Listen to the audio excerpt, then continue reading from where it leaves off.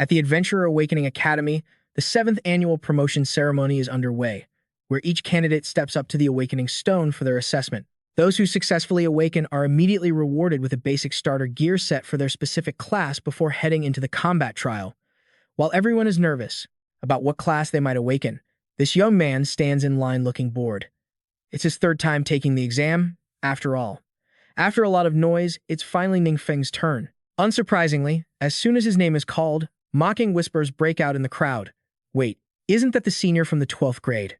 Oh, the legendary guy who just follows the goddess Wang Yue around all day? I thought he was someone special, but he's 18 and hasn't even awakened yet. Ning Feng walks through the chatter toward the awakening stone. His examiner is Qi Wei, a beautiful and gentle teacher. Qi Wei encourages Ning Feng to stay calm, even giving him some extra time to get his head in the right space. Ning Feng presses his hand onto the crystal, trying his best to relax. To his absolute shock, unlike the last 2 times, the crystal reacts, glowing with a bright blue light, which signifies the mage class. After awakening, Ning Feng automatically learns his starting skill, Sulan Strike. Next is the star rating test. Qi Wei holds her breath, watching anxiously. As it turns out, Ning Feng only awakened as a 1-star, far cry from Wang Yue, who awakened as a 5-star right out of the gate. Qi Wei sighs, "It's a real shame for such a student."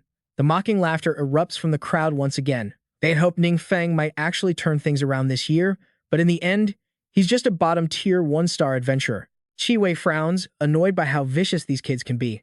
She steps forward to ask what skill he awakened, but seeing his dazed expression, she decides against it, thinking Ning Feng must be crushed. Qi Wei hands him a basic gear set to cheer him up. "Get changed and head to the next stage," she says. Ning Feng takes the gear, but he isn't distracted by his class or his 1-star rank.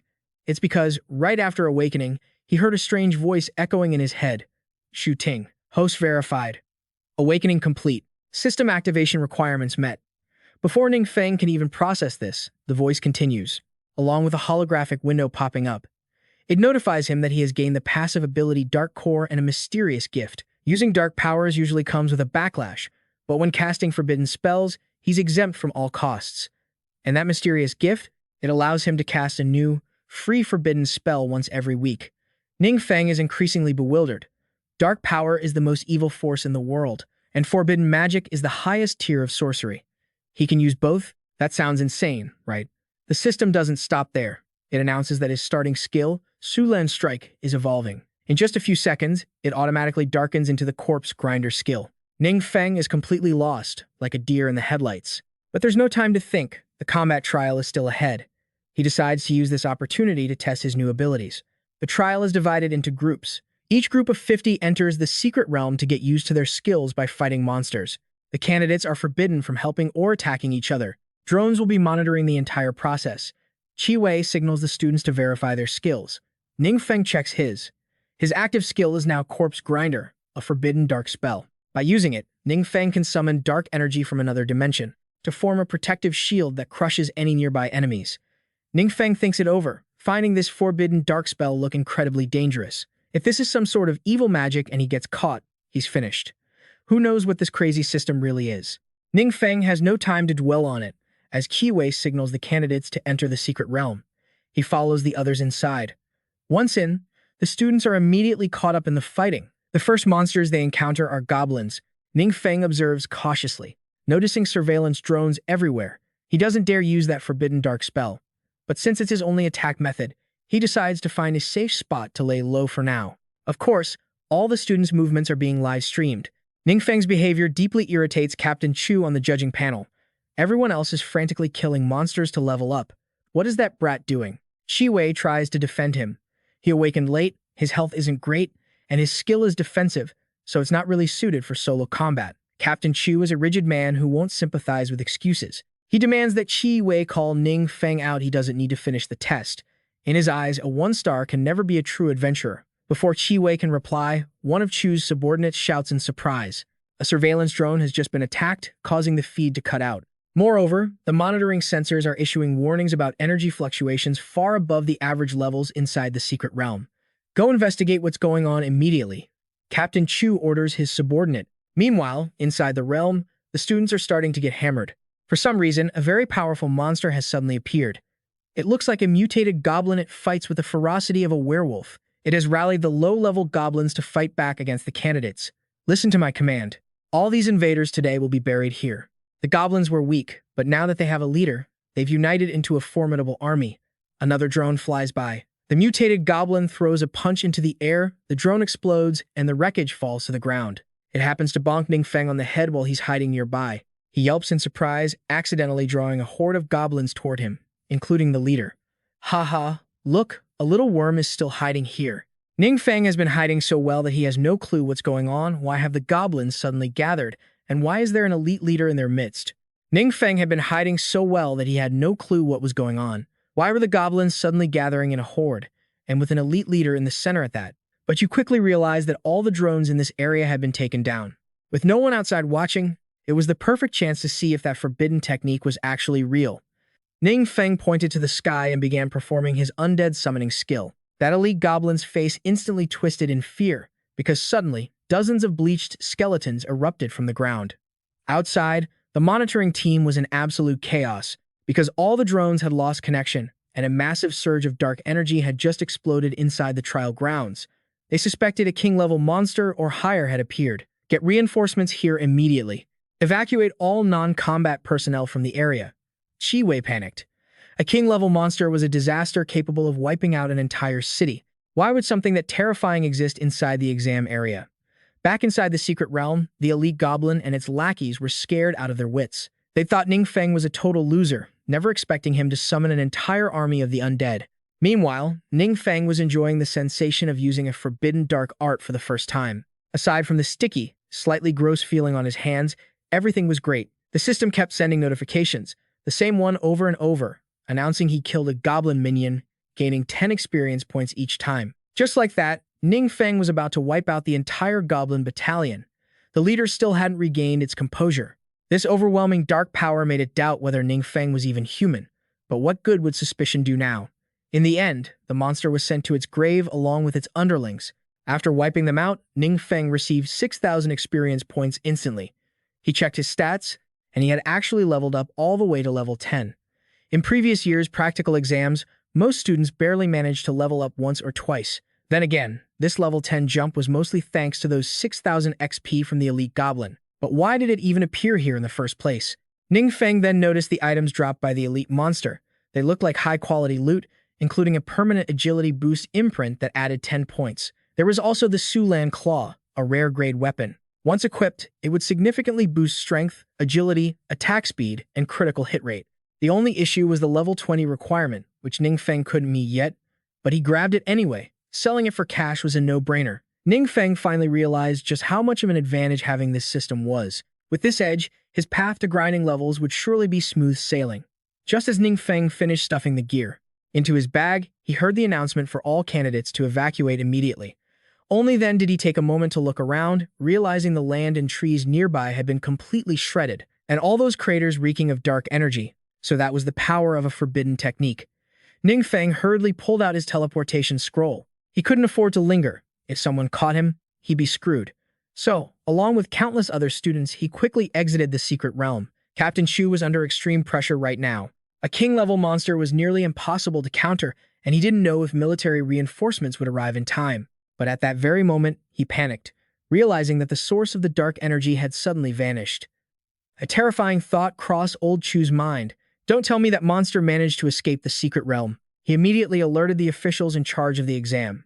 They had to activate the school's defensive seal, leaving only one exit for bystanders to evacuate. Seeing how grim everyone looked, Ning Feng was incredibly confused. When Chi Wei saw him exit the secret realm, she rushed over to check on him. Ning Feng, are you okay? How could anything be wrong with Ning Feng? He was the very source of the problem they were currently stressing over. After confirming he wasn't injured, Chi Wei shooed him away like she was herding chickens. On top of that, she announced that classes at the school were temporarily suspended. Unless it was urgent, students were forbidden from wandering near the grounds. Ning Feng went home with Wang Yue, who still looked deeply unsettled, as if she'd just seen a ghost. What on earth happened? I heard they detected an unknown power source in the exam area, and the whole school is on lockdown. Obviously, that unknown power source was Ning Feng, but this clueless guy figured it was just because of that mysterious elite monster. Seeing him looking so down, Wang Yue assumed he was devastated because the exam was cut short. After all, He'd had to wait 2 years just to reach his awakening day. She suggested they form a team to level up together, because the defensive magic he'd awakened wasn't really suited for solo grinding. But Ning Feng flatly refused. In truth, he really wanted to team up with the goddess, but now that Ning Feng could only use forbidden dark arts, there was no way he could pull that off in front of others. If Wang Yue found out, she'd probably be the first one to take his head off. You're not refusing. Tomorrow 8 a.m. at the West Gate. I'll be waiting. Ning Feng didn't expect the beauty to be even more aggressive than him. That clearly wasn't an invitation, it was an order. After setting the time and place, Wang Yue flipped her hair and walked away with style. Why won't you just listen to me? Ning Feng was left standing there like an idiot, his mood swinging wildly. He had no idea how to turn her down now. He planned to fake an illness to get out of it, but knowing Wang Yue's personality, he couldn't hide forever. Ning Feng's head ached just thinking about it. Finally, an idea popped into his head, though he wasn't sure if it would actually work. Ning Feng headed to the Yuan Cheng Trade Center. Some gear came with built-in skills. He wanted to buy some equipment that granted mud summoning, so he could fake it tomorrow. It was also the perfect time to sell the loot he'd swiped from that elite monster. The person greeting Ning Feng was a beautiful clerk, but he was in no mood to flirt with pretty girls. He asked her to bring him any gear with a mud summoning skill, weapons, accessories, or tools. It didn't matter. One look, and the girl knew Ning Feng was a newbie. Are you a student who just awakened? Honestly, you don't need to buy gear for low-level spells like mud summoning. She started pushing her sales pitch, enthusiastically introducing all kinds of high-level gear in the shop better suited for power leveling. But Ning Feng stuck to his guns. After all, he was buying this just to fool Wang Yue, not to actually grind levels. Seeing him so stubborn, the clerk's attitude did a complete 180. Someone else come take this guy. I wasted all this time just to find out he's a broke loser. I'm not serving him. Turns out she was the type to judge customers by their wallets. Seeing he wasn't going to buy high-end gear, she immediately pushed him off onto a rookie staff member.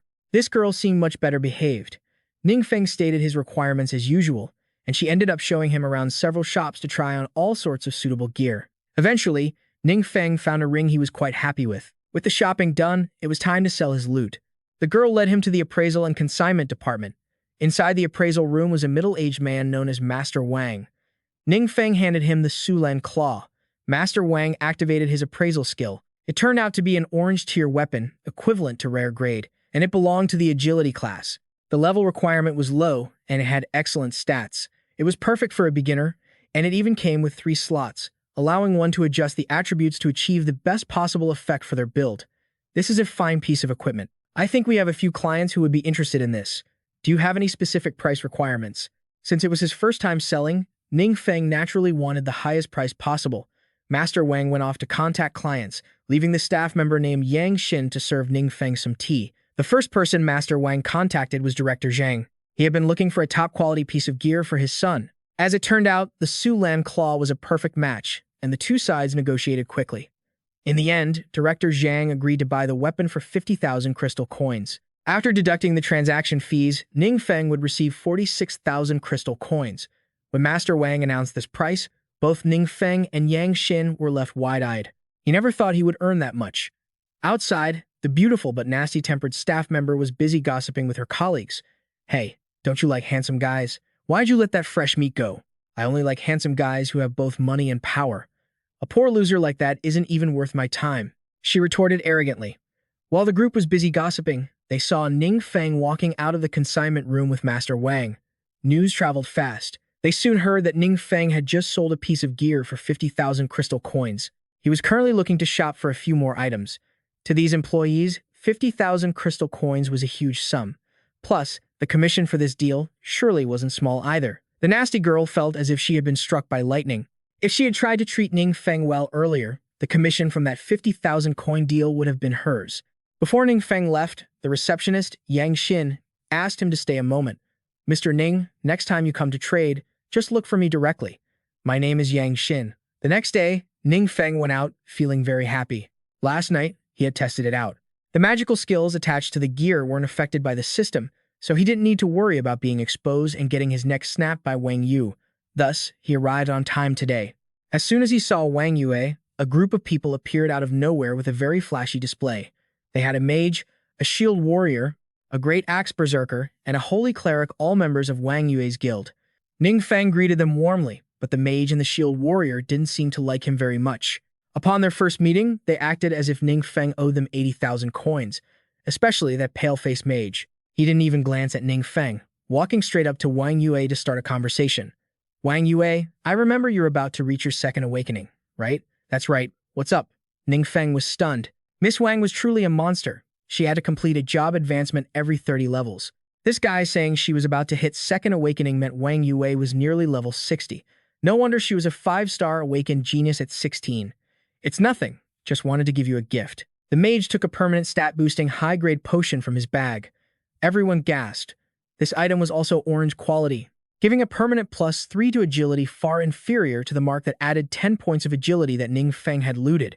Even so, it was enough to dazzle everyone. Seeing his teammates' surprised expressions, the mage continued to boast. This thing is precious, of course, but it's a small matter, only worth 20 to 30,000 crystal coins. Wang Yue and I don't really care about the money. The important thing is that these high-grade potions are hard to find even if you have the cash. My father asked many friends before we finally managed to get one bottle. He originally intended to use this potion to win over the beauty, but unexpectedly, Wang Yue accepted the sentiment, but flatly refused the item. The pale-faced mage tried to pressure her into taking it, but the beautiful Wang Yue had a headstrong personality and never cared about anyone's opinion. No need. She refused firmly once again. We have business to attend to, so we'll be heading out. The mage was so embarrassed he turned to anger, shouting, Wang Yue, do you really want to waste your time with this trash? Zhao Cheng, watch your mouth. This remark truly angered Wang Yue, but Zhao Cheng's foul mouth wouldn't stop. He disparaged Ning Feng for being a 1-star trash who would never achieve anything in his life. Ning Feng had been listening for a while and was getting annoyed. He failed at flirting, so now he's turning his aggression toward him. What's that about? Is this Zhao Cheng crazy? Should he just use a forbidden spell to kill him right now? The others saw Zhao Cheng getting more and more out of line and tried to pull him away, but this pale-faced fool truly didn't know his place, continuing to tear Ning Feng down, saying he wasn't worth as much as his single bottle of high-grade potion. Ning Feng finally couldn't take it anymore. For someone who likes to bark blindly, the only cure is to have an even fouler mouth. Just a +3 potion, and you have the nerve to act all high and mighty to scare people. Do you think you're the center of the universe? Zhao Cheng was fuming. A poor devil like you? What did you just say? Do you want to die? The shield warrior following Zhao Cheng chimed in as well. Such big talk. Do you have something even more impressive? Why don't you let us open our eyes a little? Zhao Cheng chuckled, eager to see Ning Feng make a fool of himself. He said, if you can really take out something better, I will kneel and kowtow to apologize. Conversely, if Ning Feng is just full of hot air, he has to kneel and apologize to me. Ning Feng had been waiting for this moment. He waved his hand and took out the permanent stat-boosting mark to give to Wang Yue. This time, even the young Miss Wang was stunned, her jaw dropping. She had never seen anything like this before. Zhao Cheng and his group were the same, assuming Ning Feng was just putting on a show. Are you scamming us? Isn't it easy to find out by trying it? Wang Yue hesitated to use it, fearing it might be too precious. Ning Feng was quite pleased, and with the others pressuring him to see how the item worked, he finally decided to use it. The group held their breath as they watched. Wang Yue's eyes lit up, her stats had genuinely increased. Zhao Cheng couldn't accept this reality. He thought, winners make the rules, losers just make excuses. He refused to believe a pauper like Ning Feng could possess such a treasure, convinced he must have stolen it. Kneel down and kowtow a bit louder, will you? I'm a little hard of hearing. Given Zhao Cheng's pride, how could he ever willingly kowtow to Ning Feng? But a man of his word cannot take back his promise. Under the judgmental glares of his teammates, Zhao Cheng had no choice. He knelt and bowed his head low. Ning Feng was satisfied, unable to hide his smug grin. Once the debt was settled, he quickly pulled Wang Yue away. Sharing the same air as someone like Zhao Cheng was unbearable. Once they were further away, Wang Yue still felt guilty. But to Ning Feng, their relationship wasn't worth the price of that stat-boosting mark. Ning Feng genuinely hoped Wang Yu would finish her second job advancement soon and get into a top university, instead of constantly sticking to his side. Truth be told, if she stayed by his side, he had no way to grind for levels. Wang Yue didn't understand his hidden struggle. She thought he was looking down on himself, feeling unworthy of being with her. Ning Feng was speechless. This girl was seriously overthinking things, and she's so full of herself, too. Oh, right, I have this for you, she said, pulling 2 items from her gear bag. They were skill books. Ning Feng could learn them once he reached the required level. Both were purple grade. Anyone could tell they weren't cheap. But compared to that stat-boosting mark, they really didn't compare. Still, Ning Feng accepted them so Wang Yue would stop feeling like she owed him. The two began the leveling grind by entering a dungeon called the Sinister Graveyard. Just as the name implied, it was filled with tombstones and zombies. Wang Yue was engrossed in mowing down monsters with her signature bow and arrow set. Meanwhile, Ning Feng was trying to prove he existed by cheering her on with all his might.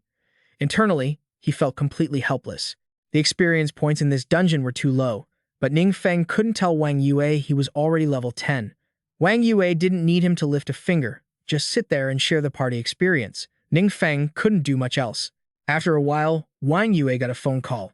It was from that pink-haired girl, the Saint class member from the guild earlier. Wang Yue. We just got word that the major boss, the fallen warlock Lich, is about to appear. It's a rare opportunity. Do you want in? Zhao Cheng overheard their conversation and put on his big brother act, pretending he was looking out for her. He insisted Wang Yu go immediately because the fallen warlock Lich was a tough boss that required a full party to take down. Most importantly, it could drop a rare mage item he desperately needed. Wang Yue hesitated, but Ning Feng was very understanding. You should go. I'll be fine. We're both in this dungeon anyway, so leveling a bit late won't hurt. All right, then go wait for me in the safe zone. Ning Feng gave her an okay sign, happy as could be. Once Wang Yue was gone, his smile turned cold and calculated. He had been waiting for the moment he was finally alone. As for that major boss, they mentioned, Ning Feng wanted to test his strength against it. He had prepared for this last night and learned 2 new skills. Thanks to the mysterious gift the system gave him at the start, he could use a new skill for free every week. Naturally, the more forbidden spells, the better. Unfortunately, Ning Feng's current level was quite low. He only had 3 skill slots, and the books Wang Yue gave him could only be used after reaching level 15. Meanwhile, inside the sinister graveyard, several other teams were already in the fight. They all shared the same goal, the boss, which appeared in a high tower deep within the dungeon. One had to carve a bloody path from the dungeon entrance to get there. Just as one team was debating how to proceed, they saw blinding flames appear in front of them, moving incredibly fast and covering a long distance. At a glance, they recognized it as the Su Guild's team. Wang Yue and Zhao Cheng had quite the reputation. In this entire kingdom, the 2 of them were considered the strongest up-and-comers. They live up to the rumors. Looks like the rest of us don't stand a chance. Wang Yu's group pushed forward steadily. Their coordination was flawless. Zhao Cheng hadn't even made it halfway when he got cocky, convinced the boss was already theirs, while dismissing the other teams as trash. Wang Yue had no time to argue with him. She just focused on doing her job. The Saint Girl and the Heavy Axe Berserker both felt that Wang Yue had become significantly stronger this time. Clearly, the stat-boosting mark Ning Feng gave her was top tier. A 10-point boost to agility had made a massive difference. At the same time, deep in the tower, something strange happened, the arrival of Ning Feng. He had used a forbidden space magic spell, which allowed him to teleport instantly without the need to fight through the mobs on the way. This skill could be maintained for 1 hour. As soon as he arrived, Ning Feng came face to face with the fallen warlock Lich. Far from being scared, he enthusiastically waved hello. The Lich was startled by the unexpected intruder. It unleashed a terrifying attack, enough to wipe out a 5-person party. Him, a foolish adventurer daring to show up here alone, but unfortunately, the attack missed, as Ning Feng had used his forbidden space magic again. He appeared like a ghost right behind the boss, because I don't want to share the loot with anyone else. The warlock Lich was left in a state of panic. Ning Feng smirked. He activated the new temporary skill he had just learned, Heavenly Fire Rain. Upon activation, he summoned a fierce rain of fire from the heavens, dealing massive damage within a certain area. As the hailstones of fire struck, the entire tower was engulfed in smoke and flames, causing violent tremors. The zombies and ghostly guards standing watch were taken out in an instant, granting Ning Feng a massive pile of experience points. But even more extravagant was the fact that after defeating the fallen warlock Lich, he received 50,000 experience points. Ning Feng leaped from level 10 to level 30, becoming a first-tier professional. Beyond the experience points, the loot was blinding. Aside from the 2 skill books that weren't, Ning Feng found everything useful, except for things specifically for mages. Take this Lich mark, for example. Once absorbed, it permanently reduces your stamina by 3 points, but it also permanently grants a 1-5-point boost to spirit attributes. Upon using the Lich mark, the system sent Ning Feng a new notification. It said that during the class advancement, he could trigger the hidden class Necromancer or activate the prerequisite hidden quests for the all-element Archmage hidden class. Ning Feng felt like he'd struck gold. Hidden classes are incredibly rare. Hardly 1 in 1,000 people possesses one, and they're innate. An ordinary person has no way to force one. Yet, by using these marks, he could actually trigger a hidden class. This was truly a windfall from heaven. Without a second thought, Ning Feng chose the all-element Archmage class. Excited, His heavenly fire rain exploded with even greater intensity, like a relentless hailstorm. He accidentally created such massive magical fluctuations that even the guild master's group, far off in the distance, could feel it. Wang Yue ordered everyone to fall back and stop attacking, but Zhao Cheng was too greedy. He didn't want to give up on this boss. With the situation so dangerous, he still wanted to push forward. Are you stupid, or are you just trying to get us all killed? Seeing that Wang Yu was at her limit, Zhao Cheng didn't dare to object anymore. Wang Yue pulled out her phone, intending to tell Ning Feng to retreat from the dungeon, but she noticed a message from him sent some time ago. Sorry. Something urgent came up, so I'm heading out first. Ning Feng went to the class advancement hall alone. That place was deserted. Only one receptionist with glasses was there. Welcome. Are you here to accept a class advancement quest? Ning Feng nodded, then began reciting his basic information for her to log his profile. When she saw that Ning Feng was already 18 and only at his first advancement, she looked a bit disappointed. His aptitude seemed a bit lackluster, but she didn't show any contempt and simply led Ning Feng to the first advancement mage area. After guiding him through the process, she went outside and ran into Captain Chu. He had just returned from investigating the scene at the Grave Danger dungeon, discovering that the area had been severely damaged. The source of the destructive power was still unclear, but the threat level was estimated to be at the King tier or higher. In just 2 short days, they'd been threatened by King tier monsters twice. The girl fell into a contemplative silence. That's right. Because of that, my superiors sent me here to request your help, Su Lan. After entering the advancement chamber, Ning Feng discovered that the quest was split into 2 branches. One for the Necromancer class, which was an A-rank difficulty quest, and one for the All-Element Archmage, which was an S-rank difficulty quest and a prerequisite task. From the start, he had favored this hidden class, so he didn't hesitate to choose the All-Element Archmage. Ning Feng's mission was to enter the Bright Sun Temple dungeon and retrieve the Divine Mark within 3 days. Ning Feng confirmed his entry into the Bright Sun Temple dungeon. He just had to wait a few more days, but when he came out, the person sending him off wasn't the receptionist with the glasses. Even though he noticed, Ning Feng didn't have time to dwell on it. That woman had already been dragged away by Captain Chu. She was a member of a secret organization known as Su Lan. It said that every member of the organization possesses a rare hidden class and can use dark power to fight, specializing in carrying out special missions. The mysterious woman was carefully inspecting the situation in the Grave Danger dungeon. The dark power there was so overwhelming that even though it had dissipated quite a bit, it still heavily affected her. With no clues left behind, they couldn't grasp the culprit's intentions. Captain Chu was deeply uneasy because, lately, they had been receiving reports of abnormal signs in several different locations.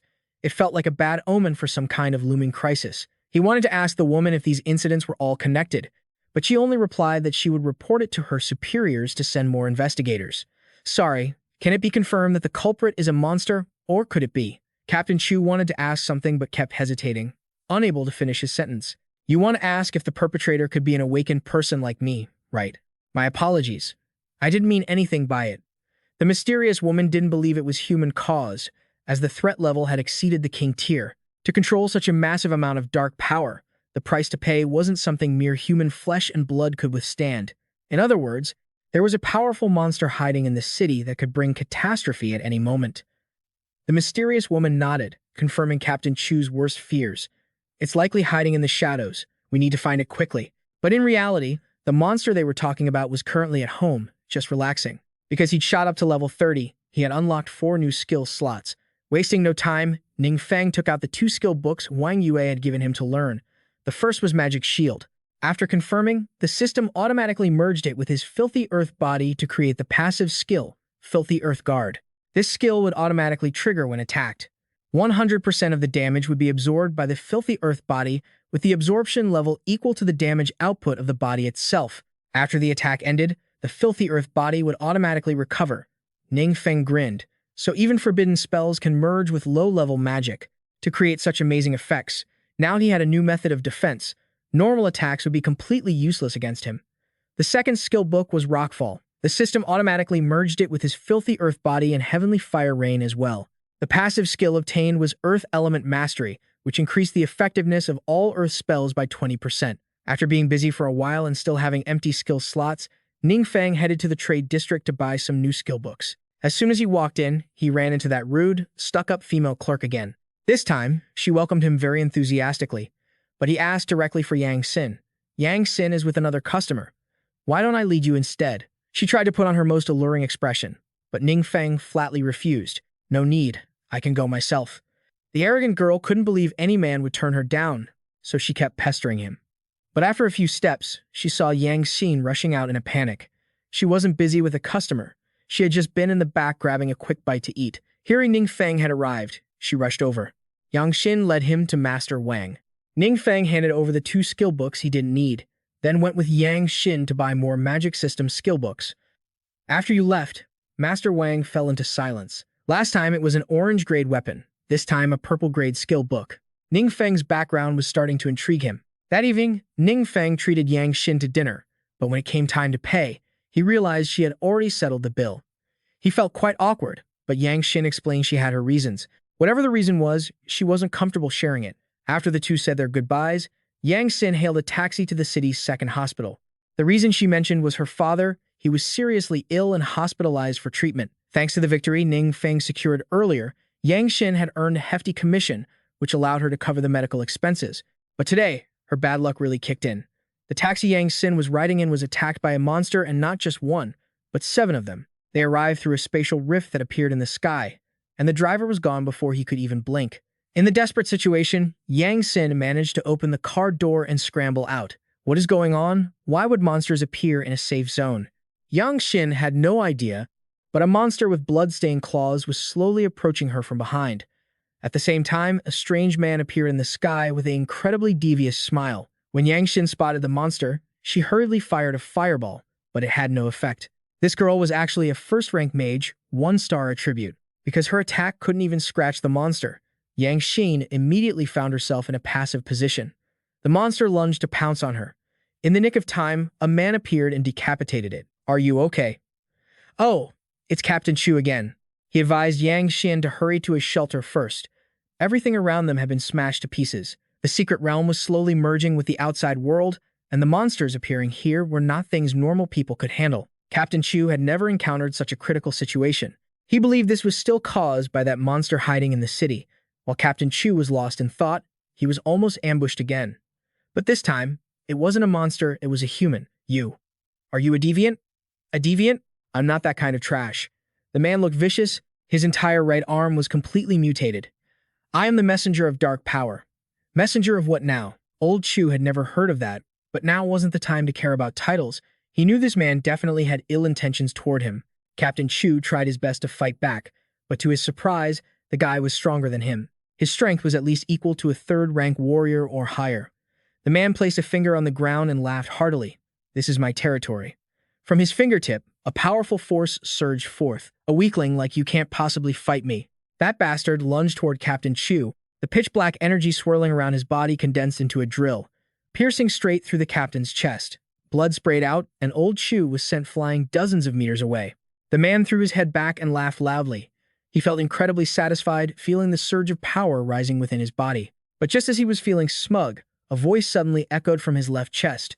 Pitiful human, stop being so conceited. Your power was granted by me. Without me, you'd be just like the rest of your kind, nothing more than a mere insect. The man who was crazily attacking old Chu a minute ago was now humbly kneeling on the ground, and a bizarre face seemed to appear on his head. It constantly urged him to turn everyone in the city into a sacrifice to pave the way for a king like him to enter this world. As you command. Ning Feng just stepped out of the public restroom, stunned by the devastation before his eyes. He had only gone to pee for a few minutes, but outside, corpses were already strewn everywhere. The moment it sensed movement, the monster turned its head, spotted him, and charged to attack. But before it could even reach Ning Feng, the ground beneath its feet cracked open, forming a spear that pierced through the monster's body. This was the effect of the spell Ning Feng had just learned, called Earth Rock Wall. Luckily, he had just spent a fortune buying this weapon today. It came with purple-grade skills and even boosted his earth element magic. Ning Feng stepped out of the restaurant and found things outside were even more miserable than inside. He had barely walked out when he ran into that mutated man. He was frantically killing people, and the moment he saw Ning Feng, his eyes filled with bloodlust. Haha, did I let a few more insects like you slip through? Holy crap, what is that thing? Ning Feng hadn't even reacted before the man closed in right in front of him. His right arm expanded, grabbing hold of Ning Feng. He used all his might, trying to crush him in his palm, but couldn't crush him at all. The man felt extremely bewildered. Ning Feng was clearly immortal, yet he could stop his attack cold.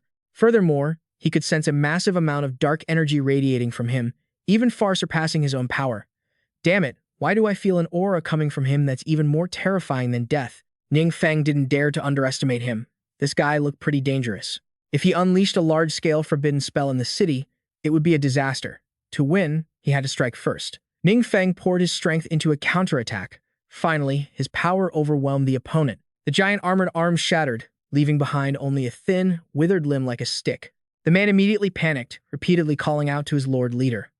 But naturally, in this situation, no one answered him. The pack of monsters also scrambled to run for their lives, because that spatial rift was slowly closing. Once they had all crawled through, the spatial fold sealed up completely, leaving only that man in a desperate state.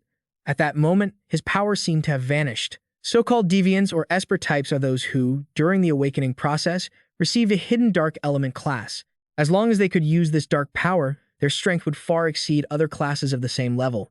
Therefore, once the power of darkness is lost, it's like someone who suddenly becomes paralyzed in all four limbs. That was the state of that strange, mutated man. After the spatial gate closed completely, he was repeatedly thrashed by Ning Feng. Thanks to his ability to use earth elemental control skills, he successfully sent his opponent to the afterlife. Even though it was a bit of a hassle, the situation outside must have been absolute chaos. Out of habit, Ning Feng looted all the spoils and slipped away. If he got caught by anyone, there would be no way to explain himself. Meanwhile, the mysterious woman that Captain Chu called Su Lan was also busy assessing the situation. Her real name is Su Lan.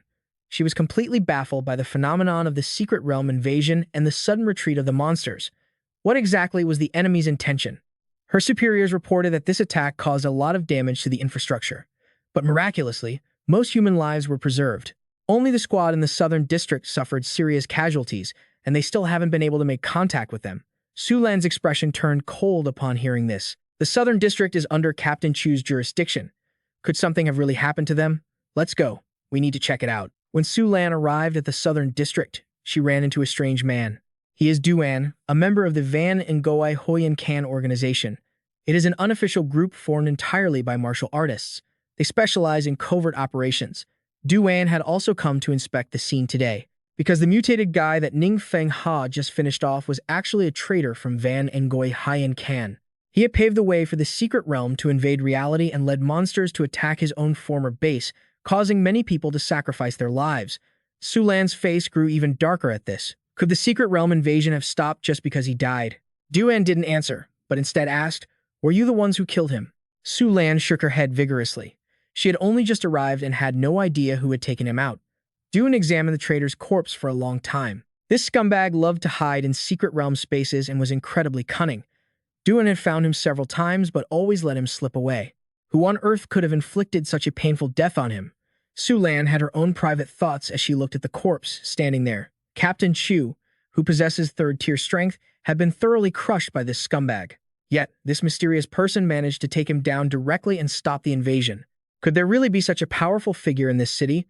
Duan didn't linger long, saying he had things to find, and took his leave. That evening, at Ning Feng's house, uncontrollable laughter echoed through the room.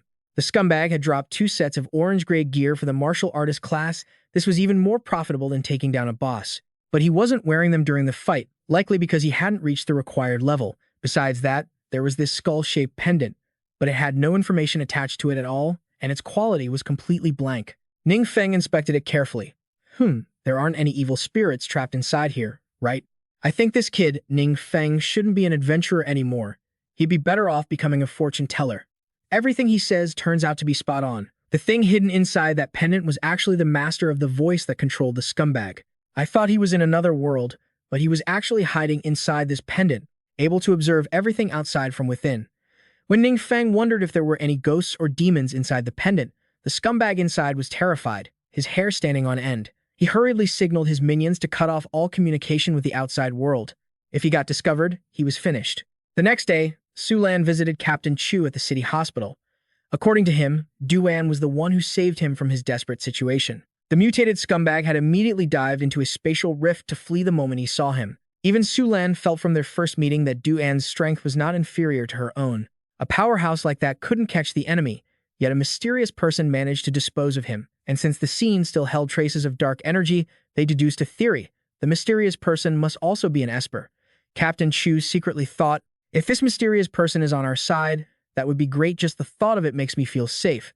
But if he is an enemy, then he would certainly be a disaster. While Chu's team and Sulan are racking their brains trying to find the trail of this mysterious person, this legendary figure is leisurely going off to complete his class advancement mission. Finally, the big day arrived. As soon as Ning Feng entered the conceptual realm, he saw a colossal fortress. This must be the Hui Tang Datai temple mentioned in the mission. He strolled through the secret realm, completely unaware that a pair of eyes was watching him intently from behind. That person was Duan. A few days ago at the trading district, Duan had visited Master Wang. He wanted to buy a set of 4th-tier martial artist gear. That objective alone was enough to classify Duan as a big spender. That nasty saleswoman saw this and immediately tried to latch onto him so she wouldn't have to worry about commissions anymore.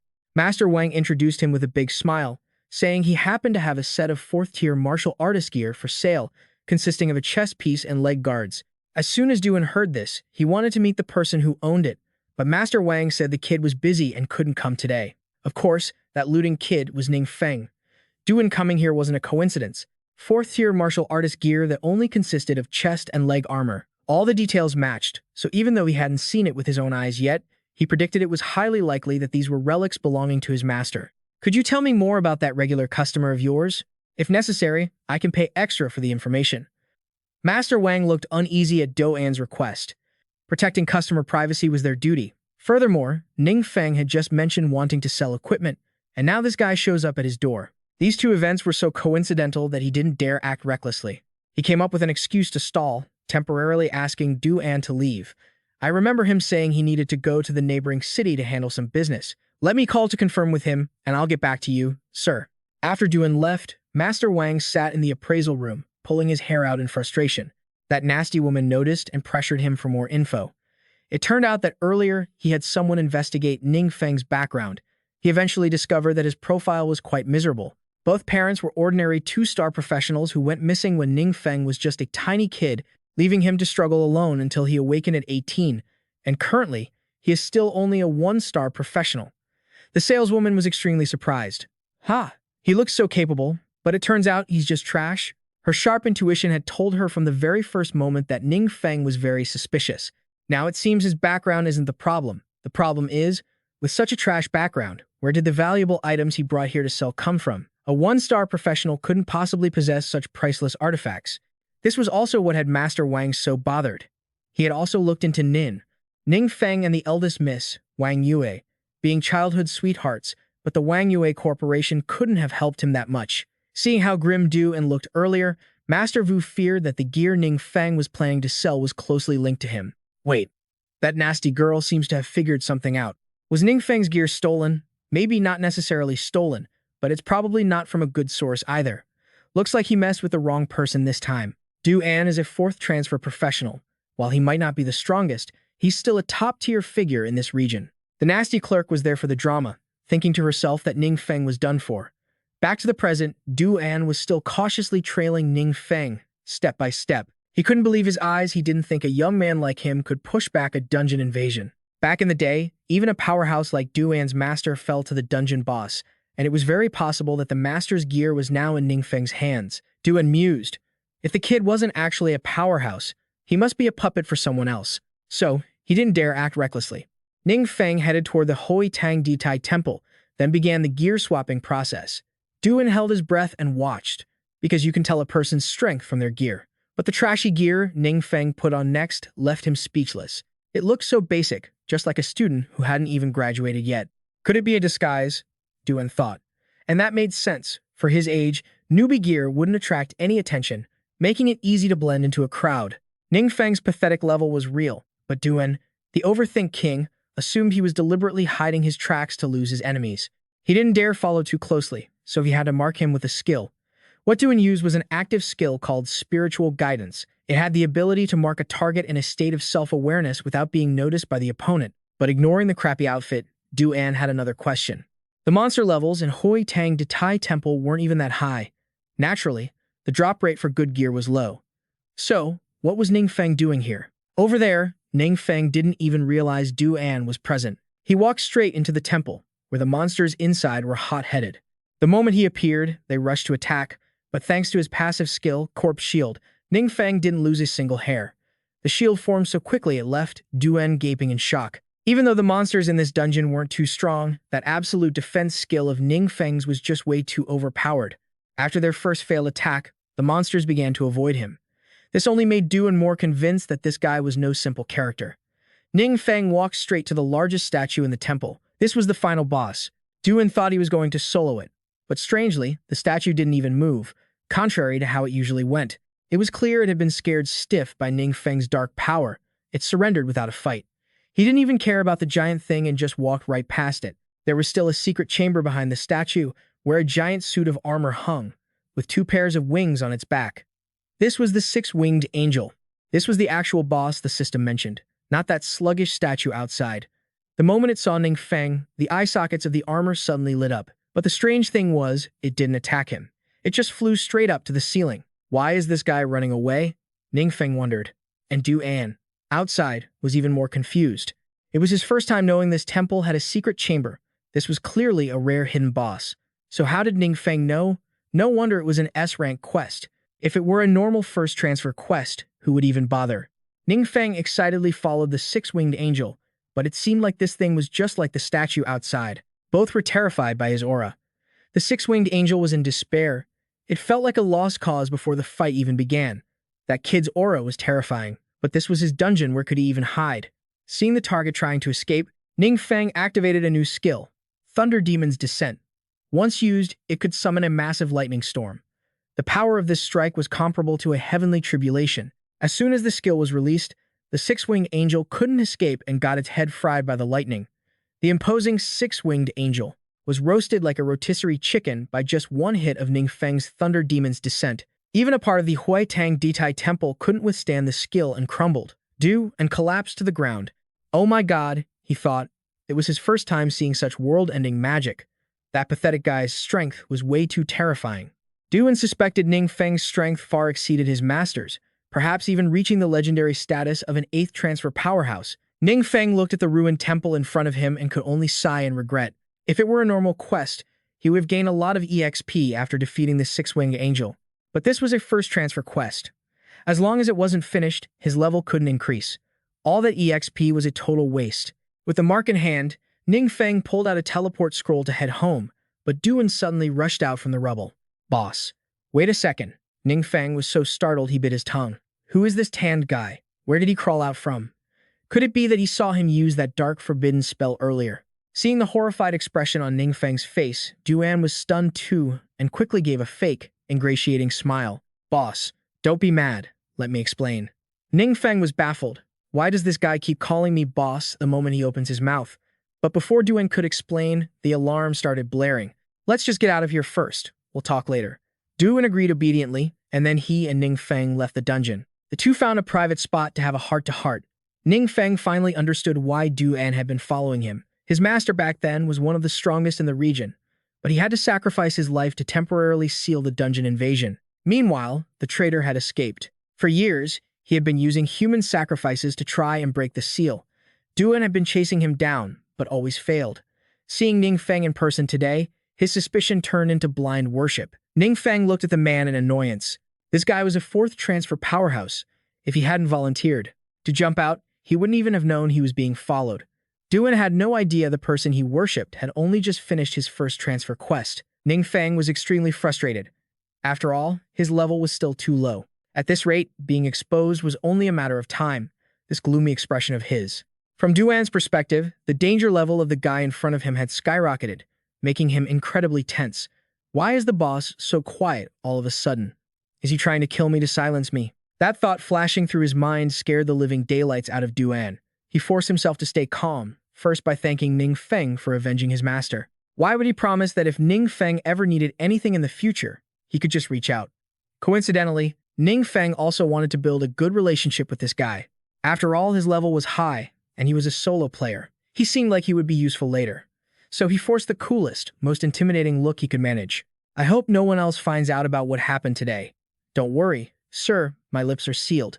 This promise from Duan was completely sincere. He saw that Ning Feng possessed immense dark power, yet he didn't harm the innocent. In fact, he even repelled the entire dungeon invasion to save the city. A powerful person who remained humble and hidden like this made Duan feel both admiration and respect. Since he had nowhere else to go, he decided for now to stay in Tandu City with his new idol, Ning Feng. With their misunderstanding resolved, they were about to head home when Ning Feng's phone rang. It was Chi Wei calling to say there were a few things to discuss, and she was waiting for Ning Feng to return. Ning Feng was puzzled. What could be so urgent that Chi Wei would call him like that? Obviously, she had a reason. The real reason was that Su Lan had tracked them down. She had noticed Ning Feng's movements because he was just a student who had awakened a few days ago and had already zoomed to the first transition level. This made Su Lan suspicious, but Chi Wei firmly believed in her student. Even if Ning Feng didn't have high natural talent, he had a good personality and worked hard. I don't believe he's a bad person. I didn't say he was a bad person. Su Lan corrected her, but there were indeed some things that needed clarification. A few days ago, Su Lan had reported the situation in Tandu City to her superiors and voiced her suspicions that the consecutive destruction magic incidents were caused by a deviant awakened. As soon as Su Lan finished speaking, the whole room went silent. Finally, the oldest-looking man spoke up first. Su Lan, you're an awakened yourself. How can you even ask that? The reason he said that was because, as mentioned, awakened who use dark power must pay a huge price. The stronger the awakened, the higher the price. From draining their life force, losing their sanity, and even turning into monsters, even the smallest price, if not handled carefully, could push an awakened into an irreversible situation. And lately, the threats had been at the king level or higher. The old man thought that an awakened with king level strength was impossible. Hey, old lady, you're getting more and more off track. How can you even imagine a king level awakened? The guy with the Son Goku hairstyle sitting next to him chimed in with a taunt. If you like writing scripts so much, why not just become a screenwriter instead of an awakened? Su Lan didn't think her thoughts would be refuted so harshly, but she still believed it was entirely possible, even if there was no evidence yet. The Wish.com version of Son Goku saw this and continued to mock Su Lan, saying she did little work but talked a lot of nonsense. He even bragged that if a king-level awakened really existed, he would let Su Lan use his head as a soccer ball. The old man coughed hard, signaling the guy to shut his mouth. They agreed to send more people to investigate in Tandu City, and if necessary, the investigation team would take over all operations. Additionally, Su Lan requested reinforcements from her own unit, but the superiors hadn't approved it yet. Su Lan gritted her teeth in anger. Is it because you don't trust us? The elderly man advised Su Lan to wait patiently, but the city situation was already a total mess. How could she be patient? Back in reality, Su Lan was still sitting with Chi Wei when her subordinate brought in shocking news. The Haitang Ditai Temple dungeon located in Longbak City had been attacked by dark power, though no casualties had been reported yet. Chi Wei's face paled upon hearing this, because when Ning Feng went through his check, the location he registered for his first transition was this very Haitang Ditai Temple. Su Lan, of course, knew that too, since before being called away by Captain Chu, she was the one who processed Ning Feng's job transfer registration. Su Lan gave a faint, chilling smile. Things are getting more interesting by the minute. The entire city of Longbak was currently protected by a thick barrier. Ning Feng and Du and blended into the crowd. The citizens were all incredibly anxious. He caught wind that everyone was worried about the Haitang Ditai Temple, but he didn't realize it was because of him that this situation had occurred. Ning Feng was frustrated. Longbak City had gone straight to the highest alert level. Now it looked like they would just have to wait for them to lift the alert before he could catch a ride home. But what no one expected was a crack appearing in the sky over Longbak. History repeated itself. Monsters began emerging from the spatial tier. They looked at the magic barrier and laughed. Weak humans, hiding in their turtle shells, is typical. From that crack, more and more monsters poured out. The leader looked the most ferocious, with two large horns on its head like a devil. It mocked the long back barrier as being as thin as paper, unable to stop them. Then, the leader signaled to give humanity a big surprise. All the monsters followed the order and charged toward the city center. They attacked simultaneously, and holes began to appear in the barrier. It wasn't until those holes became glaringly obvious that the citizens noticed something was wrong. What is that? They were caught off guard. The monsters had pierced through the shield and began a massive attack. Screams erupted as innocent civilians started trampling each other to run. The professional fighters in charge of protecting the city began to panic. They didn't understand how the monsters could break through that barrier. It was supposed to be extremely sturdy. The pushing and shoving caused many people to be accidentally wounded by the guards' swords. Facing this situation, Duan stood firmly in front of Ning Feng and opened a private barrier for them using his true martial internal energy skill. Duan suspected this might be a dungeon invasion, but it was on a higher, more dangerous level than the last one. Duan cautiously asked for Ning Feng's opinion. Should we intervene, sir? Oh, Ning Feng acted genuinely surprised. You have a solution. During the last dungeon invasion, Ning Feng had taken down the traitor, accidentally stopping the process. but he had no idea how much his actions actually meant. So his previous question to Duan wasn't a pretense of ignorance at all. In fact, Duan was genuinely puzzled because obviously, the boss could have handled this easily. So why ask me how to deal with it? Is this some kind of test to see what he's thinking? The more Duan thought about it, the more plausible that theory seemed, so he started stretching his muscles, determined to put on a show that wouldn't disappoint Ning Feng. I get it now, boss. Don't you worry. Just leave everything to me. A bunch of question marks appeared over Ning Feng's head. Get what? Leave what? To who? Besides, there are so many people here. Ning Feng wasn't in a position to show off his forbidden dark powers, so letting Duan handle it was for the best. All right then, you do it. Duan observed the situation ahead. On one side, monsters were attacking in waves, and on the other, civilians were scrambling in a panic. A few adventurers were trying to fight back, but their strength was truly negligible. Especially when facing that two-horned leader, the disparity was crystal clear. One after another, they were sent flying, unable to even leave a single scratch on its body. After killing for a while, the leader clearly looked disappointed. How boring. I thought humans would have a few strong ones. It carried its blood-stained blade, taking slow, deliberate steps forward. Everywhere it walked, the scene was beyond tragic. Everyone was running for their lives in absolute despair. In its eyes, these humans were nothing but garbage. Its ambition to slaughter the human race grew even more intense. The leader raised its blade high, aiming to finish off a weak schoolgirl. But the moment the weapon came down, it was blocked by a much smaller blade. Duan had entered the stage. The monster seemed surprised that someone had finally stopped its advance. Duan, on the other side, wore an expression of deep resentment, clearly declaring himself the enemy of the beast. Even though boss doesn't need my protection, since I'm here, I can't let him lift a finger. Boss, just leave it to me. Ning Feng really didn't want to interrupt this cool, dramatic moment of Duan's and long bow. Hey, can you stop calling me boss? It's a bit embarrassing. The ugly monster laughed heartily, looking intrigued. Ha, I guess you're not all trash, then. Duan didn't bother replying, pouring all his strength into the blade in his hand. A single counterattack sent the monster flying back. It coughed up a mouthful of blood, completely stunned by the strength of this tiny human. But before it could recover, Duan was already closing in. Holding a pair of short blades in both hands, his gaze was bone-chilling. Duan danced with his blades, delivering dozens of slashes in just a few fleeting seconds. These crisscrossing strikes didn't leave a single mark on the monster, of course. The bystanders held their breath, following his every move. What level is this powerhouse? The aggressive monster didn't even have a chance to retaliate. Look at those skills. They're not ordinary. He's likely a high-level hidden class. And stepped out of the fray, looking effortlessly cool. Just as the onlooker said, he possessed the 5-star hidden class warrior, and his current level was 137.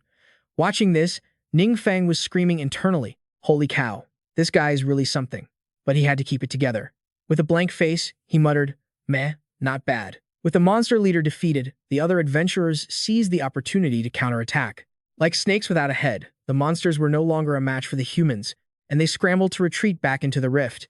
Duan walked straight up to Ning Feng. "Boss, do you want me to do anything else?" "Nope, you did great." Ning Feng couldn't hide his emotions anymore. He gave a direct thumbs up, smiling until his eyes were squinted shut. Duan's performance just now was a real feast for the eyes. The onlookers became even more confused, watching the two of them talk. Duan is a powerful expert, yet he acts so respectfully toward a young guy like Ning Feng. They were truly curious about Ning Feng's background. Hey, could he be a young master from some big family out training with his bodyguard? That's a bit too flamboyant, isn't it? Also, Duan had collected some loot from the leader, but instead of keeping it for himself, he brought it straight to Ning Feng. First were 2 orange tier items. The onlookers were dazzled just looking at them. Even if one couldn't use these, selling them easily would fetch tens of thousands of spirit coins. Next was an agility-based skill book called Fatal Pursuit. Ning Feng was very pleased, as he could give this to Wang Yue. Finally, there was a shield called the Demonic Bone Shield. It looked a bit ugly, but it wouldn't be cheap. 2 masters, please wait a moment. At this point, several adventurers and the mayor of Longbow City approached. They were very grateful that Ning Feng and Duan had saved the city from adversity. Mayor Thai Dongming even bowed deeply to thank them, acting extremely polite. Then again, for some reason, whenever Ning Feng's expression fell into someone's eyes, it always looked dangerous. Tai Dongming assumed that because the city had activated its highest level barrier, inconveniencing the masters, he had offended them, so he bowed again. He apologized profusely to Ning Feng and ordered his subordinates to fetch the flight scroll he had just bought as compensation. Ning Feng's eyes lit up when he heard that. A flight scroll was a good item, and it was hard to come by back home. Even though it was a one-time use item, it was extremely convenient for short to medium distance travel. Tai Dongming then hesitantly made another request. Because everything had been in chaos for the past few days, he wanted to invite Ning Feng and Du An to stay in Longbow City for a few more days, since the city's defensive forces were a bit weak. My apologies, I'm not free during this time, so I'm afraid I can't fulfill your request. Ning Feng politely declined. Although he didn't really want to, his class advancement quest had a 3-day time limit. If he didn't head back, he'd never complete his first transition. But this refusal looked to Tai Dongming like, "Do you think I have time to waste on you?" Tai Dongming broke out in a cold sweat and didn't dare to insist on keeping the masters any longer. His subordinate brought the teleportation scroll over. Tai Dongming also gifted Ning Feng a black card, a symbol of power from the Vian Thayan exchange, as an additional token of apology. Ning Feng was surprised. This was only issued to a handful of successful people and carried many privileges. It's no wonder this mayor could afford a teleportation scroll. Seems like he's got more going on than meets the eye. Who am I to turn down free loot? Ning Feng chuckled and said, "Thanks." Tai Dongming finally let out a sigh of relief. In that case, if our Longback City ever faces danger in the future, could we please call on you for help, boss? There was no backing out now. Ning Feng had already taken their black card, so how could he refuse? No problem. As long as I'm free, I'll be there. Tai Dongming was happier than if he'd won the lottery. His subordinates and the other city protectors were so thrilled they completely lost their cool. They started whooping like a pack of chimpanzees. Their boss had agreed Longback City was safe. Once things wrapped up, Ning Feng and Duan used a flight skill to head back home. At the Tandu City Class Transfer Hall, the local guild members were waiting anxiously for Wang Yue. She was there today to complete her second-tier class transfer. Look, there's Wang Yue. Wang Yue walked out of the hall, followed by Zhao Cheng. Just as she stepped out the door, the young miss of the Wang family spotted two figures soaring past like birds, heading straight inside. She was stunned for a few seconds because one of those two looked exactly like Ning Feng. When she mentioned it, Zhao Cheng laughed like he heard a great joke. You saw wrong, right? A flight scroll is worth thousands of gold coins. A broke loser like Ning Feng, how could he ever afford one? Even if he could, why would a newbie who just awakened go to the transfer hall? Wang Yue was getting more and more annoyed. If it weren't for the sake of Zhao Cheng being in her squad, she would have punched him a long time ago. Wang Yue turned around and gave Zhao Cheng a look that was full of affection and quotes. If you dare talk trash about Ning Feng one more time, you're going to regret it. Zhao Cheng didn't expect the beauty to react so violently, which only made him despise Ning Feng more. He couldn't understand why a beauty like Wang Yue would keep sticking up for a loser with no future. Hey, forget about all that. Did you two get your second-tier quests? The other three members of the squad stepped forward, asking eagerly. Zhao Cheng acted frustrated, clearly upset that he only got an A-rank quest instead of an S-rank. His teammates breathed a sigh of relief. Honestly, an A-rank was already amazing. It was a once-in-a-lifetime opportunity. Seeing that, the pink-haired girl, the team's healer, had even higher expectations for Wang Yue. But Wang Yue's expression didn't look too good, making the whole group start to worry. What's with that look, Wang Yue? You didn't pull a C rank or lower, did you? Zhao Cheng chuckled to himself, never expecting that the genius girl everyone praised would have a day like this. A low-tier transfer quest would directly affect her stat growth and skill unlocks. Seeing her silence, he puffed out his chest, putting on an act. Wang Yue, don't worry. You can catch up with hard work later. Besides, I'll help you out. Zhao Cheng looked like a peacock fanning its tail to impress a peahen, but Wang Yue just shot him a look of pure contempt. If someone with an A-rank quest isn't worried, why would I be, with my S-rank? As soon as Wang Yue finished speaking, the whole group was stunned. It turned out her sour expression earlier wasn't because she got a low-tier quest, but because she had unlocked a hidden class nobody had ever discovered before. Zhao Cheng was the first to voice his objection, claiming that once you awaken, your class is set in stone. He'd never heard of anyone triggering a hidden class during a transfer. Wang Yue recalled what happened inside the transfer chamber.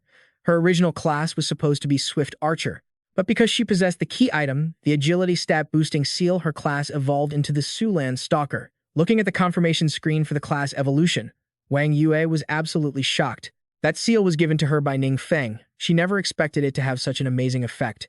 Thinking back to Ning Feng's confident expression at the time, Wang Yue assumed he must have known everything, which made her even more grateful for the gift. But in reality, Ning Feng didn't have a clue. Wang Yue eagerly chose to upgrade her class. The transfer quest changed accordingly. When she told them this, Zhao Cheng's attitude became even uglier. What is a Sulan Stalker? Never heard of it. Is the transfer system bugged? If you pick the wrong one, your whole life is ruined. Zhao Cheng pretended to be concerned for the beauty, but he was just bitter that she'd gotten luckier than him. Wang Yue waved her hand dismissively. Zhao Cheng, stay out of my business. He looked as if he'd just been doused in a bucket of cold water. Her two other friends were overjoyed that she pulled an S-rank quest. Oh my god, I wish I had a childhood friend like Ning Feng, too. Zhao Cheng was fuming, his eyes turning red. He was jealous of Ning Feng, but he was 10 times more jealous of Wang Yue for that seal. He secretly decided he had to send people to find one, no matter how much money it cost or how dangerous it was, he had to get his hands on it. Meanwhile, Ning Feng had finished absorbing that divine seal. His physical strength increased by 5 points, and his mental stats went up by 5 as well. With the quest complete, the system initiated the transfer process. After the transfer, Ning Feng gained an extra passive skill called auto-execution. His ability to control dark energy had improved significantly. He was already itching to run into the next monster to test it out. Throughout his transfer, Du-An had been standing silently off to the side, arms folded. This hadn't escaped Su Lan's notice. She found his presence here incredibly strange, especially since he looked like he was standing guard for Ning Feng. Su Lan had looked into Du-An before he was young but already a 4th-tier expert. Even nationwide, he was a top-tier powerhouse. Yet, Su Lan heard from the staff that just a moment ago, when the two entered, Du-An was acting incredibly respectful toward Ning Feng. My student really isn't simple. Su Lan had been keeping in touch with Qi Wei over the phone. Qi, I'll have to leave the next part to you. Don't worry, I'll verify it. But I believe he definitely won't be our enemy. Just then, Ning Feng and Du-An walked outside. The two were chatting happily when someone called his name from behind. Ning Feng turned around and saw Qi Wei, feeling a sudden jolt of panic. He remembered that Qi Wei had called him earlier to say something very important. Boss, I'll wait on the side. Du-An knew his place and stepped back, but the title boss he used for Ning Feng made Qi Wei very curious. Ning Feng was startled, not knowing how to explain it, and had to make up a random excuse to brush it off. Don't mind him, he's just joking. Qi Wei didn't have the energy to care about side issues and went straight to the point. She pressed Ning Feng, asking if he had already completed his first-class advancement. Ning Feng broke out into a cold sweat. How did Miss Qi know? Although he hadn't hoped to keep it a secret forever, being found out this soon was a bit much. However, Qi Wei was one of the few people who had always looked out for him. He figured the teacher wouldn't hurt him, so he decided to come clean. It's hard to believe, and the more I explain, the more complicated it gets, so I didn't want too many people to know. Qi Wei nodded, but there was one more thing she needed to confirm. So, have you been corrupted by dark power? Why are you asking that? Ning Feng felt sweat dripping from his head out of pure anxiety. Could it be that others had discovered he possessed a system? You know that the world has been undergoing strange anomalies lately. The frequency of hidden realms bleeding into reality is constantly increasing. Many people affected by dark power are gradually turning into awakened. Ning Feng let out a sigh of relief, so that was what the teacher was worried about. He quickly confirmed he wasn't an awakened, as they were always under strict government surveillance. Ning Feng didn't want any trouble with them, but Qi Wei didn't seem to buy his answer entirely. She pulled out a small black stone, saying she hoped Ning Feng would cooperate. According to Qi Wei, as long as Ning Feng channeled his power into this crystal, any dark energy within him would be revealed. Ning Feng hesitated, but refusing would look even more suspicious. He placed his fingers on the stone and began to channel his energy, but to his surprise, not even a second later, the stone exploded. Ning Feng shouted in panic, "What the hell was that? Damn it, it actually shattered." Qi Wei was also stunned. This was truly an unexpected situation. She recalled that when Su Lan handed her this crystal, she had given very specific instructions. It was extremely sensitive to dark power and was often used by the government to detect awakened. When energy was channeled into it, the crystal would vibrate. The stronger the vibration, the higher the content of dark power. But Su Lan hadn't mentioned what it meant if the crystal exploded directly. Perhaps even she hadn't anticipated this outcome. Miss Qi, I know it's strange to class up right after awakening, but you've known me for a long time. At the very least, you should trust me as a person, right? Qi Wei fell into silence. It was true. Young Ning Feng had lost his parents and awakened 2 years later than others. His circumstances were pitiful. Being able to keep such an optimistic attitude wasn't easy.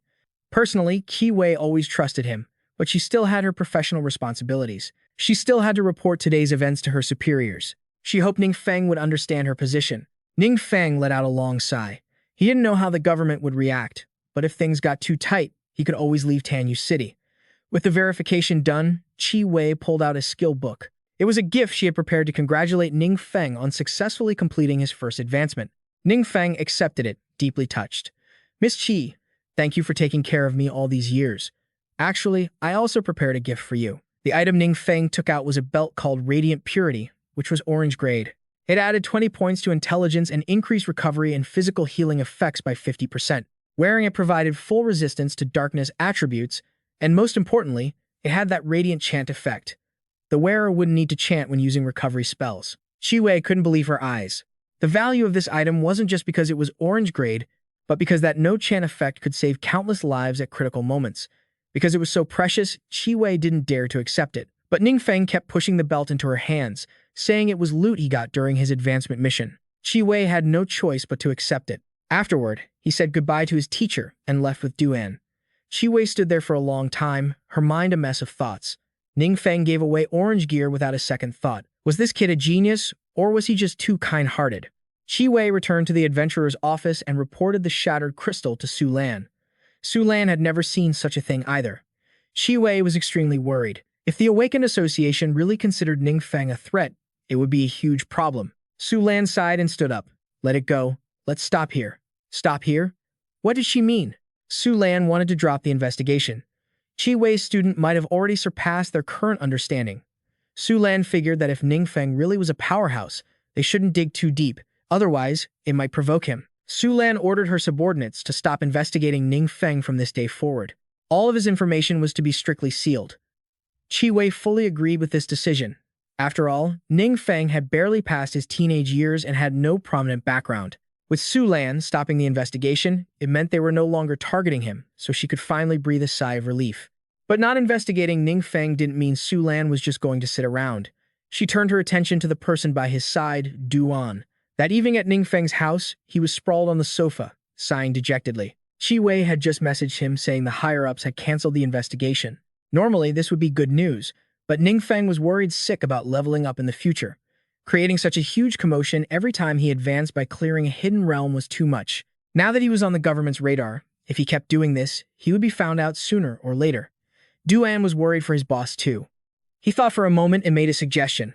What if we don't level up in the realms provided by the government? Would that be better? Duan suggested this because, with the recent anomalies, quite a few new hidden realms had appeared. The government didn't want to spend the manpower or resources to deal with some of them. Some were also occupied by evil factions. Ning Feng became excited hearing this. That was a great idea.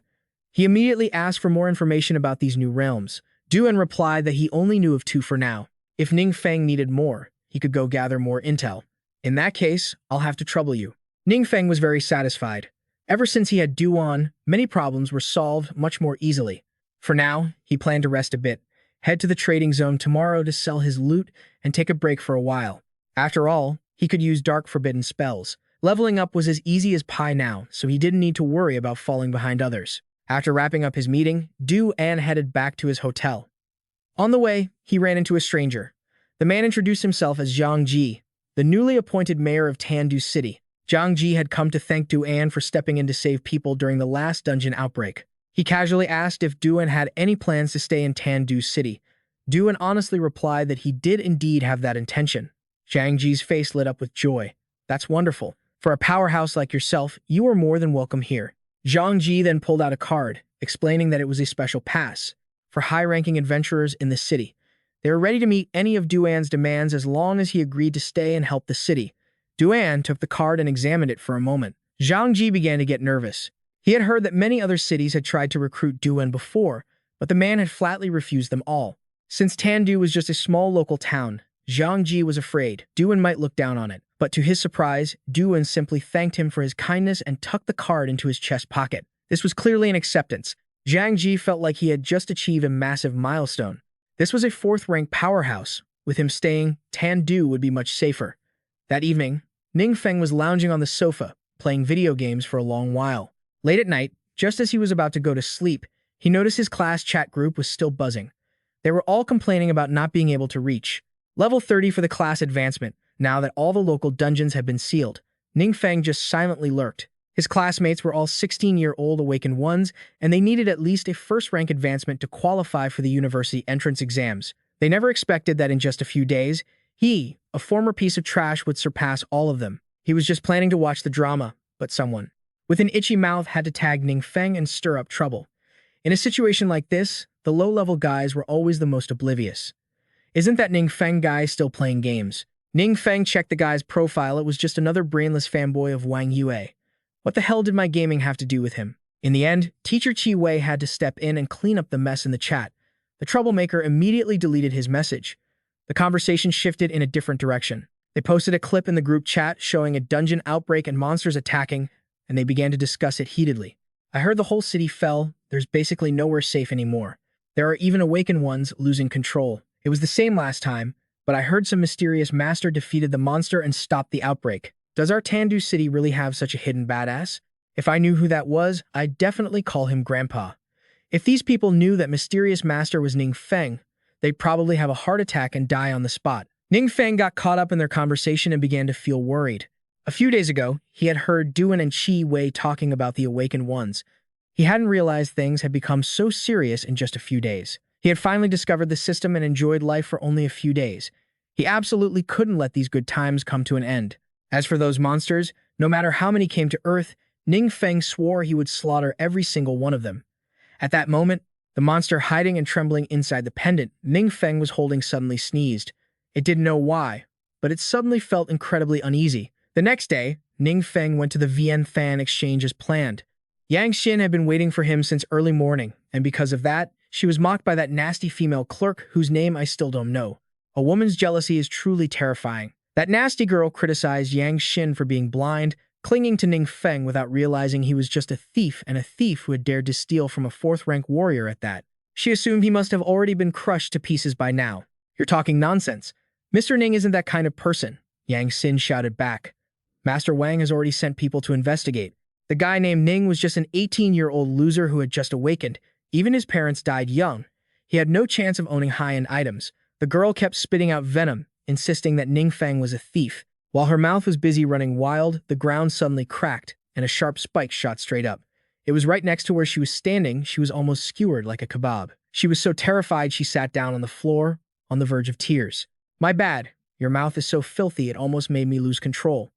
Yang Xin was stunned. Meanwhile, the nasty girl saw Ning Feng using offensive magic right inside the exchange and quickly started screaming for security.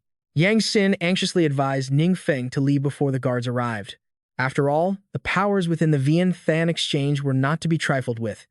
If they caused a scene and got caught, it would be a real headache. Immediately after, Master Wang walked over with several security guards behind him. Ever since he investigated Ning Feng's background, the old man had turned hostile, no longer showing any signs of respect or flattery. Ning Feng, who gave you the nerve? How dare you act so recklessly in our Vian Than exchange?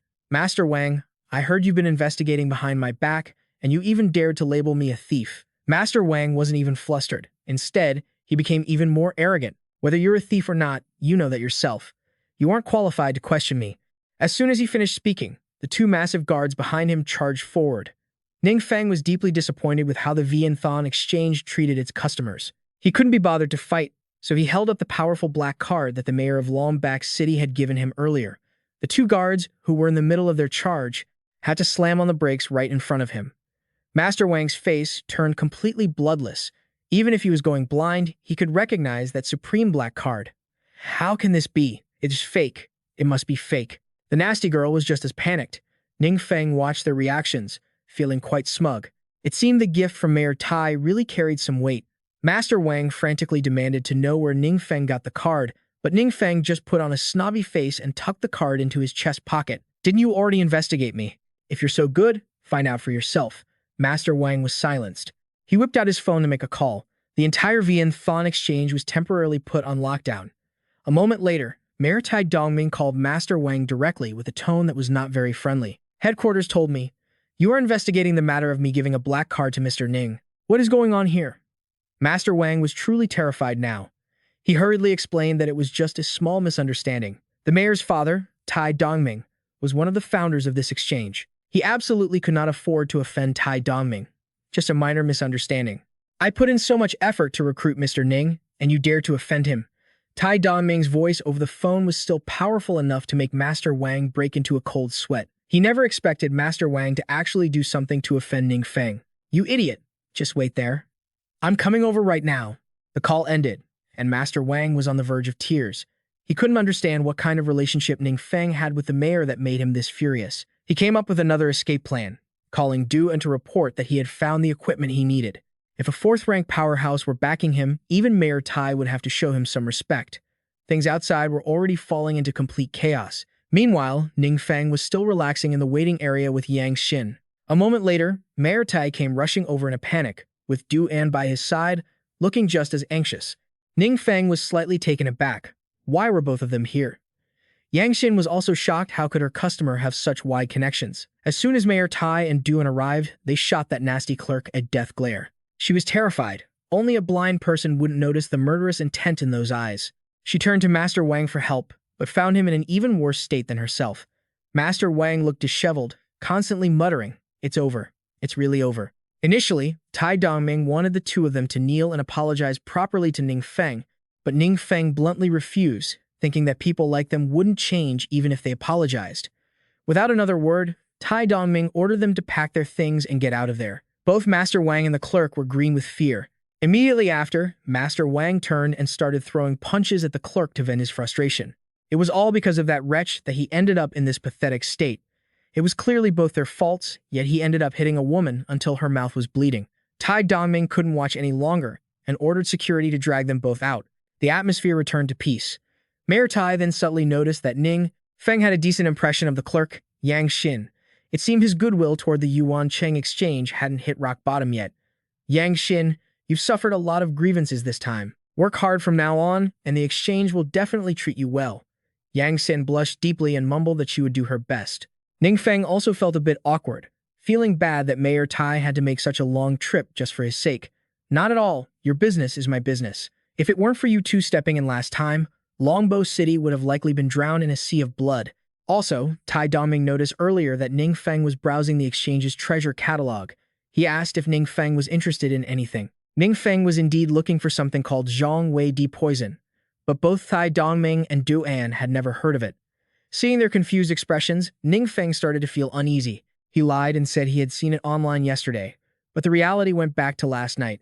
Ning Feng had been studying the skill book teacher Qi gave him. It was called Spirit Power Extraction, used by mages to replenish magic during battle. When he learned the skill, the system automatically upgraded it as usual, based on dark energy, finally resulting in a new passive skill, Confluence Delay. It stated that Ning Feng could absorb the residual Zhong Wei Di Poison within the dark energy and convert it into his own attributes. That's why he came here to look for it today. But it seemed Mayor Tai and Du An were both clueless about it. After everything was settled, Mayor Tai said goodbye and left using a flight scroll. Ning Feng felt a bit hungry and wanted to invite Du An out for a meal. Instead, he invited Ning Feng to his private residence. To his surprise, Du An's private home was a mansion. It seemed the mayor of Tanyu City knew how to flatter talented people quite well. Ning Feng was truly dazzled. Du An even enthusiastically offered to give the house to Ning Feng if he wanted it. But of course, Ning Feng wasn't the type to bully others like that. It seemed he would have to work hard to earn more. Once he made enough money, he'd definitely buy a mansion like this and be Du An's neighbor. As the two were chatting happily, Du An received a call. It was the mayor, Zhang Ji, who had just been notified that an investigation team sent by higher-ups was currently looking into several accidents in the city. So, he wanted to ask Du An a few things. Du An went silent for a few seconds, his eyes fixed on Ning Feng. This left Ning Feng feeling a bit confused. Du An was acting this way because he feared the investigation team's work would impact the big boss.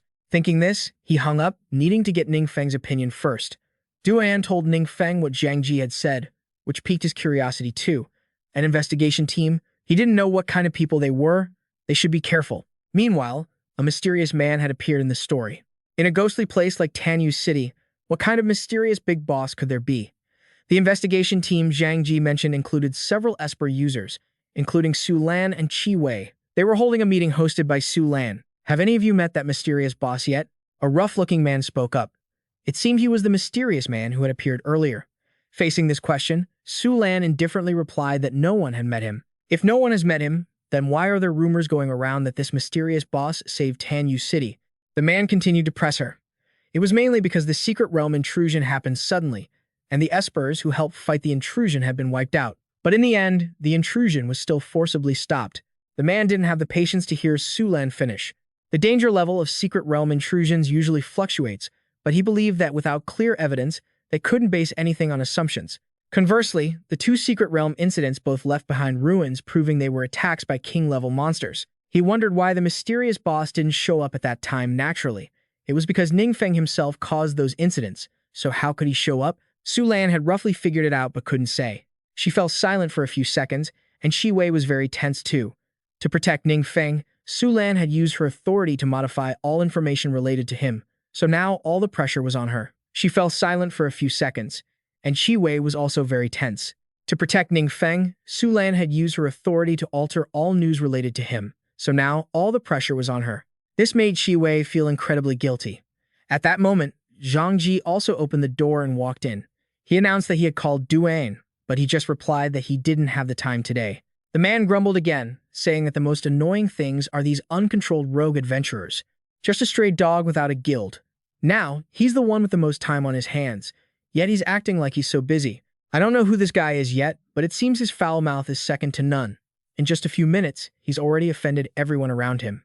But since he's the one in charge of this investigation, it's understandable that he's anxious to get to the bottom of things. Even though it was late that night, as the staff members guarding the dangerous graveyard's secret realm, they still had to receive an uninvited guest, this rough-looking man. They recognized him as part of the investigation team at a glance, so they didn't dare to obstruct an official on duty. The man entered the secret realm, and although it was his first time there, he couldn't help but be shocked by the severe damage to the realm. Just how powerful must that monster be to completely destroy a secret realm like this? Furthermore, remnants of dark energy still lingered pure and powerful. He believed that even if the mysterious boss that those others kept praising were to appear, they would be nothing more than an ant when facing this monster. Little did he know that the monster he was investigating and that mysterious boss were actually the same person. The man threw his head back and let out a bizarre laugh. Ha ha ha, what an interesting place. He spread out his hand, sensing the dark energy flickering on his fingertips. Then he began to laugh maniacally. As expected of the threat from a king-level monster, the surroundings feel like they're enveloped in a powerful force. All of this will be mine. Ha ha, this guy's identity is still unclear, but based on this behavior, you know he's no good. Meanwhile, at Du An's villa, Ning Feng was still lounging around playing video games. Suddenly, the system sent out a warning alert that an apocalypse relic had been detected. Ning Feng's expression immediately darkened. He vaguely felt like something was connecting to him through an aura. He sat up straight, trying to focus and feel it carefully. The connection became clearer. Sensing that he could almost pinpoint its location, he stood up to put on his jacket. "Boss, where are you going?" Seeing that it was late and that Ning Feng was putting on a coat, Duan asked with curiosity. "I'm heading out for a bit. Help me finish this match, and don't you dare go away from keyboard." Ning Feng left the house, leaving Duan stunned with his phone in hand. Based on his intuition, the thing was roughly near the dangerous graveyard's secret realm, but just a moment later, it seemed to start moving. And outside the entrance to the dangerous graveyard's secret realm, the guards were in complete chaos. Because the monster had appeared, the two of them were trembling like leaves, as the investigation team leader was now trapped inside the monster's body. His original imposing air completely gone, and he could only keep screaming for help. I can't move. Someone please save me." Ning Feng became increasingly anxious, but on the way there, his taxi was blocked by a group of adventurers. They told him that the area ahead was dangerous and off-limits, so Ning Feng just hopped out to walk the rest of the way. After all, the thing had temporarily stopped moving. Back at the dangerous graveyard's secret realm, the man was still screaming for help. Looking at the current situation, it was easy to guess that he was in a very bad spot. Su Lan and Shi Wei quickly arrived, and they were both terrified by the scene in front of them. What on earth is going on here? The scene was too tragic to look at. Su Lan had been defeated by the monster and was covered in injuries. Shi Wei hurriedly healed her, and luckily, thanks to the belt Ning Feng gave her, Shi Wei could reduce the time needed to chant hymns, supporting the fastest recovery possible. But the situation was extremely dire, because even a powerful esper like Su Lan couldn't hold back the monster. After Shi Wei healed her for a while, Su Lan managed to sit up with great difficulty. The monster had already escaped toward the city. They reported back to the city mayor, asking him to call Duan for help, though they didn't know if he could make it in time. Hearing the name Duan, Su Lan could only sigh. His strength was on par with hers. Since Su Lan had been beaten to this extent, then it was likely that Duan alone wouldn't be able to handle it, and the person standing behind him now was probably the city's only hope. This monster, an apocalypse relic, was causing wild destruction wherever it went. The investigation team leader was so shaken that he had lost all composure. After fighting all the way, it finally crossed paths with Ning Feng. Looking at the ugly thing in front of him, he only had one question. Should I use another forbidden spell to take it down? The monster confirmed that the person in front of it was its enemy and flew into a rage. Its bulky body moved with surprising speed, pouncing straight at Ning Feng. Its claws aimed to tear his body into pieces, but unfortunately, it couldn't hurt him at all. On the contrary, Ning Feng's power and aura were so overwhelming that the monster trembled in fear. At that moment, the system sent a new notification. Apocalypse Relic found. Do you wish to absorb it? You're telling me now? Does it require close-range contact to absorb? Ning Feng didn't hesitate and immediately clicked yes. The monster let out a roar that sounded deeply painful, and then its body burst into pieces. From these fragments, Ning Feng could see a portion of the monster's memories. The absorption process began, and once completed, all his attributes increased by 100 points. Ning Feng's eyes seemed to light up. Even the attributes of his 3-star class from the beginning until the 3rd breakthrough combined didn't amount to this much. But besides the attributes, it seemed something else was also sucked in. Ning Feng felt his brain overload for a moment because it was filled with strange images he had never seen before. Boss, what just happened here? Du and finally came running up, panting, but everything was already over. There was a monster just now, but I killed it, Ning Feng said, pointing to the rubble behind him as if it were no big deal. Amidst the ruins of the Apocalypse Relic was the unconscious investigation team leader. Duan observed closely for a long time. Zhang Ji had called him earlier to report a monster intrusion. It seemed this was the creature that Ning Feng could eliminate. It was something he could understand. But what puzzled Duan was that there was no lingering aura around. That Ning Feng could eliminate, it was something he could understand. But what puzzled Duan was that there was no residual energy left behind. Any trace of Ning Feng using powerful magic or dark arts. So, how on earth did you manage to take down such a massive beast? You arrived just in time, I'll leave the rest to you. Ning Feng patted Duan on the shoulder and promptly vanished. He certainly didn't want to stick around and risk being seen. The way Ning Feng left Duan gaping in shock once more. Because of his incredible speed. Wait, wasn't our boss supposed to be a mage? That speed far surpassed even the specialized agility-based classes. Duan found Ning Feng increasingly mysterious, constantly leading him from one surprise to the next. Meanwhile, the squad leader of the investigation team was thrown into prison. Under interrogation, he confessed everything. He claimed that during an excursion into his secret realm, he discovered a demonic creature capable of bending dark powers to its will. Seizing the opportunity, he went to investigate the treacherous graveyard, hoping to absorb that dark energy for himself, but unexpectedly, the demonic creature took control of him instead, and he completely lost his consciousness. This whole incident was resolved thanks to Duan and the mysterious boss behind him. Zhang Ji was more thrilled than if his own son had aced his college entrance exams. It's wonderful. It's really wonderful that we have such a mysterious hero protecting our city, Tandu. Su Lan and Shi Wei also felt a bit more at ease. They still couldn't uncover any deep information about Ning Feng, but based on the current situation, it was clear he had nothing to do with those monsters. Zhang Ji was so excited he didn't know what to do with his hands, and turned to ask Duan if he had ever met that mysterious master. Duan replied that he was lucky enough to have met him once. Upon hearing this, both Qiwei and Su Lan were shocked. What did you say?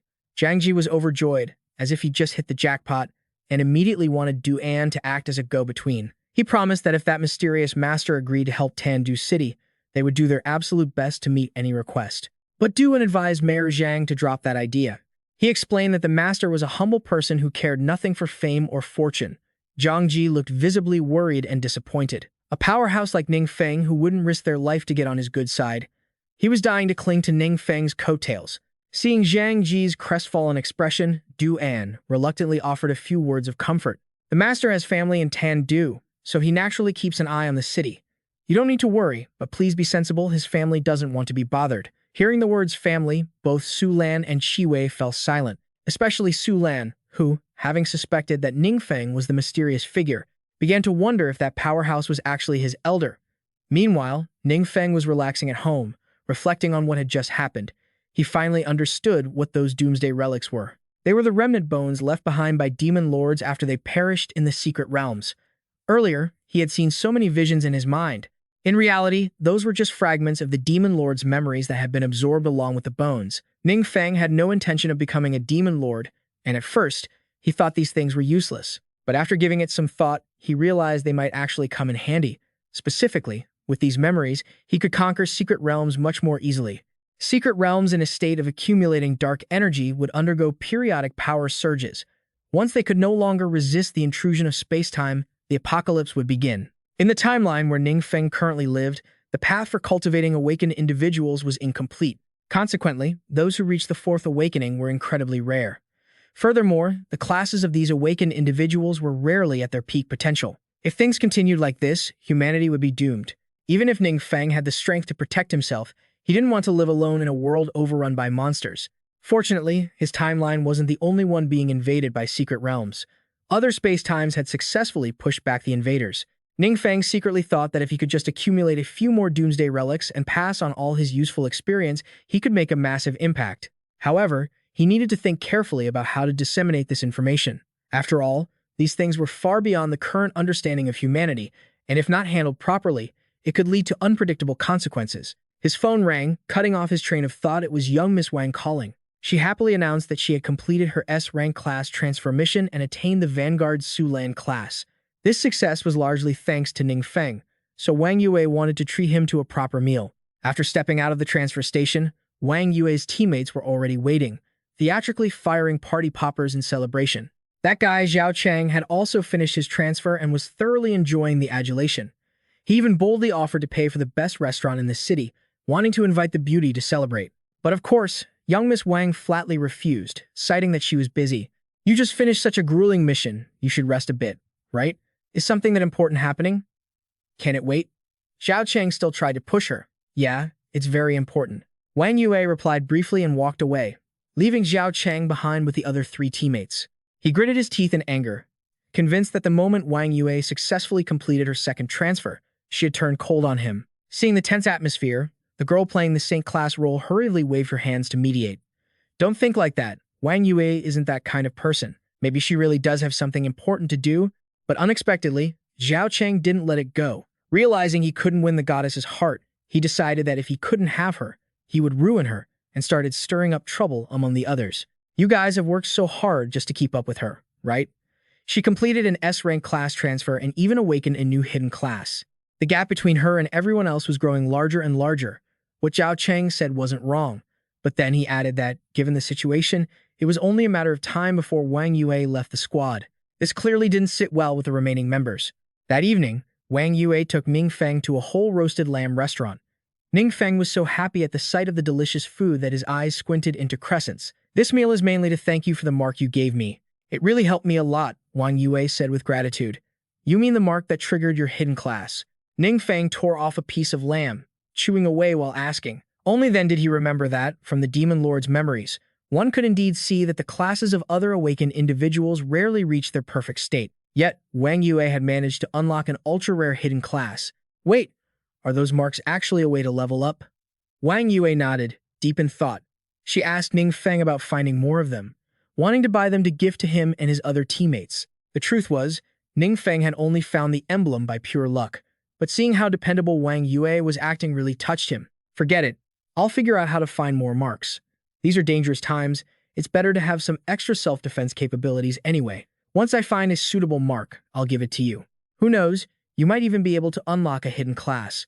Wang Yue's serious expression made Ning Feng want to chuckle. He replied cheekily, "Leveling up on my own is such a hassle. Why don't you just protect me from now on? Stop joking around." "I'm being serious," Wang Yue shouted back, but the exertion caused a sharp pain to shoot through her right shoulder. Ning Feng stopped chewing, asking the beauty worriedly what was wrong. Wang Yue suppressed the pain and clutched her shoulder. She had been injured while being careless during a mission, although she had treated it. It was an S-rank mission after all, and the boss had dealt some serious damage. She generally needed some time to rest. Just then, Ning Feng's phone rang. As soon as he answered, an incredibly aggressive voice came from the other end. "Hello? Is this Ning Feng? Who the hell is this?" Ning Feng replied lazily. On the other end, the stranger practically screamed into the phone, being extremely rude. He said Ning Feng didn't need to know who he was, he just needed to cough up where he got that mark. Ning Feng lost all patience with this maniac and hung up directly, then told Wang Yu what had just happened. The beauty's face showed clear concern. She hadn't told anyone about the mark Ning Feng gave her. Who on earth could have leaked the information? Contrasting her worry, Ning Feng didn't seem to care much and continued to lower his head to eat his meat.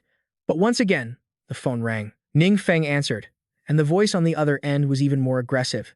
"Dare to hang up on me? Choosing the hard way, are we?" With Wang Yue right there, Ning Feng didn't want to get into a pointless argument, so he hung up again and set his phone to silent. The two finished their meal and headed their separate ways. That night, upon returning home, Ning Feng was shocked the moment he stepped inside. His entire place had been torn apart. This wasn't just a simple break-in. It was a raid. Sure enough, a strange blonde man appeared in the room. He didn't hide. In fact, he spoke up first. "Oh, the young Master Ning is back. Huh." Ning Feng guessed immediately that this jerk was the one who had been harassing him on the phone. So that's what he meant by choosing the hard way. "Who sent you?" Ning Feng asked with a stern expression. "A piece of trash who just awakened dares to talk to me in that tone. Didn't your teachers teach you to show respect to those stronger than you?" He didn't know how strong this scumbag was, but he certainly had a big mouth. Suddenly, another guy lunged at him from behind. But how could his speed compare to the protagonist's aura? Ning Feng simply tilted his body to dodge the attack, then casually gifted the guy an elbow strike that knocked him out on the spot. The blonde man was stunned by this. It seemed Ning Feng was much tougher than the intel had suggested. Ning Feng straightened his jacket and said arrogantly, "I'll return that line to you. You need to show absolute respect when facing a powerhouse." The blonde man gritted his teeth, trying to suppress his fear and confusion. The intel he received clearly stated that Ning Feng was only a 1-star mage, yet the jerk who was just defeated was a 3-star assassin. The fact that Ning Feng defeated him empty-handed was unbelievable. Seeing the situation go south, the blonde man threw a concealed weapon. Then, while Ning Feng dodged, he ran for his life. However, just as he was gathering momentum to jump over the balcony, his ankle was gripped tightly. The blonde man couldn't handle the situation, and his face slammed hard into the balcony. "Clean up the mess you made," Ning Feng commanded. "The furniture is ruined too. You're paying for the damages." The blonde man and his accomplice had to strip everything off their bodies as compensation, but it still wasn't enough. Ning Feng forced them to reveal who sent them to cause trouble, and the answer, as expected, was Zhao Cheng. After learning that the mark Ning Feng gave Wang Yue was so powerful, he had hired these 2 thugs to dig for info. Ning Feng wasn't surprised. On the contrary, he was delighted. If the guy was going to be persistent and strike first, then there was no need for him to be polite. As it happened, Ning Feng had a forbidden spell he hadn't used yet. This glutton for punishment was the perfect test subject. This forbidden spell was an active skill that Ning Feng had never tested. It used the user's mental power to control the target's mind, turning the target into a powerful clone for a short time. Before testing it on the Zhao scumbag, Ning Feng decided to try it out on these 2 thugs first. Meanwhile, Zhao Cheng and one of his close cronies were whispering about Ning Feng. At tonight's victory banquet, Wang Yue refused to show up, so he couldn't be bothered to socialize with the other teammates. From their conversation, it turned out these 2 jerks had even interfered with Wang Yue's class advancement. The guy wanted to release a boss into her mission to create a tense situation. That way, Zhao Cheng would step in as the hero to save the beauty, successfully scoring points in her eyes. But he never expected Wang Yue to be so tough. Even though she was heavily injured, she swept the boss entirely, causing his plan to fail. The 2 thugs were chatting as they walked when suddenly, a tall figure blocked their path. After a few seconds of panic, Zhao Cheng realized this was the blonde guy he had sent to trash Ning Feng's house. He sighed in relief. "Hey, why are you appearing like a ghost without saying anything? Did you get the info I wanted?" The blonde man didn't answer. Instead, he asked Zhao Cheng a question. "Was it you guys who caused Wang Yu to be injured?" Both Zhao Cheng and his crony were taken aback by the question. Then, he quickly adjusted his mood, stepped forward, and patted the other man's face with disdain. "Daring to meddle in other people's business? Are you insane?" Zhao Cheng was arrogant and completely failed to notice the murderous intent rising in the other man's eyes.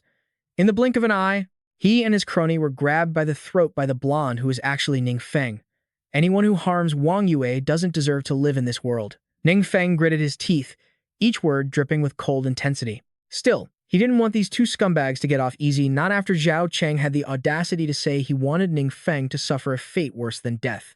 Since that was the case, Ning Feng decided they should experience that exact fate themselves. He tightened his grip, and both Zhao Cheng and his accomplice felt as though their very souls were being ripped from their bodies by Ning Feng. About a minute later, their bodies disintegrated into nothing but dust. It was surely the shortest, yet longest, minute of their lives. Once finished, Ning Feng turned the blonde guy's remains into ash as well. It was the cleanest way to dispose of the evidence. However, this was still risky, as Ning Feng lived in a fairly average residential complex. If high-level awakened individuals wanted to investigate, there was no way he could stop them. While Ning Feng's current strength meant he didn't need to fear anyone, he couldn't stay home 24/7 to fend off people like the blonde guy. Ning Feng had intended to use the Demon King's residual memories to arrange several important matters. It was fortunate he hadn't written them down yet. Otherwise, if intruders had found them, it would have surely caused endless trouble. Ning Feng stood up and stretched his limbs, deciding to tidy up the place before temporarily moving to Duan's. After all, Duan was a 4th transition powerhouse. and enjoyed special privileges from the city mayor. The high-end villa district where Duan lived would certainly have much better security. Ning Feng left that very night, and upon arrival, he told Duan everything that had happened. Unsurprisingly, as soon as he heard the news, Duan flew into a rage. How dare they lay a hand on our boss?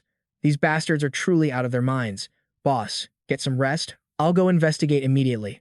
There's definitely someone behind the scenes pulling the strings. What a hot-headed guy. Ning Feng slumped lazily onto the sofa and shook his head. No need to rush. Actually, I have something else I wanted to ask you. Do you know any reliable alchemists?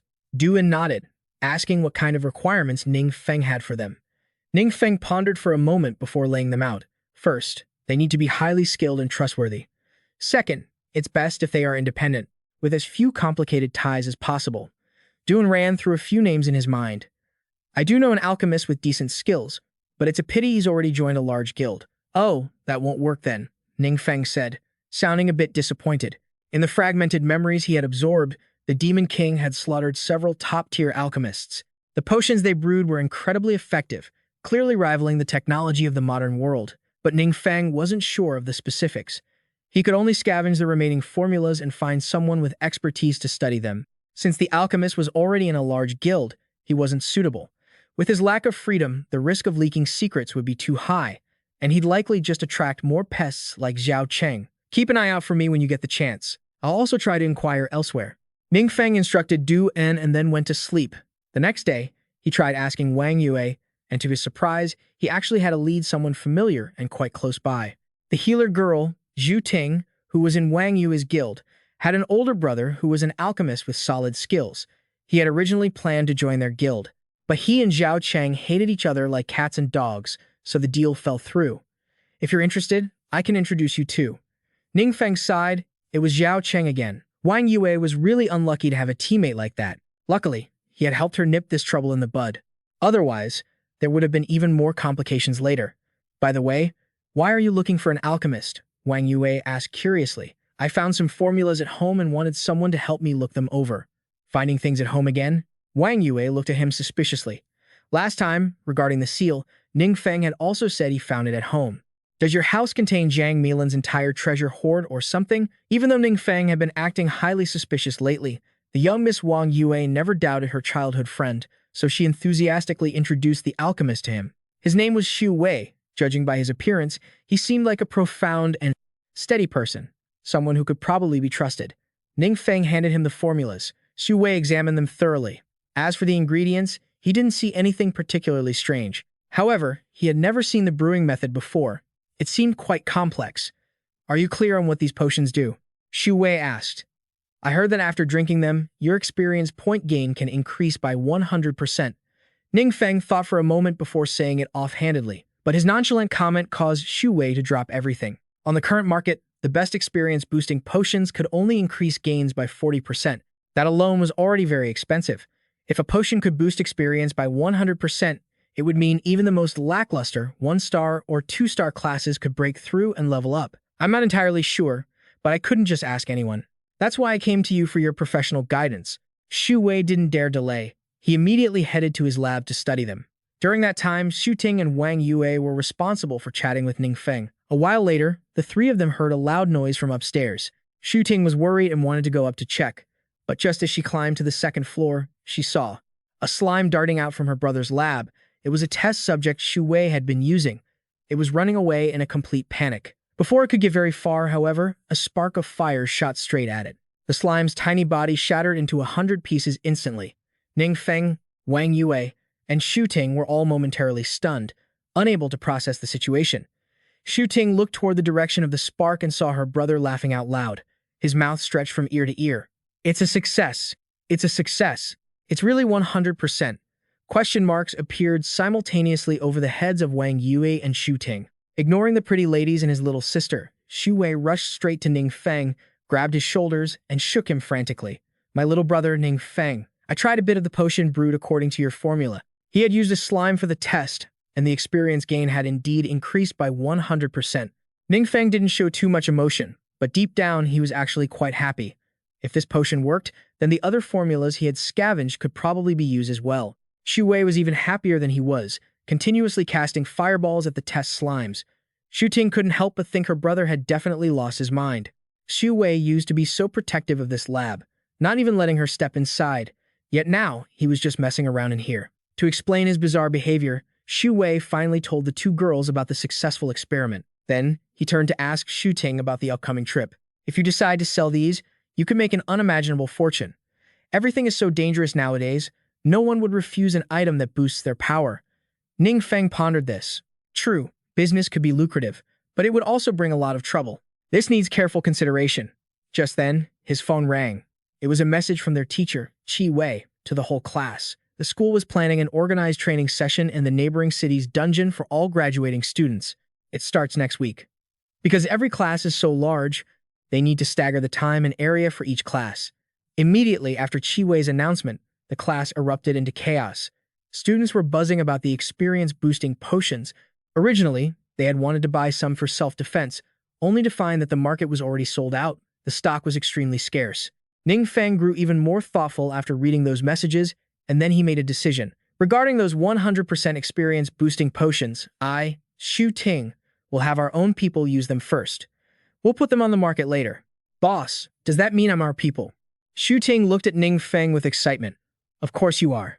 Ning Feng replied generously. With those words from the boss, from now on, Wang Yue and I will be your bodyguards. And as for my brother, feel free to use him however you want. No need to be polite. Xu Ting was so thrilled her words were tumbling over each other. Xu Wei didn't know what to do with his profit-hungry sister. Ning Feng felt this was the best solution for now. The treasures he had in his hands, once presented to the mayor, would definitely cause a massive stir. But that huge benefit was a double-edged sword.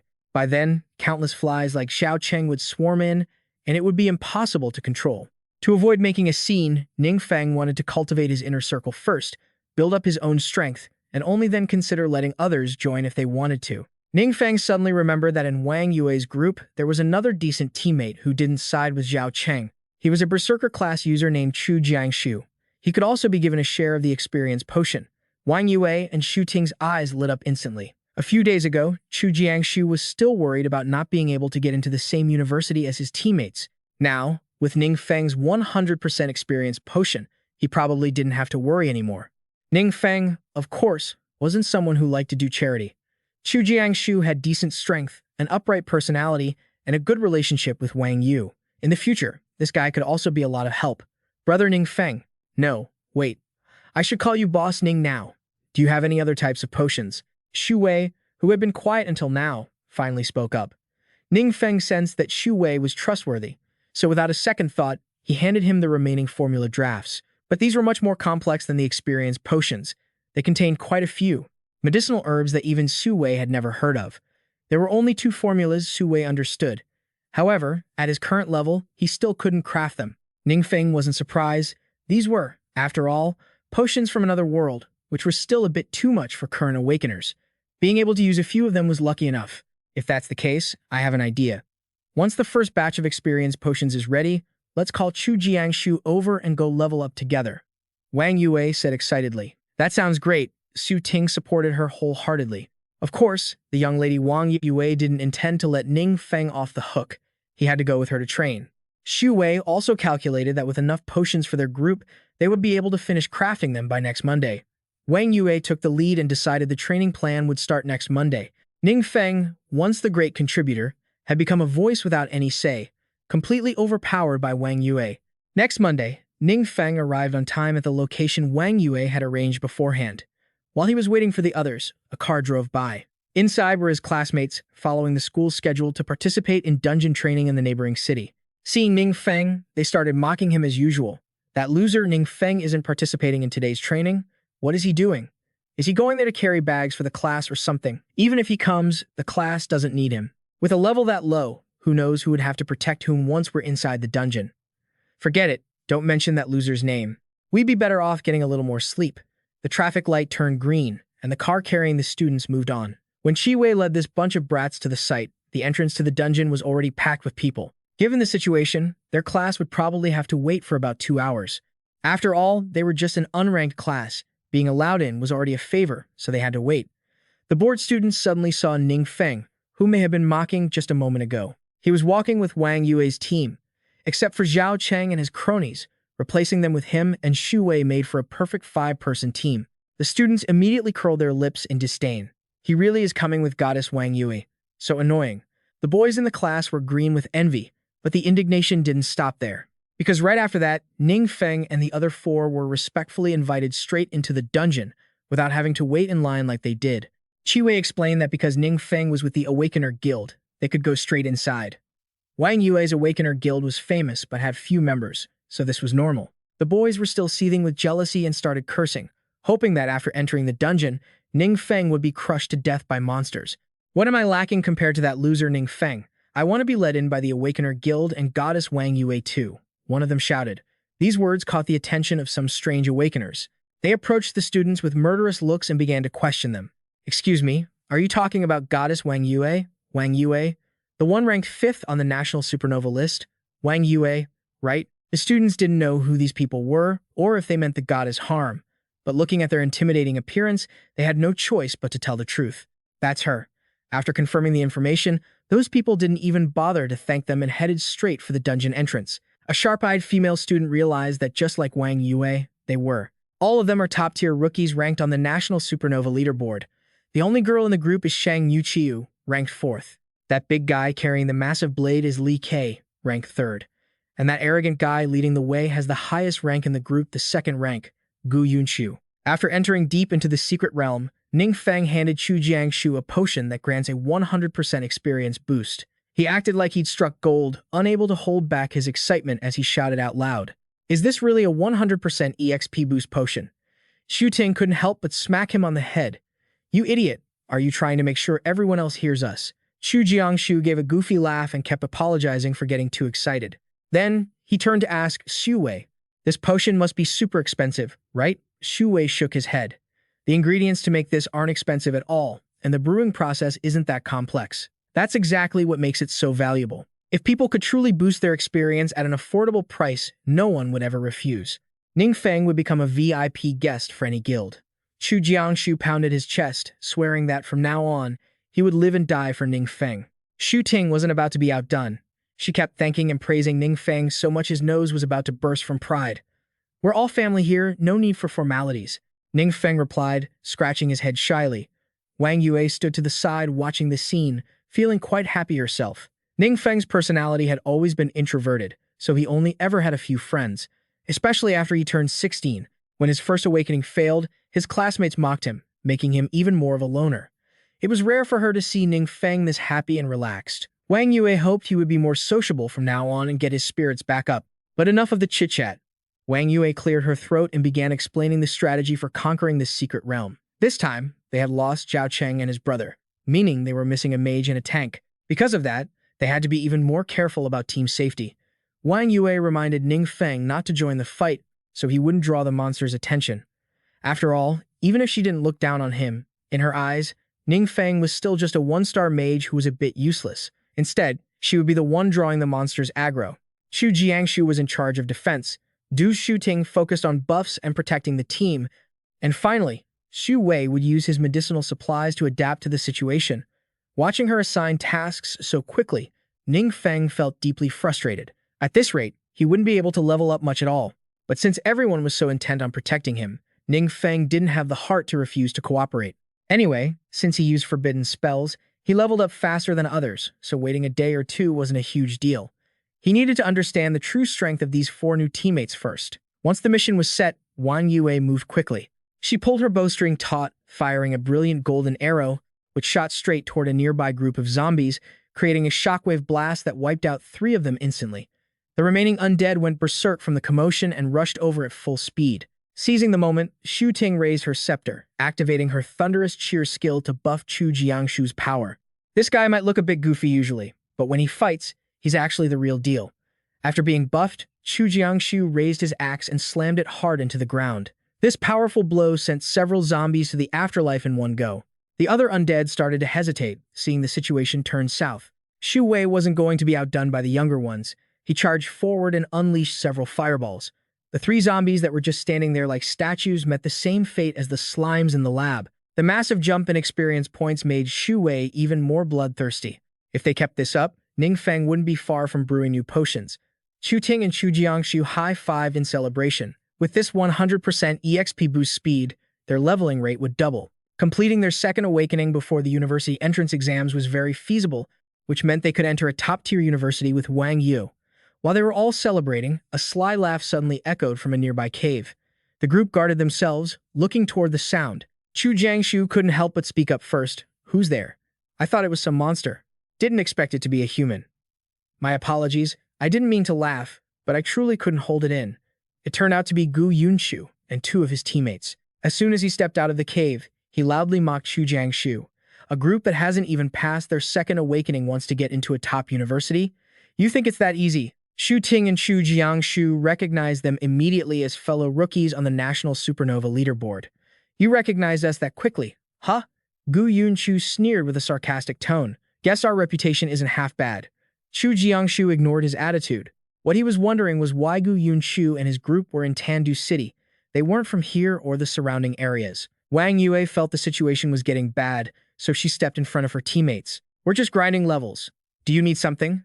Seeing Gu Yunshu aggressively stepping forward, Ning Feng could only sigh in annoyance. He kept that arrogant attitude, directly stating his intention. He wanted to invite Wang Yue to join their combat team. Hearing this offer, both Chu Ting and Chu Jiangshu were wide-mouthed in shock. Was this guy Gu Yunshu really shameless enough to poach their teammate right in front of their faces? "No thanks. I already have my own team." As everyone hoped, the young lady Wang Yue rejected him very bluntly. "I know your team has a mage ranked 14th on the National Supernova list named Xiao Cheng. If he agrees, he can come along and try his luck," Gu Yunshu added, not wanting to give up. Although he didn't care about Xiao Cheng at all, he was willing to allow that attachment to follow just to show some face to his goddess. "Didn't I make myself clear? I don't want to join another guild." Wang Yue spoke up again, refusing clearly and decisively. But Gu Yunshu wasn't someone who gave up easily. Seeing Wang Yue's stubbornness, he patiently stayed to explain. The national information was updated recently. Feng Rui to the constant changes in secret realms and monsters becoming increasingly difficult to deal with. The three top-tier universities have raised their evaluation standards. This year, they're only recruiting elite teams or individuals. The criteria might seem favorable, but there are barely any spots left. According to Gu Yunshu, if high-achieving students like them and Wang Yue teamed up, they'd have a much better shot at getting in. "Don't forget, you're destined to become a powerhouse," Gu Yunshu said with his straight face. He then glanced at Chu Ting and Chu Jiangshu, his eyes filled with unbearable arrogance. As for them, being weak is the greatest sin. Wang Yue couldn't stand seeing her friends being insulted by a stranger like that. She reached behind her back and summoned her bow. Gu Yunshu found it even more amusing. He didn't expect this beauty to have such a short fuse. Then again, Wang Yue's class is a long-range archer, so even if she started a fight here, she'd struggle to beat him. Gu Yunshu might be sharp-tongued, but he wasn't wrong. Seeing the tension, Su Ting reached out and pulled Wang Yue back. "Let it go. Let's just find another spot to grind levels." "Wang Yue, don't pay any mind to these guys." Wang Yue wasn't the type to hold a grudge. Since Su Ting said so, she decided not to waste any more energy on Gu Yunshu's group. The young lady, Wang, turned up her nose and led the way. Their team followed suit, leaving only Ning Feng, who walked at the back, deep in thought. That arrogant jerk Gu Yunshu really seemed strong. He wondered if Wang Yue, having just awakened her new class, could actually take him down. But peace is hard to find when you're caught in a storm. Gu Yunshu wasn't done with Wang Yue, and now it was Li Kei's turn to aggressively step out and block Ning Feng's path. Turns out, he mistook him for someone else. As soon as Ning Feng said he wasn't the guy, Li Kei sneered, his attitude absolutely revolting. "Oh, a loser then. Get lost." Seeing how unreasonable the guy was, picking a fight for no reason, Ning Feng felt a flicker of irritation. His gaze sharpened like a blade, glaring back at him without the slightest bit of fear. He didn't want to fight, but Chu Jiangshu had a fiery temper and couldn't stand seeing his friends insulted like that. He instinctively stepped in front of Ning Feng, faced Li Kei, and said sternly, "Hey, don't push your luck. You think you're so tough just by yourself?" Li Kei didn't think much more of Chu Jiangshu than he did of Ning Feng. Before he even finished his sentence, he made his move, throwing a powerful punch straight toward Chu Jiangshu's stomach. From a medical standpoint, taking that punch head-on would likely lead to internal abdominal trauma, a bruised liver, or a ruptured spleen. Luckily, he was quick and managed to block it, but before he could even breathe a sigh of relief, Li Kei unleashed another punch with his other hand. This time, Chu Jiangshu couldn't react in time and took the hit. Wang Yue saw this and frantically turned around, shouting, "Chu Jiangshu, are you okay?" She wanted to rush over, but Gu Yunchu blocked her path. These guys were clearly being bullies. Move. The young lady was truly enraged, her voice filled with murderous intent. Those two words get lost really wounded Gu Yunchu's pride. Talk about a double standard. He can look down on everyone else, but the moment someone tells him to get lost, he gets all sensitive. On the other side, Chu Jiangshu suppressed his pain and signaled to Wang Yue that he was fine and not to stir up any more trouble. But in reality, he was in rough shape. Chu Jiangshu felt like he cracked a few ribs. This guy was intentionally being vicious, yet even through the agony, Chu Jiangshu didn't want the guy to hurt Ning Feng. In his eyes, Ning Feng was a trusted teammate. Ning Feng, step back. Chu Jiangshu roared. He decided he was going to take the heat for this fight with Li Ke. Li Ke looked down on him, gave Chu Jiangshu a dislike sign, and spat out the word loser once more. That finally set Chu Jiangshu off. He focused all his strength into his right hand and lunged, trying to land a punch on his opponent. But unexpectedly, the other guy threw his own punch at the same time. Chu Jiangshu was mid-lunge and couldn't stop himself. If those two forces collided head-on, a fractured skull would be a best-case scenario, and he'd be spending a fortune at the orthopedics department. Xu Ting and Wang Yue saw this and hurriedly pulled out their weapons, but the one to save Chu Jiangshu at the last second wasn't them. In the most critical moment, an arm reached out and blocked Li Ke's punch with effortless ease. And the one who neutralized the attack was none other than Ning Feng. The fact that Ning Feng so easily blocked Li Ke's punch left both his team and Gu Yunchu's group gaping in shock. Back to the source of the trouble, Li Ke couldn't control his own momentum anymore. Seeing his attack neutralized by the guy he called a loser 3 seconds ago, Li Ke was baffled. What the hell? I can't move. He's wearing mage gear. How does he have this kind of insane strength? While he was busy thinking that, Ning Feng had already grabbed Li Ke's wrist from the block. With one swift motion, he threw him. Li Ke was tossed like a chicken, sent flying by Ning Feng's strength right into a nearby boulder. He was covered in injuries, buried in the rubble, and knocked out cold on the spot. Ning Feng shot Li Ke, a look of pure mockery, and threw his own words back at him. Loser. Gu Yunchu, seeing his teammate get wrecked like that, rushed over in a panic. But just then, Wang Yu raised her weapon from behind. She didn't miss a beat, or rather, she didn't miss her target, landing a shot right on his rear end. Gu Yunchu looked like someone suffering from chronic hemorrhoids, the pain so intense he couldn't even manage his facial expressions. Xu Ting, standing behind Wang Yue, saw the whole thing and couldn't help but giggle. Shang Muqiu saw his boss looking like he was about to cry from the pain and turned pale. Gu Yunchu and Li Ke were elite ranked in the supernova standings, and yet one berserker got beaten by a mage using his bare hands, and the tank got shot right in the backside by a long-range archer. The scene was just too pathetic. Shang Muqiu couldn't believe his eyes. I just wanted to live a quiet life, but you guys forced my hand. What a headache. Ning Feng said lazily, then turned to Xu Ting, who was still busy laughing at Gu Yunchu and had forgotten to heal her teammate. Xu Ting, go heal Chu Jiangshu, quick. Only after Ning Feng spoke did Xu Ting remember her duty. Chu Jiangshu was immediately treated. Ning Feng asked Chu Jiangshu what he wanted to do with the other three. To everyone's surprise, Chu Jiangshu replied respectfully, with a hint of fear. Oh, I don't know. It's all up to you, sir. Ning Feng felt that the title of sir carried the weight of a mountain. Their sudden display of respect was understandable, though. This guy took down a top 3 rookie with just one move. It'd be weird if they weren't terrified. Regarding how to deal with Li Ke's group, a mischievous idea suddenly popped into Ning Feng's head. He told Chu Jiangshu to strip them of their gear as compensation for his injuries.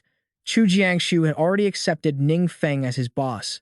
When Ning Feng gave an order, he wouldn't dare question it, so he just replied with a yes. Seeing he was about to be stripped of his equipment, Gu Yunchu panicked. Hey, this is robbery. How dare you guys do this? Before he even finished his sentence, a fist smashed into the ground, just inches away from Gu Yunchu. Ning Feng was, of course, the one who threw the punch. He pulled his fist back, glared at the guy, and threatened him. What was that you said? Gu Yunchu was scared out of his wits by that strike. Sometimes, being a coward is the only way to survive. Naturally, he valued his life, so his attitude did a complete 180. He put on a pitiful, boot-licking expression. Actually, the gear I have on isn't bad at all. If it catches your eye, please, take it. Being sensible like that was smart. But Ning Feng wasn't planning on letting him off the hook just yet. He grabbed Gu Yunchu by the collar and continued to threaten him, saying he was a man who hated trouble. If he found out Gu Yunchu planned to plot revenge behind his back, he wouldn't let him off the hook. Gu Yunchu stuttered, swearing that he would never do such a thing. Boss, we were blind and didn't recognize your greatness. We promise we won't dare do it again. Shang Muqiu, acting as the team's diplomat, the only one who was still soft-spoken and physically intact, spoke up. She took the initiative to hand over all her equipment to Ning Feng. Seeing her be so reasonable, Ning Feng didn't mind giving her a compliment. Surprisingly, Shang Muqiu blushed at these mere pleasantries. Perhaps she'd been won over by Ning Feng's overwhelming power. Ning Feng, on the other hand, couldn't have cared less. After looting their gear, he happily returned to his own squad. Let's head forward and level up. After leaving Gu Yunchu's group behind, Wang Yue let out a sigh. Originally, she had wanted to lead Ning Feng to level up and protect him like a mother hen, but she never expected him to be so strong. Ning Feng sighed. Well, I didn't want to hide it from you guys, but you know I just awakened. If I show off too much, it'll be a huge headache. Seeing that Ning Feng felt this way, Wang Yue didn't find it appropriate to scold him any further. After all, Ning Feng had always been like this mysterious and a bit eccentric, and Wang Yue was already used to it.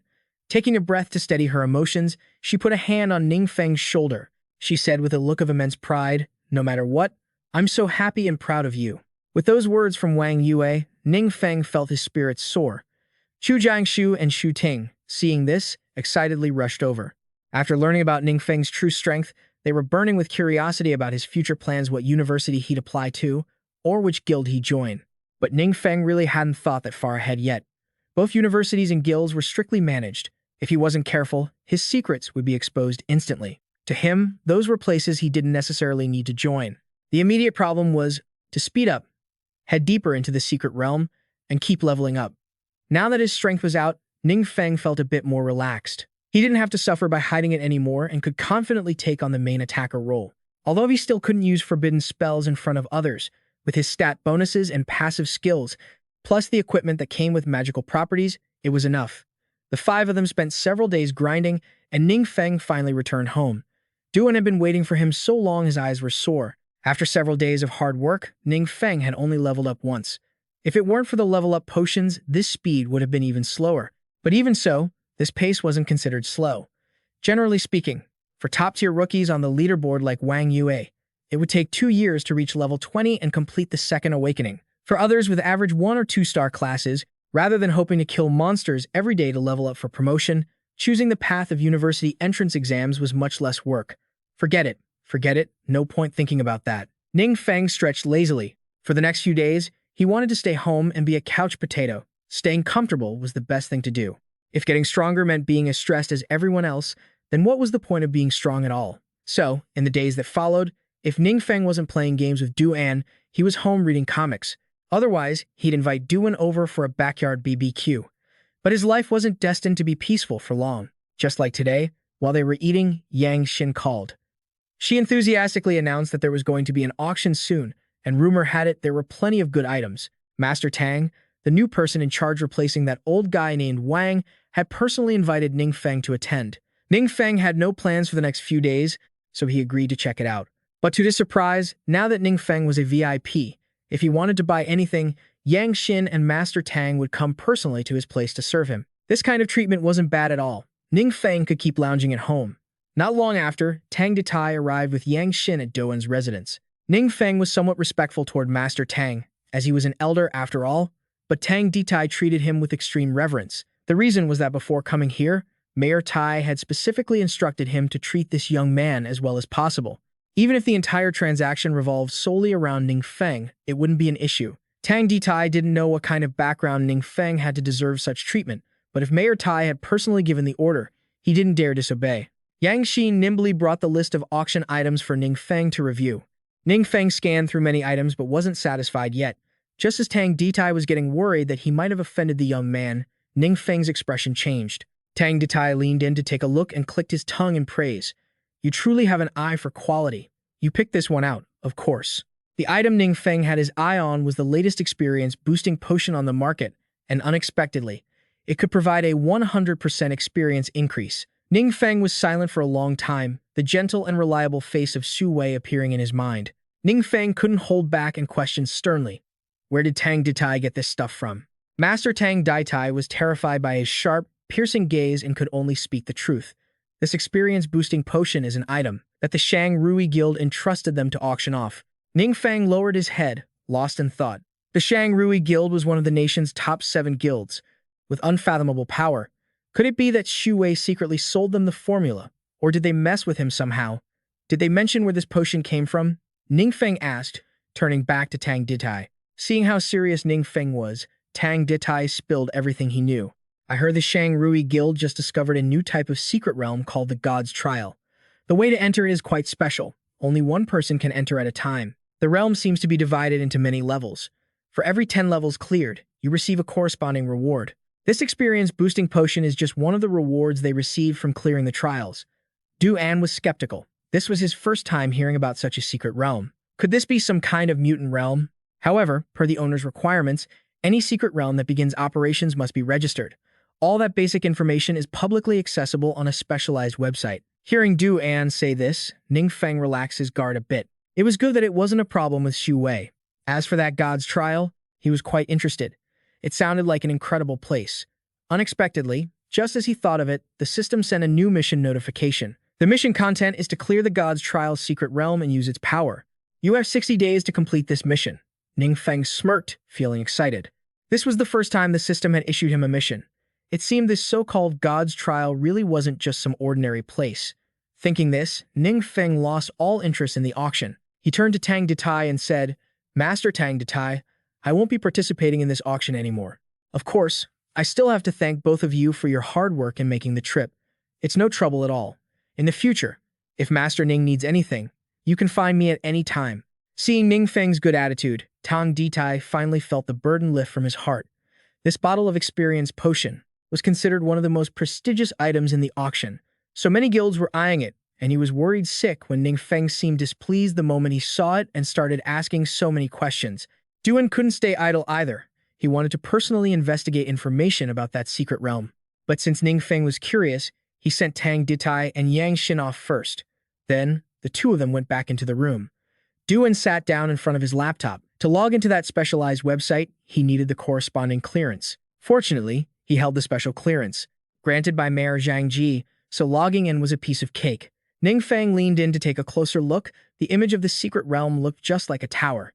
Duan read the information and discovered that the Shang Rui Guild had registered for exclusive rights. In other words, the government had allowed them to manage the secret realm themselves. Without the permission of the Shang Rui Guild, no other awakened ones could enter. Ning Feng sighed in frustration. That was how it always was with secret realms belonging to big guilds. It would be hard for him to get in now, but the mission had already been issued. If he didn't finish it, he would be erased. It looked like he had to think of another way. That night, Ning Feng snuck off to the entrance of the God's Trial's secret realm alone. The gate was even more massive than in the photos, and there were 2 guards outside. Over the past few days, the Shang Rui Guild had released quite a bit of information about the God's Trial on their forum to attract powerful individuals to participate. This actually helped Ning Feng understand it a bit better. If he used a skill to charge indirectly, surely they wouldn't notice. Thinking this, Ning Feng immediately used his spatial gate, easily slipping past the 2 guards. Ning Feng looked at them smugly and stuck his tongue out, then leaped toward the gate. But unexpectedly, the moment he did, the gate let out a massive explosion. Ning Feng hadn't anticipated this situation and was knocked back by the shockwave of the blast. The deafening sound of the explosion traveled straight to the headquarters of the Shang Rui Guild. They quickly dispatched people to the secret realm to check the situation, while Ning Feng had already managed to crawl back to his house. Sadly, he was covered in injuries, his whole body limp, and he had absolutely no energy left. Damn it, what the hell just happened? Ning Feng shouted in frustration. When he made contact with the entrance to the secret realm, a surge of energy, hot as lava, poured out from within. It completely shattered his defensive barrier. But what on earth was that energy? Before he could think, a pop-up window appeared. It notified him that Ning Feng's immune system was being scanned and had taken 3% damage. Every time this notification appeared, the damage he sustained increased by 1%.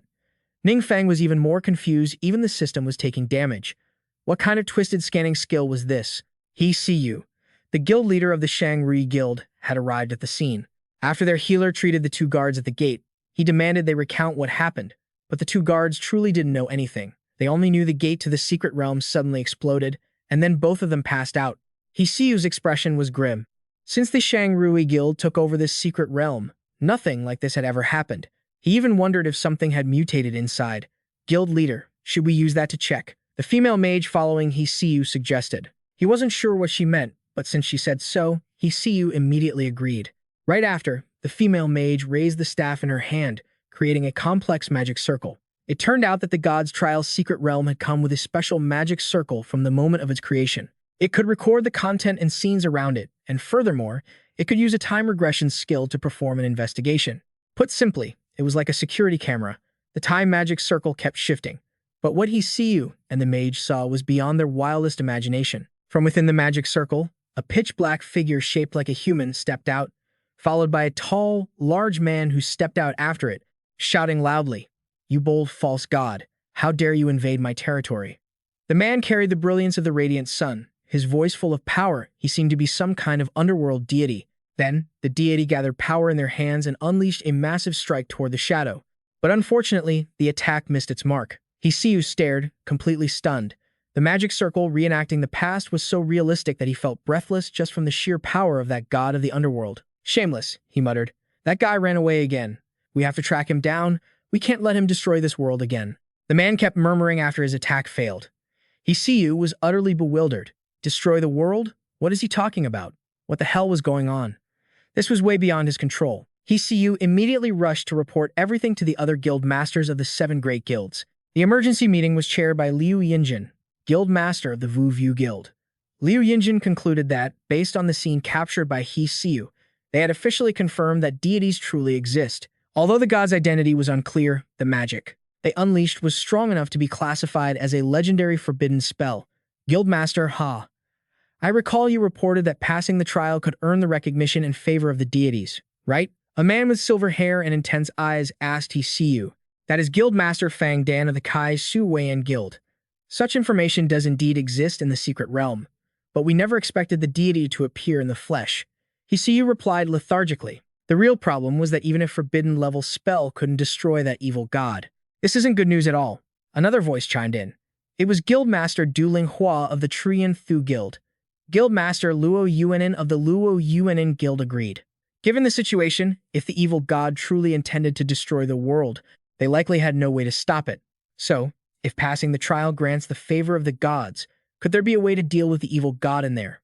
Perhaps a forbidden spell or something similar. Guildmaster Wang Bo of the Tian Jack Guild asked. Who knows? Maybe there is. We could give it a try. The last person to speak was Zhang Yanchuan, leader of the Xi'an Guild. Everyone jumped into the conversation, and the meeting quickly became heated. Hsiu had a lot on his mind. He could see that all these guys were now eyeing the god's trial realm. They seemed eager to scramble for the opportunity, so he decided to use this chance to lift the blockade. Clearing his throat, Hsiu spoke up. If you all want to participate in the trial, I won't stop you. But I need to warn you, the monsters in the god's trial realm are incredibly powerful. With our current strength, there's basically no way for any of us to clear it. The other guild masters understood exactly what Hsiu meant. The ultimate favor of the gods was likely beyond their reach. Liu Yinjin stroked his long beard, looked across the table, and uttered a name that hadn't been mentioned yet. Old Feng Yi, what are your thoughts on this? My thoughts? What could I possibly think? Don't we all possess great power? Come now, Old Feng Yi, don't be angry. We only called you back because something serious happened. Liu Yinjin tried to smooth things over after sensing Old Feng Yi's obvious frustration, but his words only infuriated the old man further. In your eyes, is there anything serious other than guarding against mutants like us? Old Feng Yi growled. As he spoke, his face slowly revealed itself. It was actually a skull burning with intense flames. Old Feng Yi was furious because just a few days ago, his disciple had reported the strange anomalies in Tandu City. Not only did these guild masters ignore it, but they even formed a separate investigation team. The investigation turned up nothing, and it ultimately led to a disaster. If that mysterious expert hadn't stepped in, the city would have been wiped off the map. By the way, this Old Feng Yi is actually Feng Yi, the former head of the Kaln organization and a mentor to Sulan. Except for Liu Yinjin, most of the young guild masters present were meeting Feng Yi for the first time. They had all heard the legends that he paid a heavy price for using dark powers and eventually stepped down because he couldn't take it anymore. They didn't expect him to be at this secret meeting today. Liu Yinjin ignored Feng Yi's rage. In this critical situation, he still wanted to borrow the power of the Ko-An organization. Old Feng Yi, could you ask your disciple to show the footage recorded by the Shang Muchu Nui Guild to the mysterious expert in Tandu City? With that expert's strength, maybe they'll know something. Feng Yi found it ridiculous. Now these greedy people finally remembered him and his disciple. Feng Yi was about to snap, but Liu Yinjin cut him off, promising to officially commend his disciple's achievements and even throwing in 2 bottles of fine wine. Feng Yi finally simmered down. the flames on his skull fading away. His face soon returned to normal. Feng Yi agreed to the deal, but none of them knew that the mysterious expert they were seeking was the very same person who had broken into the trial realm last night. The next morning, Ning Feng was lazily lounging at home. He had just received a new mission called No Big Deal, just a minor glitch. This time, it was a mission to reach the second transition and complete the system restoration. The time limit was 60 days. The old task wasn't even done, and a new one had already arrived. Ning Feng was at a loss. Last night's scene was terrifying enough, but he still didn't know what he had done wrong or how to fix it. Just as he went downstairs, Ning Feng found guests waiting: Feng Yi and his disciple, Su Lan. Ning Feng knew Su Lan, but he didn't know the old man. Du En quickly stepped in to introduce them. This is the former head of Ko-An, and the current director of the Adventurer Management Bureau, Mr. Feng Yi. And this is his disciple, the local head of Ko-An, Miss Su Lan. They came here to ask the mysterious expert for help. Upon hearing the name Feng Yi, Ning Feng was shocked, his jaw literally hitting the floor. Feng Yi, are you the Crimson Flame Death God? Ha. Just a small reputation, not worth mentioning, Feng Yi replied with a kind, humble smile. But Ning Feng knew full well just how legendary this old man's reputation was. He was a force of nature. This esteemed elder had achieved countless feats, helped pioneer numerous massive hidden realms, and crushed quite a few wicked adventurer organizations. He was hailed as the strongest mutant. In the Su Lan Bureau organization, almost every member's identity was kept strictly classified, but Elder Feng was the exception. His very existence and identity served as a pillar of suppression for the nation. When it came to the idols of the younger generation, Feng Yi never fell out of the top 3. If anyone could just meet him and chat for a few moments, it would be enough to brag about for the rest of their life. You're Ning Feng, the student, right? I didn't have much time to prepare anything for our first meeting. I heard you're about to take your college entrance exams. I brought some gifts here on behalf of the government. Good luck with your studies, he said, despite claiming he hadn't prepared anything. But in the crate Feng Yi brought, there were 5 million star coins and 200 vials of high-level experience potions. The government was being incredibly generous. Ning Feng couldn't have imagined in his wildest dreams that he'd wake up to such a fortune dropped into his lap. Finally, unable to suppress his curiosity, he asked directly if they had something they needed his help with. And Feng Yi wasn't one for beating around the bush. He asked Su Lan to pull up the footage recorded by the elite guild the day before to show Ning Feng first. The moment he finished watching, his mood became incredibly complex. No way, right? He was just an ordinary high school student, a model teenager. How on earth did he become a little evil god? Ning Feng recalled the mission titled No Problem, just a minor incident, and felt his anger flare up. No problem, minor incident, my foot, you stupid system. The situation out there must be absolute chaos right now. Ning Feng forced himself to calm down. In this situation, panicking would only reveal weaknesses. No one knew he was the evil god yet, so he had to stay composed. I understand. I'll forward this video to the mysterious master shortly. If there's any new information, I'll report back to you immediately. Ning Feng addressed Feng Yi respectfully. In that case, I'll leave you to it. We'll head back and wait for good news. If there's ever anything you need help with in the future, just go straight to Su Lan.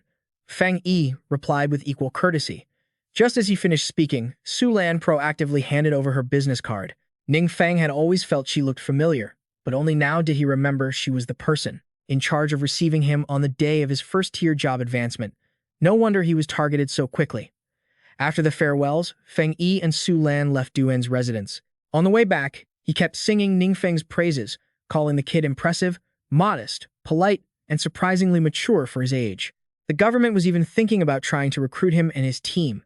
Only then did Su Lan timidly voice the thought she'd been harboring for a long time to her master. Do you think Ning Feng and the mysterious master might be the same person? Does it matter? Feng Yi's answer was surprisingly indifferent, taking Su Lan by surprise. If Ning Feng wants us to treat him as just a student, then he's a student. That's for the best for everyone. Giving 5 million star coins to a student regardless of who he really is meets every standard of etiquette. We can't find fault with that. But if that student later turns out to be the mysterious boss, then what standard should we use to treat him? No one can say for sure. Feng Yi knew the enemies were constantly growing stronger, and ordinary people like them, just as Siu said, didn't even have the qualifications to receive the favor of the gods. Therefore, even a highly respected figure like Feng Yi now could only pin his hopes on the mysterious master, praying that person would become their strongest backer. Turning back to Ning Feng, ever since Feng Yi left, he seemed to have fallen into deep contemplation. Last night, his system had been severely damaged by that strange probing skill. Through the video footage, he guessed that it was likely the underworld god himself trying to track him down. The fact that he could shatter his absolute defense in one blow proved that the underworld god possessed power equal to, or perhaps even exceeding, his forbidden spells. This was currently Ning Feng's most dangerous enemy in this world. The no problem, just a minor incident mission was now crucial because completing it was the only way to restore his system, so he had to prioritize it. After all, he had to rely on the system to evade the underworld god's pursuit. The remaining mission, clearing the god's trial, Hidden Realm, could not be taken lightly either. If Ning Feng couldn't master the opponent's power, he would one day be threatened by it himself. The more he thought, the more his head throbbed. He turned to Du and beside him and asked, "Does Elder Feng have any other materials?" "Yes, I'll compile them for you right away." The documents Feng Yi provided contained information about the structure and interior of the god's trial Hidden Realm. It was built like a tower, divided into many levels, but because no one had ever cleared it completely, the exact number of floors remained unknown. The monsters inside were incredibly powerful, far beyond any other known hidden realm. Currently, the highest level recorded in this realm was the 42nd floor, set and maintained by Hsiu. Ning Feng frowned deeply. He still didn't understand the operating mechanism of the god's trial.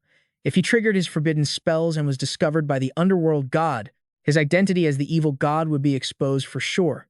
Suddenly, a thought occurred to him. If this mission didn't specify that he had to go, couldn't he entrust it to someone else? And the most suitable, trustworthy person was sitting right across from him.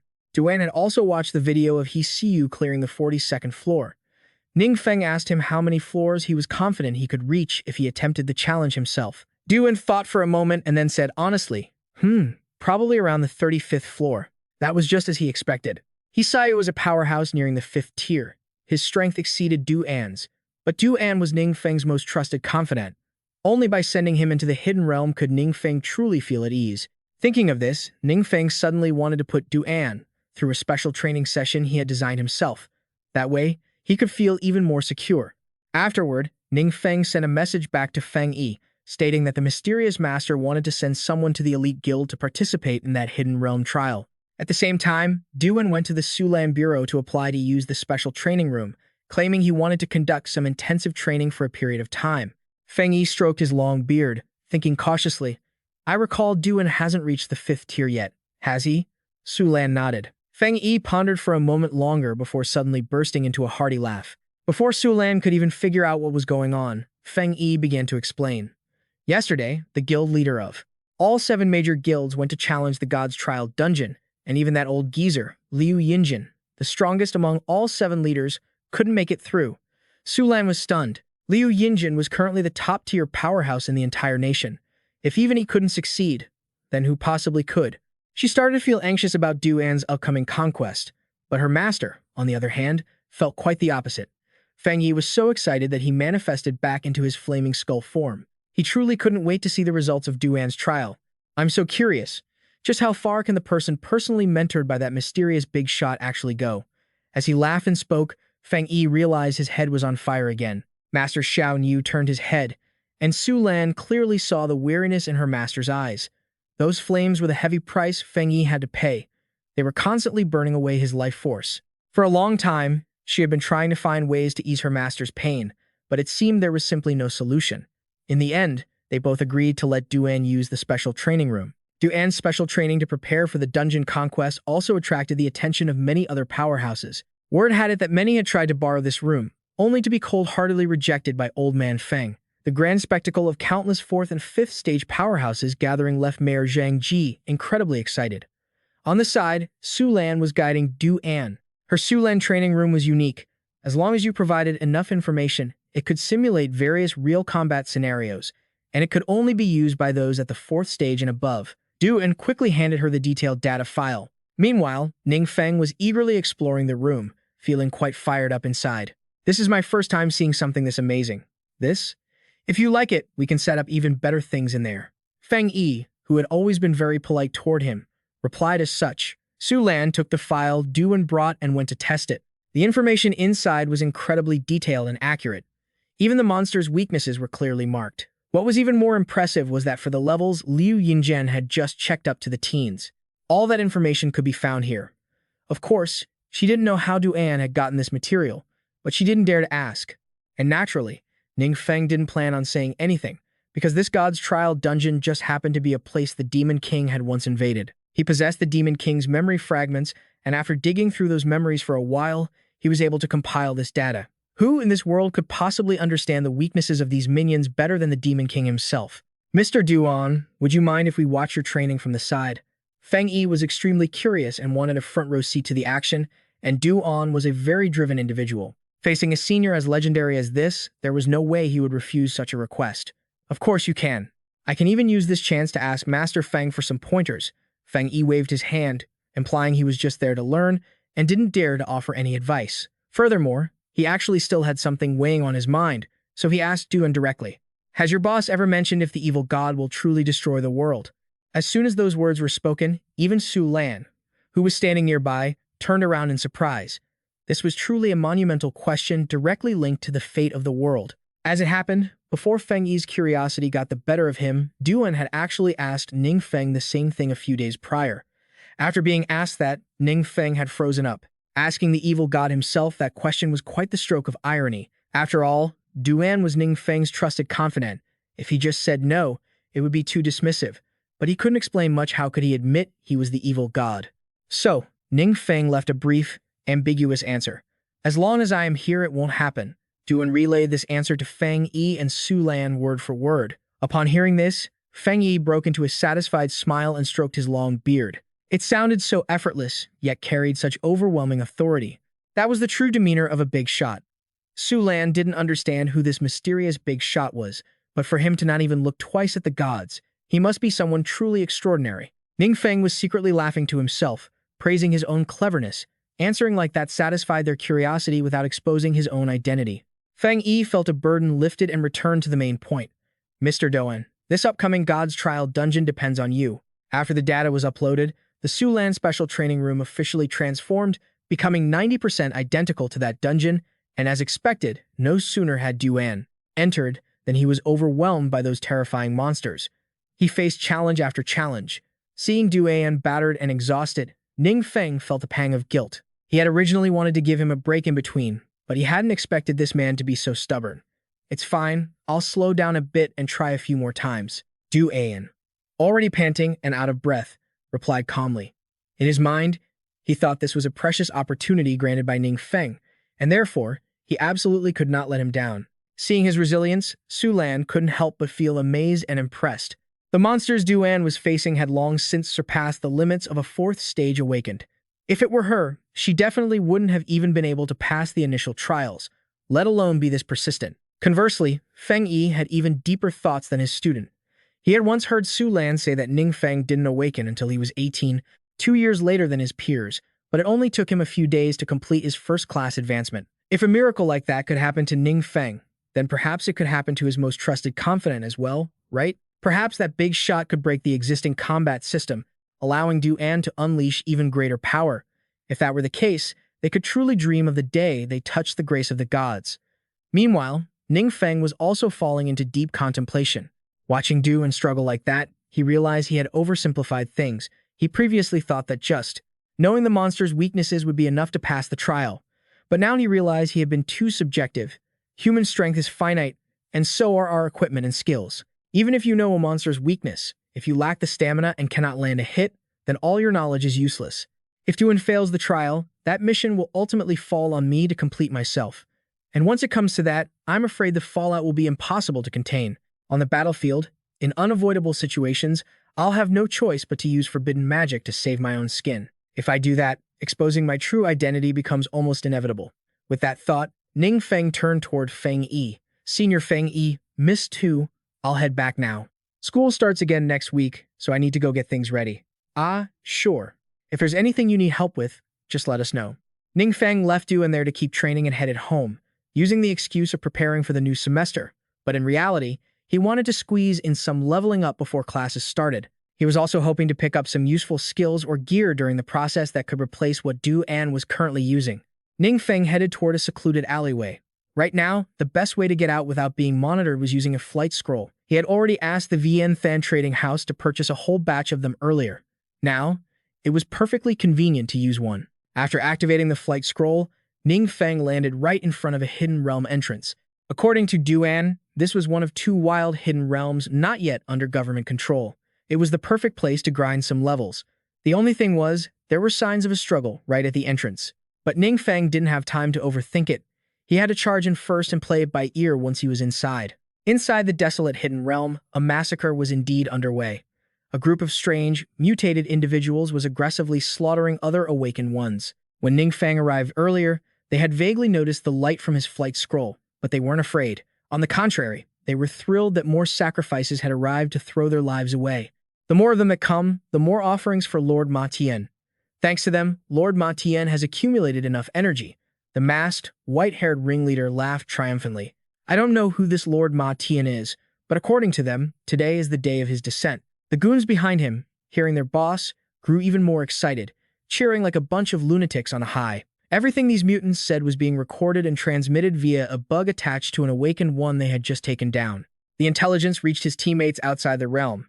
Ma Tian's descent meant the Hidden Realm invasion was beginning. The whole team paled at the news. A Hidden Realm invasion would instantly corrupt the nearest city, and the closest one was Shuang Lang. It was in grave danger. Captain, what do we do? One of the awakened ones asked anxiously. The man they called Captain was in just as bad a state. The 4 teams sent in ahead had been completely wiped out by those mutants. Even if they threw everything they had into a full-scale assault now, they couldn't stop the invasion from triggering. The monsters in that realm were too strong, and the city's defensive magic shields wouldn't be enough to block them. They wouldn't be able to hold them back, not a chance. All of you, fall back. Report this to the government immediately so they can evacuate the citizens, save as many as you can. The captain issued the order, but his eerily calm tone left the remaining team members deeply unsettled. Captain, what about you? They already knew the answer, though. They were in a desperate spot. Without surveillance equipment, they couldn't predict exactly when the invasion would peak. Someone had to stay behind to relay updates as they happened. The others didn't want to leave their captain behind to face this alone, but they had no time to waste. Pushed by the captain's persistent urging, the team had no choice but to leave. After they were gone, the man lifted his head, a flicker of despair in his eyes. Why did it have to be today? With that, he pulled out his phone and dialed his daughter's number. He forced his voice to sound as normal as possible, telling his daughter that he might have to attend a drill for a while, not forgetting to remind her to listen to her mother, before hanging up decisively. His little girl immediately called back. Daddy, why did you hang up so fast? I hadn't finished saying what I wanted to say yet. What does my treasure want to tell Daddy? Daddy, happy birthday. The innocent voice of his child was too much for the man, and he couldn't hold back the tears anymore. His team had already reached their vehicle and driven away. The process of the Hidden Realm invasion and the dark forces had begun. Their hearts were heavy. They were all worried about their captain. And back there, the captain's tears were already streaming down his face. He knew all too well that he wouldn't be coming home today. In stark contrast to the captain's heavy heart, the mutants were having a field day, witnessing the immense power of the dark forces. Ha ha ha ha! Lord Ma Tian will surely grant us even more favor. The ringleader threw his head back and let out a booming laugh. Meanwhile, Ning Feng was just casually wandering through the realm, completely oblivious. He had just picked up a new active skill, Dark Spider Web. Once activated, it could summon a catastrophic freezing blizzard. Anything it swept over would be frozen solid. Thanks to this skill, Ning Feng had made short work of many monsters. The experience points from the monsters in this realm weren't bad at all. In the blink of an eye, Ning Feng had already hit level 37. Outside the realm, the sky was now covered by a thick, oppressive layer of dark clouds. The sky looked gloomier than a tragedy. The entrance to the hidden realm began to shake violently before slowly opening. Seeing this, the mutants hurriedly knelt to the ground. Their ringleader spoke on behalf of them all. We welcome Lord Ma Tian's descent. Slow footsteps approached. The mutants' eyes caught sight of a pair of old, worn-out shoes. When they looked up, they realized the person walking out wasn't their noble Lord Ma Tian, but Ning Feng. Ning Feng was clueless, simply scratching his nose with a bunch of question marks appearing over his head. The two sides stared at each other, the atmosphere freezing solid. A few seconds later, Ning Feng suddenly panicked, breaking the stalemate. What the hell is going on here? The ringleader was equally confused, pointing at Ning Feng and shrieking, "Where's our Lord Ma Tian?" Ning Feng had no idea who they were talking about, but the truth was, their Lord Ma Tian had already been trapped inside a giant block of ice by Ning Feng's dark spider web skill. He was currently tearing up, unable to even make a sound, feeling utterly wronged. I'm freezing to death. The leader, facing Ning Feng, had a flurry of complex thoughts racing through his mind. Ning Feng didn't recognize them, which made him certain that this guy wasn't an incarnation of the great Ma Tian. But looking at Ning Feng's ragged clothes, it was obvious he was just a newbie. How could he possibly afford a golden scroll in this secret realm? Plus, that flight scroll he used earlier was worth a fortune. The leader started piecing it all together and concluded that Ning Feng was just an opportunist trying to pledge his loyalty to the great Ma Tian. But he had gotten so scared out of his wits by the dark energy that he was trying to flee the secret realm in a hurry. Thinking this, he rudely pointed at Ning Feng and shouted again, "Hey kid, you're here to kiss up to our great Ma Tian, aren't you?" Ning Feng, even more confused by what he was babbling about, just replied blankly, "No." "Then what on earth are you here for? Does this even have anything to do with you?" Ning Feng retorted. His cocky attitude infuriated the leader. It was the first time he met a newbie with such an arrogant mouth. The guy started posturing. "Do you even know who you're dealing with?" But Ning Feng obviously didn't, so he pointed at himself, proudly introducing himself as if it were a flex. "I'm Gu Yunqiu, a Class A wanted criminal with over 200 kills on my hands. What a lunatic being a wanted felon and bragging about it like he was some top-scoring valedictorian." Ning Feng couldn't stand it anymore and carelessly muttered, "You're so damn annoying." Gu Yunqiu never expected this kid to be even more full of himself. Ning Feng shed his earlier oblivious look, raised one finger, and beckoned to Gu Yunqiu like he was calling a dog. "If you want to fight, let's fight. Otherwise, get lost." That was a challenge that couldn't be refused. Gu Yunqiu felt his blood boil, swearing he would teach this kid who didn't know his place a lesson he'd never forget. His underlings behind him started cheering and rooting for their boss, but their burning desire to carve up Ning Feng didn't last long before it was extinguished, because the sky above them suddenly went pitch black for no apparent reason. When the whole group looked up, they were terrified to see a gigantic shadow wearing a bizarre grin. The group of mutants who were just moments ago hyped up to tear Ning Feng apart were now trembling in their boots, sweating profusely and screaming for their lives. But Ning Feng had already activated his bloodthirsty mode. This was his newly developed forbidden spell. It was a perfect opportunity to use these clueless idiots as lab rats. This spell was called Insult to the Eyes. When used, Ning Feng could trap his enemies in an illusion, allowing him to clearly see all their weaknesses and unleash cruel, agonizing magic. Each weakness of his opponents quickly appeared before him. For instance, their leader had a fracture in his shoulder, the result of long-term improper skill, execution, and countless other flaws were all listed out. Ning Feng could now read his enemies like an open book.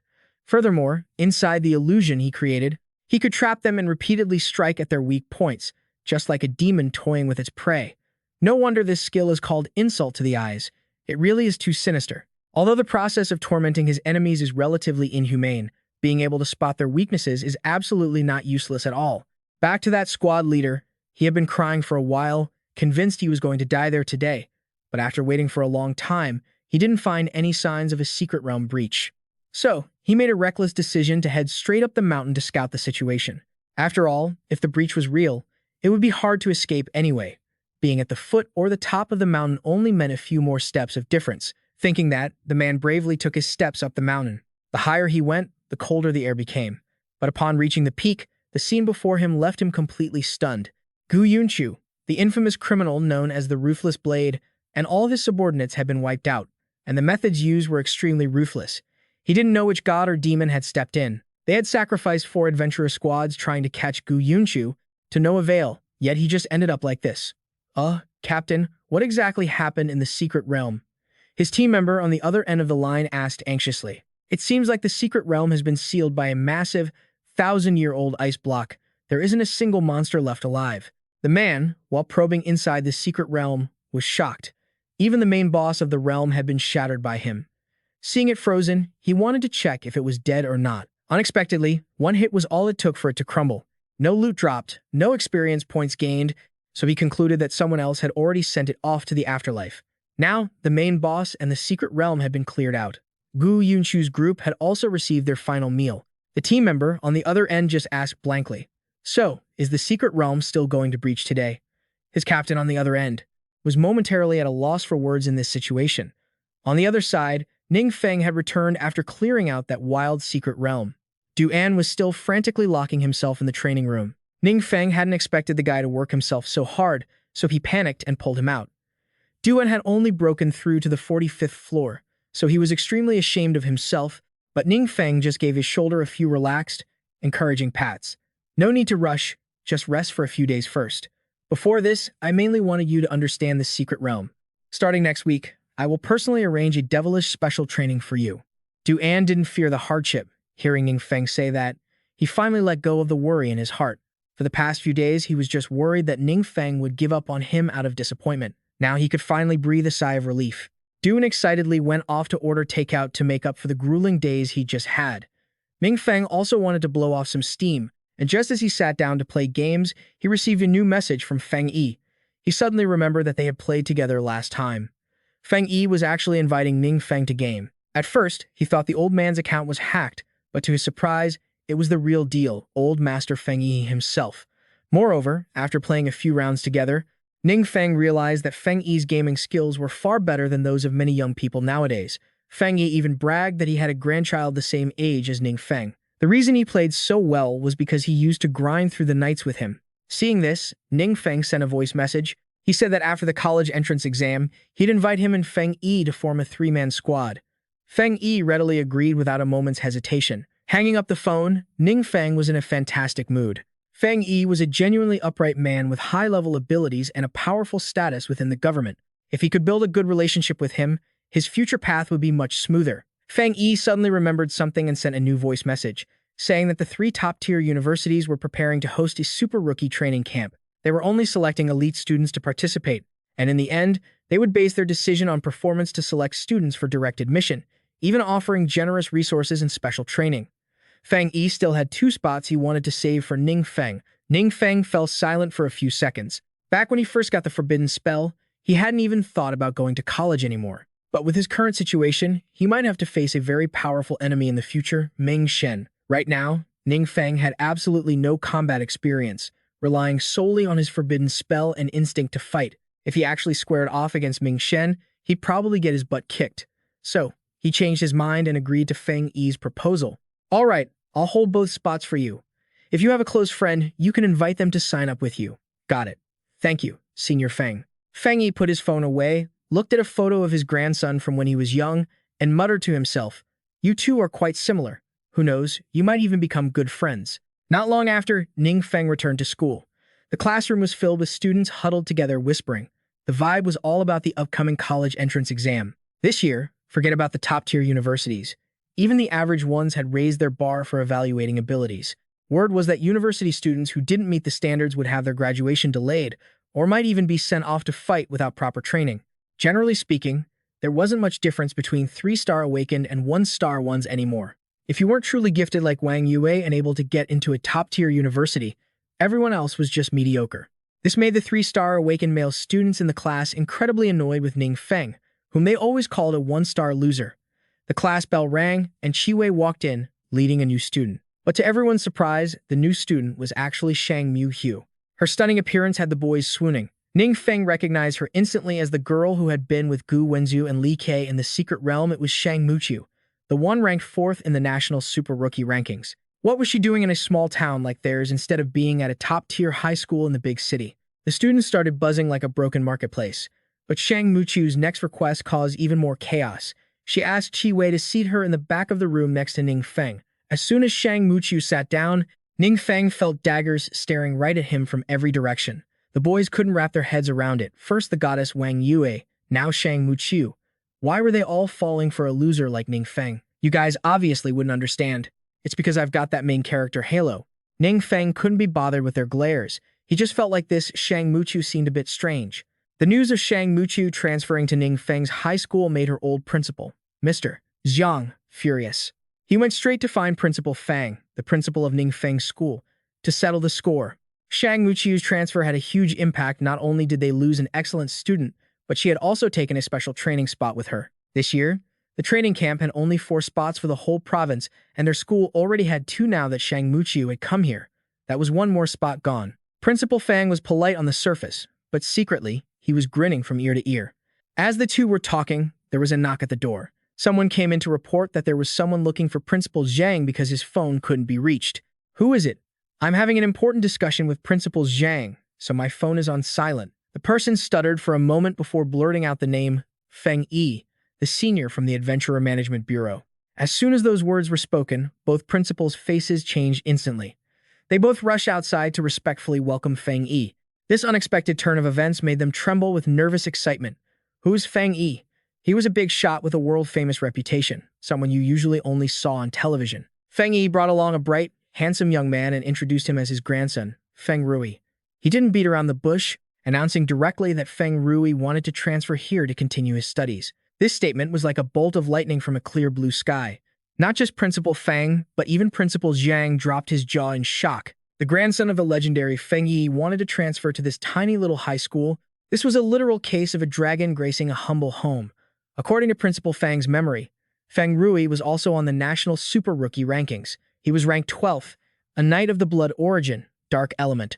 Rumor had it that initially, Feng Rui was so afraid of being consumed and controlled by his dark powers that he didn't dare show his full strength. If he had, breaking into the top 5 would have been entirely possible, but he couldn't understand why this young man would choose to come to such a nameless school. Principal Zhang stood to the side, teeth gritted in frustration. Everyone on the super rookie rankings was guaranteed a spot in the training camp. If Feng Rui came here to study, the school would end up with yet another spot. And it didn't stop there. Feng Yi added that the Adventurer Management Bureau had 2 spots for students to participate in the training camp, and he had personally designated them for students at this school. Principal Zhang was even more stunned. How? Just a mediocre provincial high school, and they had 3 or 4 spots for the training camp? He couldn't understand what they saw in this place. Principal Feng, realizing he hitched his wagon to Feng Yi, immediately did a 180 on Principal Zhang. Where he had been intimidated by him before, now he was ready to show him the door. Even though Principal Zhang was furious, he had no choice but to leave. After he left, Feng Yi brought his grandson into the principal's office to discuss things in more detail. He said he wanted to give those 2 training spots to Ning Feng from class 253. This made Principal Feng extremely skeptical. Ning Feng had just awakened his powers. His class rank is only 1 star, and he's still qualified for the training camp. This was decided by the Adventurer Management Bureau, so don't ask so many questions. Although he still had many doubts, since Feng Yi had spoken, Principal Feng didn't dare to object. The Bureau was, after all, the specialized agency in charge of supervising and managing all adventurers. It operated independently from the 7 major guilds across the country and held immense power. Coupled with Feng Yi's influence, having the Bureau's backing meant one's future was bound to be limitless. The more Principal Feng thought about it, the less he understood. Why would a good-for-nothing student like Ning Feng have such a massive protector? But he decided not to dwell on it. If Feng Yi said it, he would just have to follow orders. And so, besides Shang Muqiu, Feng Rui also transferred directly into Ning Feng's class. Furthermore, Wang Yu, Xu Ting, and Chu Jiangshu all followed suit and transferred classes as well. Suddenly, Ning Feng felt like some sort of rare specimen. The moment he opened his eyes, he saw someone staring right at him. Xu Ting sat down next to him, her eyes crinkling into happy crescents. The reason was that the school had contacted Zhao Cheng, but word was he had forfeited his spot in the training camp, so that ticket was passed to her. Of the 2 spots Feng Yi had provided, one went to Chu Jiangshu. Wang Yue was in the top 5, so naturally, she had her own ticket. And so, the school's representatives for this year's training camp were all gathered around Ning Feng. Feng Rui blended in with Chu Jiangshu's group very quickly. In fact, he didn't just blend in, he practically dissolved into the group. Only Shang Muqiu couldn't hide the daggers in her eyes when she looked at Wang Yue. She realized she wasn't the only one drawn to Ning Feng, which only made her push herself harder to win his favor. She even channeled her girlish sentiments, preparing a welcome gift for Ning Feng.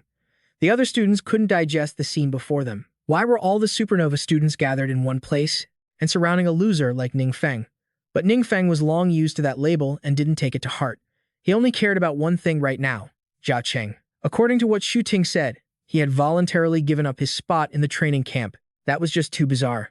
Had no one noticed he was missing until now? In truth, Zhao Cheng's father had sent many people out to search for him, but naturally, there was no news. He had even hired a powerful expert to help investigate. Despite his deep anxiety, he had no choice but to wait. His assistant had helped Zhao Cheng apply for extended leave, citing his participation in special training. That was how the spot went to Xu Ting. Old Master Zhao Cheng's expression was grim. He warned his assistant not to bother him unless it was urgent, then headed straight to his son's room. The wall was covered with photos of Zhao Cheng from childhood to adulthood. He pressed hard against the wall, and to his surprise, a secret chamber was revealed behind it. Back at school, Feng Rui was busy happily trying to get on good terms with Ning Feng's circle. He even generously produced a water element summoning skill book, claiming it was spoils he'd recently acquired, and if Ning Feng could use it, he was free to take it. After all, summoning magic was an extremely rare class, making this skill book very hard to come by. It was incredibly valuable. Feng Rui's generosity truly showed he was a wealthy young master through and through. It wasn't just Feng Rui, even Shang Muqiu had a welcome gift. The item she brought out was a battle mage skill book. This was also a rare class. This skill book was also of a rare variety, However, Ning Feng couldn't learn either of them just yet, because before returning to school, he had gone to the remaining wilderness, secret realm to level up, and something Ning Feng hadn't expected occurred. That secret realm required a team of 5 to challenge it. Ning Feng went alone, and as a result, it was all for nothing. His level didn't go up, and he couldn't unlock new skill slots either. But given the current situation, those 2 skill books were just too tempting. Plus, he needed to build relationships with a few people to satisfy his future needs for information gathering.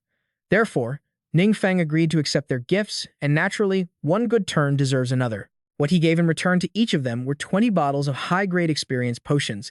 Shang Muxiu instinctively realized these were the exclusive treasures of the Shang Muxiu New Guild, never suspecting that Ning Feng and Xu Wei could actually craft them themselves. She had heard that only key internal members of Shang Muxiu New received priority access to these experience potions. Feng Rui's mood was just as complex as Shang Muxiu's. He knew these were being auctioned on the market for an exorbitant price. Money couldn't even buy them sometimes. Yet Ning Feng had casually handed out 40 bottles in one go. In that moment, the two of them shared the exact same thought. This was a big thigh they absolutely had to hug tight. Seeing how lively it was over there, Wang Yue joined in for the fun. She mimicked Shang Muqiu's tone and manner, saying she also had a welcome gift. Ning Feng gave her an exasperated look. Wang Yue, my dear lady, stop messing around. If you have something to say, just say it. Wang Yue giggled and pulled out a potion, saying this was the medicine Xu Wei had just finished brewing, reminding her to pass it along to Ning Feng. He looked at the shimmering, sparkling bottle in front of him and felt a bit surprised. After accepting it, Ning Feng rushed back to Du An's mansion. After all, the school didn't manage the time of students participating in the training camp. If he wanted to skip class, he'd skip class. Du An was feeling quite heavy-hearted right now, because Ning Feng had said that after a week of rest, he would subject him to devilish training, yet over a week had passed and Ning Feng hadn't mentioned a word. Just when Du An thought he had fallen out of favor, Ning Feng excitedly pulled out the potion, telling him to use it. This was a tonic brewed by Xu Wei with great effort, designed to heal internal injuries accumulated over a long period. Drink 1 bottle first, then we'll start the devilish training. Du An's eyes immediately lit up. He reached out to grab the potion, his mood brightening instantly, thinking to himself that the master hadn't abandoned him after all. Du An then popped the cork and gulped the entire bottle down as if he'd been dying of thirst. Once he finished, he felt his body become strangely revitalized. As if his whole body had been bathed in warm water, every part felt much lighter and more comfortable. Ning Feng nodded. It was indeed good medicine. Back when he had stormed the secret realm and been hit by the underworld god's forbidden spell, he had sustained some internal injuries as well. But after drinking a similar bottle like Du An, every wound seemed to have fully healed. All right, the healing is done, Ning Feng said, instructing Du An to get into peak condition, in preparation for the brutal training ahead. Du An had been waiting for this moment for a long time and was fired up, but Ning Feng had to warn him seriously that this training wouldn't be simple. At any moment, if you feel like you've lost control of the situation, you must follow my instructions exactly. Du An felt a surge of tension seeing how serious the master was. Immediately after, Ning Feng used his visual offense skill on him once more. Earlier, Du An had 7 weak points that were easily exploitable, but now there was only 1 left, his right lung, damaged from overusing high-load elemental skills. Still, it was already in the process of recovering, which left Ning Feng feeling extremely satisfied. Du An, first, I'll tell you your weak points. Then, I'm going to focus my training around them. Du An listened intently, hanging on every word. Ning Feng bluntly mentioned that the high-load elemental skill wasn't suitable for him, as prolonged use would cause serious lung damage. Second, his skill combos were wrong. His moon-gazing pearl and falling star impact skills were both powerful, but they didn't flow well together. Du An had been clinging to this habit, but he had to drop it from now on. Beyond those 2 mistakes, Ning Feng pointed out several other irrationalities in Du An's fighting style. This made him even more respectful. The master really was incredibly knowledgeable. He'd spotted his flaws at a single glance. After finishing the critique, Ning Feng threw Du An straight into a new round of special training. This time, he felt much more confident. The core of this devilish training was that Du An would be trapped in an illusion created by Ning Feng's visual offense skill. In that illusion, the master was in total control. Du An had absolutely no way to take the initiative. The essence of this training was to overwhelm Du An so he could gradually improve. Fortunately, Ning Feng had practiced using this skill on the white-eyed rats earlier, so he could now control its power to ensure it didn't damage Du An's consciousness. Although the pain was unavoidable, the improvement was undeniable. As for Du An, he knew that in this world, Ning Feng was the only one who could make him stronger. So, even though his whole body was bruised and aching, Duan struggled to get up, swearing he wouldn't let the master down. The two continued to spar like this. Duan would fall, stand back up, and attack again. This process lasted a long time. Only after sensing significant improvement in Duan did Ning Feng let him return to the simulator room. This time, he continued to face monsters simulated from the god's trial secret realm.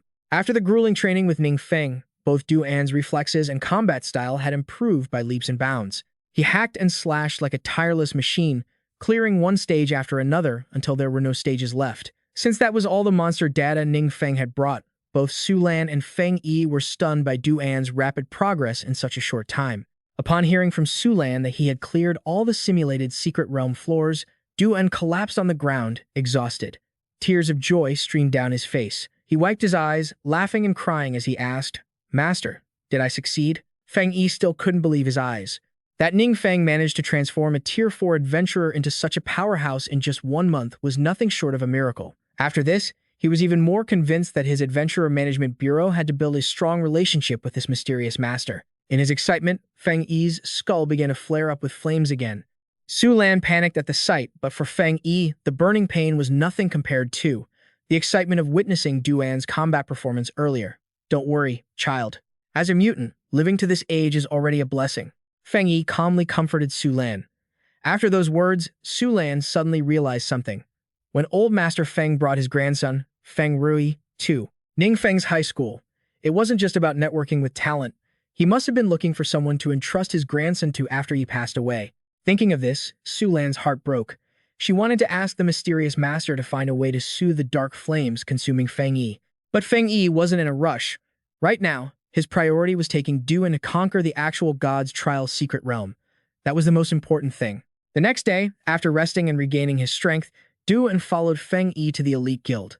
The leaders of the 7 great guilds had been waiting for them for a long time. Liu Yinjin, representing the 7 leaders, respectfully welcomed Duan like an honored guest. Duan kept a stern face, observing each of them. These guild leaders were all Tier 5 powerhouses or near Tier 5, so they were incredibly arrogant. In the past, even his master couldn't get them to come out and welcome someone together like this. Yet now, a Tier 4 powerhouse like Duan had made them all go to the trouble of gathering to greet him. It seemed the arrival of the gods really had these people on edge. Currently, the only person who could remain calm in the face of the gods was probably Ning Feng. On the sidelines, He was feeling very dissatisfied. "I just broke through to Tier 5. Why all the pomp and circumstance to welcome a Tier 4 brat?" he muttered to himself. Compared to finding Duan and eyesore, He found Feng Yi even more annoying. In his eyes, Feng Yi was just an old man playing at being mysterious, refusing to share anything with the 7 great guilds, and he saw the other guild leaders as a bunch of cunning foxes, handing over their own secret realm to an outsider just to curry favor truly shameless. Even so, He had no say in the matter. With no other choice, he led the group to the entrance of the secret realm, but he didn't plan on making things easy for Duan. "Mr. Du, I heard you've just finished training. Everyone here would like to appreciate a bit of a powerhouse's grace. We hope you can give us this chance and allow us to live stream via the Secret Realms array." This was clearly a trap, just waiting for the moment Duan humiliated himself. But unexpectedly, Duan agreed immediately. Furthermore, he prepared a private phone to record everything and transmit it directly to Ning Feng to watch. The guild leaders were extremely tense, knowing the person on the other end of the line was the legendary Big Boss. They were dying to catch a glimpse of this mysterious figure, the man now considered the strongest on the entire continent. But they were also terrified. If they provoked this powerhouse, the consequences would be catastrophic. The mysterious Big Boss was actually at Duan's mansion, calmly snacking on chips while watching the live stream. When he first started, his pace was incredibly fast. His strikes were decisive, and his killer instinct was clearly beyond the 4th awakening. Even Liu Yinzhen had to admit that Duan's speed and combat skills might even surpass her own. He had long since lost that arrogant look on his face while watching Duan. If someone told him this guy was at the 6th awakening, he'd believe it. Duan was on a roll, clearing the 30th floor of the trial, then the 40th, then the 50th. Everyone watching the stream was stunned. They never expected a young powerhouse like Duan to break the records set by both Liu Yinzhen and He. At the final floor, Duan faced the same monster he had encountered in the simulation trial, and although he struggled a bit, he finally took it down. In training, this had been the final floor because the monster data Ning Feng provided only went up to that point, but to everyone's shock, it turned out to be the final level in the actual dungeon too. After Duan finished off the target, a bright, dazzling system window appeared before him. Congratulations on successfully completing the trial. Not just Duan, but everyone else watching was blown away by this turn of events. They never imagined Duan would cut through the floors and reach the end so easily. Duan himself was so moved he couldn't even find the words to speak. Just as predicted, his reward was the god's blessing, which, in reality, was a divine forbidden spell.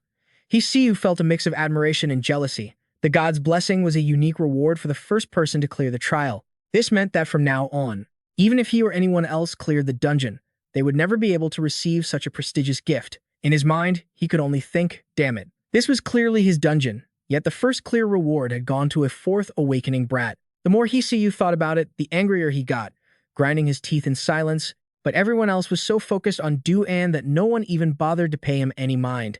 Duan was surrounded by a series of virtual windows. The system was scanning his innate talent, but unfortunately, after a moment, the system reported that his class wasn't perfected enough and he couldn't learn the divine forbidden spell. This was truly bizarre. It left not only Duan, but all those high-ranking guild leaders in a state of confusion.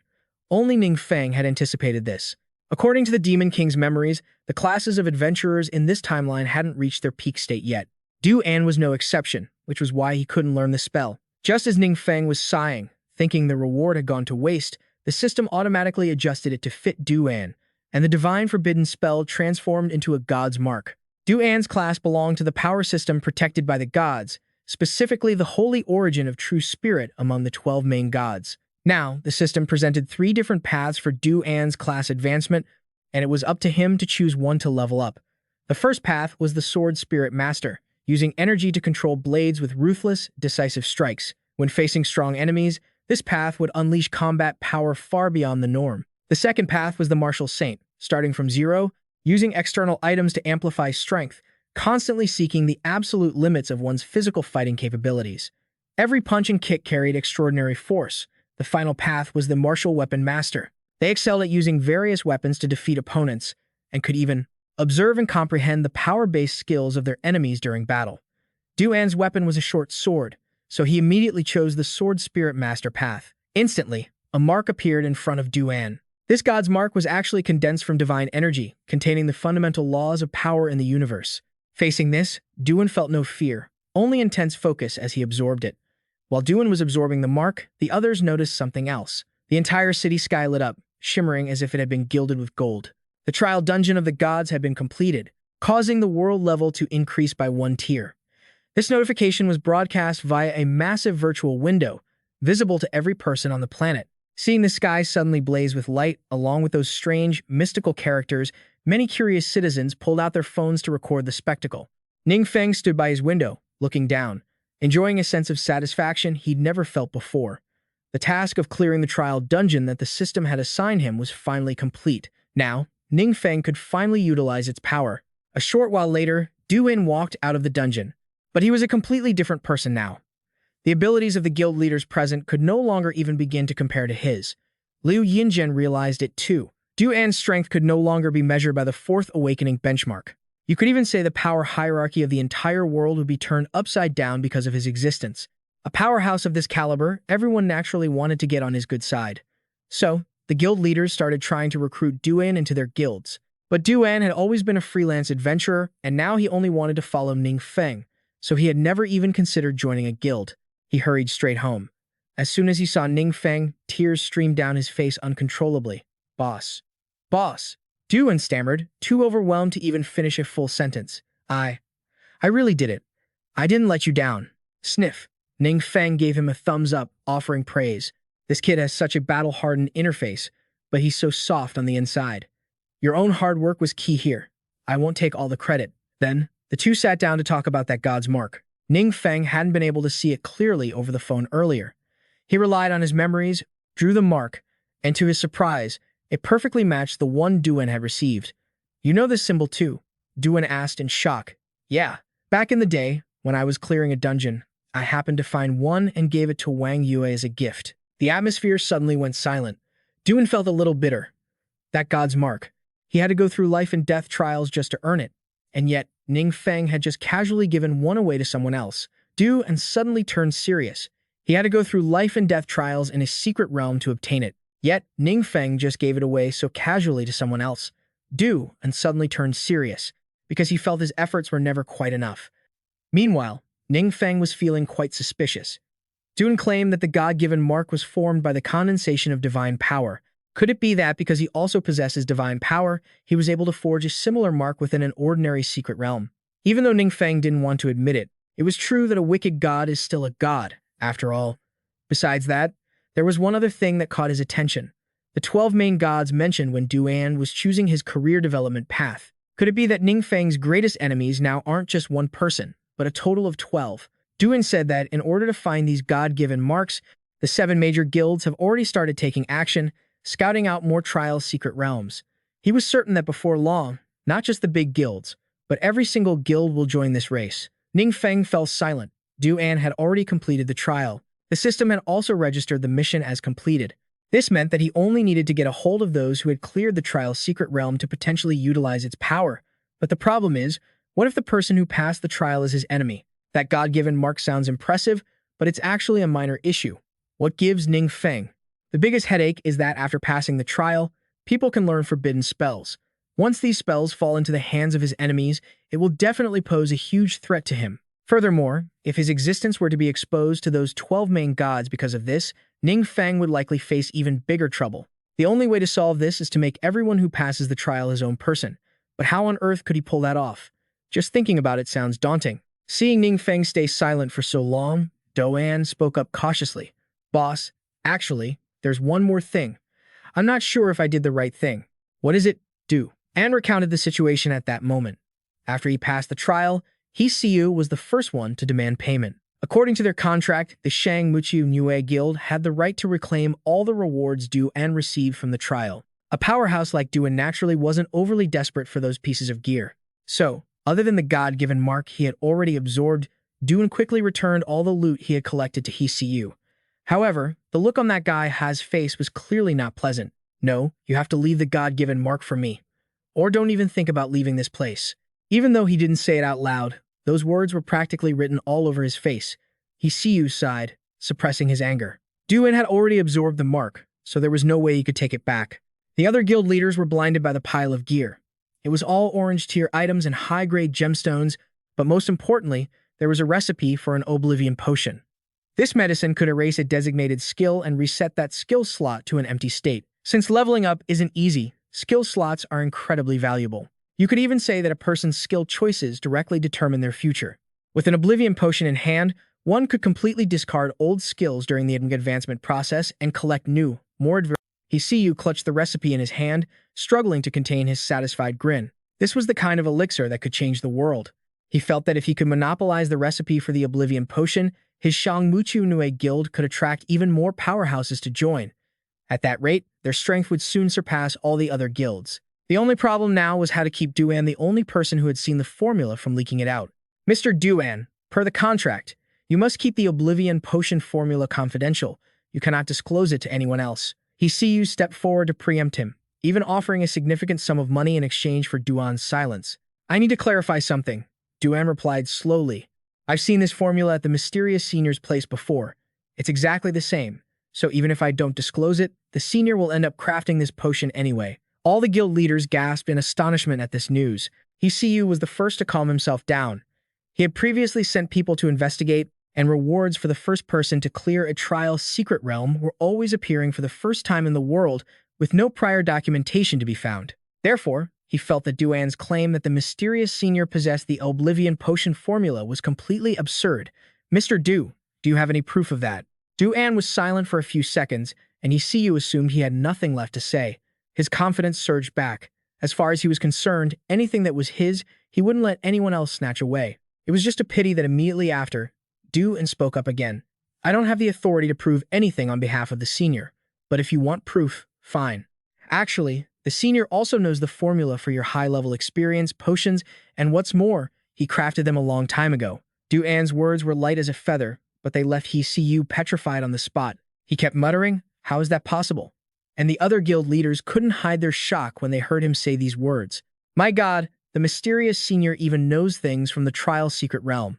Duan is so powerful. Could it be that he has already been using that type of medicine? It's true that being close to royalty brings rewards. Seeing them in such a tizzy, Mr. Feng Yi just stood to the side, stroking his beard and smiling. No wonder Feng Rui said that when they first met, Ning Feng had casually pulled out 40 bottles of experience potion to gift him and Shang Muqiu. Now Feng Yi understood. It was because the kid didn't even care about such things. Now, he was even more certain that his decision to have his grandson transfer schools was absolutely correct. Du An wasn't in the mood to join in the commotion with them, so he and Feng Yi left early.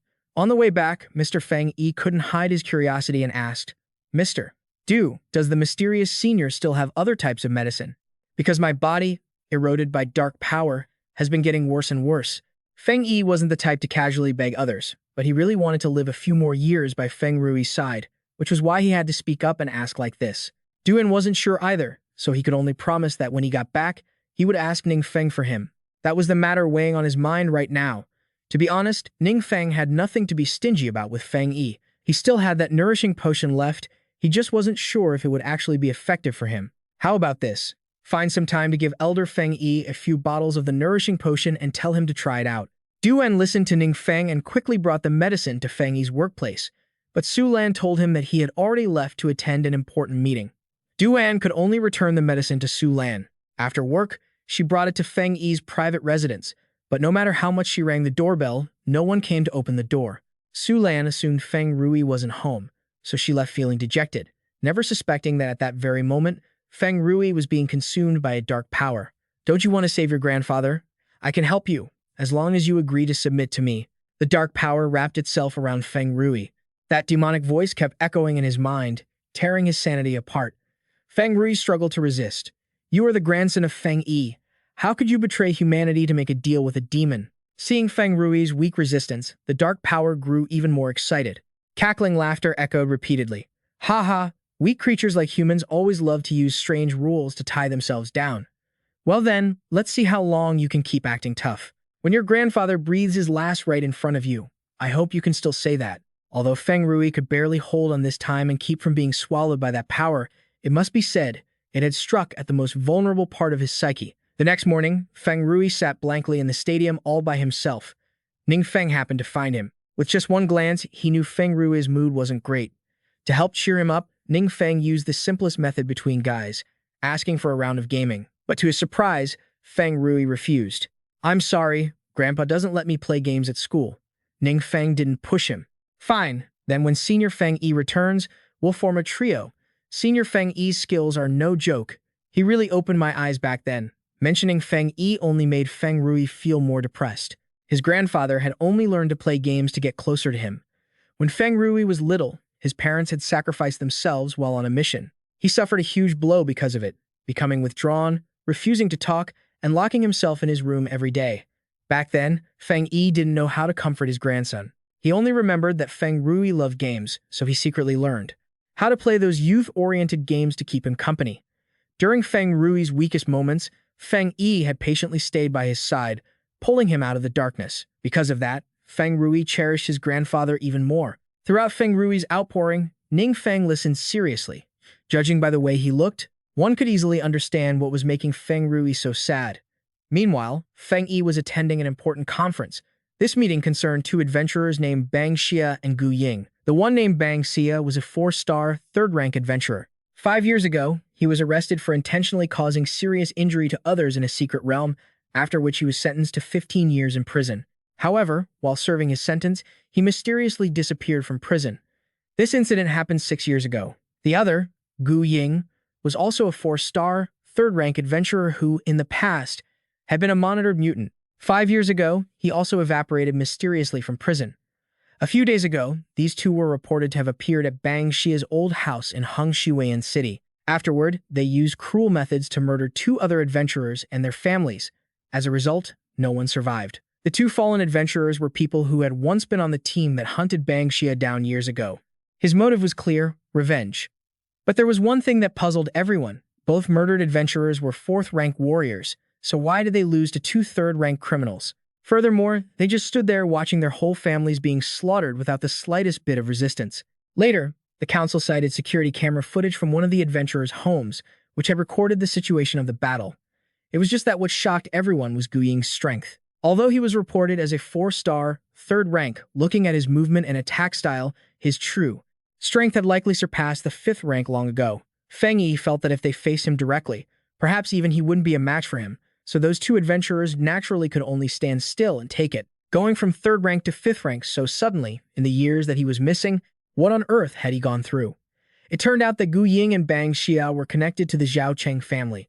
Zhao Cheng's father had hired them to find his son's whereabouts. Although they couldn't find him, in the process of their slaughter, Bang Xia had sensed a massive, extremely powerful dark energy.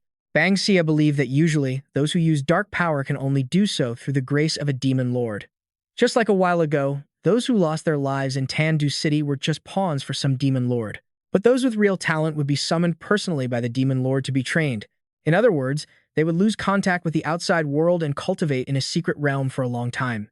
He and Gu Ying had fallen into a similar situation back then. Because of this, Bang Xia suspected that the Zhao Cheng family's son was just like them, having been eyed by a demon lord and granted the status to enter a secret realm to cultivate. I only know that Zhao Cheng was performing some kind of ritual. Could what you're talking about be related to that ritual? The man named Zhao Cheng asked, half believing and half doubting. I'm not sure, but I checked the dark room your son used for offerings.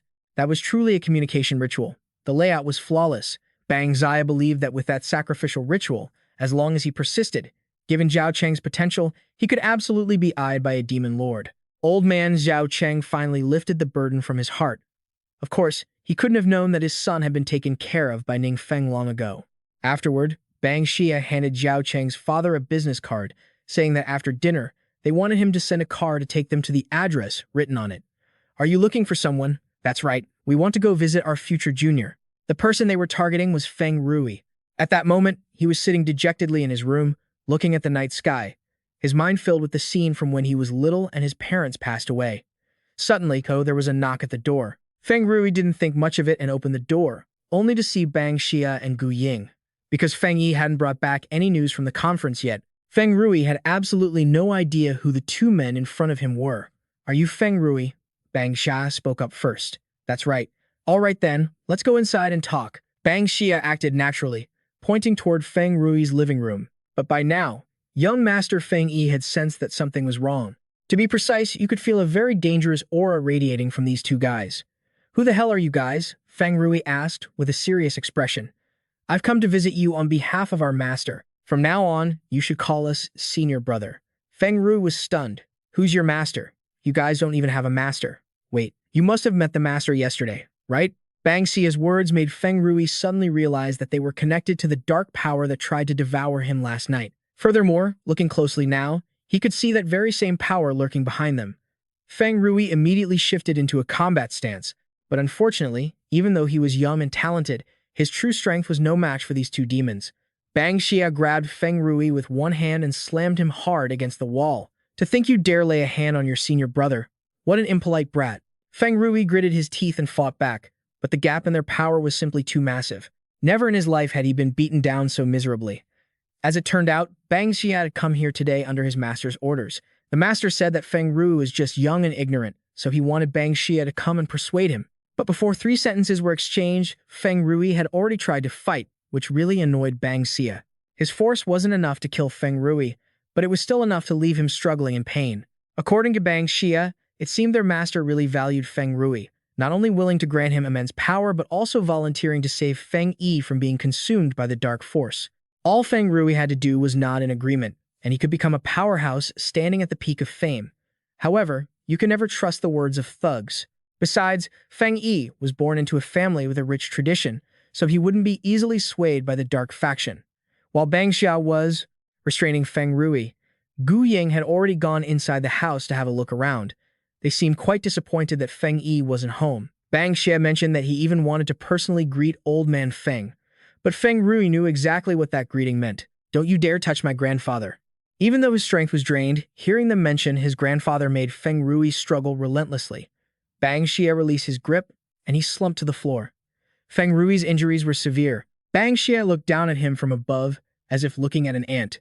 They say that sacrificing a loved one can trigger an even more powerful dark aura. The life of Senior Feng is currently in my hands. I'll give you 3 days to think about it. They threatened that if Feng Rui agreed to take their master as his teacher, they would let everything slide. If he continued to refuse, they wouldn't hesitate to send Feng Yi to his grave. This left Feng Rui feeling incredibly desperate. Meanwhile, Ning Feng was completely unaware of all this, happily grinding dungeons. This time, he was raiding a copy of the Wild Tribe dungeon to earn some experience. Ning Feng's combat prowess and experience were growing steadily. He took down the boss in no time. But after clearing the dungeon, Ning Feng didn't feel much of a sense of accomplishment. Lately, he hadn't been able to find any suitable place to level up, so he had to accumulate real-world combat experience in these ordinary secret realms. However, the no big deal. Small incident quest only had 43 days left to complete. If he failed to reach the second transformation, Ning Feng was done for. He was seriously wondering if he should try his hand at the secret realms that had appeared recently. While he was lost in thought, Ning Feng received a call from Duan. His tone sounded hesitant, as if there was something difficult to say. "Boss, Senior Feng." He wants to take the mysterious expert as his master. After hearing the whole story, Ning Feng rushed to the city's second hospital. Feng Rui had been treated carefully and was recovering well. It was just that he couldn't control the dark power yet, so he still had to stay in the hospital for observation for a few days. While Feng Rui and Ning Feng were talking in the patient room, Duan and Feng Yi were having a conversation outside. Feng Yi was at his age. The mere mention of taking a master might seem laughable to some, but truthfully, Bang Xia and Gu Ying were extremely dangerous elements severely affecting public order. Even though the state took this matter very seriously, they still had no reliable solution. Out of options, Feng Yi pinned his hopes on the mysterious boss. What he didn't expect was that after asking Duan to step in, the expert agreed immediately. Before coming here, Ning Feng had carefully instructed Duan to relay to Feng Yi that this wasn't a formal master-disciple relationship. He just wanted to find an opportunity to give Feng Yi some special training. Even without revealing his identity, how could Ning Feng have the nerve to accept someone the age of his grandfather and one with such a renowned reputation as Feng Yi as his student? "Mr. Du, I wonder if the mysterious expert has any requirements." Duan quickly listed Ning Feng's basic requirements. He wanted a private training space, not too big, but most importantly, it had to be discreet for his own use, while also allowing him to conduct special training for Feng Yi. This was nothing difficult, and he agreed right away. Suddenly, a shrill scream echoed from the patient room. "Hey, what are you doing here?" Both men ran toward Feng Rui's room simultaneously. As expected, Bang Xia and Gu Ying had brazenly showed up, holding a basket of fruit to visit the patient. As soon as they saw Feng Rui, they put on a virtuous act, blaming their senior brother for being too rough the other day and causing his junior brother to be hospitalized. "Senior brother has been worried sick, so I had to come see you and make amends." Although they were apologizing with their mouths, there wasn't a shred of remorse in their expressions. Plus, Bang Xia kept saying senior brother every other sentence, which was incredibly irritating to Feng Rui. "How dare you show your faces here?" Feng Yi burst in through the door, immediately transforming into that skeleton form, signaling that he was ready to fight these two scum. Unexpectedly, Bang Xia didn't look the least bit afraid, and even calmly questioned him back. "Feng Yi, Senior Feng, you wouldn't actually attack me here, would you?" Seeing his demeanor, Feng Yi hesitated and didn't dare to make a move. Honestly, with his level of strength, even if he did attack, he wasn't sure he could win. Seeing the confusion in Senior Feng's eyes, Bang Xia's group became even more insolent. They packed up and casually walked away. Before leaving, they didn't forget to remind Feng Rui that he had less than 2 days left to think. When they stepped out of the room and encountered Duan standing by the door, Gu Ying was even audacious enough to spit on his chest. If Duan wasn't known for being such a level-headed guy, this behavior would have already sparked a full-blown fight. "Mr. Du, my sincerest apologies." Feng Yi bowed his head low, offering a sincere apology to Duan. He immediately waved it off. After all, this wasn't the old man's fault. Unlike the serious mood everyone else was in, Ning Feng seemed completely carefree. He even felt like digging into the fruit basket those two scumbags had just brought in. That evening, Bang Xia and Gu Ying returned to the Zhao Cheng household. They threw a drinking party with the senior Mr. Zhao Cheng, hiring beautiful women to entertain them. In a drunken haze, Bang Xia suddenly remembered something. He had heard that the young heiress of the Wang Yu Corporation, Wang Yue, was quite a beauty, so he decided he wanted to make her his plaything. The senior Mr. Zhao Cheng saw this and eagerly chimed in. "You're talking about Wang Yue? I was originally planning to keep her as a sacrifice, but if you want her, she's all yours." Bang Xia was thrilled, throwing his head back and laughing loudly. Just as he was reveling in his triumph, a harsh, shattering sound rang out. The main door of the Zhao Cheng estate was smashed to pieces. The people who walked in were Ning Feng and Duan, both wearing masks to hide their identities. Of course, Duan signaled for anyone unrelated to leave, stating he only needed Bang Xia and Gu Ying to stay. The two thugs saw these strangers calling them out by name, but instead of fear, they felt even more excited. Bang Xie glanced at Gu Ying, then leisurely took another sip of his drink. Gu Ying quickly understood his senior brother's intent and lunged toward Du An, launching a preemptive strike. He thought this would be just as easy as last time, but he never expected his full-force blow to be easily blocked by Du An. Even though they had only exchanged one move, it was enough for Du An to gauge his opponent's strength. This thug had truly surpassed the 5th stage. If it weren't for the special training Du An received from Ning Feng, combined with the power of the divine mark he'd absorbed, he would have been killed in one hit. On the other side, Gu Ying looked confused seeing Du An block his strike, and his mind immediately conjured up a terrible scenario. He imagined Du An blocking the strike while Ning Feng, the mage class user behind him, would take the opportunity to attack. But the script didn't play out the way he feared, because afterward, Ning Feng just leisurely found his seat, opened a bag of chips, and focused on watching the drama while snacking. This devil-may-care attitude of his was the biggest blow to Gu Ying's ego.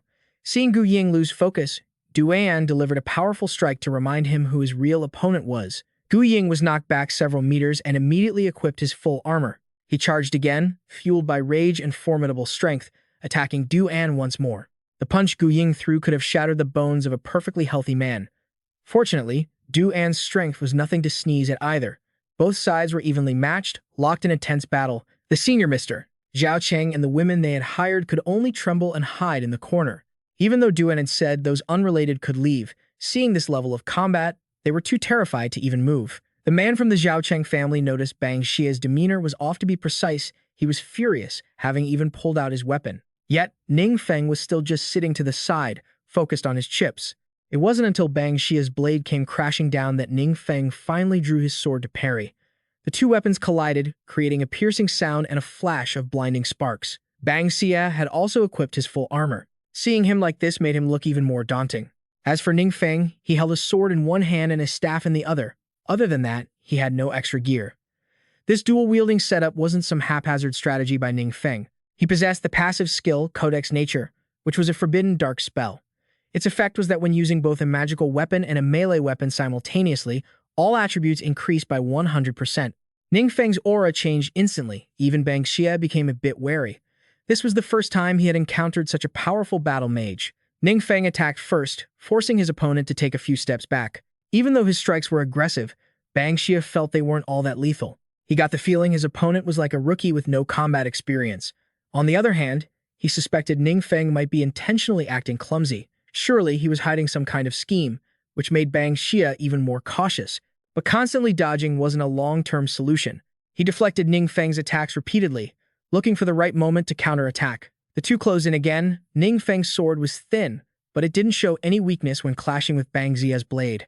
While his opponent was gritting his teeth in the heat of battle, Ning Feng looked incredibly relaxed by comparison. The two fought in close quarters for a long time, and Bang Xia was clearly losing ground. He knew his opponent was holding back his true potential, but he never imagined Ning Feng could get stronger the longer the fight lasted. Realizing the situation was unfavorable, Bang Xia tentatively asked for a truce. "Wait, I don't know who you are, but can we sit down and talk this out like civilized people? We're both powerful fighters. There's no need for us to fight to the death." "No," Ning Feng replied coldly, "because my goal is for you to die while I live." Bang Xia had humbled himself to ask for peace, but being met with such a cold response ignited his rage. "Don't get cocky. In the eyes of my master, you're nothing but a bug beneath his boot." "Oh, your master is that secret realm demon lord, right?" Ning Feng asked, feigning deep thought. Bang Xia nodded frantically. He boasted that his master was a being whose power was unmatched by anyone in this world. Don't even mention human adventurers, even other demon lords in the secret realms had failed countless times at his hands. Furthermore, what his master loved most was turning the bones of strong enemies into exquisite ornaments. Bang Xia added his own flair to the story, hoping to strike fear into Ning Feng. "Your master has already defeated demon lords, and he likes to collect their bones, too." "That's right." Bang Xia assumed Ning Feng was scared and replied with a cackling laugh. Unexpectedly, Ning Feng then put on an expression full of anticipation. "Where is your master right now?" At that same time, Feng Yi had led Su Lan and two others to the scene after receiving reports about the appearance of Bang Xia and Gu Ying. When they reached the bottom of the building, he used a detection spell to scout the situation in the penthouse. Feng Yi could clearly see Bang Xia struggling against a stranger, and it was obvious that he was having a very difficult time. Meanwhile, Ning Feng seemed to be enjoying himself. His stats were gradually increasing over time. Feng Yi didn't realize it was Ning Feng. He just felt that this person was incredibly formidable. The move might look simple at first glance, but its attributes suppress the opponent from start to finish. Once Ning Feng's attributes surged by 80%, he was swallowed whole by Bang Xia. A giant mouth with razor-sharp teeth erupted from Bang Xia's stomach, devouring Ning Feng completely. To think you'd force my hand to use this move. How annoying. There's a steep price to pay for using this technique. The sudden shift in the situation left Feng Yi horrified. Meanwhile, Gu Ying was still busy clashing with Duan. Seeing Ning Feng get swallowed, he tried to provoke him, hoping that Duan would lose his composure out of sheer worry.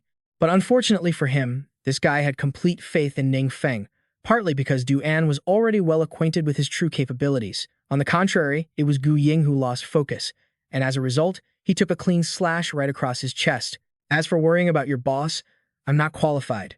And you're even less so. Duan. Gu Ying let out a sky-piercing scream. Elsewhere, the old man from the Zhaochang clan finally felt safe enough to crawl out of his hiding spot after seeing Bang Xia swallow Ning Feng. Master Bang, you're so powerful. Those pathetic small fry were never a match for you. The old man surely didn't expect that. A single flatter would cost him his life. As if Bang Xia found a vent for his frustration, he sliced the old man in two with one strike. You're the small fry here, he said with utter contempt. By now, Bang Xia's body had completely mutated. He no longer looked remotely human. Bang Xia figured that since he had already transformed, he wouldn't mind devouring a few more adventurers to boost his strength. No sooner had he finished speaking than he turned his gaze toward Feng Yi's surveillance orb. When old Feng Yi saw the monster's gaze fixated on them, he knew instantly that they had been spotted. Even before the monster transformed, they were already struggling to win.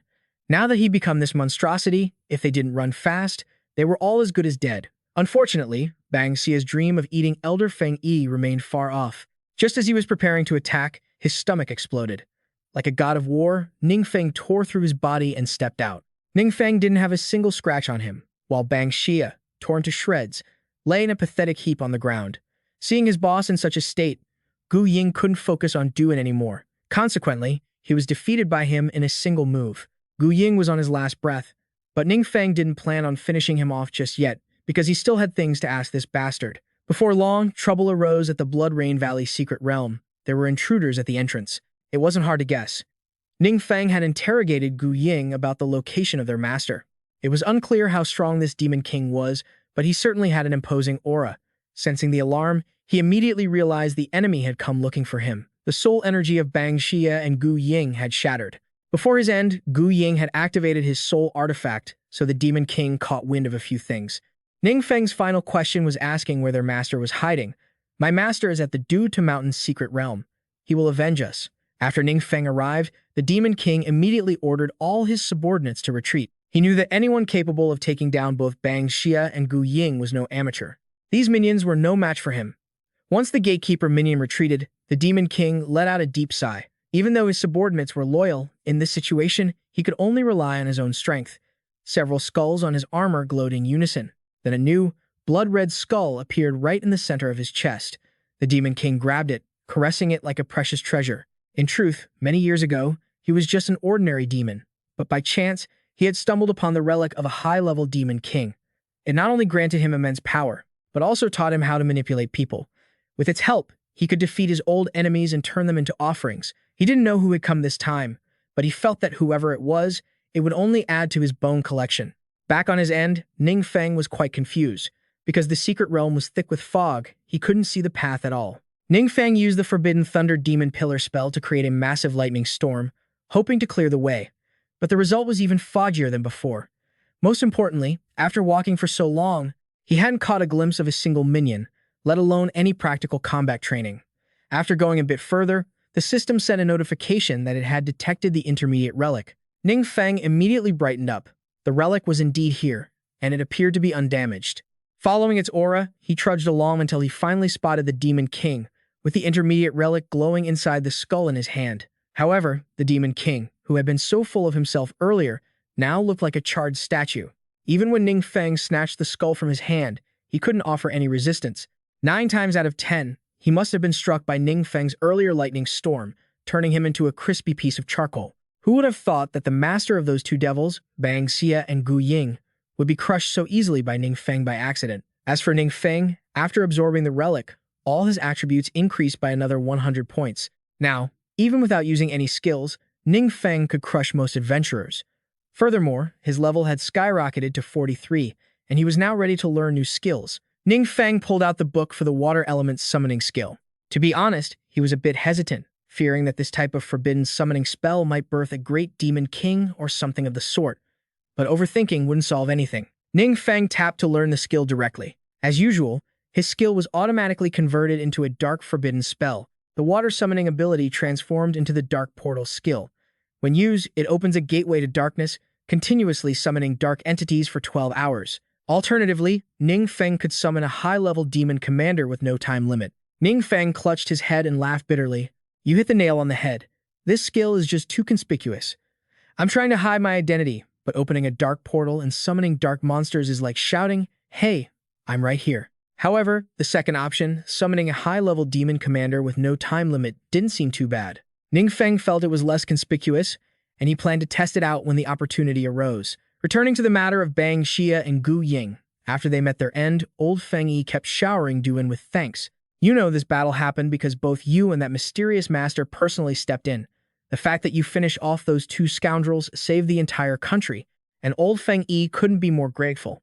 Su Lan stood by, feeling truly happy, relieved that everything had gone so smoothly. Previously, officials and high-level adventurers were quite skeptical about the identity of that mysterious master. But after Feng Yi staked his own life to vouch for him, they were willing to trust his judgment. After this battle, all doubts about the mysterious master were silenced. Most importantly, the threats from the Ha Gang and the Gu Ying organization had been eliminated. Following this battle, Ning Feng's reputation skyrocketed. As for his request to find a secluded place for cultivation, the officials didn't dare to delay. They scouted the area and selected several spots they deemed suitable. The locations they found were training facilities carefully built by the state, which featured excellent environments and amenities, while also ensuring complete privacy without any interference from unauthorized people. Although Feng Yi introduced each location in great detail, Duan didn't dare to make the decision for Ning Feng. The reason he wanted a specialized training space was to keep things hidden from the outside world, so as not to reveal his true elite training methods. Therefore, Duan could only bring the documents about those training sites back for Ning Feng to choose himself. The next day, they visited the most qualified training facility. Upon arriving, Ning Feng was overwhelmed by its massive scale. According to Duan, this was the nation's newly constructed explorer base, codenamed 051. It had never been used, but if Ning Feng needed it, the country could hand it over to him directly. The whole place? Ning Feng asked, surprised, double-checking. That's right. Duan confirmed firmly that this training base was a large 10-story building. The interior space included a training area, office areas, entertainment zones, living quarters, and so on, with a capacity of up to 2,000 people. The infrastructure here was absolutely top tier. Everything was fully constructed and managed by an intelligent control system. If Ning Feng wanted, he could easily live here for a year or two without any issues. They toured the base, and Ning Feng was extremely satisfied. It was the perfect place for him to go into seclusion, cultivate, and build up his strength. Setting aside how he would use it, just looking at such quality infrastructure was enough to get him excited. The tour concluded, and the two returned to see Feng Yi. Old Feng Yi had already guessed that the mysterious master would be pleased with the 051 base, because he and Duan were the benefactors who had saved Tandu City twice, saved Longback City once, and eliminated the two major threats of the Ha Gang and the Gu Ying. Therefore, the government was particularly attentive to the pair, even offering full support for that magnificent base. Ning Feng and Duan didn't have to pay a single cent, they just needed to sign the confirmation documents. The master didn't like dealing with such trivial matters, so let's leave the management of the base to me and brother Ning, Duan suggested. Since they still need to keep Ning Feng's identity hidden, he reluctantly became my senior brother just like that. Feng Yi nodded, not shy about showing he was willing to support the mysterious master in every way possible, even offering to help if he wanted to establish a guild. Mentioning that, Duan suddenly remembered that Ning Feng had mentioned this before, but what he needed was a way to gather information promptly without having to form a guild. The mysterious master wasn't great at using the internet or anything like that. So, how can we get timely updates, Senior Feng Yi? That's easy. For national-level powerhouses like the master, the government can set up a special information channel. It just doesn't have high confidentiality, as all information is shared simultaneously with the government, Feng Yi replied. In his statement, Ning Feng only paid attention to the phrase national-level powerhouse. It seemed his status in the country had climbed from the bottom of society to the very top. Besides, compared to him and Duan struggling to gather intelligence, The government's channels were indeed much more effective. Of course, Ning Feng didn't intend to rely solely on these pure sources. He planned to develop some other channels in the future. As for establishing a guild, Ning Feng had indeed thought about it, but there were too many things to manage to make it happen. Anyway, I don't lack high-level resources. Perhaps later I can develop the base into a different model. After signing the commitment, Duan and Ning Feng left. On the way back, Duan didn't forget to remind Feng Yi that his training session had been scheduled for next week. Just then, Feng Yi's phone rang. It was his subordinate calling to report several mysterious disappearances, similar to the situation with the Ha Gang and Gu Ying years ago. This made them worry that people like them would appear again in the future. Old Feng Yi felt a deep chill in his heart upon hearing this. Even if he received special training from the mysterious master, an old man like him couldn't handle all the enemies alone. Feng Yi was deeply troubled. If only there were a way to quickly cultivate many powerhouses like Duan. That evening, when Feng Yi returned home, Feng Rui was already waiting. Beside him was an open suitcase with clothes half-packed. "Where are you going?" Feng Rui nodded excitedly. Because the training camp was about to begin, Ning Feng had specifically arranged a special training course for 5 people, including Feng Rui, and they would depart the day after tomorrow. Feng Yi didn't think the mysterious master would be generous enough to train this whole group of kids. In his excitement, he turned into his skull-on-fire state again. "Grandpa, you're on fire again," Feng Rui said anxiously. Feng Yi waved his hand, signaling not to worry about it. These past few days, he had been taking the medicine Duan provided, and his body was clearly showing signs of improvement. It was just that he couldn't fully control the dark power yet. What Feng Yi cared more about now was who Ning Feng had invited to the elite training. Probably just a few friends with good connections. Aside from me, everyone has known brother Ning Feng for a long time. Feng Rui's answer made Feng Yi even happier. This proved that the mysterious master was also very willing to look after newcomers. Old Feng Yi's earlier worries were largely cast aside. With the mysterious master providing the training, he believed these kids would soon achieve enough to confront the dark forces. After releasing the knot in his heart, Feng Yi was even more excited than his grandson. All evening, he was busy preparing things for Feng Rui to go to the elite training, and he didn't forget to tell him he must listen to Ning Feng. 2 days later, Feng Rui was brought to Base 05 by his grandfather. Wang Yue and the others arrived shortly after. Xu Ting looked left and right before finally letting out a sigh of relief. Luckily, Ning Feng hadn't called Shang Mushu along as well. They were all completely overwhelmed by the scale of the base. Even the main headquarters of the 7 great guilds couldn't compare to this place. Wang Yue was very puzzled, wondering how on earth Ning Feng managed to get his hands on such a high-quality base. Ning Feng had no choice but to make up a random excuse to brush it off, saying the owner of this place was an elder in his family. The others believed him, but Wang Yue remained suspicious. They had been childhood sweethearts since they were little, yet she had never once heard Ning Feng mention any elders in his family. Ever since his awakening, Ning Feng had become increasingly mysterious, but Wang Yu trusted that he wouldn't harm her, so she didn't want to expose him. Once everyone had gathered, Ning Feng introduced Duan to them as the lead instructor for this special training. Xu Jiangshu and the others hadn't even had a chance to react before Feng Rui nervously spoke up. "Greetings, Senior Du." Duan was incredibly gentle and friendly with these kids, which only made Wang Yue's group even more bewildered. "Feng Rui, you know, Senior Duan. You look like you're about to meet your mother-in-law or something. Wait, you guys don't know who he is?" Feng Rui asked in return, and the whole group shook their heads in unison. Feng Rui immediately rushed to fill them in, explaining that Duan was the very first person to pass the trial of the gods, and his strength was far superior to Liu Yingzhen's. The kids were instantly terrified.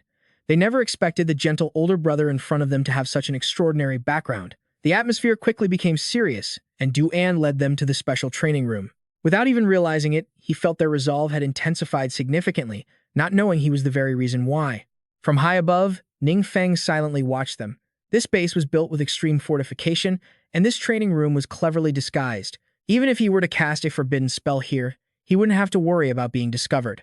Bringing Wang Yue's group here for training was an idea Ning Feng had only just come up with. He was too lazy to start a guild, but cultivating powerful experts was definitely feasible. As long as he held the resources and power in his hands and selected reliable members, he could build an alliance. It was less of a headache than a guild and far higher in quality. Wang Yue was considered one of the brightest talents here, yet as soon as she joined the training, she got absolutely wrecked. Throughout all her battles since awakening, Wang Yue had never felt such terrifying suppression. Thankfully, this was just special training.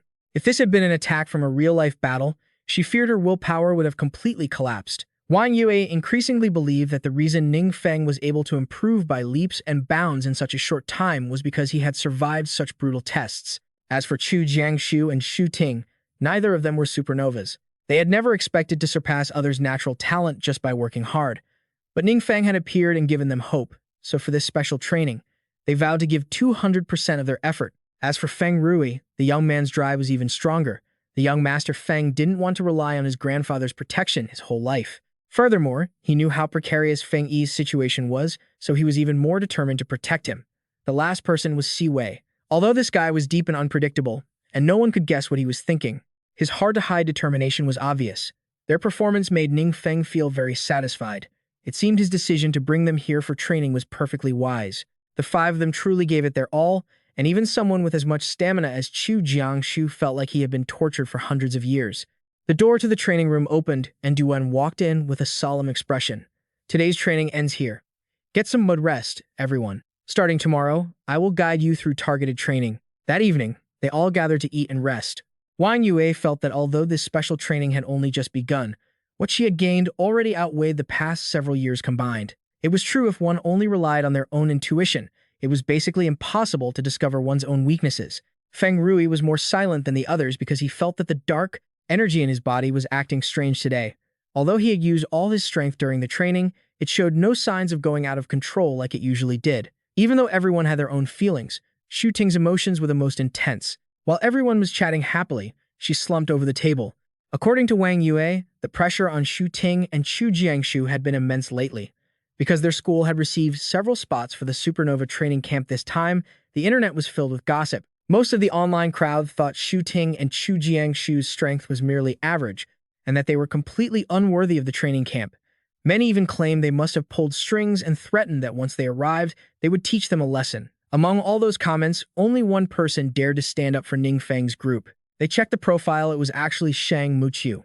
It seemed this girl had truly been captivated by Ning Feng's strength. To comfort Shu Ting and boost everyone's morale, Ning Feng promised that in a few days, he would bring them a gift, provided they kept training hard. That night, Ning Feng sat on his bed and thought for a long time. When he absorbed the Demon King's memories earlier, he managed to gather quite a bit of information. In reality, there were a total of 7 evil gods born from dark power, and they were the deities that all monsters in the secret realms worshipped. However, the owner of the memories he absorbed was different from those 7. This character was known as the Evil God, once one of the 12 supreme gods, also known by another title, the Almighty Magic God. He, along with the other 11 supreme gods, had led their kin to annihilate the 7 evil gods, causing all demonic creatures to no longer dare to invade the world of light. The surprise was that this Almighty Magic God, who had been liberated from the threats of darkness, became obsessed with researching dark power. In the end, he fell into demonic madness. Luckily, the 11 other supreme gods discovered it in time and intervened.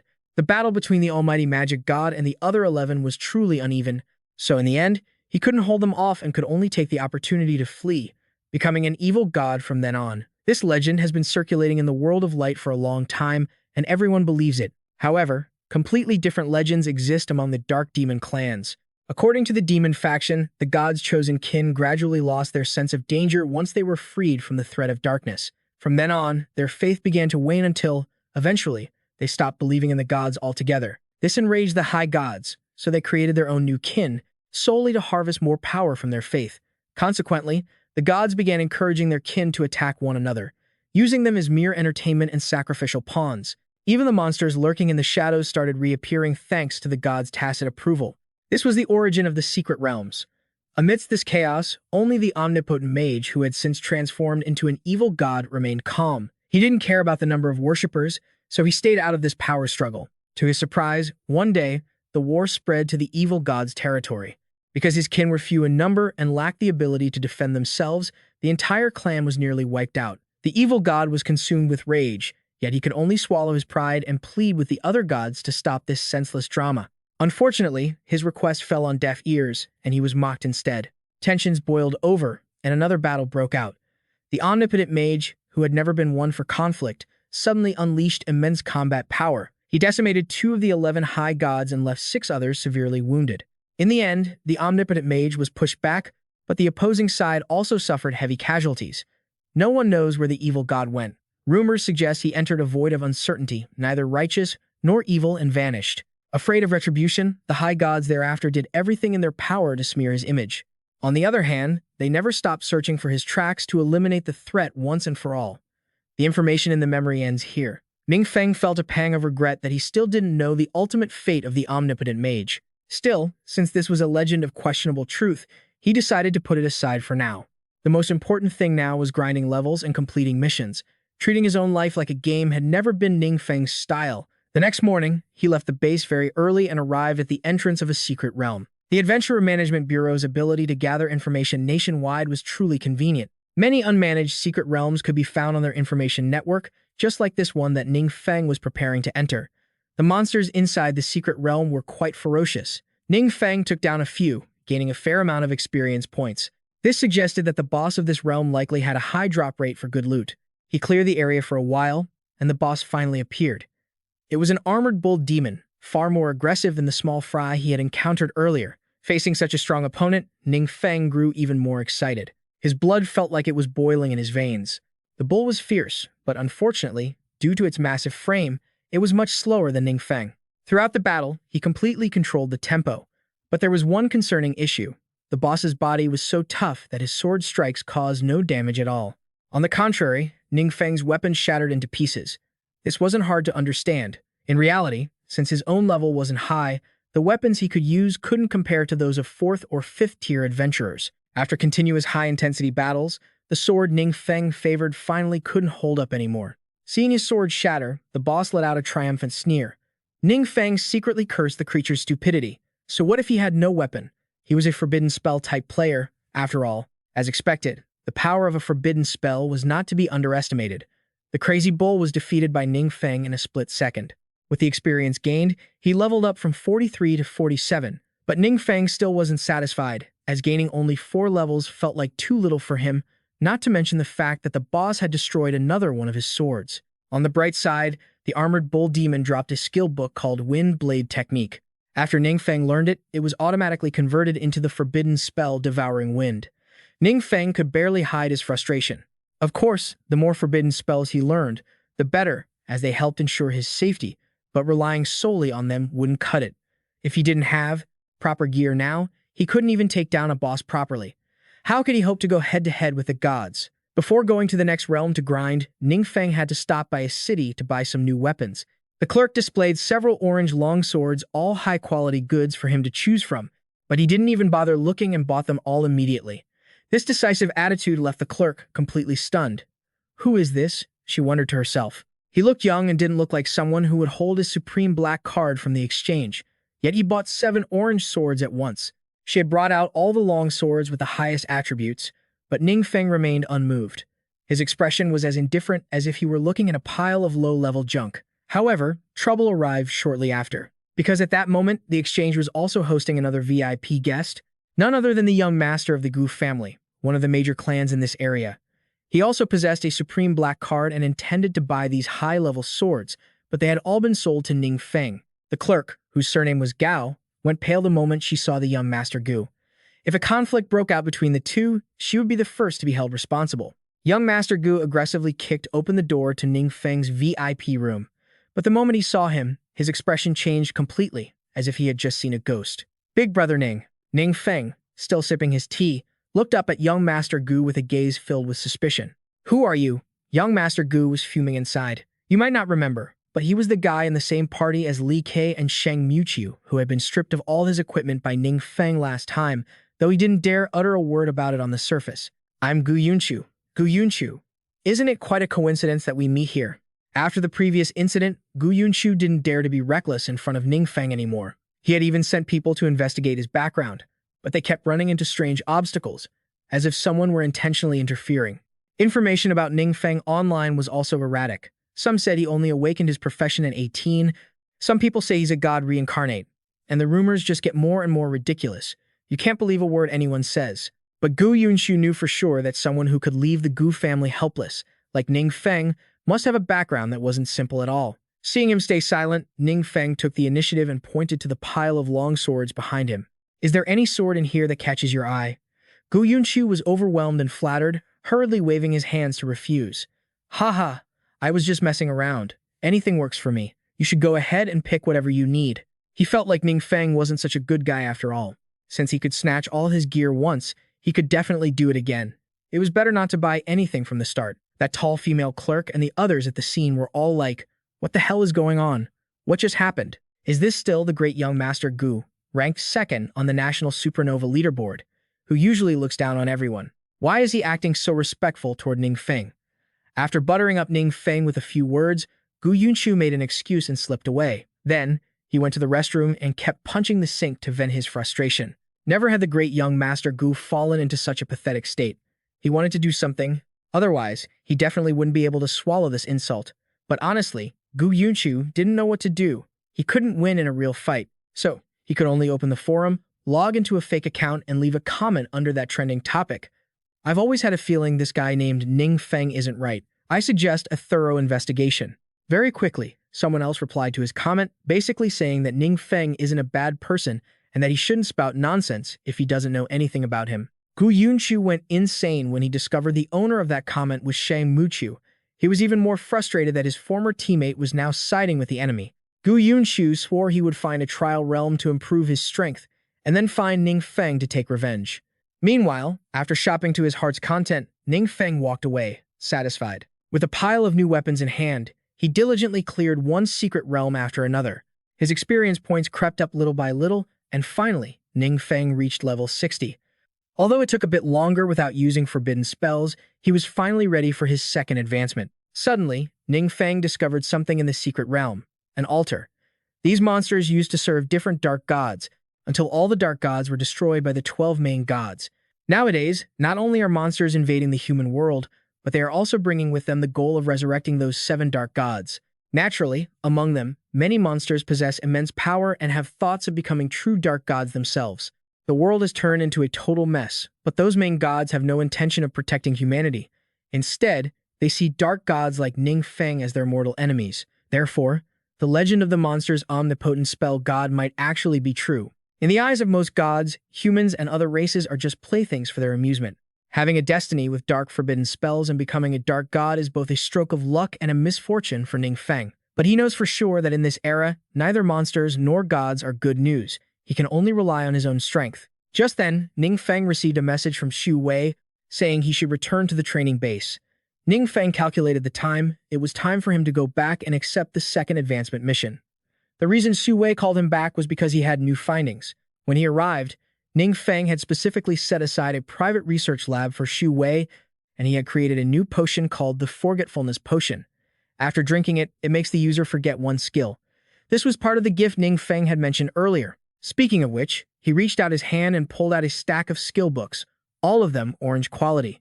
These were all skill books that Ning Feng had carefully selected to fit each person's profession. As soon as Xu Jiangshu saw them, his eyes lit up. Usually, they could only buy purple skill books on the market. This was their first time seeing orange skills. This feeling of excitement was hard to describe. Wang Yue held the skill book in her hand, feeling a bit surreal. Were these all dropped in the secret realms? Yes, those were high-level secret realms. Wait until you level up enough, and then you can go raid them together. Feng Rui looked at the skill book with disbelief.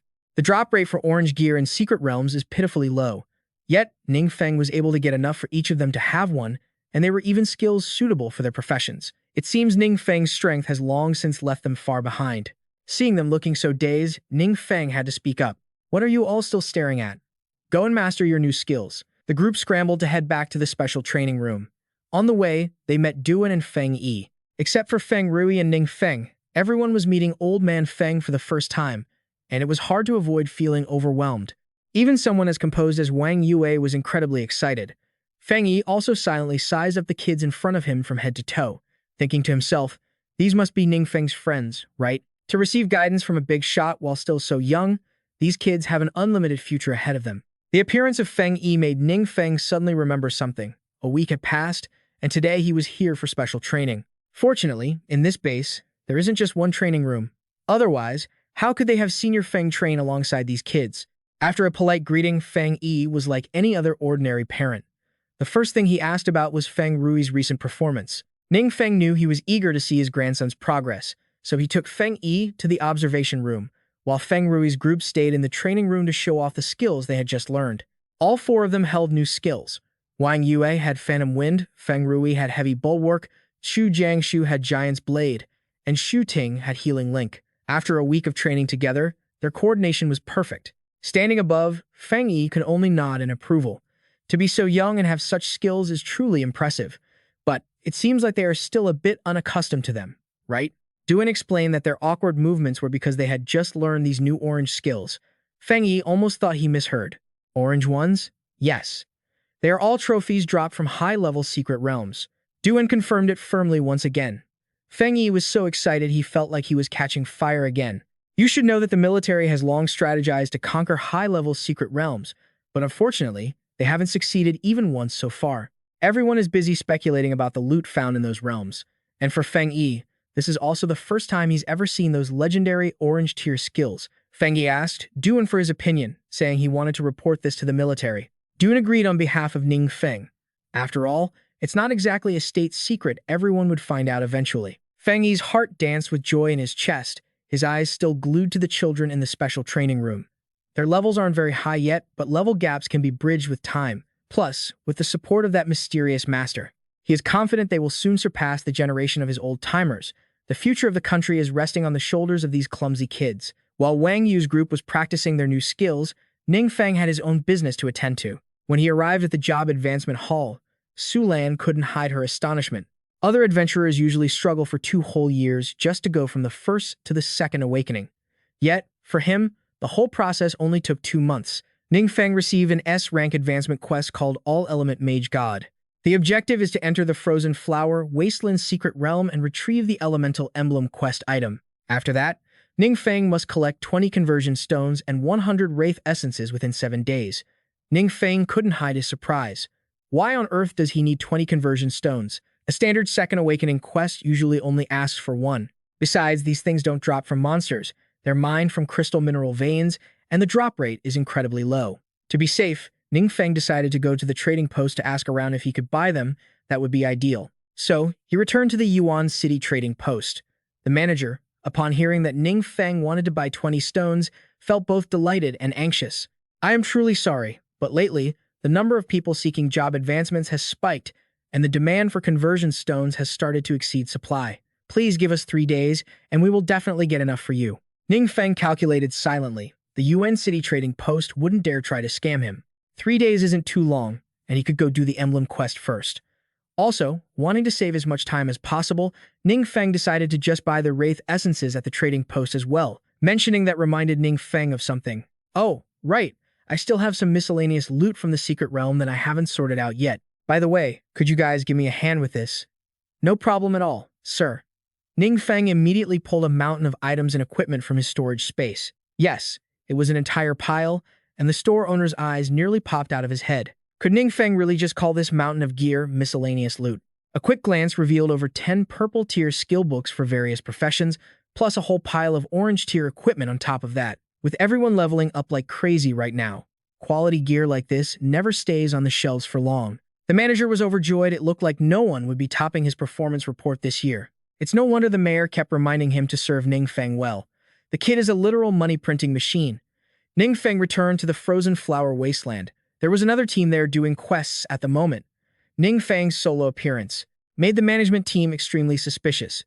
Not long ago, the Adventurer Management Bureau issued a new regulation stating that to enter a secret realm, you must be led by an official guild, and there must be at least 5 people acting together. Otherwise, entry is forbidden. They were just following the rules, of course. But Ning Feng held up a special card, claiming it was issued by the Bureau, allowing him to enter secret realms freely. The captain of the management team, who was rigid as a stone a second ago, immediately let him through after checking Ning Feng's card. The captain watched Ning Feng's retreating back, wondering constantly about his true background.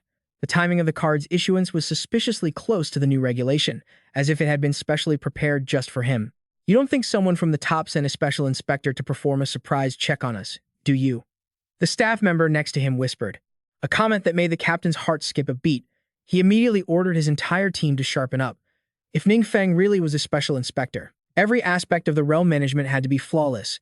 Ning Feng passed through the gate smoothly, letting out a soft sigh of relief. It was a good thing he tipped off Feng Yi in advance to get this special pass. Just past the gate was a wooden bridge. Ning Feng looked at it pensively, then made a bold decision, jump into the abyss below the bridge. With his wealth of combat experience and a pocket full of forbidden spells, He quickly descended to the lowest point of the ravine. From here, the bridge above was completely out of sight. It was quite a drop. And Ning Feng's first opponent in this realm had just appeared. Looking at its strange appearance, he felt certain this must be the hidden boss of the secret realm. That familiar thrill began to boil up. Ning Feng said excitedly, "Come on, let's make this quick." Before he could even finish the word quick, the boss interrupted him. "Lord God, have you descended in person?" This unexpected turn of events left Ning Feng stunned for a moment. Before he could make sense of it, the boss continued, its tone sounding incredibly enthusiastic. "Although your servant can no longer see, I can always feel that you are indeed the Lord God. Perhaps you no longer recognize me. I am your loyal kin, Grand Archmage Han Yin." This situation was rapidly spiraling out of control.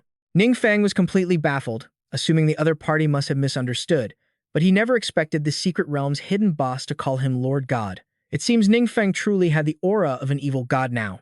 In this situation, if he stubbornly denied it, it might actually work against him.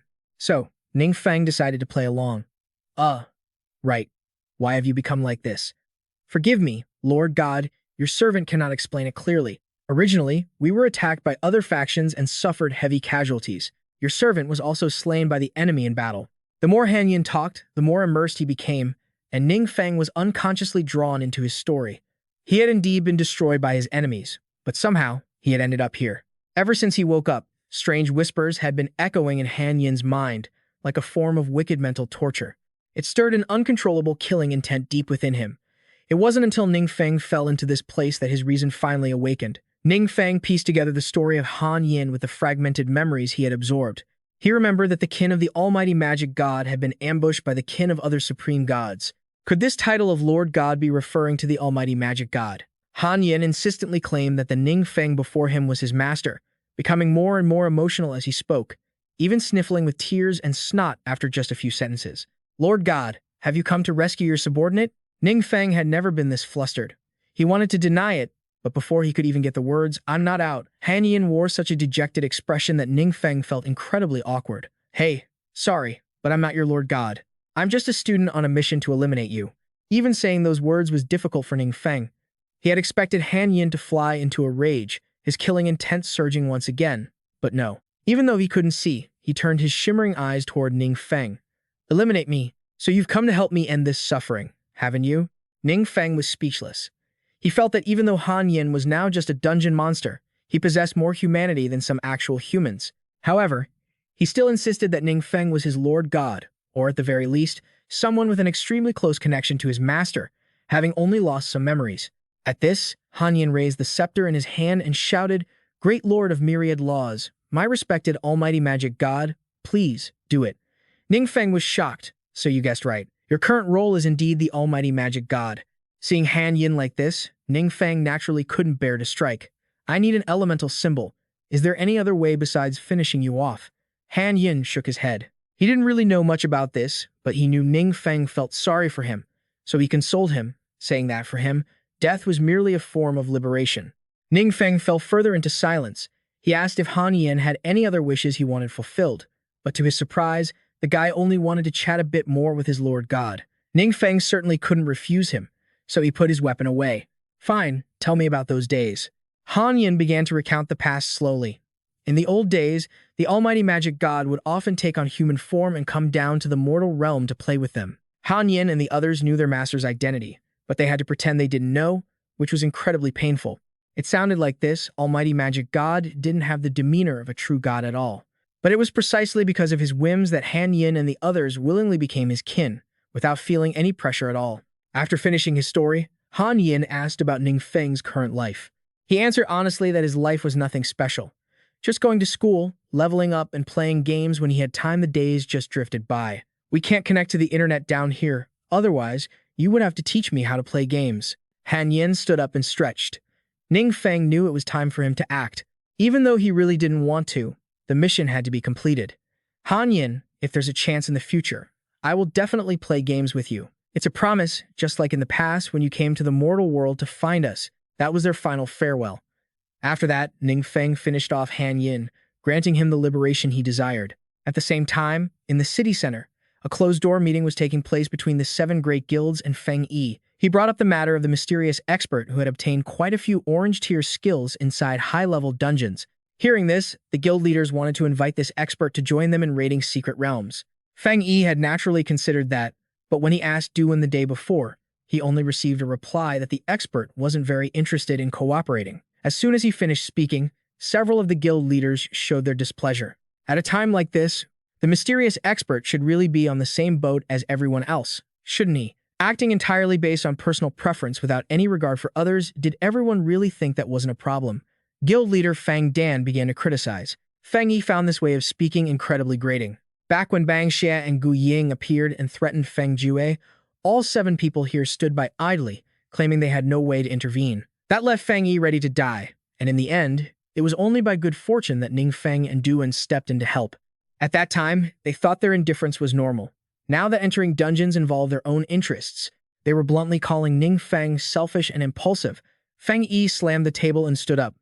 It really is true that when interests are at stake, some people can't sit still anymore, right? I hope you all remember this. The expert owes none of us anything. Old Feng was known for being fair and upright, never having a shred of bias, so once he spoke, no one dared to make a peep. Liu Yingjin saw the tense situation and quickly shifted the topic. Old Feng, I heard you're preparing for a high-level secret realm raid in a few days. That's right. Then save a spot for me in the team. With Liu Yingzhen opening the floor, guild leaders Du Linghua and Zhang Yanchuan also wanted to join in. Feng Yi had no reason to refuse them. Then again, the special training Ning Feng designed for him was truly demonic. Feng Yi's old bones had to lie down and rest for 2 days just to recover. But through that training, the improvement was quite evident. Feng Yi now was like night and day compared to who he was before. By now, Ning Feng had finished his class advancement. He received a new passive skill called Mysterious Barrier, which could help him become immune to all reconnaissance skills. After stepping out of the advancement hall, Ning Feng's mood was complicated. It turned out the memories he absorbed from the relics were basically accurate. That almighty magic god wasn't a wicked god at all.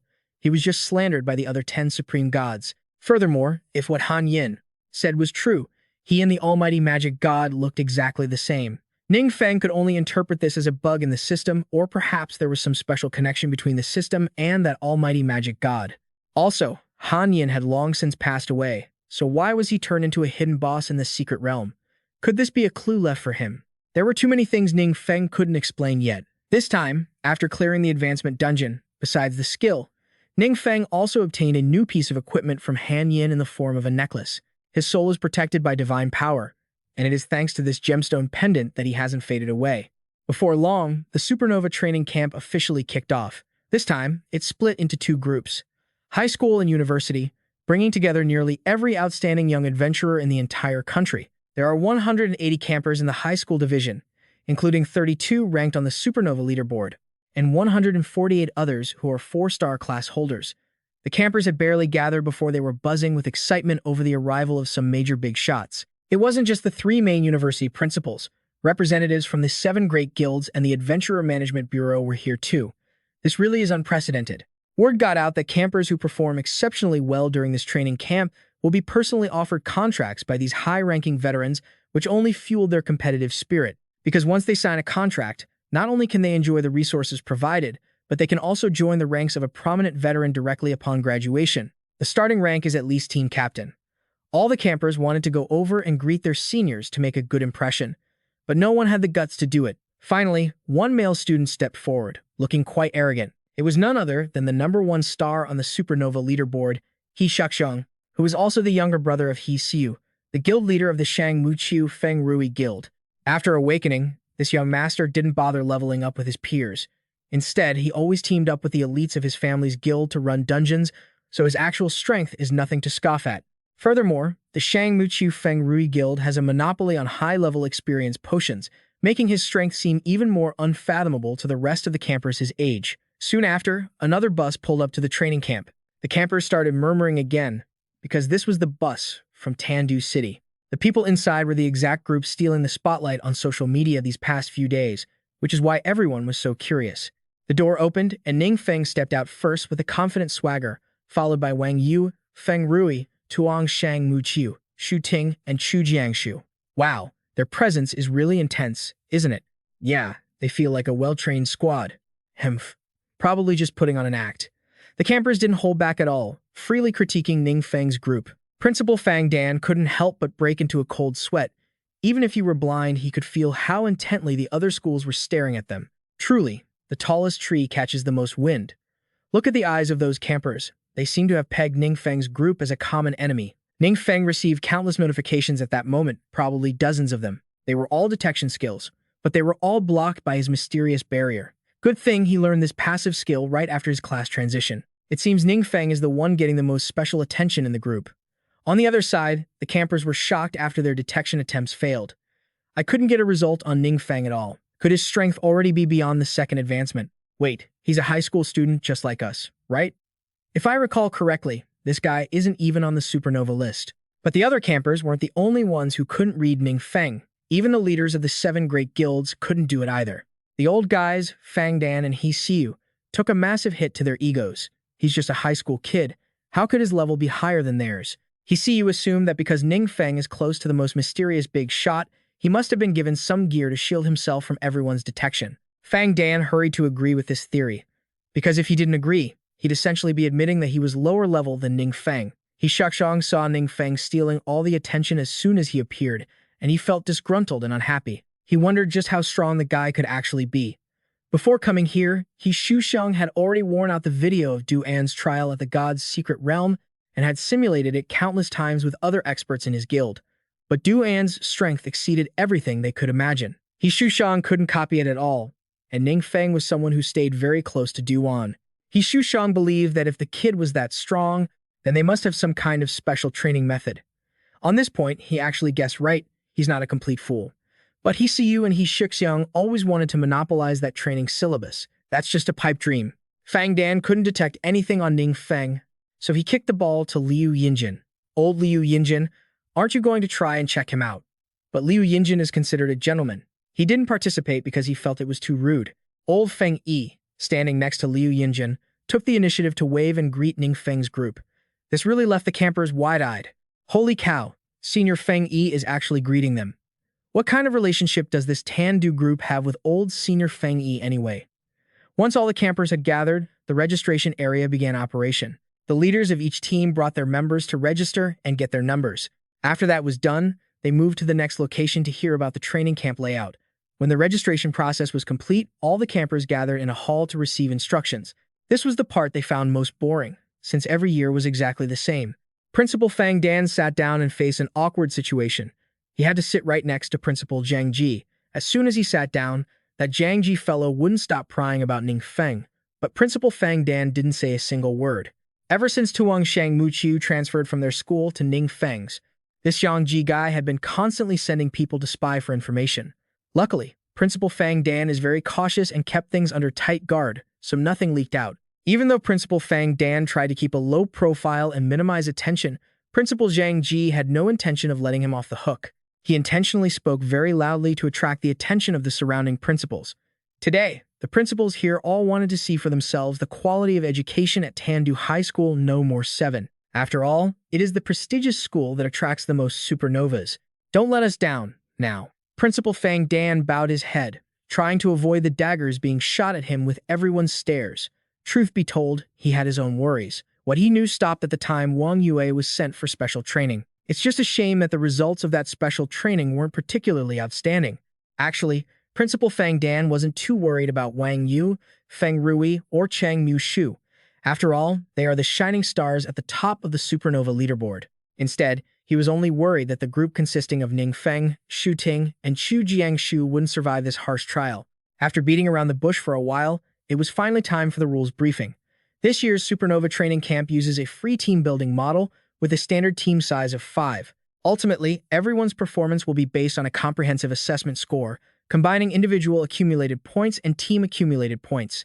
Additionally, the top 10 members from the high school camp will train alongside the university camp. However, before the supernova training camp officially begins, they have to pass through a secret realm to get acquainted first. This secret realm allows adventurers up to the 3rd tier level to enter.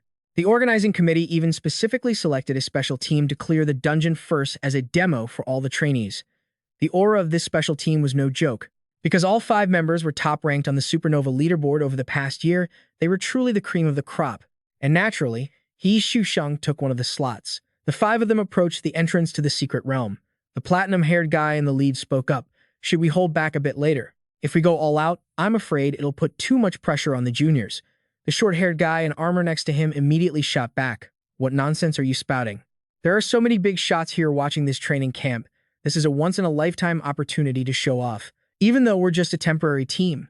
If anyone gets in my way, don't blame me for turning hostile. Talk about ambitious. The platinum-haired guy couldn't be bothered to argue. The five-man team didn't say another word and entered the secret realm together. Inside, the scene was gloomy, and the thick, suffocating aura made people extremely uncomfortable. The blonde mage took the lead. Their first opponents quickly emerged, a swarm of spider spirits, each one plump and fat, with sharp fangs and spindly legs. As soon as they spotted the intruders, they went into a frenzied combat mode. But this group of five really lived up to being the cream of the crop, responding calmly. Their attack speed, however, was anything but calm. It was lightning fast, leaving the trainees outside completely stunned. Even though He Shushang was the youngest, he was the most dominant. His demeanor was completely different from other high school students his age. Gu Yunchu observed him meticulously as well. Although he didn't want to admit it at all, the young master Gu had to be honest that, despite being only one rank behind He Shuxiang, he had been completely outclassed. Feng Yi and Liu Yingzhen also couldn't take their eyes off these talented youngsters.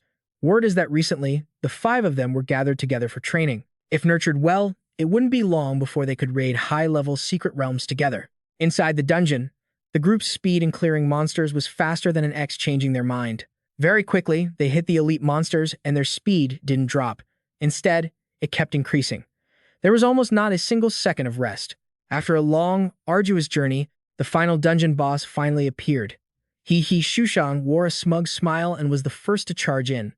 With the coordination of the other four, the boss was quickly taken down. This time, their temporary team set a new record, taking only 48 minutes and 18 seconds, blowing away the old record of 1 hour, 24 minutes, and 6 seconds set by the Jiangnan Five Freaks.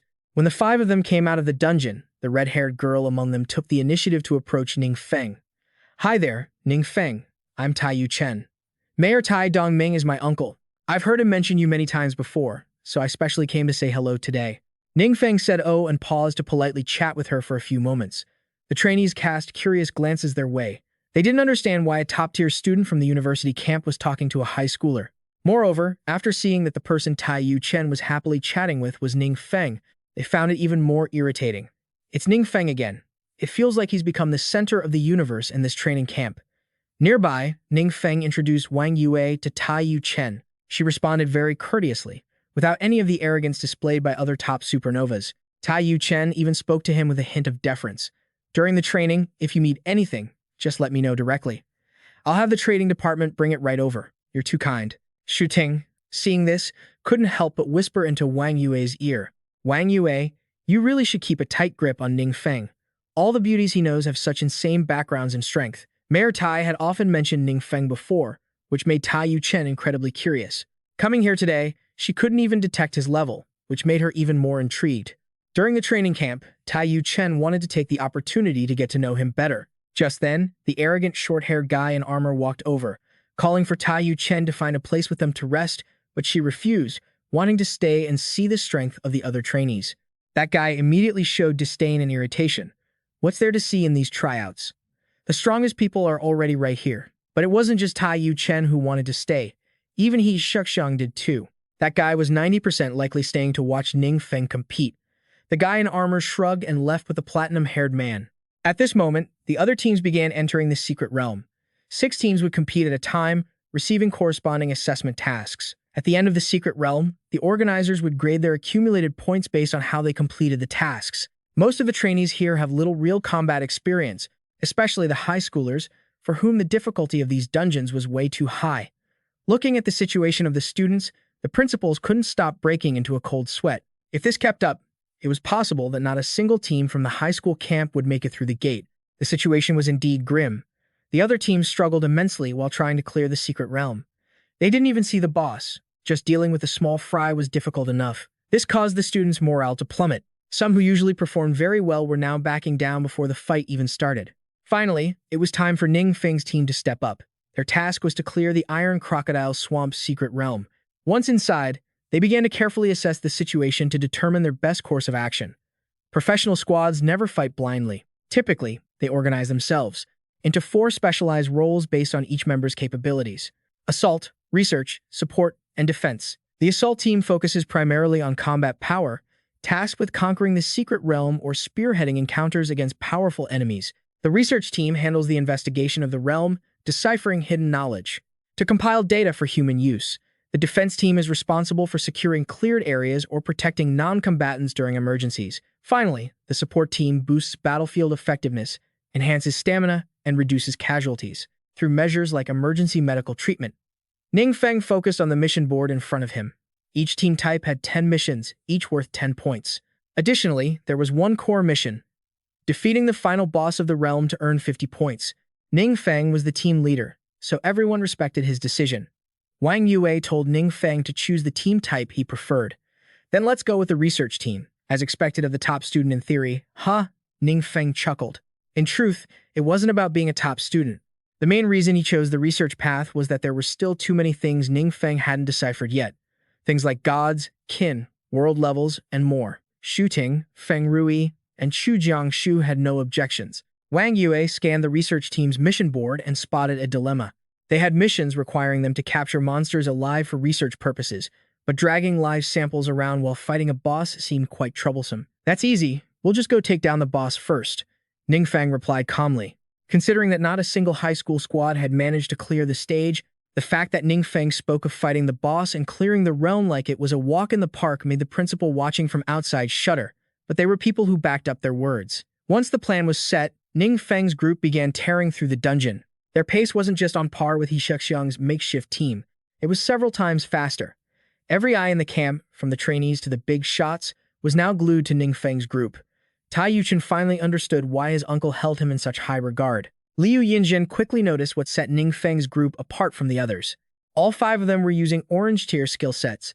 These skills alone put them leagues above the other trainees, not to mention the raw ability of the 5 of them was nothing to sneeze at. The combination of top-tier skills, perfect timing, and seamless team coordination created a masterful display.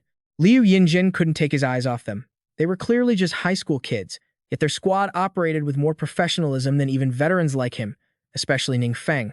On the surface, he didn't seem to be using any high-level skills, yet every casual move Ning Feng made could instantly neutralize an enemy's combat capability. Ning Feng's power was truly unfathomable. A few people wanted to speak up, but Principal Fang had no energy to care about anyone else. His entire focus was locked on the 5 kids from his school. Ning Feng's group moved with fierce determination, their strikes were decisive, and their teamwork was nothing short of exquisite. The final boss was soon laid out before them, ready to be finished. Without needing a word, Wang Yue and Chu Jiangshu split off to lead the attack. Ning Feng, Feng Rui, and Xu Ting just supported from the back. They barely even had to lift a finger. After the boss fell, they quickly wrapped up the remaining tasks and returned to the main hall to submit their results. The clear time leaderboard underwent a massive shift. Ning Feng's squad had surpassed He Sheng's team, claiming the top spot with a staggering time of 8 minutes and 14 seconds. They strode out of the secret realm portal with their heads held high, and every eye was on them. The first to react was Shang Muqiu, who started clapping enthusiastically, followed by Gu Yunchu's group. Even though he had despised Ning Feng earlier after seeing him fight, perhaps the young master Gu was finally won over. The rest of the trainees followed suit, creating a wave of applause as if welcoming home a king. The trainees then began swarming Shang Muqiu and Gu Yunchu, asking about Ning Feng and his teammates. Shang Muqiu was a given, she was a die-hard fan of Ning Feng and sang their praises, but it was the young master Gu who truly shocked everyone. The guy who had been trashing Ning Feng online just days ago was now threatening everyone, telling them not to dare insult him. Seeing the students' morale skyrocket, the principals were overjoyed. So this was the true charm of a powerhouse. It was like seeing a young Liu Yinjin and Feng Yi all over again. Not long after, the evaluation for the high school trainees concluded. The top 10 list was about to be announced. All the trainees assumed Ning Feng's group would take 5 of those spots. But strangely, their names were nowhere to be found in the top 10. The top 4 were He Sheng, Gu Yunchu, Li Ke, and Shang Muqiu. The trainees looked at each other in confusion. Finally, the young master Gu spoke up. "Excuse me, did the group of Ning Feng not make the top 10? Oh, they aren't taking spots away from ordinary trainees. The organizers have decided to grant them teaching assistant status." It was one surprise after another. Ning Feng's group had gone from being slandered online to winning everyone's admiration after just one battle. And now, they were being promoted to teaching assistants. They were escorted by the organizers to a modern high-rise building. This was a guest house exclusively for faculty, with incredible amenities. From now until the training camp ended, they wouldn't have to stay in the student dorms anymore. They had just dragged their luggage into their new rooms when someone knocked on the door. The staff member was visibly flustered when they saw old Feng standing there. And it wasn't just Feng Yi, even Liu Yinzhen, the head of the 7 great guilds, had come in person, along with many other powerhouses. It seemed these 5 kids truly had extraordinary backgrounds. The staff member scrambled to fetch water for the distinguished guests. They were still in shock seeing the top powerhouses of the entire country gathered here. Ning Feng's room, once spacious, was now packed with people. One by one, they began to introduce themselves. Among them were the principals of 3 key universities, Beijing, Zillion, and Changwu. They obviously didn't just come over for some casual small talk. After the performance of Ning Feng's tamer squad, everyone wanted to snatch them up for their own school. Ning Feng suddenly felt an immense amount of pressure. Previously, Duan had handled all his external affairs. Now that he was at the training camp without him, he had no idea how to deal with this kind of situation. Feng Yi keenly noticed that Ning Feng was flustered, so he spoke up to help him out. The 3 principals, please don't be so pushy. You're making things difficult for them. Why don't we let them finish the training camp first? We can talk about other matters later. Besides, the kids have had a long, exhausting day. The 3 principals spoke in unison, but in reality, they were each constantly calculating how to secure the students, determined not to let these gems fall into the hands of the other 2 schools. With Feng Yi stepping in to smooth things over, Ning Feng felt much less awkward. The conversation in the room became much more relaxed afterward. The room stayed lively and noisy until late, when everyone finally started to head out. The next morning, Ning Feng woke up quite early. Just as he stepped into the living room, he was scared half to death by the zombie-like appearance of Chu Jiangshu and Feng Rui. It turned out that since before dawn, Chu Jiangshu had been receiving endless calls from his family, asking which university he wanted to attend. Word was that the principals of all 3 key universities had already reached out to them, and Feng Rui, who shared a room with Big Tree Chu Jiangshu, had been kept awake all night by his phone calls. The girl's room wasn't much better. Wang Yue was still on the phone even now, but Xu Ting was in high spirits. Her father was reportedly overjoyed and had even thrown a 3-day celebration. Chu Jiangshu's parents were also experiencing, first time, what it felt like to be the parents of a legendary genius kid. Friends and relatives were visiting their house non-stop. Although he was happy for them, hearing the gang constantly talk about their parents made Ning Feng feel a bit of a heartache. Just then, he received a call from his teacher, Qi Wei. Fortunately, Qi Wei was always caring, and she made Ning Feng feel a sense of family warmth. She called first to ask if he was adjusting well to the training camp. Secondly, the 3 key universities had contacted her to ask which one Ning Feng preferred. Ning Feng knew that, other than his late parents, teacher Qi Wei was the one who understood him best, so he wanted to hear her opinion. After phone calls that lasted for hours, the trainees entered the 2nd day of the camp. As mentioned, today the top 10 most outstanding students from the high school camp would train alongside the university camp. However, having 5 high schoolers jump up to the level of teaching assistants was unprecedented. Even more bizarre was that among them, 3 people, Ning Feng, Xu Ting, and Chu Jiangshu, weren't even on the supernova leaderboard. Today, they would officially enter the first stage of special training, clearing a secret realm. The person in charge couldn't help but warn the trainees that the secret realms they were about to explore had never been fully mapped and could harbor many unknown dangers. Therefore, they had to strictly follow instructions and act according to their abilities. Before heading out to clear the realm, the 10 students from the high school camp were assigned to squads, with each student following a university squad. Shang Mukyu, in particular, was assigned to Ning Feng's team. After all, her performance recently hadn't been bad, and Wang Yue and the others weren't petty enough to exclude her. They entered an unnamed secret realm. Inside were countless strange magical creatures. Ning Feng carefully recorded their traits, while the rest of the squad handled the combat. He barely had to lift a finger. Even though she had seen Ning Feng clear levels with her own eyes, Shang Muqiu was still overwhelmed while traveling with them. Their speed in clearing the dungeon was lightning fast. They had already reached the deepest abyss of the realm in no time. The group fought their way through, their experience points skyrocketing. Shang Muqiu wasn't stupid. She could easily tell that compared to when she first met them, Wang Yue and the others had truly been transformed. Their strength had increased significantly. She wanted to prove herself even more, hoping to gain their recognition and perhaps receive the same special training privileges. During a break, Ning Feng brought up the university selection topic with everyone. That morning, Qi Wei had given him detailed advice. The research team at Zillion University was quite strong, but the management was very strict. Qi Wei thought Ning Feng might have trouble adapting. Conversely, the research group at Beijing University was fairly free, which might be better suited for him. Ning Feng was inclined to follow her advice. Dad, she really is Teacher Chi's favorite student. She even thinks about things like this for him. Wang Yue patted his shoulder. Suddenly, Xu Ting held her phone out to them with a serious expression. Everyone, look at the news in the class group. Something terrible has happened. In Qinyu City, a leveling secret realm suddenly experienced an unexpected situation, and high-level mutant monsters are increasing drastically. There are roughly 100 people stuck inside who can't get out, and unfortunately, Teacher Chi is among them. Currently, the magical fluctuations at the entrance were extremely chaotic, and those outside couldn't get in to rescue them at all. The students from Qinyu 7th High School were in a total panic, begging the rescue squad leader to save their teacher. However, because the secret realm had mutated, even the rescue squad couldn't control it, so they could only report it to their superiors and wait for major guilds to provide support. But you guys have to do something.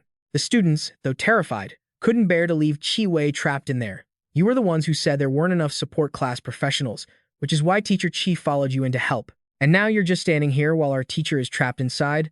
The squad leader, being called out on his hypocrisy, immediately flared up. Although he was truly the possible Taveri's 6, reason Qi Wei had entered the secret realm despite it not being her job.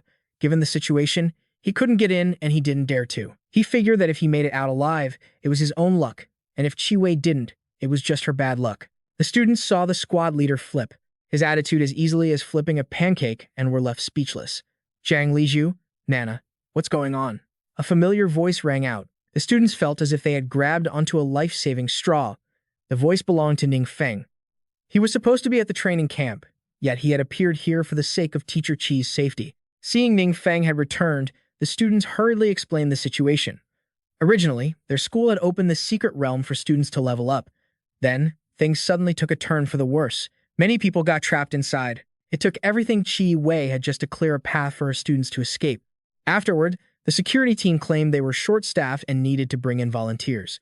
So, Qi Wei had to rush back in again only to end up unable to get back out. Seeing the students crying and blaming him, the squad leader shouted in annoyance, "Hey, stop acting like I got your teacher killed. I already told you, she went in there on her own." He gritted out every word with a look of pure aggression, but he couldn't hold that pose for long. Because the next second, Ning Feng grabbed his head with one hand and slammed him straight into the ground. The security guards saw their leader being attacked and quickly raised their weapons. But before they could even move, that person was locked down by a large hand. Don't move. Who else could this big, intimidating guy be but Chu Jiangshu? Turns out, Ning Feng didn't return alone. He brought his whole team. The squad leader was already out cold, and Ning Feng dragged him along the ground like it was nothing. His subordinates were too terrified to put up any fight. After walking a few steps, Ning Feng ran into someone familiar they'd met back at the training camp. It was Lu Ping, the vice guild master of the Era Guild, likely here as military support. When the security guards saw Lu Ping, they were ecstatic. Thank goodness. Lu Ping was here finally. Someone could teach these arrogant guys a lesson. But to their surprise, Lu Ping didn't help them, nor did he scold Ning Feng's group. He even helped him grab one of the leader's legs. They dragged the squad leader straight toward the dungeon portal, leaving the rest of the security guards completely stunned. "What the hell is going on with this guy?" Lu Ping asked. "He came out of the secret realm. We need him to lead the way." When the two reached the dungeon gate, they were blocked, but those guards couldn't stop them. Lu Ping was one of the top powerhouses in the country and the vice leader of one of the 7 largest guilds. How could these low-level security guards ever hope to stop him? Still, one thing had them deeply puzzled. Who exactly was Ning Feng? Why did he look so young, yet Lu Ping treated him with such respect? The entrance to the secret realm was thick with demonic energy. As Ning Feng's group and Lu Ping stepped inside, their stamina and attack stats immediately took a hit. The female mage with Lu Ping quickly realized it was a domain effect, a persistent positive or negative status applied to everyone. It's usually impossible to remove once triggered. In this case, it was a debuff, meaning their stats were being drained second by second. Lu Ping knew this realm well. It hadn't had a domain effect before. It must have manifested after the anomaly. Of everyone there, only Ning Feng looked completely unbothered. Lu Ping guessed that Ning Feng wasn't being affected by the domain at all. In reality, his base stats were just so high that even with the debuff, the impact wasn't severe. Still, Ning Feng knew the others couldn't hold out for long, so they had to make it a quick battle. They had to save Qi Wei and the others trapped inside. Looking at the squad leader lying flat on the ground, Lu Ping signaled his men. "Wake him up and ask where we need to go." With a bit of magic from the girl, the squad leader was forced awake. He started rambling in a blind panic. "Those people are trapped way far from the exit. The path is crawling with vicious beasts. You guys won't make it. I don't want to die yet, please. Just let me go. Naturally, Ning Feng had no intention of letting him go. He gave him two choices: lead them to Qi or be left behind in this place.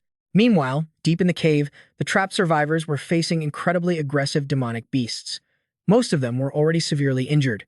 Qi was the only one there with healing abilities. She had been tirelessly patching everyone up. Even though her face was deathly pale, she wouldn't stop. Some were deeply grateful for Qi efforts, but others thought she was just wasting her time. Because these people were all under 3-star adventurers, even if they were fully healed, they stood no chance against those monsters.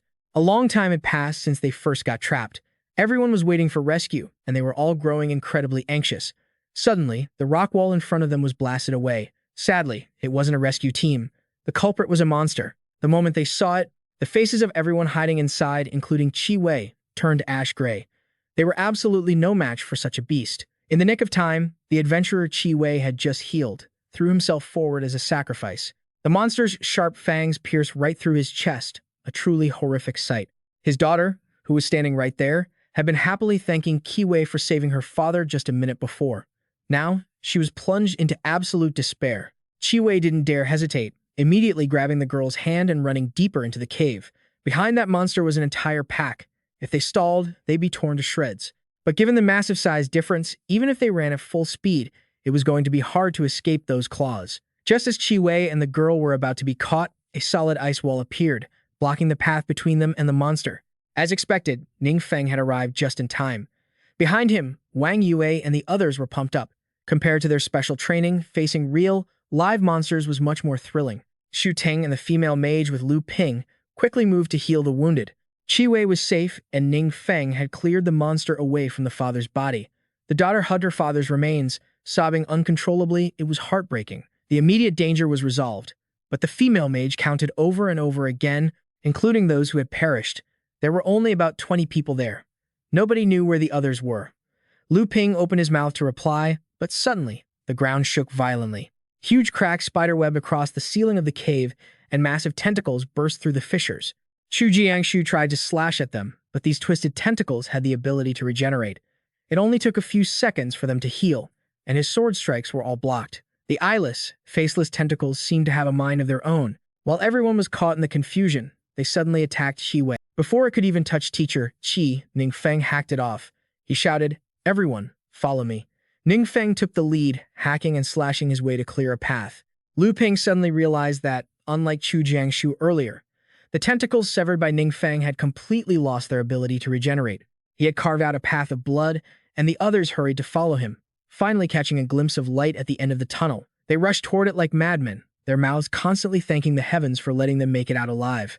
But as soon as they stepped through the door, the group froze in their tracks once again. Because this light wasn't the light of hope, it was the light of despair.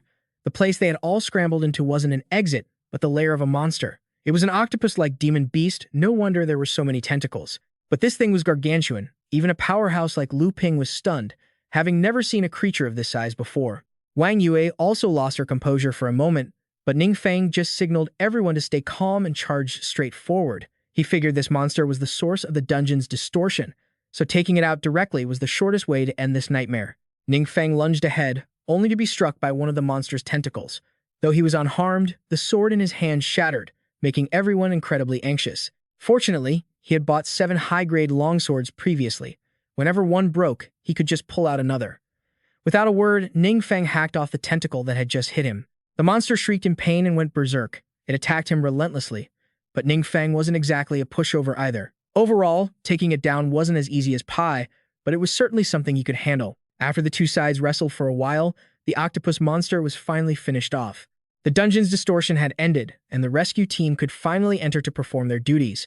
It was a real tragedy that so many people had fallen during this event. Lu Ping felt even more respect for the young Ning Feng because of this.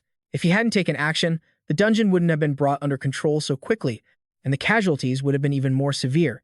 Ning Feng gave him a perfunctory reply, as he noticed Qi complexion didn't look too good. Qi was Ning Feng's mentor, and he felt very lucky to have rescued her in time. But Ning Feng also knew that Qi had suffered a huge blow, both mentally and physically, during this dungeon crisis. Therefore, he took out an item to give to her. It was a legendary orange-tier consumable called Wound Healer. It permanently increases both stamina and spirit attributes by 5 points. At the same time, all healing effects received are permanently boosted by 50%. An item this good was something not only Qi Wei but even Lu Ping had never seen before.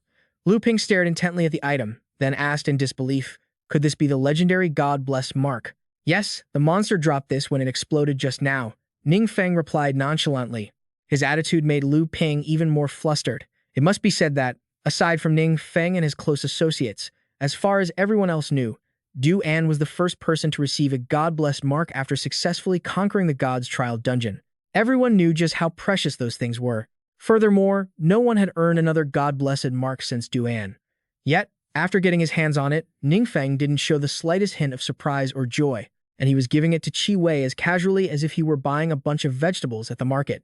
Qi Wei kept waving her hands. She knew this item was far too precious, especially for an adventurer with only a 3-star class, so she didn't dare accept it.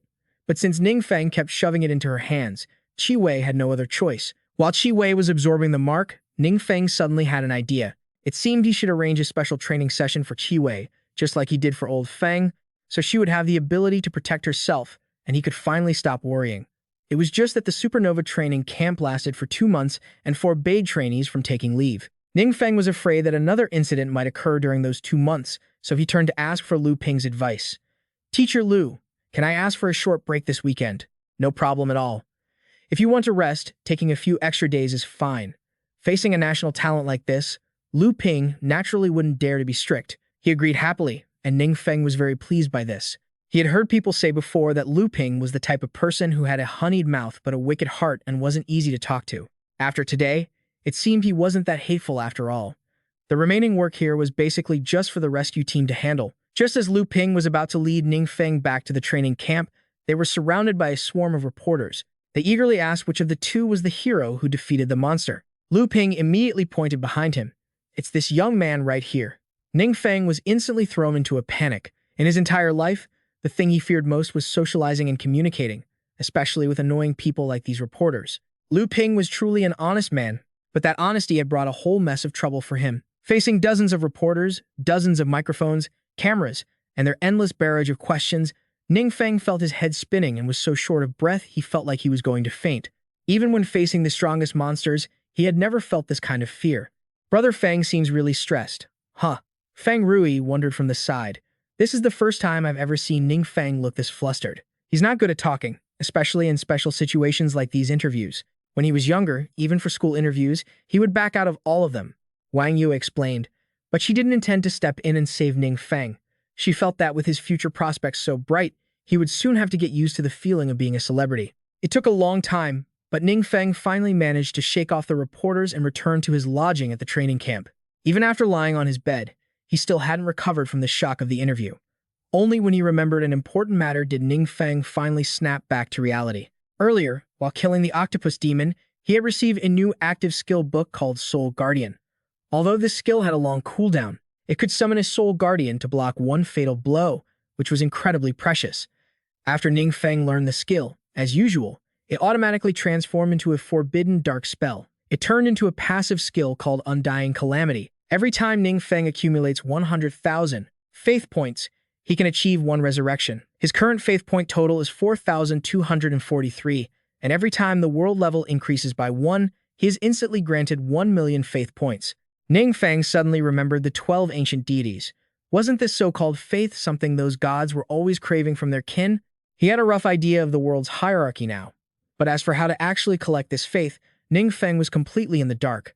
It looked like he needed to dig deeper and figure it out. Gaining the ability to resurrect was just too crucial for him. While Ning Feng stayed at the training camp, trouble was brewing in Tandu City once again. This time it wasn't a dungeon anomaly, but the sudden appearance of an adventurer named Tian Yu. Just like the frozen ancient eagle, this guy had mysteriously vanished 3 years ago. Recently, he suddenly resurfaced. Today, the jerk was strutting around, acting like he owned the place. After getting into a conflict with someone, he flew into a rage and started attacking passersby like a rabid dog. By now, 10 innocent people had been beaten to the brink of death, their fates uncertain. 8 members of the security team were in the same state. Preliminary estimates suggested his strength had already surpassed the 5th rank. Since regular adventurers couldn't handle him, Feng Yi eventually had to step in. Getting too old to have a single peaceful day, he sighed. The moment Tian Yu saw old Feng, his eyes lit up. Oh. Isn't this the legendary Senior Feng? When I was in school, you were my absolute idol. To think I'd be honored enough to have Senior Feng himself come out to face me personally. Just then, Feng Yi's phone rang, and he hurriedly answered. This infuriated Tian Yu, who thought the old man was looking down on him. Feng Yi spoke into the phone. The big boss has something for me? Got it. I'll wrap this up quickly and head to the base to meet you. The disciple of the Demon King laughed wickedly. You arrogant piece of trash, you dare ignore me, he shouted, unleashing his power toward the old man. You really think you're the best, huh? A massive, sharp-clawed green hand lunged aggressively at Feng Yi. Facing the attack, the old man remained calm and simply raised his hand to hang up his phone. He then channeled his inner energy to unleash the fiery serpent frenzy, striking back fiercely. His power tore straight through that terrifying claw. The disciple of the Demon King turned pale, unable to believe his eyes. He screamed, "What?" Feng Yi stared at his opponent, calculating. This guy's strength is on par with the ancient eagle, but I'm not the same man I was before the big boss's special training. I can't keep Mr. Do waiting. Time to finish this fast. The guy's face darkened with frustration as he stared at Feng Yi, then he pushed his internal energy to the limit, his entire body cloaked in a dark, greenish aura. But Bureau Chief Feng wasn't about to lose. He surged his power, and his whole body was soon engulfed in a brilliant, fiery red aura. The two lashed out at each other with their powers. It was a terrifying sight. Two onlookers nearby couldn't help but exclaim in shock. My god, Bureau Chief Feng is actually this strong. This is clearly way beyond the 5th rank. The guy on the other side yelled in frustration. I don't believe it. I'm a disciple of the Demon King. How could I lose to an old man like you? No sooner had he finished speaking than a massive surge of power descended, ready to swallow him whole. Taken by surprise, he couldn't react in time. In a flash, a massive explosion erupted right where he stood. Needless to say, that guy was finished. Having finished the job, Feng Yi walked past coldly. I've got things to do. I'm heading out first. The person standing on the sidelines was left completely stunned, staring at him blankly. Yes, sir. At the base's lounge, Feng Yi and Du An were talking, and the atmosphere felt very tense. He asked if the big boss was truly willing to disclose all high-level potion formulas to the nation. Du An quickly replied, That's right. The big boss's exact words were, I want to make all high-level potions public for the nation. If possible, it's best to hand this over to the Adventurer Management Bureau to coordinate. Feng Yi pondered this. Our world is currently out of balance. The danger level of dungeons keeps rising, but the adventurer's strength can't keep up. At the same time, to get stronger, adventurers have to take on even more dangerous dungeons. It's a deadly cycle. Such important, high-level potions, which could completely transform our existing power system, are crucial strategic supplies. The big boss must have rigorously vetted us before agreeing to let the Bureau handle this. Finishing his thought, he said, I am very grateful for the big boss's trust. This is a huge affirmation for our Adventurer Management Bureau. Does the big boss have any other requirements for this? Du and muse. The big boss only said one thing to me. It seems there are no other requirements. He was surprised, only talking about contribution, not benefits. This was the mark of a true big shot. In the eyes of the big boss, helping more people get stronger was clearly more important than anything else. Du and remembered his friend and replied happily, Exactly. That's the one thing I respect most about the big boss. Every small, casual action of his always turns into a great feat that saves so many lives. Feng Yi frowned. The big boss may have noble virtues, but we cannot take advantage of that and just sit back comfortably. I will report this matter and build a proper plan so that the big boss's efforts aren't wasted. The sky quickly turned dark at the guild. Shang Ru yelled in a booming voice, What did you say? The person looked terrified and stammered. We discovered that high-level experience potions and amnesia potions are being sold on the black market. Even though the packaging is different from ours, the effect is identical. He wondered, all our guild's high-level potions are made by my own hand, under my personal supervision. Their use is strictly limited to within the guild. It's almost impossible for them to leak out. So where did these come from? Ha Shiyu darkened his face. In this world, besides me, the only one who knows how to refine high-level potions is that mysterious big shot. Could these potions have leaked into the black market from his side? As soon as he finished, he ordered his subordinate, Send men to investigate immediately. The man was shocked. Investigate the mysterious big shot? Ha Shiyu barked in frustration. Obviously. Investigate the black market. The man quickly followed orders. Yes, sir. Switching scenes to Ning Feng. At the teacher's apartment, he and Wang Yue were walking down the hallway. Suddenly, she teased him playfully. Want to see the interview clip? Ning Feng laughed bitterly and waved his hands frantically. No, definitely not. She smiled brightly, encouraging him. Actually, it's not bad. Lots of viewers are cheering for you. In the comments, everyone was praising Ning Feng. This seemed like a positive turn of events. He thought to himself, my spiritual power has been skyrocketing lately. It's probably thanks to those interview clips. I might actually have to learn how to handle these interviews properly from now on. You and Wang Yue are walking down the street when someone suddenly spots you. Those two guys wave happily. Assistant Ning. Ning Feng smiles back. Morning.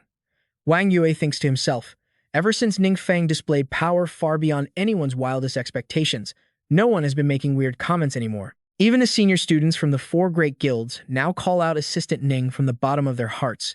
Wherever the two of you go, people are greeting you everywhere. Assistant Ning. Hey, Assistant Ning. You look so charismatic right now that clumsy kid from before is completely gone. Whispers still follow you. Is that really Ning Feng? So impressive. I wish I had even half of his strength. Scene shift to Qinyu City. Captain Chu holds his phone, watching you with surprise. Qinyu City has become famous because of Ning Feng now. Suddenly, Mayor Zhang finishes looking at his phone and sighs, clutching his head. Captain Chu asks Mayor Zhang why the long face. At the same time, Su Lan turns to leave. I need to take this call outside, he says. Ning Feng is bound to head to university, right? If he leaves, I'm worried the mysterious master will disappear too. Duan has been contacting me for days, wanting to return the villa assigned to him because he rarely stays in Qinyu City anymore. The mayor continues anxiously. Without a powerhouse to protect us, I'm afraid Qinyu City will revert to how it was before. 2 secret realm mutations, 1 invasion. Just thinking about it makes it hard to sleep. Captain Chu's gaze falls on Su Lan, who is deep in thought. He's surprised, but doesn't overthink it, and calls out, Captain Su, what's wrong? Su Lan is stunned. Her master just called her and said, the mysterious master has agreed to give me special training. Am I dreaming? The mayor quickly seizes the moment. Captain Su, we're counting on you from now on. Captain Chu teases, dinner's on me tonight, Captain Su. Please watch over me in the future. Su Lan blushes, feeling shy. What is wrong with you two? Scene shift to his secret basement. A voice suddenly shouts, Old Feng. Is what you said true? Fengy looks serious. That's right. The mysterious master is willing to share all the high-level potion formulas with the state. I plan to ask the superiors to open a refinery under the state's name and partner with him.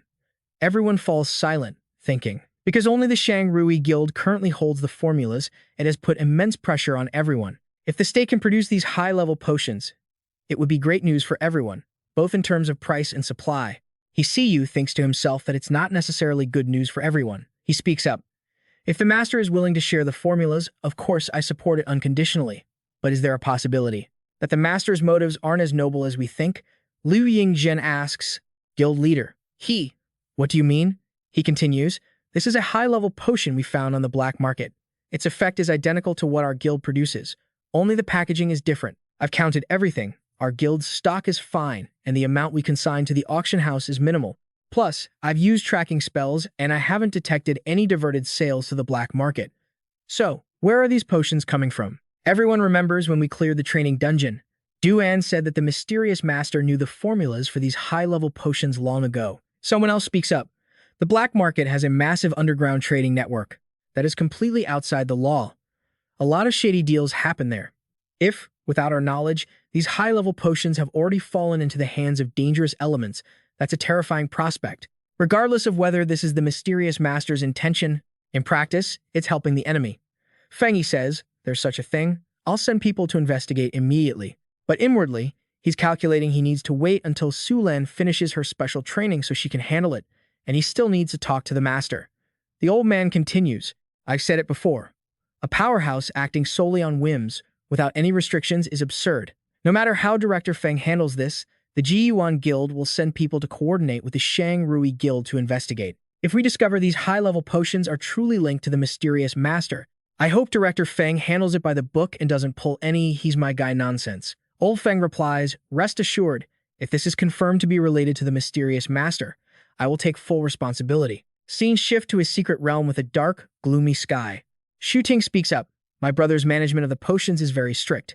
Every bit of inventory is logged, and we haven't found anything abnormal or any leaks. Feng Ying also reports. The potions at my place are managed by me and my father. We cross-reference them frequently. I count the inventory every day, morning and night. You think to yourself, I never really cared about these potions, but I didn't expect everyone else to take it so seriously. But luckily, Because of that, I can determine where the potions are headed. Ning Feng says, if it's not leaking from our end and the Shang Rui Guild denies it, then where did those black market potions come from? Could it be that someone other than me and the Shang Rui Guild knows the formulas? At the black market, the atmosphere is gloomy, and all the vendors have their faces covered. A man with a cunning expression is watching someone. A voice suddenly rings out. I didn't expect all 7 major guilds to send investigators over just for a bottle of potion. The masked person replies, don't worry. People in this low-level world don't know we exist. Besides, I already checked them out right to their faces. He says excitedly, oh, we have another customer looking for potions. The purple-haired girl frowns. This hellhole is so hard to find. The man leading the way says, sir, these two are here to buy high-level experience potions. She speaks up quickly. We aren't here for potions. We're looking for someone. A week ago, a young white-robed swordsman came to find you to buy potions, and he hasn't returned since. Do you know where he is? The man behind the cloaked figure steps forward, wearing an evil grin.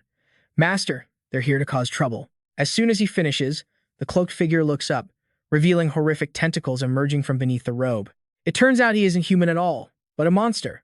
The tentacles quickly wrap around the two of them, and he begins to squeeze tighter and tighter. The two of them were caught off guard the moment they arrived, leaving them no choice but to take the hit. Suddenly, 2 tentacles tipped with sharp needles pierced through their necks. Both of them felt their strength draining away rapidly.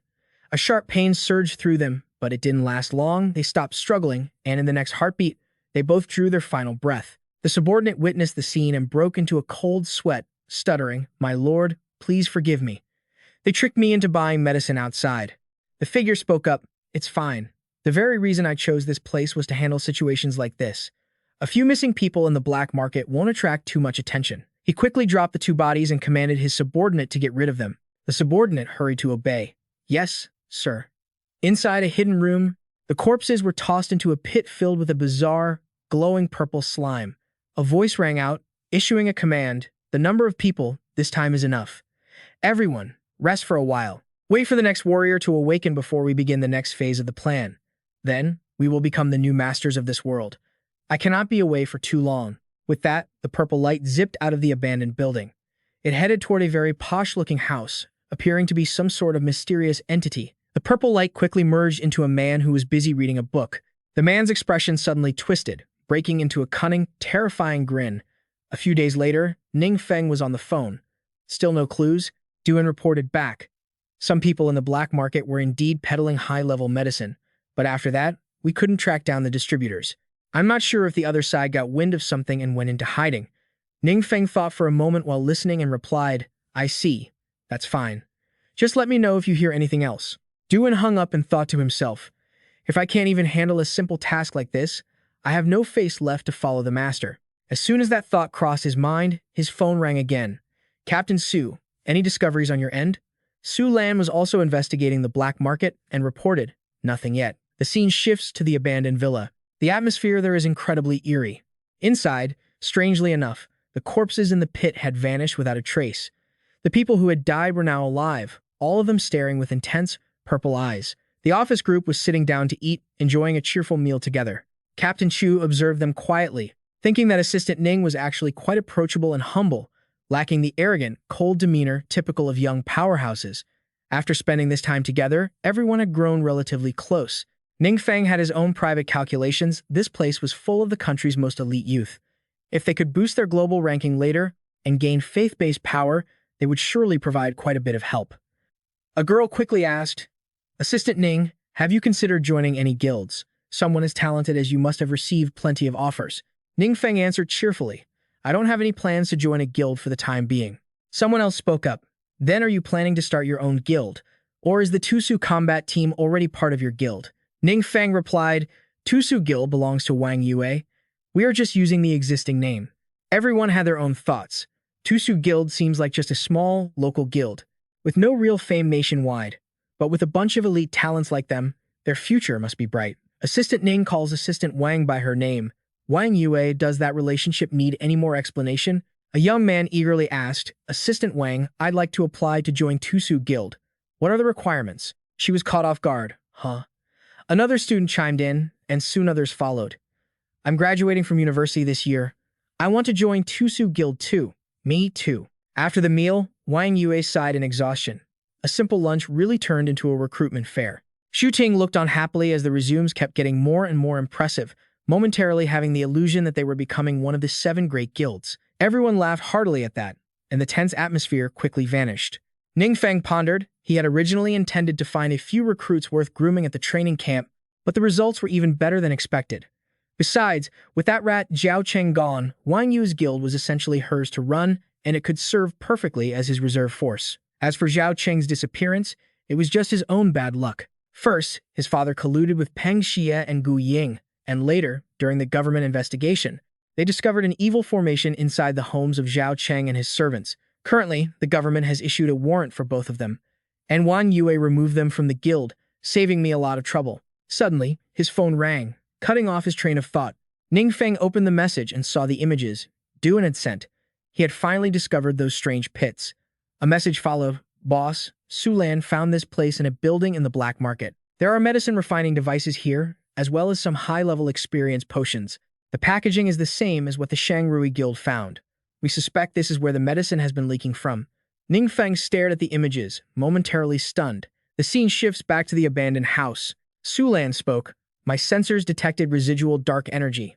Could it be some kind of special mutant? Before she could finish, Duan walked in. No, this is a type of monster we've never seen before.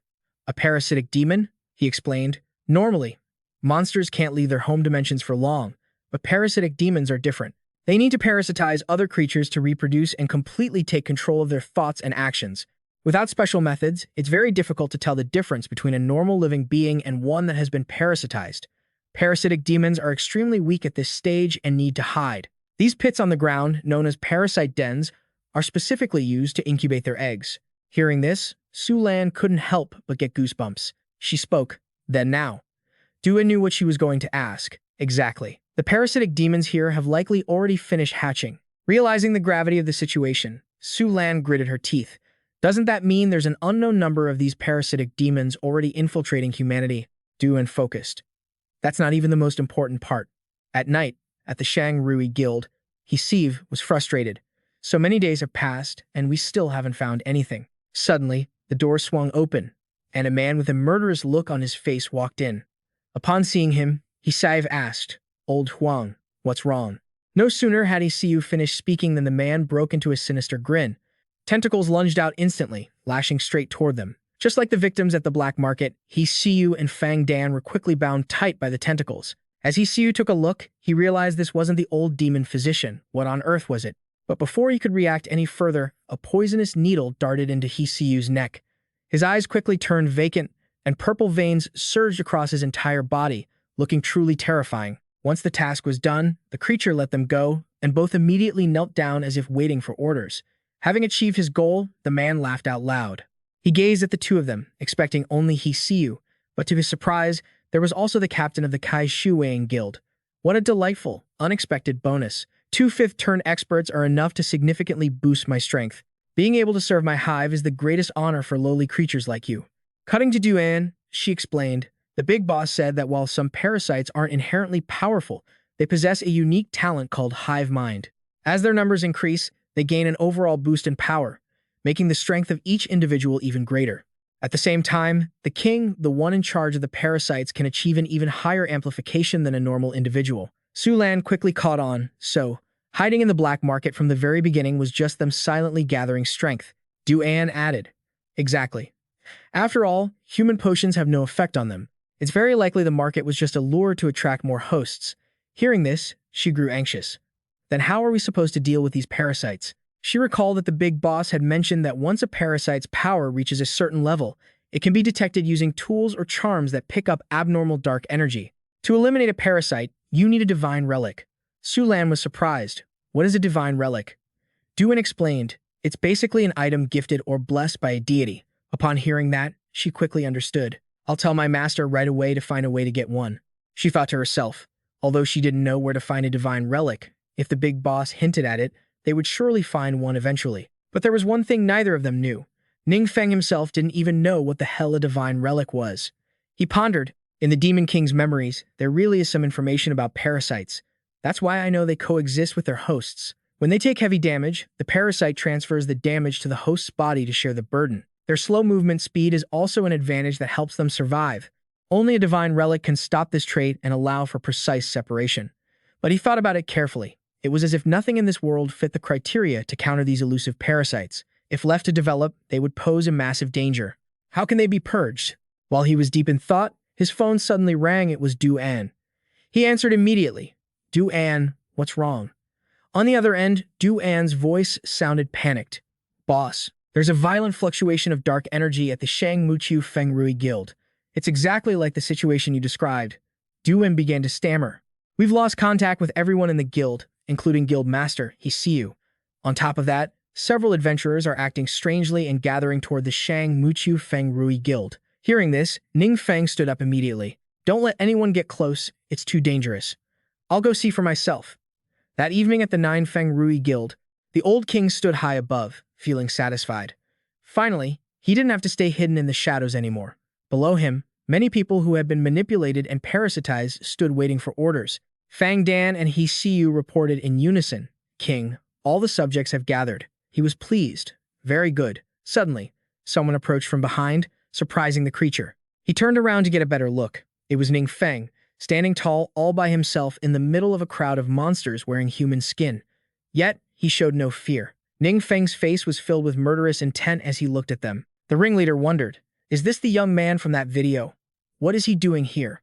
Looking at the scene, Ning Feng thought to himself, there are too many controlled people. Using a lethal forbidden spell would just turn them into human shields for the parasites. I wonder if the weapon I'm using counts as a divine relic. The king spoke up. Little brat, why are you all alone? Is it because the others were too scared to come, so they sent you to play the hero? Ning Feng didn't answer his question but asked in return, are you the king here? The creature felt smug. Knowing to call me king, have you come to submit? It's a pity. I won't let lowly humans from the lower realms follow me. But you are quite strong.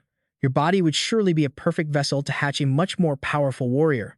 Without another word, Ning Feng charged directly at the creature. The tentacles that reached out were swiftly sliced off by him. The king panicked, his anger erupting as he shouted, I admit you're strong, but that's not enough to kill me.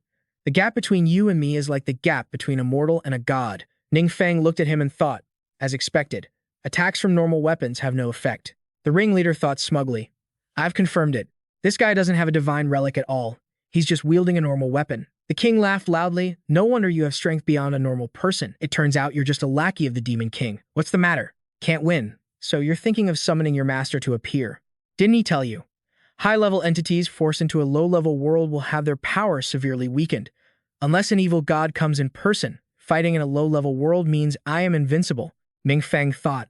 The so-called high-level demon lords are the trusted subordinates of the evil god. They usually carry treasures bestowed by the evil god. Since this is a summoning forbidden spell anyway, it should be effective against parasites, and it shouldn't weaken the summon too much. I just don't know what kind of creature will appear. I hope it's not too ridiculous. Suddenly, a pair of red eyes appeared in the shadows. Its face looked covered up. Something jumped out of the crack. It looked like a pig, but with an arrow-shaped tail. To be more precise, it looked like a literal capybara. The strange appearance left both Ning Feng and the king stunned. Ning Feng couldn't believe his eyes and thought, this is a high-level demon lord? The creature slowly waddled toward him. Its legs were tiny, and its appearance caught everyone off guard. Even more ridiculous, when it tried to stand up straight, it lost its balance and flopped onto the ground due to its short stature. The old sovereign couldn't help but gape in disbelief, laughing as he muttered, what kind of toy is that? I can't sense a shred of dark energy from it all. You're counting on that? No sooner had he finished speaking than a wave of fierce, overwhelming power swept through the area. Before the sovereign could even react, he collapsed to the ground. It wasn't just him, either. All of his controlled minions uncontrollably slumped over as well. The sovereign wondered, what's happening? Suddenly, I just want to lie here and relax, like I don't want to do anything at all. The Demon King then opened its mouth and took a gentle bite into thin air. Dark shadows began to emerge from the darkness. Just like that, the Demon King kept snapping its jaws in midair. Ning Feng, watching from the side, saw it devour the parasitic demon lurking in the shadows directly. This seemed even easier than dealing with a god-tier item. The sovereign's jaw dropped. No way. I thought it was at most just a Demon King. What kind of terrifying creature did he summon? It's completely suppressed. Ning Feng approached the monster. So, you're the invincible one in this lower-tier world. Huh. The creature finally felt real fear. No. I was just bragging. Please, you must never take that seriously. Ning Feng took out his phone. Well, that's perfect. Help me film a research video. Through the camera lens, its true form was revealed. I'm sorry. I was wrong. Please, spare me. Ning Feng asked. First, tell me, how did you sneak into our world? The monster began to explain. Previously, this man and his team raided my secret realm, so I took advantage of his lack of attention and parasitized his body to tag along to your world. Ning Feng asked again, so, are you some kind of hidden boss in that secret realm? The creature quickly replied, yes, exactly as you say. It started recounting. At first, I was quite weak, so I could only hide in the black market, because even if someone went missing there, it wouldn't attract much attention. It wasn't until recently that my strength increased, allowing me to skip the incubation phase and directly control humans through larvae. That's why I dared to attack the Shangrui Guild. As soon as it finished, the Demon King stepped forward. It quickly opened its massive jaws. Seeing this, the monster shrieked, "Don't eat me." Naturally, these scenes were all recorded and sent to the guild. And Zhen spoke up, because we lack the necessary safety protocols to detain and preserve parasitic demons. We have no choice but to leave them for Ning Feng to handle. Even though I hate to admit it, as a lower-tier world, we can barely take a step forward with these demonic creatures constantly appearing before us. Zhang Yanxuan added, if it weren't for Ning Feng, the Shangrui Guild would have been completely finished. Wang Bo cut in. No, the 7 great guilds and even the world itself would have perished, and there would have been nothing we could do. Feng Yi reassured them. Everyone, there's no need to be so pessimistic. After all, the mysterious Big Shot and Ning Feng are on our side. Since the matter of the high-grade medicine has been cleared up and has absolutely nothing to do with the Big Shot, we should cooperate. Everything was clear now, so everyone quickly raised their hands to vote. I agree. I have no objections. I'm in. Feng Yi reported.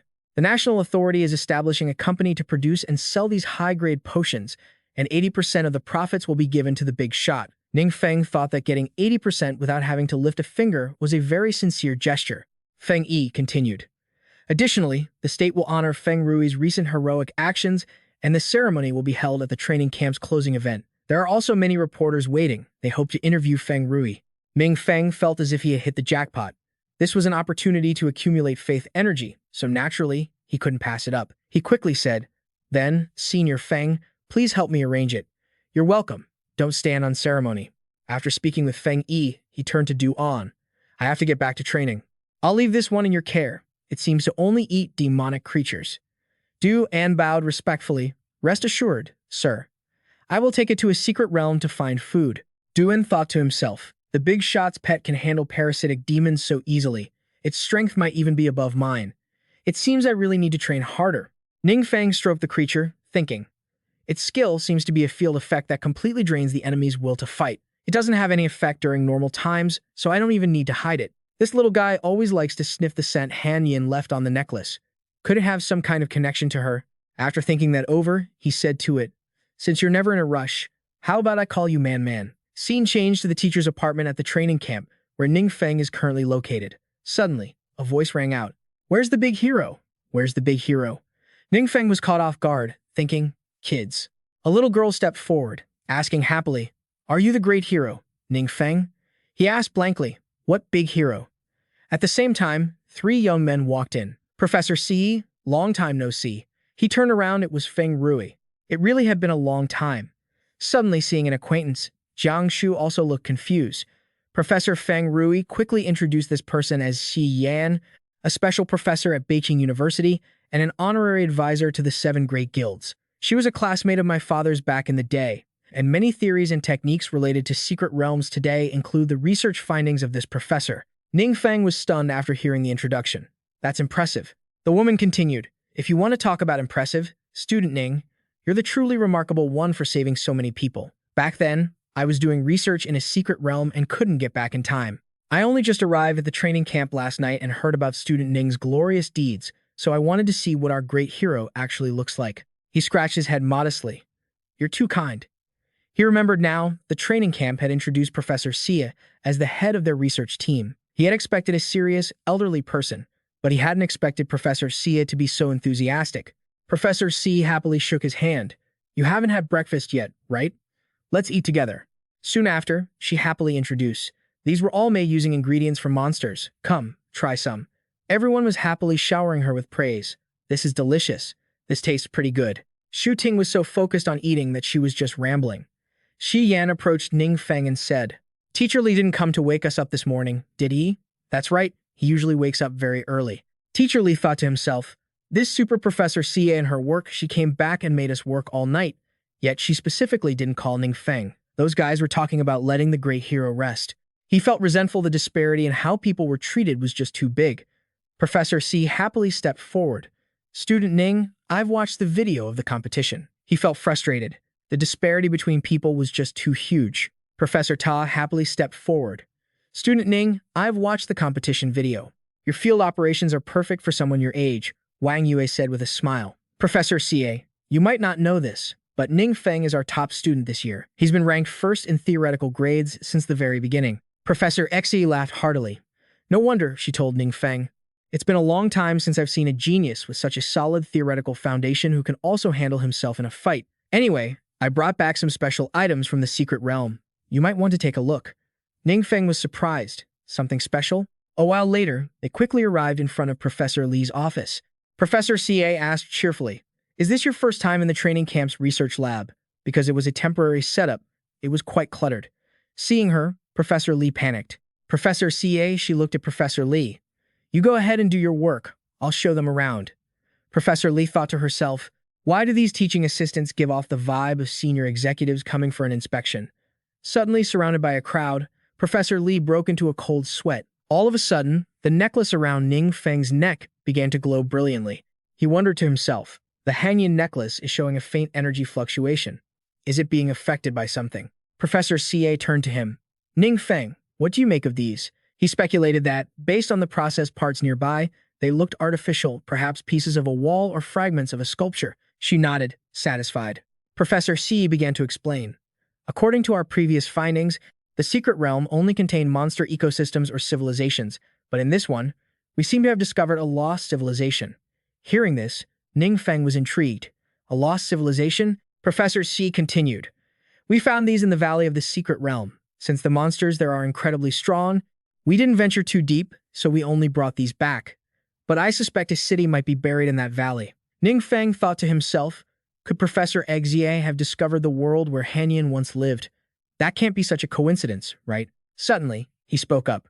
Professor C, can I take a closer look at the details? She didn't stop him. Ning Feng observed carefully. The energy fluctuations were coming from the crystal in the fragment. The Hanyan necklace seemed to be absorbing the essence within it. Could there really be a connection between these two things? She asked curiously, well, what do you think? Ning Feng replied, it's not clear yet. I probably need to go to the secret realm and see for myself. Professor Xie was quick to respond. No problem, I'll arrange it. At the secret realm, Professor Xie quickly introduced everyone. This is my research team. Once we enter the secret realm, they will fully cooperate with you all. Everyone, let's work together. Hello, Ning Feng, it's a pleasure to meet you. If you need anything, just let us know. Also, may I ask, after the exploration is finished, could we take a picture together? Seeing this, Feng Rui felt a surge of pride. These people were all elite scholars in any university. They would be at the professor level, and it's rare to see them show such respect to anyone. But Brother Feng managed it. Mu Qiu said sadly, with such an important project, are you sure it's okay for me to participate? Wang Yue comforted her. We're a team. Of course we act together. Over there, the professor seemed very excited and shouted, let's move out. Everyone traveled quite a distance quickly. At this moment, Ning Feng and Professor CA were sitting and studying the map in their hands. Suddenly, a strange black energy surged toward them. A monster with razor-sharp teeth burst out from the ground, opening its mouth wide. Professor C was so stunned her jaw dropped, while Ning Feng maintained a calm expression, as if nothing had happened. At the same time, an axe swung down fiercely, smashing into the monster. Ning Feng reassured them with a smile. Don't worry, everyone keep going. Professor Cia's group stared in shock. My God, a monster that big, and it was taken out in one hit? These young guys really are reliable. After finishing off the monster, Xie Yan quickly reported, Professor Cie, we found a large hole in the carcass of the monster. It seems to contain something. Everyone went down together. Professor Xie observed, as expected, these are traces left by some civilization. Could the inhabitants have been wiped out when the monsters took over? If our world were conquered by monsters, would it also turn into part of a secret realm? Ning Feng stood to the side, deep in thought. Professor C's theory is probably right. I remember the trial's secret realm of the Shangri Guild was also once a civilized world. Just as he thought this, the necklace around his neck suddenly reacted. It lit up, drawing Ning Feng's attention. He immediately moved forward to observe the surroundings. Something on the rock was also emitting light. He secretly calculated, it's that same type of crystal fragment. It triggers a reaction when it gets close to the Hanian necklace. I wonder if we can find more deep within the ruins. One of the researchers approached to report, Professor Sia. We've detected intense dark energy fluctuations up ahead. Professor Exi was startled. The dark energy is radiating from the top of that high platform. Ning Feng realized at the moment he looked at it, this sensation was very similar to the evil god's summoning array, but it felt even more oppressive than what he had encountered before. Deep inside, a monster stood, staring straight at them. Beneath it, a pack of goblins was waiting aggressively. As soon as the monster chieftain gave the order, its minions rushed toward the group with startling speed. Xi Yan felt the situation wasn't looking good. Feng Rui, there are too many monsters, and they're moving incredibly fast. You have to be careful. But she felt completely at ease. It's fine. After all, we've got Brother Feng backing us up. For us, this is just a test. After saying that, Xi Yan shouted and charged forward. Don't even think about breaking through our defensive line. Seeing his soldiers getting overwhelmed, the monster became furious and glared at Ning Feng's group. Professor Sia's team huddled together. These monsters are practically endless. Should we go help? If we go out there, we'll just become a burden. Professor Sia was worried. Those kids must be under a lot of pressure. Wang Yue wondered, I wonder if I could take on the boss up there. He laughed. It's all right. You all can go together. Just leave this place to me. In a blink of an eye, he had taken care of the monsters. Their bodies were strewn across the ground. Professor Sia's side was stunned. What? Assistant Ning can single-handedly hold back waves of monsters like a flood? On this side, Ning Feng thought, let Wang Yue personally direct the battle. It's a good opportunity for Mu Qiu. Instructor Kai and Sister Su Lan have completed their special training together. They are both equally powerful now, so even if I'm not in their party, they won't just collapse out of nowhere. Standing tall there, the boy seemed to intimidate the monsters, making them tremble and hesitate to advance. Everyone watched in confusion. It looked like those monsters were actually afraid of teaching Assistant Ning. Are young people these days really this strong? Maybe I should consider retiring early. Switching the scene to Wang Yue, she shouted, the boss is here. Focus on healing and buffing. Feng Rui quickly replied, understood. The boss unleashed a swift, long-range attack. Then, its figure slowly faded into the dust and smoke. An ordinary person would have struggled to pinpoint its exact location to counterattack. But to the monster's surprise, a beam of golden light came charging in aggressively. The internal energy, sharp as a blade, pierced straight toward the creature. Back in the desert. A few minutes earlier, the monster's corpse had been severed by Xi Yan and was lying scattered on the ground. Is there anyone else in this secret realm? They actually found the entrance. Is someone else coming? Those people shouted, get in quickly. We have to secure it before they find us. The strangers continued. Life signals detected at the exit ahead. Could be the enemy. Prepare for combat. But to their surprise, the gateway began to fade away rapidly. One of them spoke up. Oh no, the secret realm is damaged and it's starting to reject us. What? As soon as they spoke, only trails of light remained on the ground, and the people were nowhere to be found. Inside, Wang Yue sensed something and asked Ning Feng, did you hear something? It sounded like someone was talking. But Ning Feng didn't hear her. I didn't notice. He was lost in thought. The Hanyan pendant had just absorbed energy from the crystal, and he was completely focused on it. Professor Sia stepped forward. I think I heard it too. It seemed to come from the direction we just arrived from, but there are guards outside the secret realm. No one else is supposed to enter. Feng Rui asked Ning Feng, do you want to go check it out? Aren't you curious? Let's go. We'll go together. Professor Sia led the way to inspect the situation. She carefully observed the ground and then reached out her hand. She used some kind of magic, and suddenly, many footprints appeared on the ground. Professor Sia concluded, these aren't our footprints. There really were intruders. But why did the footprints disappear as they got closer to the exit? One of the men stepped forward. I asked the guard team, and they didn't detect any intruders. The professor watched and pondered. Then where did the intruders go, and how did they leave? Everyone split up to survey the surroundings and take notes on what they saw inside the secret realm. Professor C kept investigating where the footprints first appeared. They must have entered through the secret realm's portal or some other conventional method. The corpses of those monsters must be the work of the intruders. Liu Yingzhen quickly approached and spoke up. The attacks were extremely clean, with no signs of a struggle. This proves the intruders are very powerful, and the loot they dropped wasn't even taken. As if on cue, Feng Yi spoke up. Speed running. He explained. Speed running is a method to conquer a secret realm clearing levels quickly.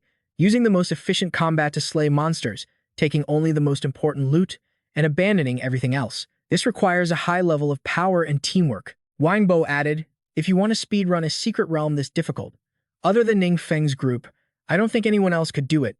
Professor CA wondered aloud, could it be explorers from another world? She continued, even though it's just my speculation, it's not impossible. We've discovered ruins of other worlds from this secret realm, so there must be many worlds similar to ours, or perhaps even at a higher level. I wonder if we could communicate with them. Ning Feng agreed. Professor C is right. At the very least, I've seen several different worlds in the Demon King's memories. It's just, I hadn't thought about the fact that different worlds could travel to each other. Professor C calculated. If they are friendly or only have brief contact, it would be easier to talk. But if they are hostile, it means that besides monsters, our list of enemies is growing. Plus, the way they disappeared was very strange. We don't know their motives, and we aren't sure if they'll appear again. Wang Bo sighed worriedly. One trouble after another. Feng Yi and Ying Zhen exchanged meaningful glances. Then, Ying Zhen spoke up. Student Wang Yu, there's something we'd like to ask your opinion on. Is the Tiaoxi Guild interested in replacing the Shangrui Guild and becoming one of the 7 great guilds? This request left her momentarily stunned, and a sense of embarrassment appeared on Wang Yue's face. Ying Zhen continued, I'm not afraid of the opinions of the youth. Because of the recent parasite incident, both the Shangrui Guild and the Era Guild are having major issues. The chairman of the Era Guild, Fang Chu, has voluntarily resigned, and the new person in charge hasn't been determined. And the Shangrui Guild has seen a large number of members leave and is applying for a demotion. She stammered, but I'm just a high school student, and the Tiaoxi Guild is only a small guild. He said, don't worry about that. We've already discussed this. All the chairmen would welcome you to join. Wang Bo added, that's right. She turned her head in confusion, looking at Ning Feng, hoping he would bail her out. But in response, he just gave a gentle, encouraging smile. Finally, Ning Feng spoke up. Make the decision based on your own thoughts. No matter what, I will support you. Wang Bo thought to himself, with Ning Feng's promise, he can definitely help Wang Yue establish a firm footing in the 7 great guilds. Given their relationship, being a high school student or having a small guild is not a problem at all. Wang Yue stammered, I am willing to take the challenge. If there is anything I don't do well, please give me your advice. All 3 seniors smiled with satisfaction. That's great. Shi Yan spoke up. I'm a bit curious. When going out and entering a secret realm, how did it suddenly become about the 7 great guilds? Her eyes accidentally met 2 Shu Ting's, making her shy and momentarily flustered. Ning Feng was deep in thought, feeling satisfied that if Ruier could join one of the 7 great guilds, it would be a major step forward in his plan to build up his own influence. Reflecting on that, he felt quite pleased. Suddenly, a warm voice echoed in Ning Feng's ear. Lord God. He looked around, surprised. None of the others had any reaction. Was he the only one who could hear it? Ning Feng glanced down at the necklace he was wearing. It sounded like Han Yin's voice. Back outside in the desert, a voice rang out. Everyone, please speed up the work and never act alone.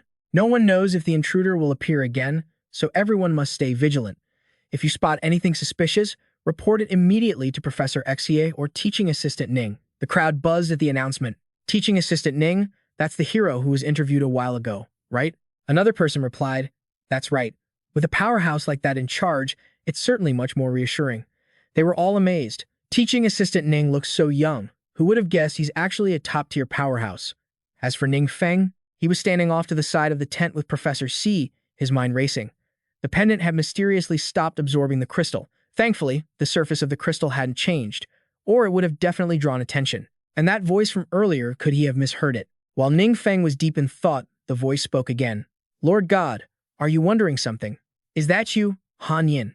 The voice replied, yes, Lord God, it is your humble servant. It's truly wonderful to be able to speak with you once more. My heart is overflowing with excitement right now. At this, Han Yin laughed happily. Ning Feng spoke up. Han Yin, stay calm. Don't get too excited just yet. What exactly is going on? Han Yin said, I don't really understand either. It's as if my consciousness suddenly returned. He wondered, does the pendant you left behind have anything to do with absorbing the energy from this crystal? They chatted for a while, and finally, he understood. So that's it. This place is the heart of the world. Han Yin explained, the heart of the world is the core of a world, formed by the convergence of cosmic laws. If a world encounters a disaster, as long as the heart of the world remains intact, it can slowly heal itself. If the heart of the world is destroyed, that world will be completely obliterated. The cosmic laws contained within the heart are essentially the source of the god's power. In the past, the gods would also use the heart of the world to resurrect their favored kin. But as he said this, Han Yin suddenly stopped, leaving his sentence unfinished. Finally, Han Yin stammered, "I am deeply sorry. It seems a piece of my memory is missing." Ning Feng replied cheerfully, "No need to rush, just take your time and try to remember." But Han Yin felt guilty. "I am useless. I have failed you, Lord God. I am nothing but a failure."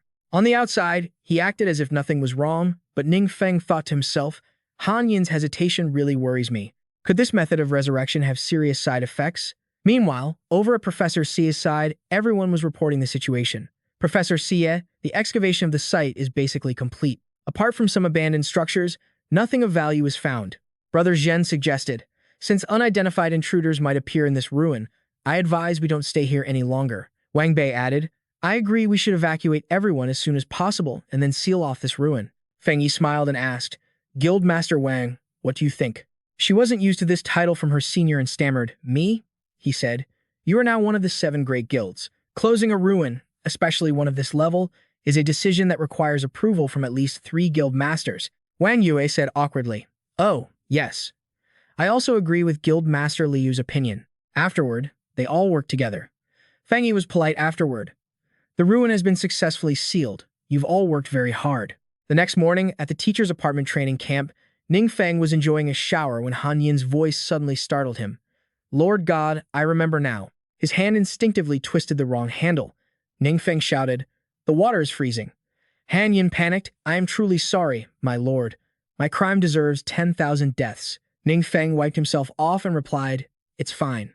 "So, what did you remember?" Han Yin suddenly recalled, "Oh, that's right. That's the thing. Please, Lord God, execute me immediately."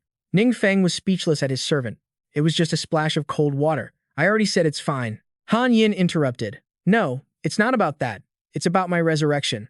Han Yin recounted how, in the past, the gods would use the heart of the world to resurrect their kin. But because the heart of the world also contains the power of darkness, the gods would suffer a severe backlash when linked to their resurrected kin, sometimes even becoming evil gods themselves.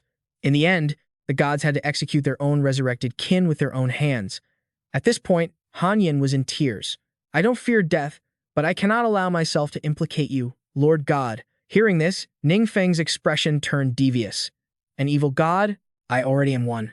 But he worried that if he told the truth, Han Yin would be even more heartbroken.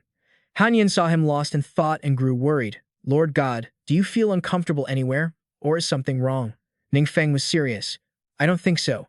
Suddenly, he remembered that his passive skill had a dark origin, so he wouldn't suffer the backlash of the power of darkness. Using forbidden spells wouldn't come with a price. Could it be? Ning Feng asked, "Han Yin, does your resurrection only affect me? Does it have any effect on you?" Han Yin stammered, I'm not sure." Ning Feng gave a gentle smile.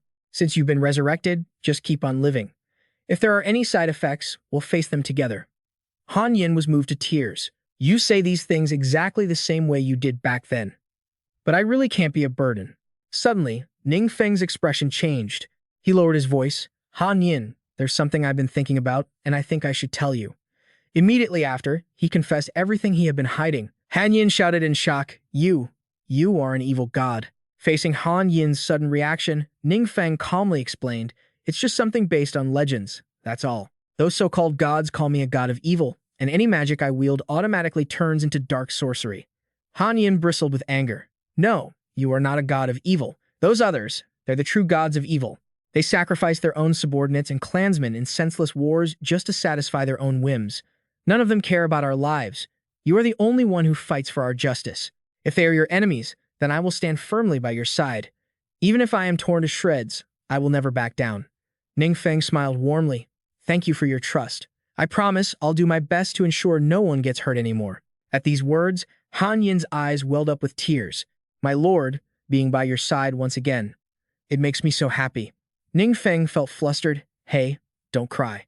He lay down on the bed, exhausted, yet his mind kept racing. "To be honest, I'm still pretty confused. For instance, what exactly is this concept of world tier?" Han Yin explained simply. World tier is basically a world's recognition level by the gods. There are countless worlds in the universe, but not all of them receive the gods' favor. Only when a world gives rise to intelligent life does it catch their eye, but that's all it is, just an observant gaze. like someone noticing a cute little bug every now and then. Unless a world passes the gods' trials, it won't receive their favor, nor will it gain great power or advance civilization. Put simply, the more trials a world passes, the more favor it gains, and the higher its world tier becomes. Han Yin continued on, babbling excitedly. You see, the top experts in this world are only at level 150, and their best skills and equipment are just orange tier. It shows the world tier is extremely low. It's practically ignored by the gods. Ning Feng answered with his eyes closed. Is it really that bad? Han Yin replied sincerely. But aren't you here now? Our future will only get better. By the way, regarding your gear, I have a suggestion. The equipment in this world is quite primitive. It can't meet your needs. Because of that, you need to upgrade to divine tier gear as soon as possible. Hearing this, Ning Feng bolted upright. Divine gear? He asked. Han Yin continued. Divine gear is usually crafted by our kin, and once you infuse it with your divine power, it can continuously evolve. Ning Feng remembered the pendant Han Yin wore. It seemed to have runes that could evolve. Han Yin confirmed. That's right. This pendant was once a divine relic core. You just need to reactivate the divine power within it, and it will officially ascend to divine gear. Ning Feng was stunned. How do I do that? Han Yin began to guide him. Place your hand on the pendant and use your consciousness to trace the rune representing divine power. Ning Feng quickly followed suit, and a brilliant, glowing light erupted around his neck. Mystical blue patterns quickly appeared on the surface of the stone. Ning Feng was stunned. It actually works. Han Yin said, Of course, you are our lord. These runes are derived from the very origin of the world. Only a true deity can activate and use them. Even someone chosen by the gods as their representative wouldn't be able to do this. Han Yin suddenly felt a sense of relief. It seemed their lord had always been worried about his own identity. Now, he could finally rest easy. Suddenly, a system notification popped up, leaving Ning Feng shocked. He muttered to himself, 1,200 spirit points? That's my entire current stat total combined. And that wasn't all. It even boosted other powerful attributes. Han Yin still wasn't fully satisfied. It's only orange tier quality for now, but once I find the right materials, I'll upgrade it further for you. As for the rest of the set, you'll need to locate other kin to complete it. Ning Feng expressed his interest. Talking to you makes me realize how much I still don't know. Han Yin beamed. It is my honor to answer your questions, my lord. I feel like there are more and more things we don't understand, Hanum said. It is my honor to answer your questions, my lord. The sun rose quickly, and Han Yin looked at him happily. Good morning, my lord. Ning Feng glanced over. You seem to be in good spirits. Han Yin replied sincerely. As long as I follow you, my lord, I am filled with hope. Ning Feng thought to himself, I spent quite a while talking to Han Yin yesterday. It seems his previous world was very different from mine. While a lot of his experience might not apply here, he definitely has what it takes to be a great assistant. In a certain unknown secret realm, the atmosphere was incredibly grim. A ferocious monster burst from the ground, launching a violent attack. Han Yin's silhouette appeared in a flash, and the ice on his body surged toward the creature. The monster went berserk, pouncing at Han Yin with savage intensity. Dirt and rocks flew everywhere. Both Professor CA and the other onlookers stared with their mouths agape. Ning Feng smiled with satisfaction. 1,200 spirit points. Definitely worth it. Teacher Lu stood to the side, sighing. Teaching assistant Ning, you're terrifying. You were thinking about fighting the boss earlier, and now you've taken it down in a single blow. Professor C nodded enthusiastically at everything the teacher said. Exactly. Teacher Lu retorted, Professor C, please stop mimicking me. Ning Feng stepped forward and asked, Teacher Lu, are there any other secret realms left for today? Unfortunately, there were none.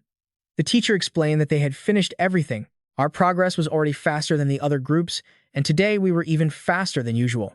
It's given the committee a real headache. Hearing this, Ning Feng was a bit confused. Oh, why is that? Teacher Lu explained, You know, everyone who makes it to this training camp is an incredibly hard worker. Since we finished early, our group members took the initiative to head to the training camp's secret realms for extra practice. Right now, our members are already ahead of everyone else in both level and power. The students from other groups have filed a joint petition asking for us to take turns between groups starting next month. Professor C asked, Don't the other teachers have anything to say about that? Teacher Lu laughed bitterly. If the organizing committee wasn't holding them back, the other teachers would be dying to join our group. Some teachers even tried to sneak their own names into the students' petition, but they got caught. Professor C grinned triumphantly. Well done. No one is laying a hand on our TA Ning. Han Yin suddenly stammered. My lord, your magic? Ning Feng was puzzled. Is there a problem? At that, Han Yin looked a bit dazed. No problem at all. I was just. Your technique in casting magic is incredibly refined. It's like you know exactly how to efficiently utilize the environment to control the output perfectly. Ning Feng smiled. You mean this? You've got a couple of classes tonight. Why not head over and listen in? It won't hurt. Before long, it was time for class. Ning Feng sat in deep thought, listening to the lecture. The professor at the front was teaching a course on computational strategy. Han Yin looked a bit confused. Lord God, this is Ning Feng's explanation. Pretty interesting, right? This is my favorite subject. It's called computational strategy. Beyond just real-world combat examples, it also covers arithmetic, physics, biology, and terrain analysis. Maybe it's because the world's power level is so low and people don't have better options, so they have to try everything they can to make the most of the resources they have. How do you use limited magic to deal maximum damage? How do you expand limited skills into as many uses as possible? How do you seize that fleeting opportunity in a nearly hopeless battle? Not everyone needs to master this theory, but the training system we've received is based on this, and it really has turned out many outstanding adventurers. Han Yin made a resolution. To be recognized by the Lord, one must have extraordinary knowledge. I will study hard too. The bell rang, and the professor spoke up. That's all for today's content. After class, the sky quickly turned dark. Ning Feng and Wang Yue were walking home on a quiet road when suddenly, someone appeared. The man looked surprised to see him. The young man stepped forward with a puzzled look. Upon seeing him, Ning Feng and Wang Yue were both stunned. A classmate? Ning Feng thought to himself, is he looking for me? Back at the training camp, Su Shang basically never said a word to me, and I never paid him much mind. Why does he seem so nervous? Suddenly, Su Shang bowed. I came here to thank you. It's a good thing you stepped in to help. You saved my brother and the Shangrui Guild. You are our great benefactor. Ning Feng gave a bitter smile.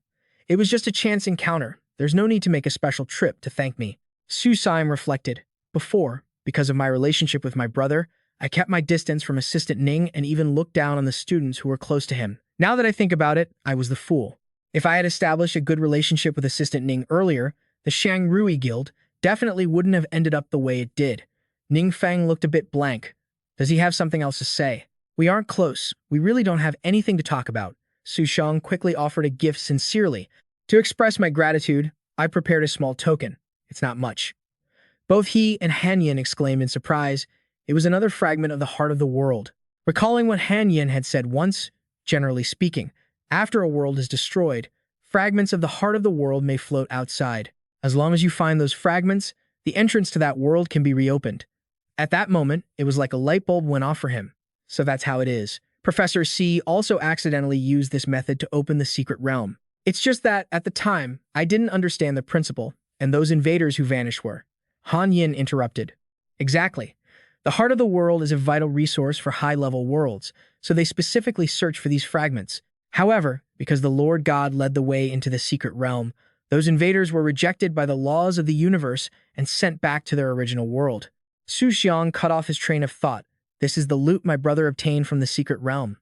We never used it casually. Hearing Professor C.S. say, you all just conquered such a secret realm, so I think this item is better suited for you. Ning Feng didn't refuse. He took it directly. Thank you so much for the gift. I really like it. The scene shifted to another secret realm, and a voice echoed. The fragment signal is pointing right here. Professor C was surprised. Assistant Ning was able to figure out how to use it so quickly. If I discover anything else later, I'll contact you as soon as I can. Ning Feng smiled with satisfaction, thinking, this is exactly what I wanted. Han Yin said, my current state is still unstable. I need to absorb more of the heart of the world. As long as you, Lord God, are not affected by the dark power, I won't have to worry. He told himself, I need to help Han Yin recover her strength quickly so I can have more support. Everyone headed deeper inside, and as soon as they saw it, everyone gasped. Ning Feng said loudly, this is a secret realm. Wang Yue added, this place is so beautiful. Han Yin was surprised too what was going on. It looked nothing like a place that had faced destruction. He asked, is this your first time encountering a situation like this, too? It was indeed Han Yin's first time seeing this. Professor C took the lead and suggested to the group, should we go inside and take a look? In front of them was an incredibly sturdy fortress. Ning Feng guessed this was a city where humans lived. Zhuo Ting was also stunned. My eyes aren't deceiving me, right? Those are regular humans. Wang Yue wondered, did we travel to another place entirely? Han Yin speculated, not necessarily. A fragment of the heart of the world only leads to its corresponding world. Even if it were an illusion, this was too realistic. As they entered, a guard aggressively blocked their path. "Stop! Where are you all from?" Ning Feng's group felt a bit guilty. He scratched his face and stammered, we. The guard shouted again, "You're adventurers from another world, aren't you?" Ning Feng was puzzled. "How did you know?" He replied, "Looking at the way you're dressed and the way you're stammering, it's pretty easy to guess." He asked curiously, "Do adventurers from other worlds come here often?" The guard answered, "Sometimes, but not many little brats like you." Just hearing that, they knew who he was talking about. Professor C shouted angrily, "I'm not a little brat." The guard continued, "It's fine if you want to walk around the city, but you better not cause trouble. Otherwise, I can't guarantee you'll make it out alive." Before they left, the guard didn't forget to remind them, "Also, watch the kid. Don't let her run off." Professor C shouted back aggressively, "I told you, I'm not a kid." Ning Feng observed as they walked, thinking, "This world has adventurers too." No wonder they weren't surprised by the appearance of adventurers. Soon, they entered the city. Everyone marveled at a statue and looked to see what was written on it. The statue was of the brave Alita, pride of the heavens, guardian of the empire. Ning Feng wondered, "That's strange. I clearly haven't seen this type of script before, yet I can read it." Han Yin thought, "This is the heart of the world establishing a connection, and it also proves we didn't cross over to somewhere else." Professor C also stepped forward to examine it. She pointed to the messy writing and said, "There's also the hero's story carved here. In the year 1537 of the shining calendar, the demon tides surged forth. The world was buried in shadow and fear, blanketed by a hopeless apocalypse. Only the courageous Alita could part the gloomy skies. Under her sharp blade, the demons scattered, and light returned to the land. Joyful songs echoed beyond the clouds. Her heroic tale was etched into history for future generations. Her glory has never faded through the ages." Wang Yue stood by, puzzled. So this world was truly attacked by monsters?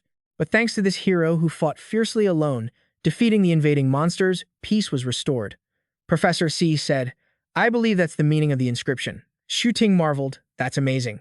One person defeating a demon army." Si Yan was also stunned. Are adventurers from other worlds all this powerful? In the distance, a tree emitted a strange light. Feng Rui alerted everyone. "Wait a second." Si Yan approached him, confused. "What's wrong?" Feng Rui looked blank. "Just now, while you were all staring at the statue, I was looking around. There was a glowing red line of text on its trunk, and the symbol for that text translates to run." Ning Feng asked for clarification. He said he saw the words run, and then they disappeared. Feng Rui insisted, "That's right under that tree." Suddenly, Ning Feng had a strange feeling. He looked at the passers-by. This isn't right. It felt like their gazes toward him were aggressive. It seemed they realized he had suspected something. The statue quickly vanished. The villagers instantly transformed into vicious, red-eyed monsters. Ning Feng was stunned. They were just illusions. Han Yin was surprised. "How did the undead pull this off? I didn't detect any undead aura at all." Immediately after, the monsters charged at them all at once. Ning Feng had already summoned his weapon. He gripped his sword tightly, slashing fiercely at them. Xie Yan also gave it his all, swinging his axe at a monster attacking him. But unfortunately, his axe shattered under the monster's strength. He screamed in surprise, "Oh no, my axe." Xie Yan panicked internally. An orange rank skill blocked it. "This isn't an enemy I can handle." The monster menacingly raised its blade, glared at Xie Yan, and prepared to strike. He could only stand still and close his eyes, waiting for death. But suddenly the monster was frozen solid. Han Yin had appeared just in time to save Xie Yan, his aura looking incredibly imposing. Ning Feng stood before the many savage monsters as they lurked, ready to attack him. Han Yin seemed slightly flustered. "My lord, these undead adventurers seem to come from a higher-level world. Your humans are likely no match for them." He became more cautious. "So, what should we do?" Han Yin suggested, "I can use my remaining energy to manifest physically for a short time to help wipe out these enemies." Ning Feng smiled gently at Han Yin. "All right, thank you for the trouble." Seeing Han Yin, Wang Yue, and Xi Yan were stunned into silence. This is... Ning Feng introduced, "Don't be afraid. This is an assistant I summoned from another world." Han Yin waved cheerfully. "Nice to meet you all. Please take care of me." Then, in a flash, Han Yin stood before the monsters. His aura was extremely aggressive. Han Yin raised his weapon and commanded, "Now, help everyone calm down." Thousands of ice arrows launched, piercing the monsters' bodies and making them shriek in terror. Wang Yue and Xi Yan gasped. Such powerful magic. This strength has far surpassed orange rank skills. Suddenly, a powerful hand reached out and crushed Han Yin's ice arrows. From the chaos, a muscular woman stepped out. Her eyes glowed deep red as she glared aggressively at Ning Feng's group. Professor Xie remembered instantly. This woman looked exactly like the statue from earlier. She spoke threateningly. Strange mage, you seem to be the strongest among these people. It's a pity that against my sword's edge, your strength isn't worth a penny. Han Yin didn't back down. Don't talk nonsense. I'm not the strongest, but to deal with you, I alone am enough. The woman shouted, a mage versus a warrior. Who gave you that courage? Your gods? Hearing this, Han Yin giggled foolishly and replied, That's right, that's right. Hearing his confident answer, she became even angrier, labeling him another foolish god worshipper. Do you really think those gods with empty titles will give you a second glance? Hearing her say that, he turned to look at his master. Ning Feng's gaze was still following him, and he flashed a gentle smile. The woman screamed, Fool, how dare you look away? Ning Feng's look seemed to give Han Yin a boost of strength. He exerted himself, and a chilling aura surged outward. The woman panicked slightly. My speed is slowing down. Is this some kind of water element slowing effect? She clenched her fist, then roared and lunged at Han Yin. But that was it. Alida had revealed an opening. Han Yin realized quickly. So that weapon is the source of her power? Han Yin stood tall, focused his energy, and shouted, Ice beam. Blizzard burst.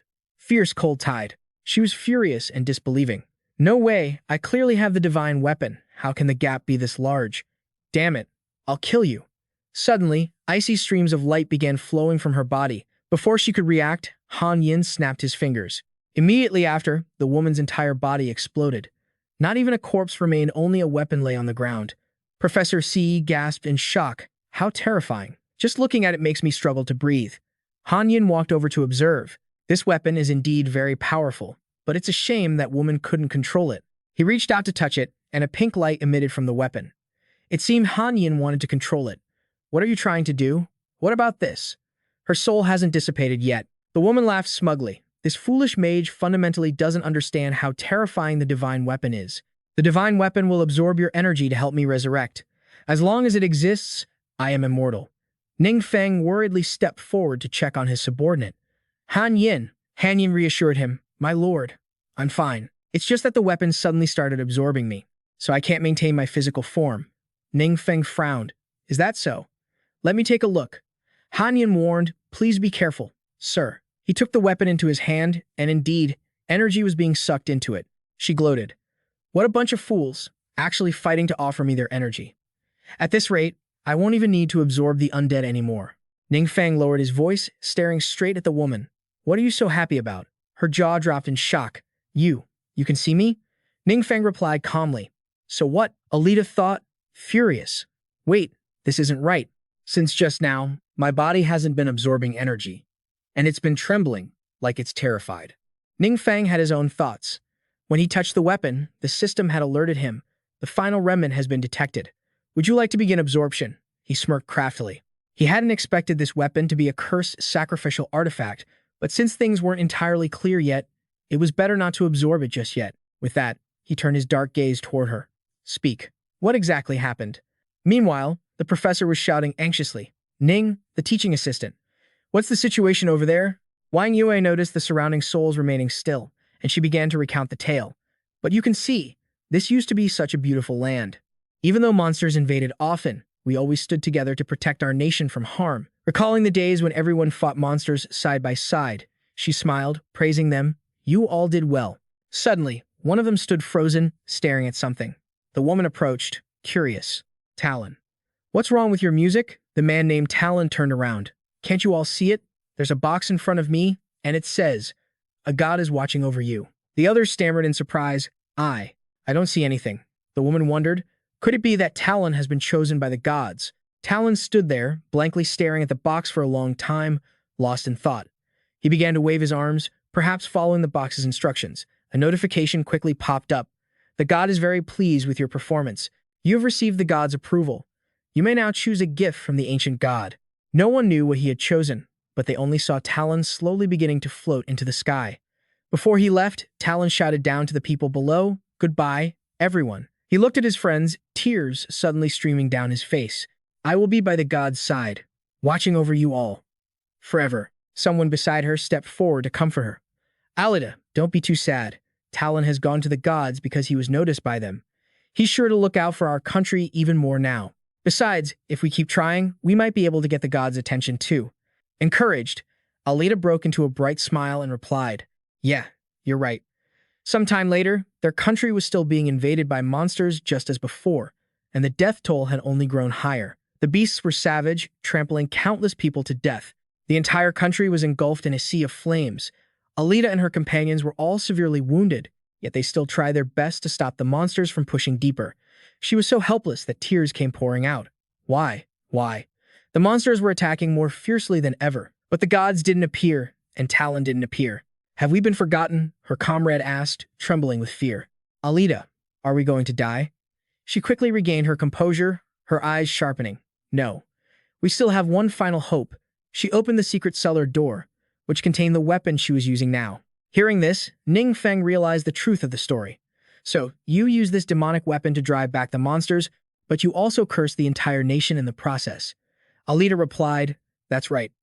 After driving off the monsters, I borrowed the power of darkness to restore the country. I just didn't expect that the dark power would slowly erode my consciousness, turning the country into a terrifying forbidden zone. Afterward, whenever explorers from other worlds came to investigate, I turned them all into vengeful spirits. He gripped the weapon tightly, thinking to himself, Dark power. Everything has a price. Suddenly, there were footsteps approaching and they were heading straight for Ning Feng. He turned curiously to see a pink light emerge, revealing the silhouette of a man slowly walking toward them. It was none other than Talon. Greetings, friend. That gauntlet is mine.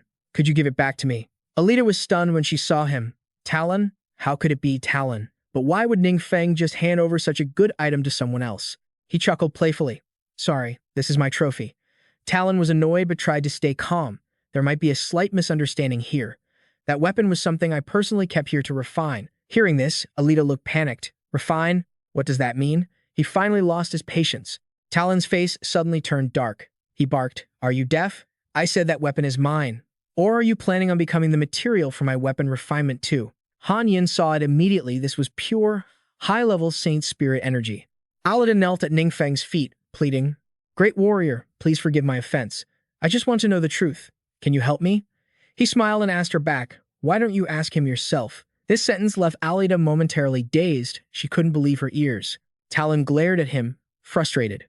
Why is that guy smiling? Alita asked, What do you mean? Ning Feng explained, I have a skill that can temporarily grant you a body, but in the end, you will completely dissipate. Nothing will be left. Alita shouted firmly, I'm not afraid. Please, give the body to me. I will shoulder everything. Ning Feng didn't say much more after hearing her. He simply gave the order, Look up. Alita quickly obeyed. Yes. He frowned. Active skill, soul possession. Dark forbidden command. Using one's own mental power to control the target's mind can briefly transform into a powerful avatar. Very quickly, Alita was fully restored to her former human form. Talon was shocked the moment he saw his old friend. He couldn't believe his eyes. What? Alita looked at her own body, unable to stop herself from marveling. This dark power is truly strong. Ning Feng stepped forward and said, I won't control your mind, so you can pilot this body yourself. Alita said gratefully, Thank you for your mercy, my lord. Talon's face turned ghastly pale, and he stammered, Alita, how did you suddenly appear? Alita's eyes burned with rage. Talon, I don't know what you're talking about, but you should explain yourself honestly right now. Talon quickly regained his composure, clearing his throat to threaten her. Alita, are you being controlled by some evil demon? What did that guy do to you? Before he even had a chance to continue, Alita lunged at him. She glared at him and threw a punch straight at Talon, catching him completely off guard. He screamed in a panic, You're crazy. But before the words could leave his mouth, the attack landed hard. Whether he had been noticed by the gods or not, Talon was no match for Alita. He was sent flying, spitting out a mouthful of fresh blood. Seeing him struggle like that didn't stop her for a second. With one more crushing blow, she sent Ta Long sprawling onto the ground. Alita was losing her patience. Ta Long, tell me, why didn't you show up when the monsters invaded? Why are you only appearing today? And another thing, what is this soul refinement you speak of? He scrambled to explain, panic in his voice. Alita, I didn't abandon you all. You have to believe me, I was just caught up in another trial. That trial meant everything to me. By the time I realized what was happening here, it was already too late. He continued, You have no idea how much I've suffered since I left this world. Even though I've become one of the most powerful beings in this world, in the eyes of the gods, I'm still nothing but a speck of dust. You know the pressure, the helplessness, you understand, don't you? She cut him off, frustrated. Stop downplaying it. You've been keeping an eye on the divine remains the whole time, haven't you? He stammered, feeling guilty. I only left a magical mark on the divine remains. I knew if the mark vanished, it meant something was wrong. Alita, don't blame me. I only hoped that by using the divine remains, I could grow stronger. Otherwise, sooner or later, the gods would discard me. By the time I left the mark, you were already. Everyone was already dead. He thought to himself with malice, damn it, if I couldn't sense that the divine power was getting weaker and weaker, I wouldn't even care. Oh, revered gods, your loyal follower is being threatened by evil. Please, for the sake of my unwavering devotion, don't forsake me. Send down a divine punishment to wipe these pests out. The moment he finished that thought, Alita smashed her fist into him. Ning Feng and his group were stunned by Alita's decisive action. Once she was done, she offered her weapon and knelt before Ning Feng.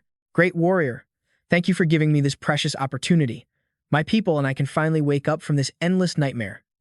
Ning Feng asked, I want to know where the heart of this world is. Also, my companions probably have many questions, he added. I hope you can help them find answers while you still can. She bowed quickly. Yes, master. Alita recalled with regret. I once thought it was such an honor that Ta Long was chosen by the gods, but it turns out we were just forgotten. That was when I realized. As she spoke, her body began to fade away, just like those fading memories. Before she left, Alita said, regardless, Ta Long is still a part of this world. Please, let him find eternal peace with us. Wang Yue watched Alita's silhouette vanish, a flicker of sadness in her heart. Ning Feng asked, Wang Yue, what's wrong? She replied, I was just thinking. Even with the gods' favor, Alita's world couldn't escape its doom. Will we ever reach a day like that? Ning Feng smiled. No, don't worry. I'm still waiting for you to take me out to try those delicious foods. Hearing him say that brought comfort to Wang Yue's heart. She cheered up. That reminds me, Wang Yue asked, Professor C, can we finish our meal before we head back? She quickly agreed. Of course we can, Wang Yue continued. Then I'll go check if there are any local specialties around here. They walked off into the distance, leaving the vast prairie silent and empty once again. Suddenly, a streak of purple light flashed across the sky. The light tore open, and a foot slowly stepped out. It was Ta Long, his eyes glowing, cold and soulless. It seemed like some kind of imposter wearing Ta Long's shell. He sighed with regret. One step too late. That familiar aura is gone. But in this body's memories, the image of that person still remains. He thought back to the image of Ning Feng, wondering to himself, is he truly the omnipotent law god I was searching for? Well, either way, he won't be able to escape this world. Time to do some investigating. The scene shifted to Feng Yi's meeting, where the atmosphere was incredibly tense. Wang Yue and Professor Lu sat up straight, not daring to breathe too loudly. Ling Hua spoke up. According to Professor Xia's report, the gods select lucky individuals they favor from different worlds, granting them blessings or even allowing them to ascend to higher-level worlds. But these so-called blessings are just a way to make more people worship them. In the eyes of those gods, these lucky people are nothing more than tools and chess pieces. Yue Ning added, so, even if we are blessed by the gods, we are still at risk of being destroyed. In the end, we must rely on ourselves. This time in the secret realm, the enemy's strength far exceeded our own. Ling Hua continued, we only managed to defeat the enemy thanks to Ning Feng, but in the near future, I fear we will face even more powerful enemies that we simply cannot fight. Her face turned somber. Even though Ning Feng is always standing with us, if we act like parasites, pinning all our hopes on one child, I feel deeply ashamed. As she said this, everyone in the room fell silent. Wang Yue spoke up. Can I say a few words? Ning Feng recently summoned a powerful warrior from another world. I'm sure you all know that this warrior has been studying our combat data and comparing our strength to the monsters. They finally reached a conclusion. If we go by standard judgment, our world should have already perished 30 years ago. Her words left everyone in the room in shock. Yue Ning proactively asked, Chairman Wang, what do you mean by that? She explained that over 80 years ago, the secret realm suddenly merged with reality, and humanity suffered unprecedented losses. In that situation, the first generation of Awakeners appeared. Even so, humanity was at a complete disadvantage when facing the monsters. It was all thanks to the next generation, including everyone sitting here, and your countless sacrifices and efforts that humanity was able to resist these powerful beasts and maintain our survival until this day. She continued. That warrior from another world said that the monsters we are currently facing have long since surpassed the level this world can withstand. Yet, we haven't perished. We keep fighting. That in itself is a miracle. I believe that as long as we are given a chance, we can keep this miracle alive. This world was protected by our predecessors for 80 years. Now, it's our turn to protect everyone together. All the elders in the room sat in stunned silence, staring at Wang Yue. She felt a bit flustered and offered a reluctant smile. Did I say something wrong? Immediately after, everyone broke into thunderous applause. They were very satisfied with her speech. Ling Hua smiled brightly. President Liu, inviting President Wang here was truly a wise decision. I feel like I've found the fighting spirit I had when I was young. Wang Bo analyzed, so, you mean the monsters are becoming harder to deal with because they have long since exceeded our limits? Wang Bak analyzed. It means the monsters are getting harder to deal with because they have long since surpassed our limits. Liu Yifei said happily, suddenly feeling a surge of pride. At this moment, An Chan also spoke up. I'm sure everyone here fully agrees with President Wang's opinion. Then the next topic is how we should respond when we encounter gods in the future. After all, this incident has taught us a lesson. A god is not necessarily our source of hope. The one currently possessing Tap Long's body was roaming around, searching for Ning Feng. He thought to himself, so the almighty magic god has been hiding in a place like this? Lower worlds don't attract much attention, and gods can't descend directly. What a cunning guy. He closed his eyes and mused, I can sense that this world holds a trial's secret realm of mine. It's perfect, I need a hideout, so I'll choose that place. Over at the Shang Muqiu New Guild, He Shuxiong looked around at everything with deep regret. His brother had worked so hard to build this guild, yet it had all fallen apart in just one night. I must strive to become stronger and help the Shang Muqiu Nue Guild regain its glory. Suddenly, something strange appeared right in front of him, leaving He Shuxiong stunned. From within that anomaly, Tap Long quickly emerged. He looked surprised. To think someone is actually here. He Shuxiong grew cautious and shouted, Who are you? How did you get in here? Tap Long gave a cunning smile. Don't be afraid. I am the master of this secret realm, and also the one you all often mention. When he heard the words God, He Shuxiong broke into a cold sweat, staring intently at the other. He thought to himself, I remember this secret realm doesn't allow two people to enter at once. I've seen the form of this god in the images before, and he can even manipulate the power within this secret realm. Having said that, he quickly knelt down. Lord God, may I ask if you descended because you heard my prayers? Tap Long smiled slyly. Prayers. That is something only the weak need. You should prove that your strength and faith are worthy of my favor. He Shuxiong was quickly swayed. Lord God, please rest assured, I will definitely give it my all. Tap Long had his own agenda. That almighty magic god is extremely treacherous. Before figuring out his identity, I shouldn't act recklessly. Besides, the power of an avatar isn't equal to the original body. I definitely need some helpers. He was satisfied to see how easily He Shuxiong submitted. Very good. Your first task is to help me find this person. Upon seeing the image of Ning Feng appear, He Shuxiong gasped in surprise. Seeing He Shuxiong's reaction, Tap Long quickly noticed the slip and thought to himself, I never expected you to know him. You've really saved me a lot of trouble. But He Shuxiong replied, I'm sorry. I don't know him, so I can't provide you with much information. The one possessing Tap Long, that god, spoke up. It doesn't matter. From now on, you will be responsible for tracking him. If there is anything unusual, report to me immediately. Remember, do not leave any traces. The true identity of that guy might be the evil god who destroyed countless worlds. Hearing this, He Shuxiong was confused. What? Could it be that time? The god pondered. At that time, I discovered the trial's secret realm had been infiltrated and immediately started searching the divine realm, but I was interrupted by a strange power. It must have been the almighty magic god interfering to hide his tracks. He then remembered, right, who were the people who completed the trials here? He Shuxiong stammered. They are friends of that evil god. The image of Duan quickly appeared, and he began to manipulate the situation. What a pity. That was supposed to be glory belonging to you, but it was stolen by the evil god's lackeys. But it's okay. I can help you take it back. Now offer me your loyalty. As if hypnotized, He Shuxiong quickly obeyed. But there was one thing he didn't expect. He Shuxiong actually went to meet Ning Feng privately right after. He found it interesting. So this kind of thing is happening. He Shuxiong spoke seriously. Yes, Brother Nin. That guy claims to be an avatar of the true origin, Holy Spirit, sent here to secretly investigate your information. He thought, an avatar. I remember avatars can only exist for a very short time. Gods usually borrow their believers to act as avatars because they share a mental connection, preventing rejection, which allows them to exist for a longer duration. I forgot I assumed all gods were like me, able to just grab anyone to use as an avatar. Ning Feng asked with concern, Aren't you afraid of being discovered by him? He Shuxiong said, I've tested it a few times. That guy doesn't seem to be all-knowing or all-powerful, unless he is deliberately pretending. Still, I wanted to warn you to be more careful. He thought, new believers like He Shuxiong have very weak faith, and they haven't been in contact for long. Even if I can't say they trust me completely, They aren't easily exposed. Ning Feng smiled brightly. Thank you for telling me about this important matter. He Shushong felt shy at his reaction. You are our great benefactor. What I do is nothing. He Shushong seemed much sharper than his brother. He surmised, even in the face of a god, Tutor Nin didn't panic at all. His background is definitely unusual. To be honest, his brother had investigated Tutor Ning quite a bit before. I find it very hard to believe that someone like this is an evil god. He calmly thought, ever since confirming my own identity, my mood has become much calmer. If those gods are specifically targeting me, I will follow it through to the end.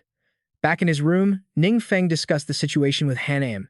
He Shuxiang could stay by the true origin, Holy Spirit's side temporarily, but if it lasted, it would eventually lead to danger. He had to resolve the true origin Holy Spirit quickly. Hanam said, Lord God, in truth, we have many advantages in this world when dealing with other gods. He wondered why she said that. Hanam explained, when high-level entities enter a low-level world, their own power is restricted. This is decided by the laws of the universe. Even gods cannot violate it. If they want to increase their influence here, they must expand their own faith. But you are different from them. You can unleash your full power within this world. As long as we don't let their faith grow strong, they won't have enough power to become a threat to you. However, the trial's secret realm is protected by divine power. The attacks you suffered there previously truly cross time and space, causing a direct conflict with the divine realm, where the true origin Holy Spirit resides. If the true origin Holy Spirit keeps hiding in there this time, there is nothing we can do to him. It's best to come up with a way to lure him out of the trial's secret realm. Hanam calculated. Then we will plan in that direction. I will report all the information I know immediately. He pondered. According to Han Yin, this world seems to be his home turf. He's already mastered dozens of forbidden spells, so handling battles at this level shouldn't be much of a problem. The only thing is, the enemy has a skill that really worries him. An active skill called Mighty Pressure, which unleashes a powerful mental force that renders targets with a lower level than the user temporarily incapacitated. The greater the level gap between the two sides, the longer the target remains unable to act. Based on the description, this is a crowd control skill that relies on level suppression to be effective. His own stats are still quite low, so if he gets caught off guard, he probably won't have time to cast his forbidden spells. To be safe, he needs to learn some magic that can defend against mental attacks. But that kind of magic is extremely rare, and searching for it will be a real pain. As soon as that thought crossed his mind, he sat up abruptly. Han Yin, I want to head back to the base for a bit. Are you sure that place won't be exposed? He replied with absolute certainty. Of course, that place has always been secure. Cutting to the scene at the place Ning Feng mentioned, everyone arrived quickly. It just so happened that Man was stretching out in the sun. Han Yin patted its head. This little guy is actually a monster from the dark world. Its true name is the Chaos Spirit Beast. It can generate a powerful chaos force field around itself, blocking all scanning effects. Duan was stunned. That sounds terrifying. Han Yin quickly responded. That's right. It's a high-level demon lord, with power that surpasses most bosses in the secret realms. It could easily destroy a world. Hearing this, Duan's face twisted in shock. His jaw dropped, and he shouted, What? But Han Yin calmly reassured him, Don't worry. Ever since it was subdued by the god, Lord, this little guy's mood has been very stable. Even the aura of dark energy isn't obvious anymore. Back in our tribe, we had many hot springs, so it likes it when I help it bathe. We're very close. One day, you might be able to do this too. Duan was surprised, his mind momentarily in chaos. I could do that too. Even though he already felt that this little creature was strong, he never expected it to be this powerful. And this powerhouse named Han Yin was clearly not an opponent to be trifled with, either. Ning Feng remembered and said happily to Duan, Oh, right. This is the loot I just got from the secret realm. It'll definitely be useful for you. These are two pieces of equipment, Storm Su Lan and Indomitable Soul. These aren't just items that anyone can get their hands on whenever they want. Duan was thrilled. Thank you for your guidance, sir. I will definitely work hard to become stronger and be an invincible weapon in your hands. If that god intends to oppose you, I am ready to give my life to protect you. Ning Feng thought to himself. Luckily, having the Arista secret realm as a lesson beforehand, everyone's attitude toward the gods has changed. Just like Duan when I told him about the descent of the Holy Spirit origin, he didn't waver even a little bit. This way, it won't be as easy for the gods to frame me as it was before. Thinking of this, he felt a bit pleased. The security measures for the dedicated line at the base were the best. I'll go check if I can find any defensive magic against mental attacks or related information. Returning to the trial secret realm, this voice. It's Tap Long from this world. I think I recognize it. The god spoke. The humans here are very weak. During the previous monster invasion, they had almost no ability to resist. The gods were all disappointed, so they stopped paying attention to this place. I didn't expect that after such a catastrophe, the humans here would still survive. Ta Feng reported. After observing for some time, I have confirmed that no god has helped the humans, not even the almighty magic god. That means the humans in this world possess some trait that gives them the ability to resist the monsters. When the god heard this, he let out a sly smile. Interesting. Perhaps the almighty magic god also saw the potential here and intends to develop this place into his own domain. He clenched his fist aggressively. How can I ever let you have your way? At the same time, He Shuxiang returned. His whole body was trembling, as if he were injured. The god asked, "What happened?" He Shuxiang said, "I'm sorry. I'm still stuck on the 15th floor. No matter what I do, I can't get past it." The god's eyes brightened. "You've died 100 times on the 15th floor." He Shuxiang was a bit fearful and stammered, "I'm sorry." Suddenly, a burst of power shot straight at him, which startled He Shuxiang. "This is 100 deaths, no regret." The god said, "Don't be afraid. I won't blame you. In fact, this was my trial for you." Its effect is that when the wearer's life drops below 15% for 10 seconds, they will be immune to all negative effects from injuries or illnesses, while simultaneously increasing their damage and defense by 30%. The god dangled another sweet bait. Those who receive the attention of the gods can accept trial missions assigned by us. If the mission is completed, you will receive a permanent achievement and can improve yourself. Some unique achievements can even bring about comprehensive, transformative effects. This is just the beginning. I can grant you things far beyond your imagination. These words left He Shuxiang dazed, unable to tell if he was trembling from fear or excitement. At the Spirit Mind Maze's secret realm, based on the documents he found, there were 2 or 3 places in domestic secret realms that dropped magic to counter mental attacks. This was one of them. If he cleared it enough times, there would surely be a chance for it to drop. The small minions complained, "Great King, that battle mage who works alone is here to attack again." The Great King shouted, "What? He's looking down on us demons too much. Damn it, if I don't do something, that guy is really going to think I'm easy to bully." As soon as he finished speaking, Ning Feng had already charged toward them. The Great King shouted in frustration, "Come at me." But in just a split second, all of them were blown away. The Great King was terrified. "Big boss, please, have mercy and spare me this once." His face looked incredibly gloomy as he asked the monster if this was a new type of mental attack. The Monster King quickly replied, "No, no. Please don't act yet, let me finish. Your mind is so powerful. I'm just a low-level demon king. My attacks have basically no effect on you. Others have to team up to fight me, taking at least 2 hours to finish. Who else but you comes here every single time just to kill me?" He felt a bit guilty. "My bad. Sorry. I was just trying to get a skill book to drop." The Great King burst into tears of frustration. "Loot drops aren't something I can control. If I end up getting depressed from this, how am I supposed to guarantee the drop rate?" He blankly asked himself. "Am I giving a boss a mental breakdown?" Cutting back to Ning Feng's house, he was frustrated. Looking for a needle in a haystack like this really isn't working. All I got in the end was a skill book for mages. It's an active skill. When activated, magic power flows within a certain range, granting allies a buff from the magic aura. Each time it's used, there's a 35% chance to recover a certain percentage of mana. Now is the time to power up quickly, so I might as well learn it for now.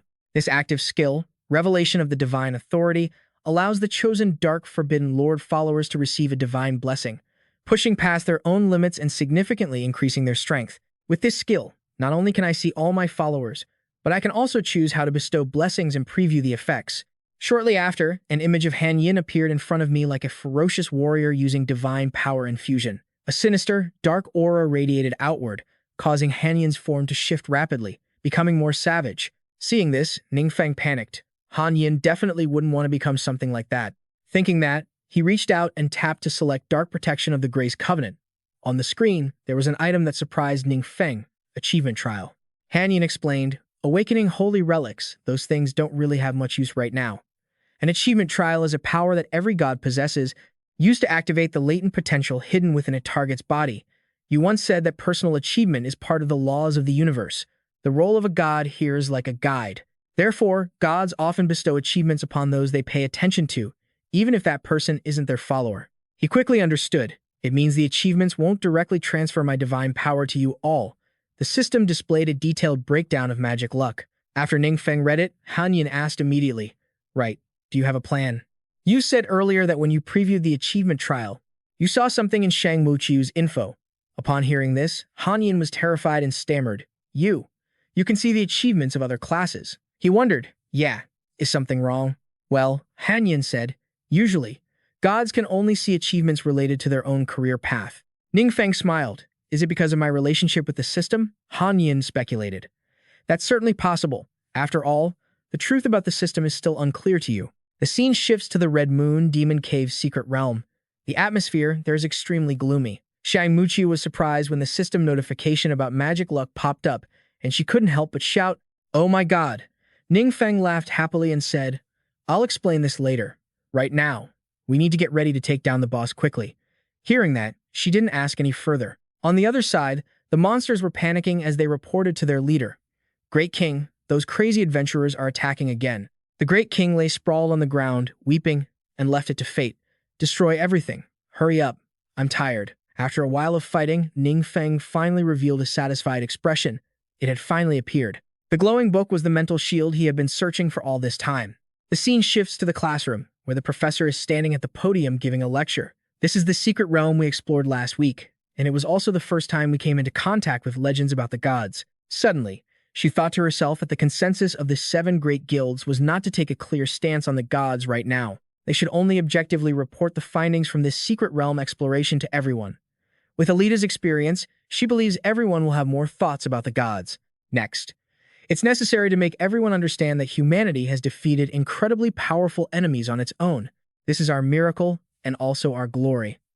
Hanyin was extremely surprised that one could make followers not just rely on the gods, but also believe in their own strength. Such a generous act, only a god lord like you could pull that off. Ha Su-hum was also sitting in the back of the lecture hall, but for some reason, his face looked a bit sour. The break time came quickly, and the professor said happily, "All right, everyone, take a 15-minute break." As soon as everyone went outside, Su-hung ran after him. "Assistant Ning, there's something I want to ask you privately." After they both walked to a quiet hallway, Su-hung went straight to the point. "Do you know about the achievement trial?" Unlike Su-hung's panic attitude, Ning Feng calmly replied, "I know." Su-hung turned pale. As expected, Assistant Ning knew about it. Then the people around him must have achieved those things long ago. Suddenly, Su-hung's achievement board appeared above his head, making him flustered.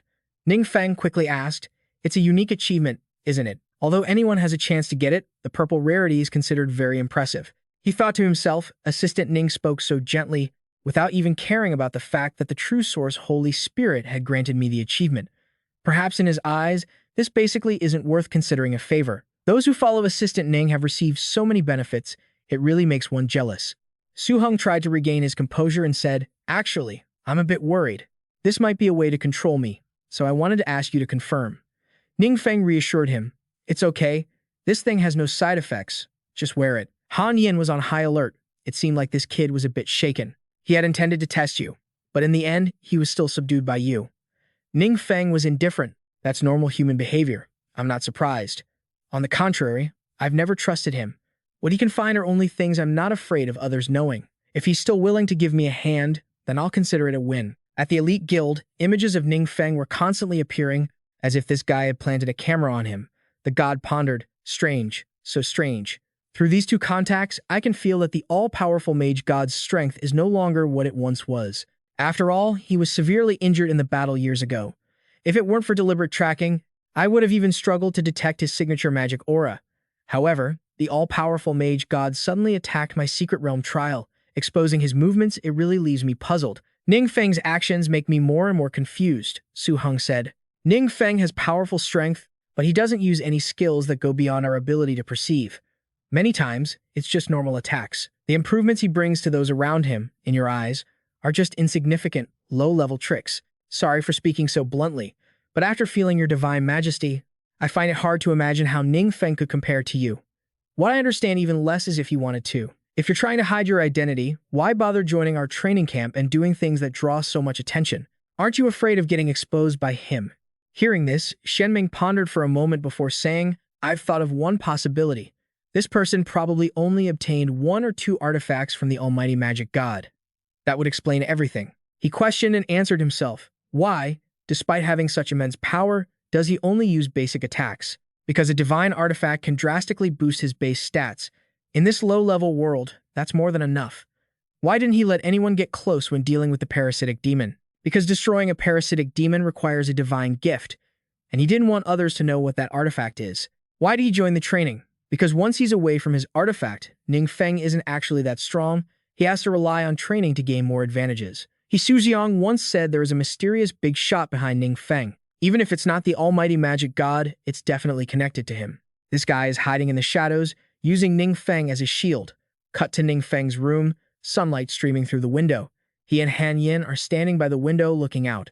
Han Yin speaks up, "Lord God, do you think Zhen Yuan Shengling has taken the bait?" You say. Being the lucky recipient of a divine artifact is a very plausible cover story. Even though many things I've done were unintentional, just a little bit of leading is enough to make people feel like they've seen through the secret. In such an uncertain situation, Zhen Yuan Shengling might not act recklessly.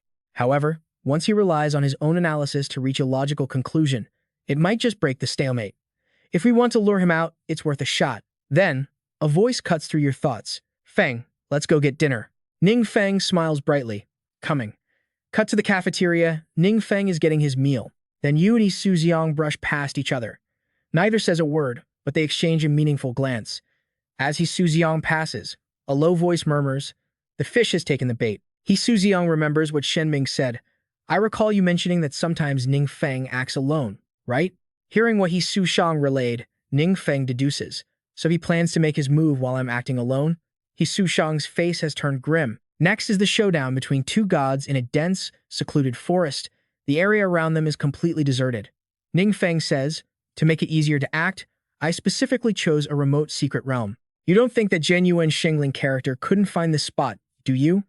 Han Yin guesses he's probably hiding in the shadows, waiting for the right moment. I've set everything up as best I can. I just hope nothing goes wrong. It's like a lure that's been cast. Now we just wait for the big fish to bite.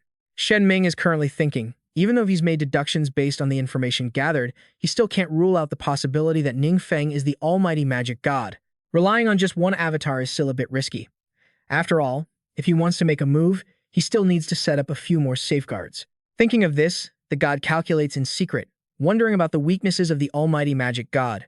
Cut to Wang Yue's group. They're walking together, and it seems there is something ahead of them that has made them all tense. Shen Ming calculates that if he isn't certain of victory, he doesn't plan to go and start a direct war with Ning Feng. So, since he isn't here today, I'll just follow his friends. The almighty magic god values these pawns in his hand too much, even willing to go against us for their sake. But his biggest flaw is his incredibly stupid benevolence. These people are all Ning Feng's best friends. I must capture them to use as leverage. Even if Ning Feng is the almighty magic god, I have a fighting chance. By the time that guy Ning Feng reacts, it will be too late. As soon as he finishes thinking, he flies up, charging straight toward Wang Yue's group to attack. Because Feng Rui is in the lead, she is the one the god targets. A fierce hand reaches out, but for some reason, he finds he cannot strike. He can't even touch Feng Rui. It seems this also surprises Xi Yan and Feng Rui. Shen Ming is a bit confused now, looking around frantically. This is the Dark World? What is going on? The system notifies. Active skill Void Dao Walk. Forbidden Dark Lord tears through space to enter the Dark World, quickly teleporting to the target location. Duration 1 hour. Suddenly, a chilling voice comes from behind him. You're a god, yet you only know how to attack the innocent. Ning Feng says coldly, luckily, I knew about your despicable behavior, so I was prepared. It happened exactly as I predicted. The god yells in anger, You're Ning Feng, no, that's wrong, you're the almighty magic god. At this moment, Ning Feng's face is grim, like a grim reaper from hell. He stares straight at the god, his presence incredibly oppressive. Recalling earlier, you asked Han Yin, who was standing next to you, Han Yin, do you think Zhen Yuan Shengling would attack those around me? Han Yin quickly understands. Do you mean like what they did to us that year? Han Yin says, I can't be sure, but those gods have definitely done it before. The system notifies. Active skill, Divine Favor Revelation. Forbidden Dark Lord grants specific followers the blessing of the god, breaking personal limits and increasing power. Ning Feng calculates that this Divine Favor Revelation skill has a buff called Sulan Protection. It can provide early warnings and protection when followers are in danger. Because the protected person is me, I can also sense danger in advance. I decided to show my cards to Wang Yue's group, then test the effectiveness of this buff. If it works, there's no need to worry about them falling into danger. Back to reality, the god thinks, damn it, now is not the time to think about random things. Even if I lose this avatar, I must probe his true strength. Ning Feng's eyes are already dark. He yells in anger. You don't deserve to be called a god. The guy is stunned, and before he can even regain his composure, A wave of oppressive light ruthlessly swallows him up. Ning Feng observes the situation and asks Han Yin, "This guy must be done for, right? This is my first time fighting in the dark world, so I was afraid something might go wrong. I didn't hold back at all." Han Yin says, "Taking a forbidden spell head-on, even a god certainly couldn't withstand it. Of course, you are more special than that." Han Yin remembers hearing the Lord God say, the last time he accidentally trespassed into the secret realm trial, even after taking a direct hit from the divine spirit's forbidden spell, while completely off guard, he managed to recover just by taking some medicine. It feels like Lord Divine Master has become unimaginably powerful now. Ning Feng was surprised. He never expected the divine spirit to borrow Tap Long's body to directly infiltrate our world. I just hope we can contain him this time so I have more time to keep getting stronger. Scene shift to the Ming Yao Stele, where the divine spirit holds dominion over the divine realm. Back at the Temple of the Gods, it looks like he has returned to his own body. Having just been blasted back, the deity seems unable to bear the pain and lets out a scream before collapsing. Seeing their master in this state, his underling rushes forward to help him up. Lord Divine Master, but his pride has been shattered by Ning Feng. The deity vents his frustration on his underlings. "Get out of my sight." Scram. They scatter in fear. Understood. The deity can't believe it. How could the all-knowing mage possibly control dark energy? Before, he clearly couldn't sense even a sliver of dark energy from his body. This isn't right. Even the 7 great evil gods couldn't wield dark energy to this extent. He speculates. Could it be that the all-knowing mage has already obtained the thing we've been searching for all this time? I must contact the other deities immediately. I have to. But then he remembers. Wait, I can't let them see me in this state right now. What if some other bastard takes this opportunity to invade? Thinking of this, he feels utterly useless, slamming his fist into the ground in frustration and howling. Damn it. Damn it all. At the Shangrui Guild, a man steps out of a car. That person is none other than He Siyu. He lets out a long sigh. After being quarantined in the hospital for so many days, he can finally return. "Little Siong, has anyone given you a hard time while I was away?" He Shuxiang replies, "It's been fine. Even though many people have withdrawn, everyone has been keeping things under control." He Siyu instructs, "If they want to leave, let them go. We still have the training secret realm anyway. Just hang in there a bit longer. We can still rebuild in the future." He Shuxiang considers, "Should I tell my brother about the divine spirit? He surely hopes I receive the protection of the gods and become his most reliable fighting force." He Siyu walks in, suddenly surprised. The training secret realm. What happened to it? Over here, Ning Feng quickly receives a call from He Shuxiang. What? The training secret realm is closed? He worries for his brother. His brother just returned and already has to face such a huge shock. Han Yin explains, the training secret realm is an extension of the divine realm and a major base for the gods to spread their faith to other worlds. To voluntarily abandon the training secret realm, there can only be one reason. After fighting you, the divine spirit has completely severed ties with this world, which means he has admitted defeat. He Shuxiang is stunned, so the outcome of your confrontation with the divine spirit. Ning Feng interrupts. For now, you could say I've won. He Shuxiang's face pales and he breaks into a cold sweat, but he is also overjoyed. Thank goodness, I didn't do anything to betray Master Ning. If that's the case, Master Ning will surely remember me as someone to favor, right? On the other end of the line, Ning Feng continues, you've really been a big help this time. If you need anything in the future, just come find me. He Shuxiang is so excited he jumps for joy. All right. Meanwhile, He Siyu looks dejected. In a beautiful secret realm, the surrounding scenery is incredibly peaceful, without a trace of worldly dust. Ning Feng looks at everyone, deep in thought. Even though we've temporarily escaped the divine spirit's harassment, we still need a clear plan for the future. After all, besides the divine spirit, other gods will sooner or later set their eyes on this place. Then he says aloud, first of all, I want to say thank you all for trusting me. A familiar figure standing behind Mu Qiu thinks happily. Brother, if I told you, you probably wouldn't believe it. This little brother of yours has been chosen by the gods. Only He Shuxiang knows how happy and proud he feels right now. Scene shift to Ning Feng's classroom.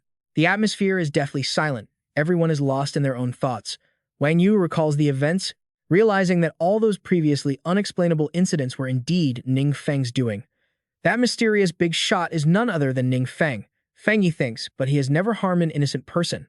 On the contrary, many have survived thanks to his help. Compared to those deities with unfathomable power, who act as they please, Ning Feng is the only one worthy of respect and reliance.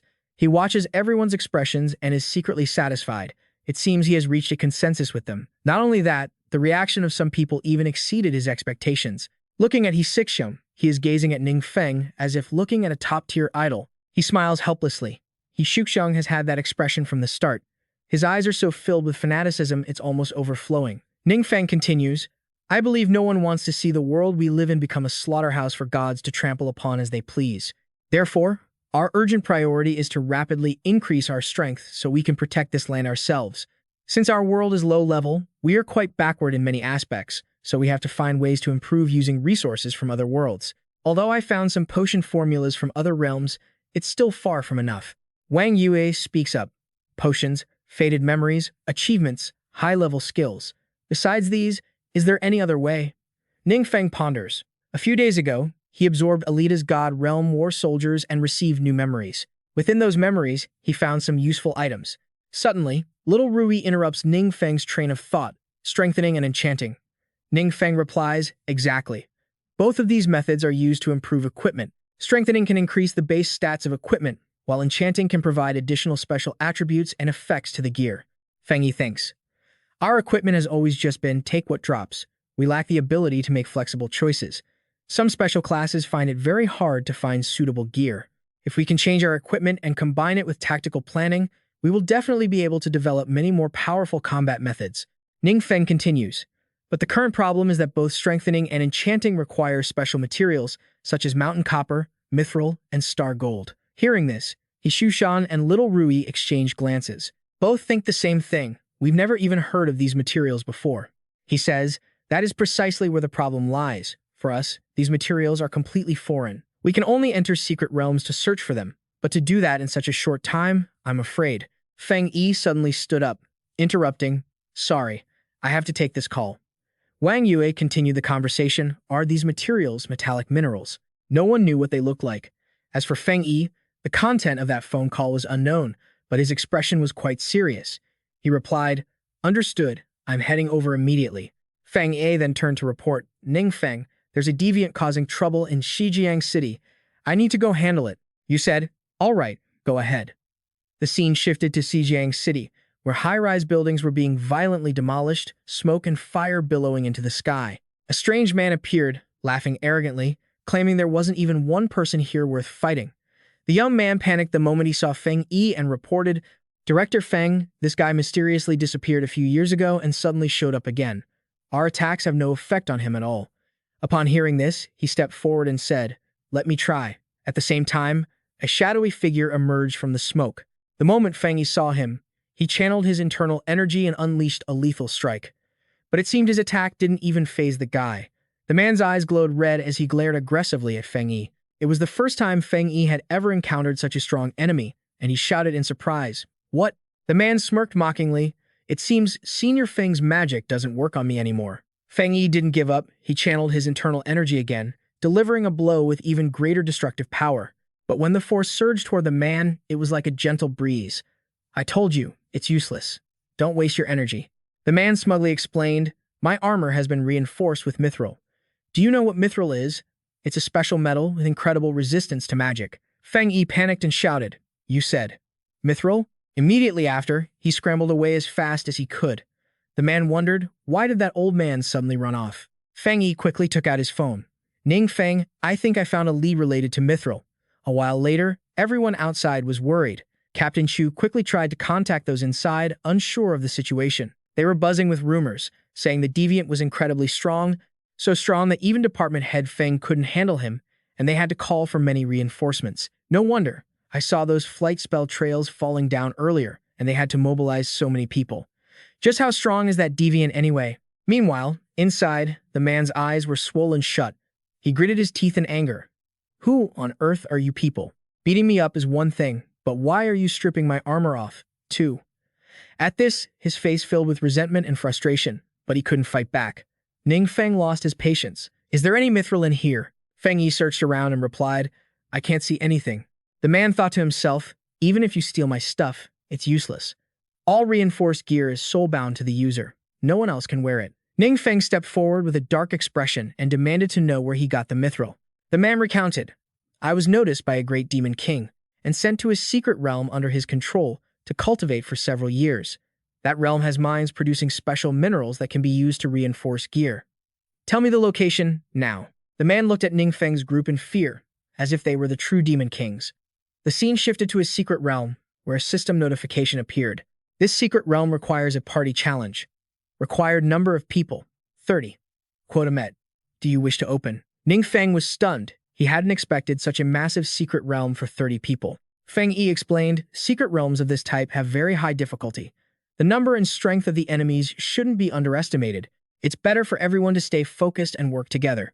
You remembered, according to the Berserker, the monsters in the realm were mainly beastmen, divided into 5 tribes. Their common leader lived in the largest tribe. Only by defeating the leader could one claim the entire secret realm. Afterward, you quickly entered the portal to the secret realm and told everyone, let's move out. The scene shifted back to Shijiang City, where a police car was on the road carrying the captured Berserker. Suddenly, he sat in the car and flashed a sinister smile. The police officer was annoyed. What are you laughing at? He replied nonchalantly. Nothing, just thinking of something fun. The officer shouted, I'm warning you, don't pull any stunts. The man thought wickedly. I wonder what expressions those people will have when they enter the secret realm. Even if they get in, getting out is another story. Inside that secret realm, the scenery was incredibly gloomy. A deep, fiery red blanketed the entire space, and many bizarre-looking monsters were howling aggressively. Ning Feng's group arrived quickly, and one of them guessed, this seems to be the corner of an arena. The system announced, bloodthirsty arena. The strong who want to stand until the end must face a caged beast.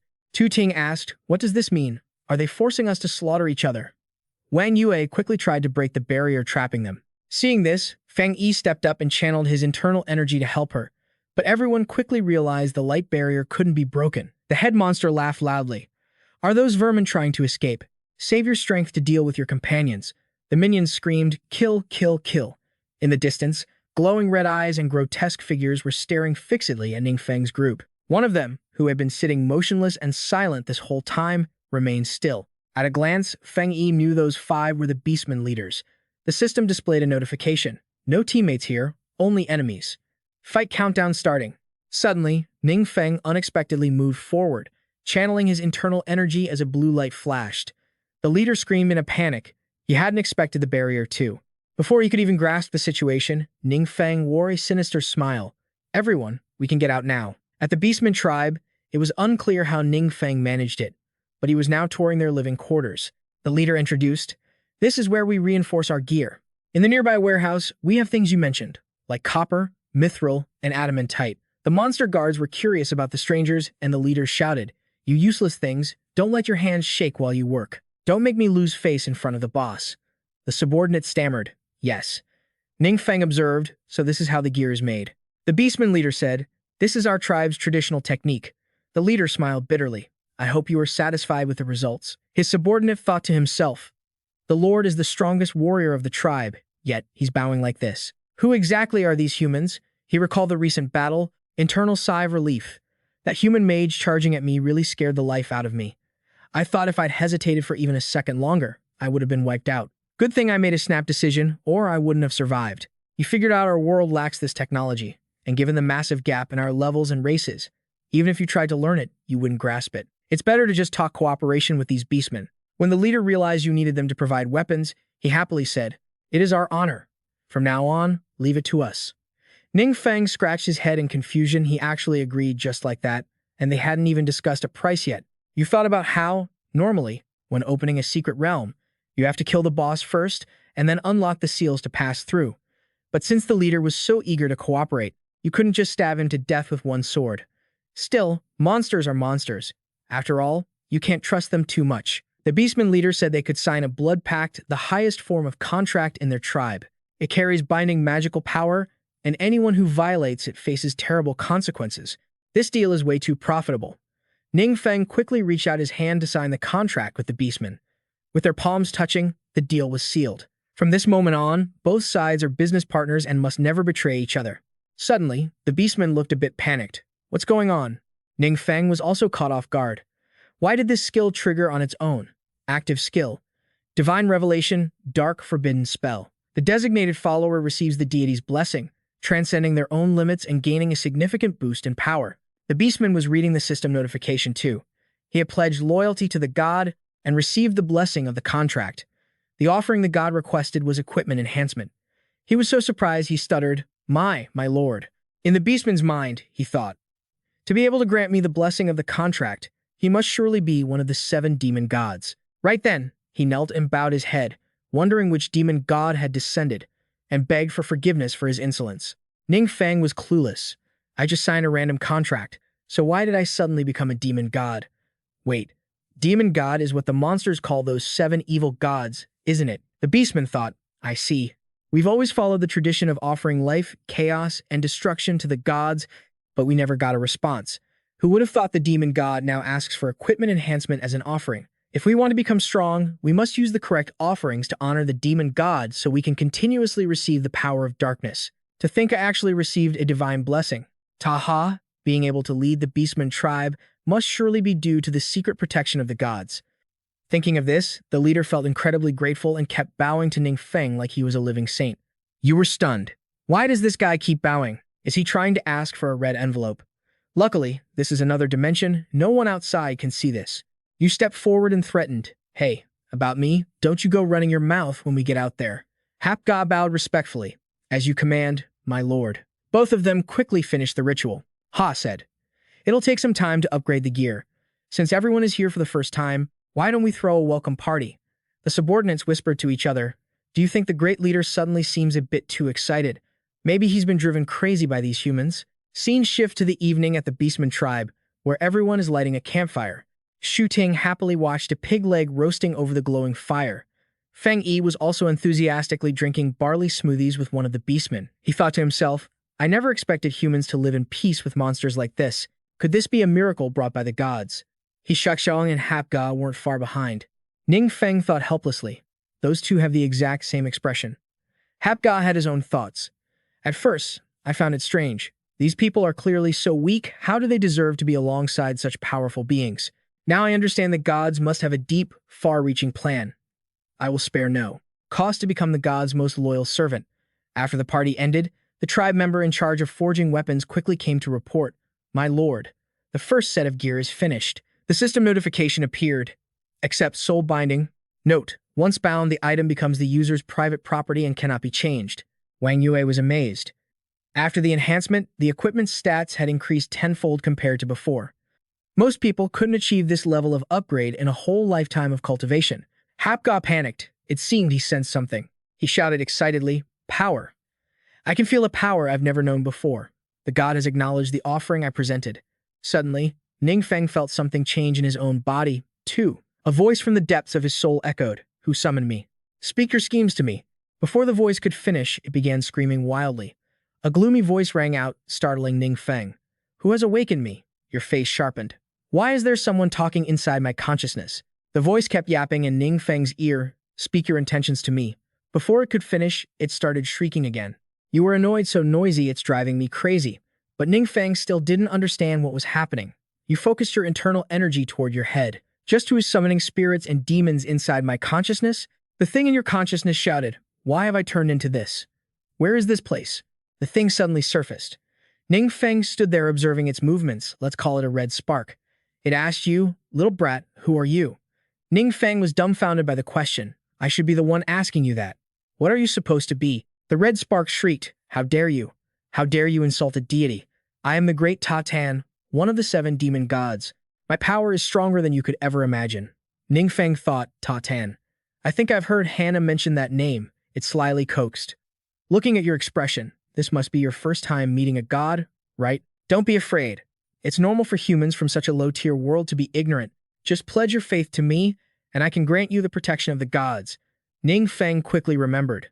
When the 12 main gods and the 7 demon gods fought, he was the one you wiped out. Ta Tan shrieked, what? Who exactly are you? Speak plainly.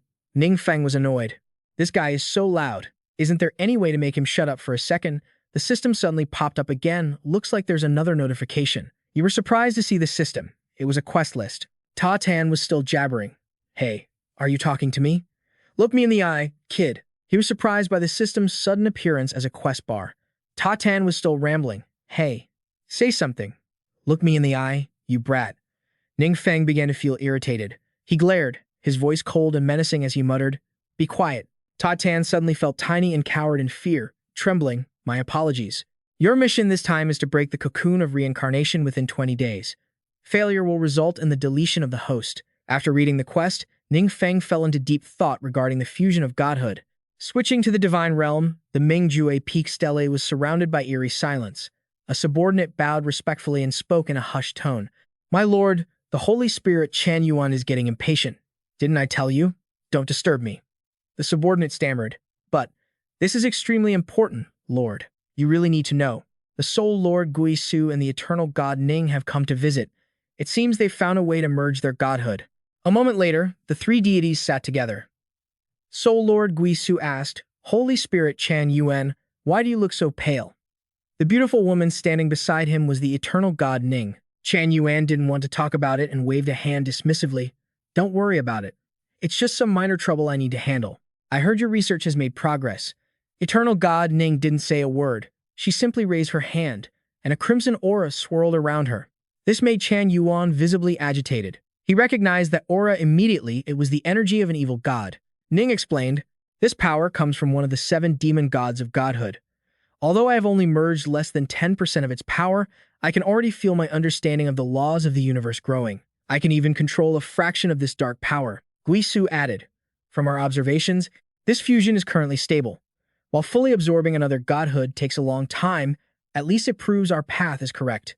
What Chan Yuan feared was exactly that. He worried that the all-powerful mage god might have realized this as well. He had seized the godhood of the demon god Ta Tan, and nobody knew how he managed to fuse it.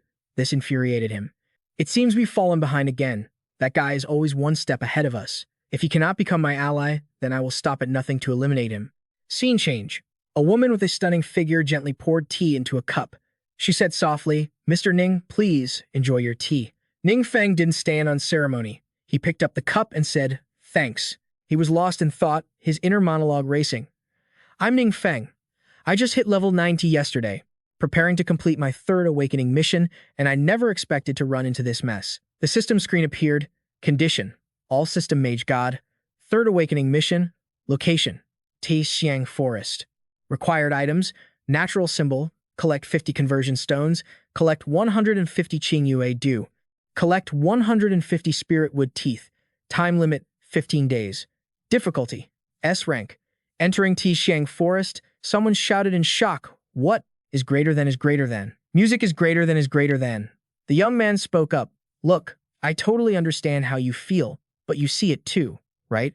A few days ago, the dungeon entrance suddenly disappeared. Ning Feng turned to Han Yin, asking, what is going on? Han Yin speculated, my lord, it seems to be an omen of the demon tide. After certain dungeons store up enough energy, they enter a dormant state to reinforce themselves. Once the reinforcement is complete, the entrance expands several times over and opens again, releasing a swarm of demons. This is called a demon tide. Generally, the longer the dungeon remains dormant, the more violent the monster invasion will be. If we don't handle this properly, it will likely cause massive destruction. Ning Feng asked, I only have 15 days. Will it be enough? Han Yin looked apologetic. I'm sorry, I'm not sure. Ning Feng fell into deep thought. Even Han Yin didn't know about the godhood situation. If the system issued a mission of this rank, it wouldn't send me to my death, right? Right. I should still warn them about the demon tide so they can prepare early. On the surface, he looked carefree, but Ning Feng's mind was working overtime. The girl sighed, thinking, this young man is incredible. The captain reported the news up the chain of command, and his superiors took it extremely seriously. They didn't just put him in charge of supreme command. They even sent reinforcements. Who would have guessed he was just sitting there drinking tea? The 3 presidents of the 7 major guilds volunteered for the front lines, and Bo Ba was outside coordinating the defense plans. A man stepped forward. President Du wants to evacuate everyone, but it will take a lot of time and manpower. She replied, do it anyway. Feng Rui specifically warned that if we don't handle this right, the damage will be catastrophic. Seeing how highly Ling Hua regarded Ning Feng, the man didn't dare to take it lightly and stammered, understood, right away. Before he could finish, a loud noise drew everyone's attention. In the sky, a massive black hole ripped open, leaving the citizens in complete shock. And then, thousands of monsters poured out. They had terrifying red eyes. In the Xiang Forest, a suffocating aura of death blanketed the area. A monster asked fearfully. The high priest triggered the rift ahead of schedule. Is this really okay? The leader replied nonchalantly, what are you worried about? Didn't I tell you? I can feel the call of Lord Ta Tan. I guarantee Lord Tatan is not far from us. If you want to gain the favor of Lord Tatan, we must offer sacrifices immediately. Back in the city, people were screaming and fleeing from the monsters. Emergency. This is an emergency. Everyone, get out of here and head to the shelters. The monsters laughed cruelly. Those sacrifices are already scared out of their minds and trying to run. Why not make a bet? Two monsters said to each other, let's see who can kill more sacrifices. Of course, let's lead the charge. One of them shouted excitedly, watch closely. The first blood is mine. The other joined in with a roar. Suddenly, hundreds of ice arrows shot toward the lead monster. The other monster was so scared it broke into a cold sweat. Where did those come from? Ning Feng had arrived to provide support. He said calmly to Han Yin, doesn't feel that tough. Han Yin explained, actually, the demon tide isn't necessarily a bad thing. If we can suppress it, we'll earn a ton of experience and rewards. Hearing this, Ning Feng was even more motivated. Rich rewards? I like the sound of that. During the battle, a young man thought, we are elites from the 7 major guilds. Even though we have some of the best combat power among human adventurers, but facing those monsters, we were still like weak little lambs, risking our lives to stand against such powerful enemies. Seeing my comrades fall one by one, never to stand again. We once thought such a brutal war would be our endless fate, until we met Ning Feng's group. Seeing how valiant they were, they treated those monsters like mere toys. At that moment, VM Shuyen rushed in, excited. It's been so long since I had such a refreshing battle. I feel like a completely different person. Meanwhile, Ning Feng was calculating the production capacity for the first batch of high-level potions and reinforced equipment, needing to prioritize the top forces of the 7 great guilds. Now, it looks like that was definitely the right call. Besides, this kind of large-scale battlefield is perfect for something, he said, glancing toward the monster that had been charging at the front. It was hovering in the air. Suddenly, a sharp beam of golden light shot straight at it, catching the monster off guard. Everyone gasped in awe. Are you kidding me? That wyvern was clearly blocking the view, and they still hit the target. Wang Yu smiled, satisfied. After that attack, her skills were boosted even further. Ning Feng was pleased. This kind of large-scale war was perfect for his followers to earn achievements. Everyone was fighting fiercely, not just Wang Yue, but Feng Rui and Shi Yan were also competing to rack up achievements, gaining tons of experience. Xu Ting was no slouch either.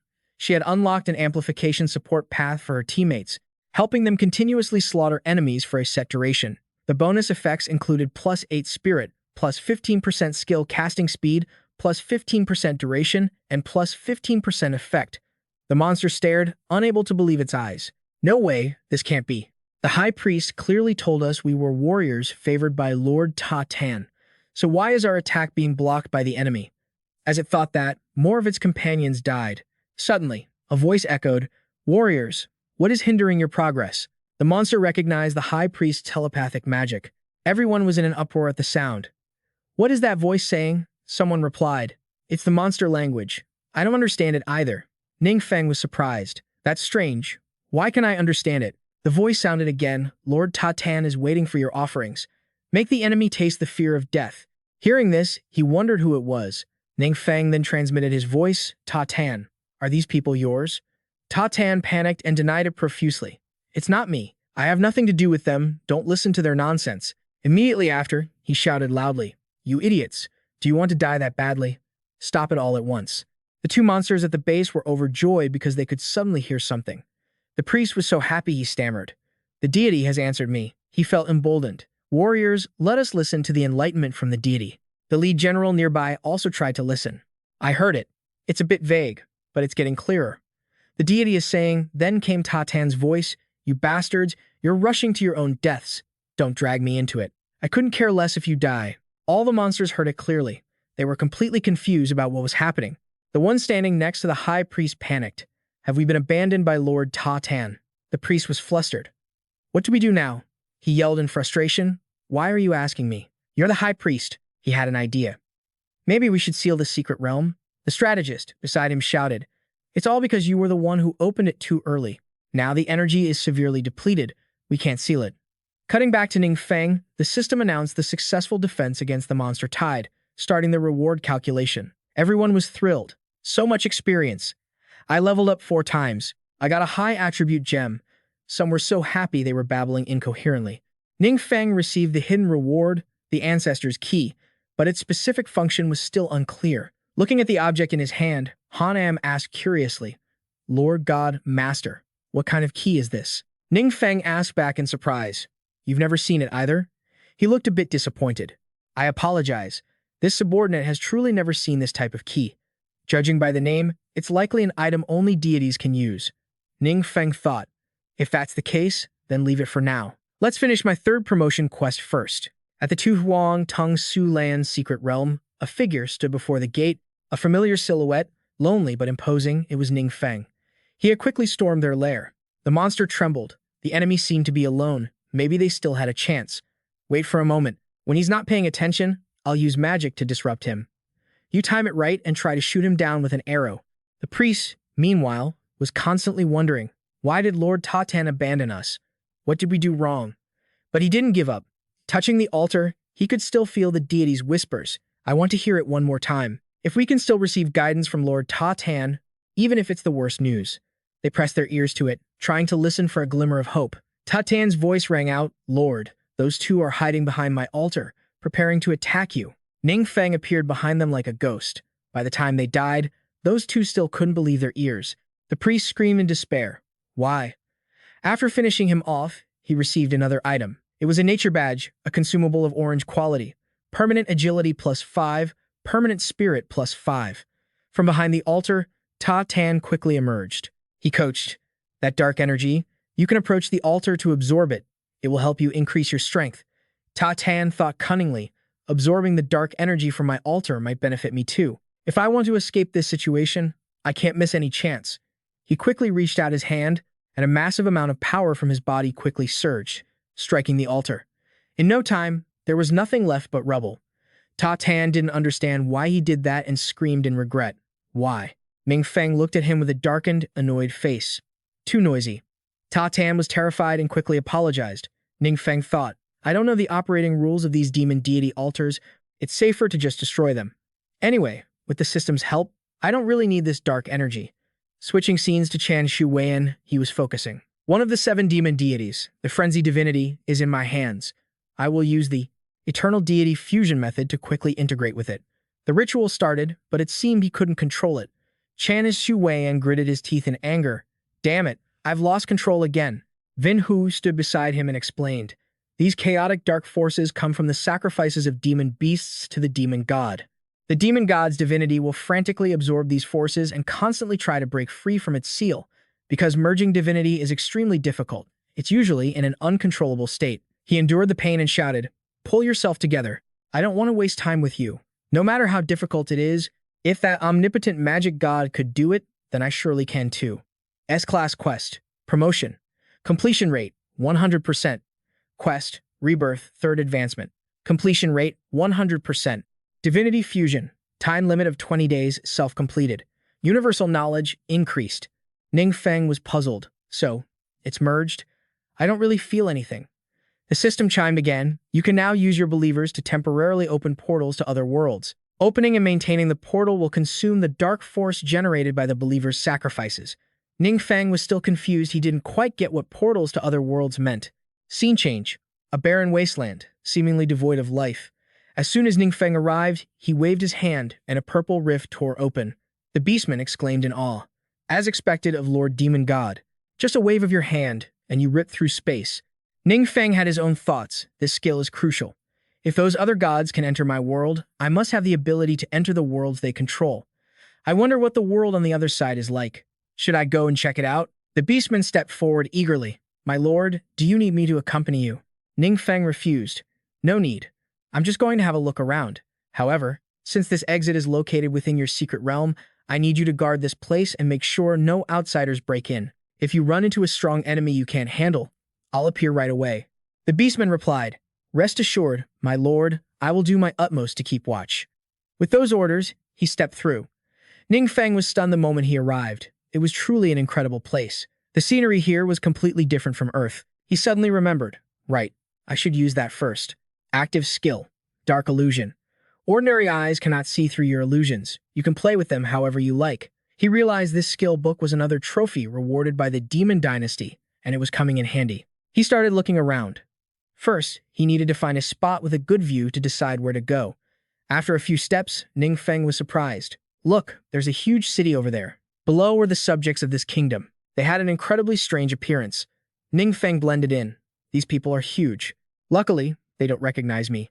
Plus, I can understand what they're saying. Is this because my universal knowledge has been upgraded? Suddenly, something caught Han Yin's attention. He quickly said to Ning Feng, Lord God, please look over there. Han Yin explained, that's a temple.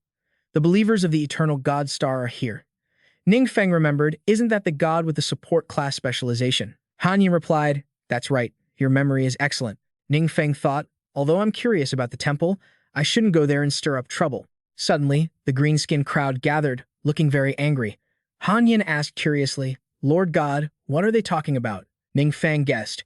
It seems a battle squad just came out of a secret realm and picked up a very rare magic staff. He marveled. It looks like that staff is so rare that everyone else is green with envy. Han Yin continued, Lord God, if I'm not mistaken, that magic staff looks very similar to the one you had back then. Ning Feng's imposing figure from the past quickly flashed through Han Yin's mind. Your surprise? Han Yin explained, that specific style of divine artifact can only be created by someone from your clan, the goddess of death's requiem, Cessida. But Ning Feng still didn't quite understand. He immediately revealed his true form. The green-skinned crowd was shocked by the stranger's appearance. Ning Feng stepped forward and asked, what is the origin of the staff that mage is holding? One of them laughed. You don't even know? That's the most precious hidden reward in this secret realm, the staff of the evil god, also known as Cessida's shame. Hearing this, his expression became complex, and he stammered. Cessida is. It seems I've forgotten for a moment. The green-skinned man replied, who? That's the final boss of this secret realm. Rumor has it she was once a lackey for an evil god, then was subdued and imprisoned here. Han Yin said, Lord God, I'm afraid it really is Cessida. What should we do? Should we save her? Ning Feng fell into deep thought, his intentions unknown. Then he asked the man, I also want an evil god's magic staff, so how do I get one? His words seemed to startle the man. Are you a newbie? There's only one way to get into that secret realm. Pay 1,000 Balin, and we'll take you in. Ning Feng wondered, what is 1,000 Balin? Is that the currency here? Where am I supposed to get that? He immediately pulled out the purse he usually carried. A system notification sounded. Active skill, Dark Illusion. Ordinary eyes cannot see through your illusions. You can manipulate them like puppets in the palm of your hand. He thought to himself, during the duration of this dark illusion, I can even continuously consume mana to create new illusions. The skill description says ordinary eyes can't see through the illusion, so I definitely won't get caught, right? The two tribesmen's eyes lit up when they saw what he was holding 1,000 Balin. Little brother, you're certainly generous. The man quickly kept his word and led the way. Let's go. Come inside with us. They quickly entered. This was the Demoness Ghost Realm's secret area. The tribesman said, the paths in here are complicated. It's easy to get lost the first time. If you accidentally go the wrong way and need us to rescue you, you'll have to pay extra. He slyly thought about pretending to leave him behind so he could charge for a rescue later. That way, he could earn even more money. Seeing no one answer, the tribesman turned around. I'm talking to you. But they were stunned. Where is he? He was just behind us. Then they started panicking. The money bag is gone too. Meanwhile, Ning Feng dashed forward with incredible speed. Han Yin insisted, my lord, I'm not mistaken. This is definitely Cessida's territory. It used to be called the Requiem City, but those people renamed it the Demoness's Abyss. I know every path here. There's no way I could be wrong. If the hidden realm hasn't been altered, Cessida must be in there. Before Han Yin could even finish his sentence, the two stood before a massive library. Han Yin told him this was Cessida's library, her usual sanctuary. No sooner had he spoken than a pair of legs stepped out from thin air, a beautiful girl with a dark aura, looking remarkably calm. Seeing Gu Ren, Han Yin was overjoyed, and Ning Feng let his guard down completely. But suddenly, the ground beneath them cracked open. They were under attack. Han Yin was stunned. What the? He shouted coldly. Cessida, how dare you show such disrespect to our lord? Have you lost your mind? She didn't seem to recognize them and screamed, you filthy green-skinned scum. Don't you dare try to humiliate me. If it weren't for this seal, I'd make you wish you were dead. Watching her reaction, Han Yin wondered. When I saw the Lord, I regained my clarity. Why didn't you, Sia? Suddenly, Han Yin recalled her words and realized something was off. Wait, green-skinned scum? He quickly whispered his suspicion to Ning Feng. My lord, could she be trapped in an illusion? Just then, Ning Feng dispelled the illusion and asked, did that work? The fierce glare on Cessida's face vanished, and she returned to normal. She was so shocked she stuttered. My lord, I can't believe it. Ning Feng's face darkened as he realized it was indeed a forbidden curse. Seseda was overjoyed. It really is you, my lord. Han Yin stepped forward, cutting in cheerfully. And me too. Suddenly, Seseda's attitude shifted. She gritted her teeth. And you damn green-skinned jerk. She began channeling her internal energy, looking like she wanted to tear Han Yin apart. She kept staring at him, cursing him for being a filthy green-skinned bastard.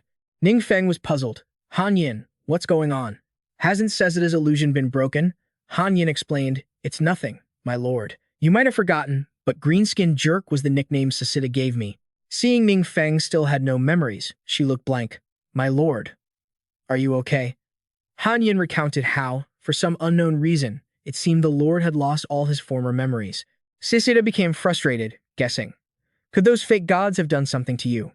Han Yin continued, Seseda, you were still alive when I died, so I thought your information might help the lord. Besides, enough with the teasing already. Seseda knelt down. My lord, Seseda wishes to return to your protection, but the eternal spirit has sealed me here. I cannot leave. She recounted her torment, voice filled with resentment. The eternal spirit deliberately suppressed my power, turning me into a monster within this realm. I'm killed over and over again, only to be revived repeatedly, enduring both physical and mental agony. By now, Seseda was in total despair. My lord, I beg you, please save me. Ning Feng calculated. Her situation is different from yours. I'm not sure if the previous method will work. Han Yin chimed in. You don't need to worry, my lord. Whatever you decide, I will accept it. Then, Han Yin quickly explained to her, Seseda, the lord needs to kill you first to use another method to save you. You will be reborn through it, though we can't be certain if it'll work.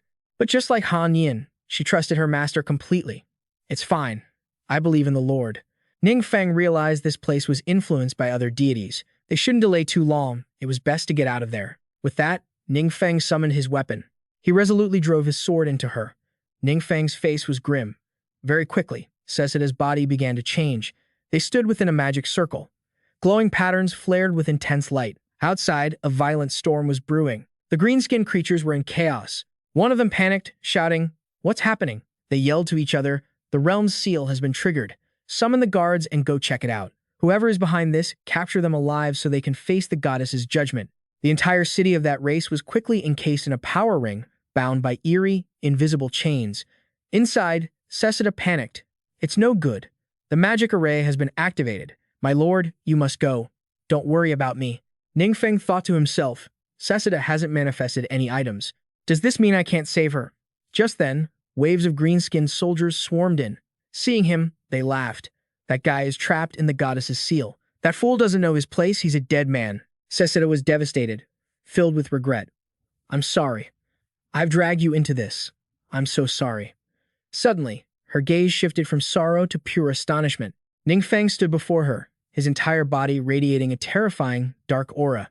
He spoke, I have one last way, but I'm not sure if it will succeed. If it fails, you might vanish forever along with this realm. Seseda answered firmly, My lord, please, do not worry. If I cannot continue to serve you, I would rather choose to perish. As she finished, Ning Feng channeled his energy using the technique, Abyssal Devouring Wind. The system displayed a notification. Active skill. Abyssal Devouring Wind, a forbidden dark spell, a violent storm containing abyssal power that consumes all light. The green-skinned creatures, who had been watching, were terrified by this storm. As the gale howled, a magic staff appeared in midair. It was the Requiem Staff, an upgradable orange-tier weapon. It granted spirit plus 12, magic damage plus 15%, and spell range plus 15%. It came with the Soul Wither and Ghost Domain spells. Seseda's soul, protected by divine power, hadn't vanished. It resided within this staff. Ning Feng smiled in satisfaction, grasping the staff. Seseda, it seems we succeeded. Back in the barren wasteland, the beast human was still waiting for him. Suddenly, a rift in space appeared, slowly widening. Ning Feng stepped out, his face filled with murderous intent. Ning Feng smiled with satisfaction and grabbed his staff. Seseda, looks like we succeeded. The scene shifts back to the wilderness, where the beast man is still waiting for him. Suddenly, a spatial rift appeared and slowly began to widen. Ning Feng crawled out, his face filled with murderous intent. He stepped forward. My lord, you've returned. Ning Feng instructed. There's no need to watch over this place anymore. I'm going to seal the exit. Go back to your own tasks. He quickly obeyed. Ning Feng looked at the entrance and pondered. Maintaining this gateway cost quite a lot. The dark energy obtained from the sacrifice was almost completely drained. It's a shame that items from higher-level worlds can't be brought into lower-level ones. Otherwise, I could have grabbed some powerful gear from there. But Han Yin beamed with joy. Luckily, divine artifacts can bypass that rule. Cessida is finally back with us. Ning Feng quickly raised the staff into the air and tested its new power. The system notified him that Cessida's soul, protected by divine power, hadn't faded but remained within the staff. He calculated. My runes can directly upgrade a divine artifact prototype into a true divine artifact, but to resurrect Cessida, I'll need to find the world core. World cores usually appear in higher-level worlds. It looks like I might have to venture into higher realms again to find clues. Scene changed to the temple, Eternal God's Star, the residence of true origin. The blue-skinned clansmen rushed here to report, trembling as they knelt outside the main hall. Yang Yu was furious after hearing their account. What on earth happened? One of them trembled as he reported back. Goddess, please forgive our negligence. Someone of unknown origin infiltrated the secret realm you sealed. He sensed an incredibly powerful dark energy. It even shattered your seal. She wondered, could it be a demonic beast that broke in? As he spoke, the subordinate shook even more. Please forgive us, Goddess, we don't know who the intruder was. Yang Yu flew into a rage and shouted, You idiots! Didn't that secret realm have a magic formation to record images? Why haven't you sent anyone to investigate? His voice stuttered, sounding as if he were about to be executed. But the secret realm has vanished. Scene changed to Ning Feng's secret base. Everything around was peaceful. He was in his room, walking around while holding Man. Standing before a room, Ning Feng nodded in satisfaction. This one is good, and it's spacious, too. I'll take this one. He immediately took out a key and opened the door. The system prompted, Do you wish to regenerate the Tungvong Dia secret realm here? Yes or no? He thought. So, the state regeneration key that Ma Zhaocheng obtained last time has this function. It could restore destroyed secret realms. As he spoke, Ning Feng tapped yes, but by saving Cessida, he had caught the attention of another god. If only there were a way to defeat them one by one. Scene changed to Hao Han Star Firmament, the divine realm controlled by the eternal god's star. Yang Yu was so anxious she started biting her finger, lost in thought. What is this? What on earth is happening? Such powerful, dark energy. And it directly shattered the seal I set. Could it be that some demon god has been resurrected? She quickly calmed herself and let out a sigh. It's been so long since I felt this level of unease. I remember back when I was at war with the omnipotent magic god. Suddenly, the name made Yang Yu recall the war against the omnipotent magic god and the sealing of Cessida. She panicked. Could it be him? Scene changed to Dekit Hanstar Firmament. This is the seat of Kwai Tuk. After hearing Yang Yu's account, he asked, Are you worried that the omnipotent magic god has returned? She was bewildered. I don't know. Kwai Tuk reassured her. The omnipotent magic god has been gone for so long. No one knows for sure if he's even alive. Kwai Tuk noticed immediately that when the eternal god's star became extremely anxious, she would subconsciously bite her hand. It seemed the war against the omnipotent magic god had left her with lingering trauma. Then he tried to calm Yang Yu down. The omnipotent magic god is just a lucky stray dog that managed to survive. He's been hiding for so long. Even if he returned, what could he possibly do? Back then, his followers were killed or scattered. Even if he rallied them again, could he stand alone against all the gods working together? Moreover, as you said, the seal was broken by a dark forbidden spell. Surely, we couldn't have summoned a false god and have them actually become a true Tathan. At this, Yang Yu calmed down a bit and said, Perhaps I'm being too sensitive. He continued, Let's investigate this ourselves for now. We only lost one temple and one secret realm. No need to be so tense. Yang Yu changed the subject. How is the true origin Holy Spirit doing?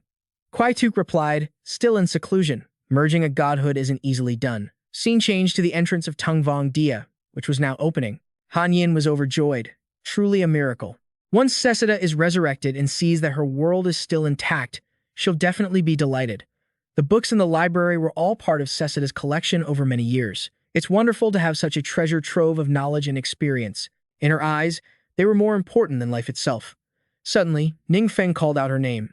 Han Yin. Han Yin turned quickly. My lord, do you have any orders for me?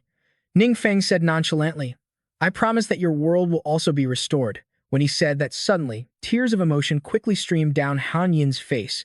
In the end, she couldn't help but burst into tears. Thank you for your grace, great lord. Please forgive my rudeness. I truly miss my homeland so much. He thought to himself, I completely understand how Han Yin feels. It seems in the future, besides collecting world cores, I also need to pay attention to Trong to Bai Thuk. Actually, this trip yielded many significant gains. Aside from the parts related to CIA, there was also. Speaking of which, he remembered his achievement badge. Ning Feng said to Han Yin, "Clearing a secret realm helped me go from level 90, immediately leveling up to 120. I'm almost at the 4th transition." Han Yin replied, "In a high-level world, the experience value is indeed massive. This is truly a fast way to level up." Ning Feng sighed with fatigue. Causing such a commotion will definitely attract the attention of other gods. They might even target me. Even when I go out to level up later, I need to be more careful. Let me go to the promotion hall to accept a mission first. A notification appeared. Mission: the Omnipotent Magic God Path. The requirements for the 4th transition are as follows. Clear the Lin Yumi secret realm to obtain the quest item Mind Crest. Collect 150 conversion stones, 150 nightmare crystals, 150 strands of mind-clearing vines. Time limit, 20 days. Difficulty, S rank. Ning Feng pondered. Lin Yumi Vuk. Sounds like that place. It was tragic. It kept threatening me with depression. Ning Feng let out a sigh of relief. Luckily, the target this time isn't that. It's the hidden boss within the secret realm. He quickly headed inside. This time it was the Lin Yumi Vuk secret realm. As soon as Ning Feng saw the scene inside, he was stunned. The giant green monster was glaring straight at him, wearing a wickedly sly grin. It didn't stop there, it even stuck out its tongue and made a throat-slitting gesture just to mock him. Ning Feng looked confused. Am I seeing things? Is it actually taunting me? Let's jump back a bit to the Spirit Mirage realm. As soon as they saw him arrive, the minions scrambled to report, "Great King, that solo battle mage is attacking again." The boss felt dejected. Why did this scene feel so familiar? It panicked and shouted, "I can't possibly beat him." A deep, sinister voice rang out. "What are you afraid of? Isn't there still me?" That hidden monster looked truly terrifying.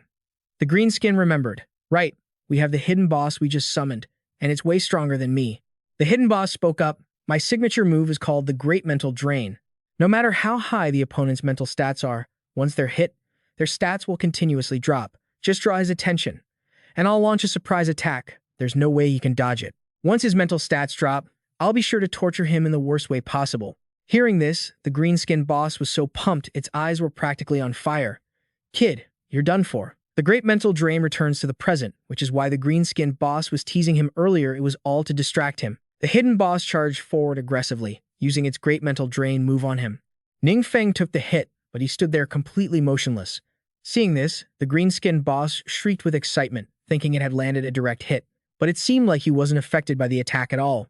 Ning Feng's expression remained perfectly calm as he thought to himself, "This is the skill I obtained last time that grants resistance to mental attacks.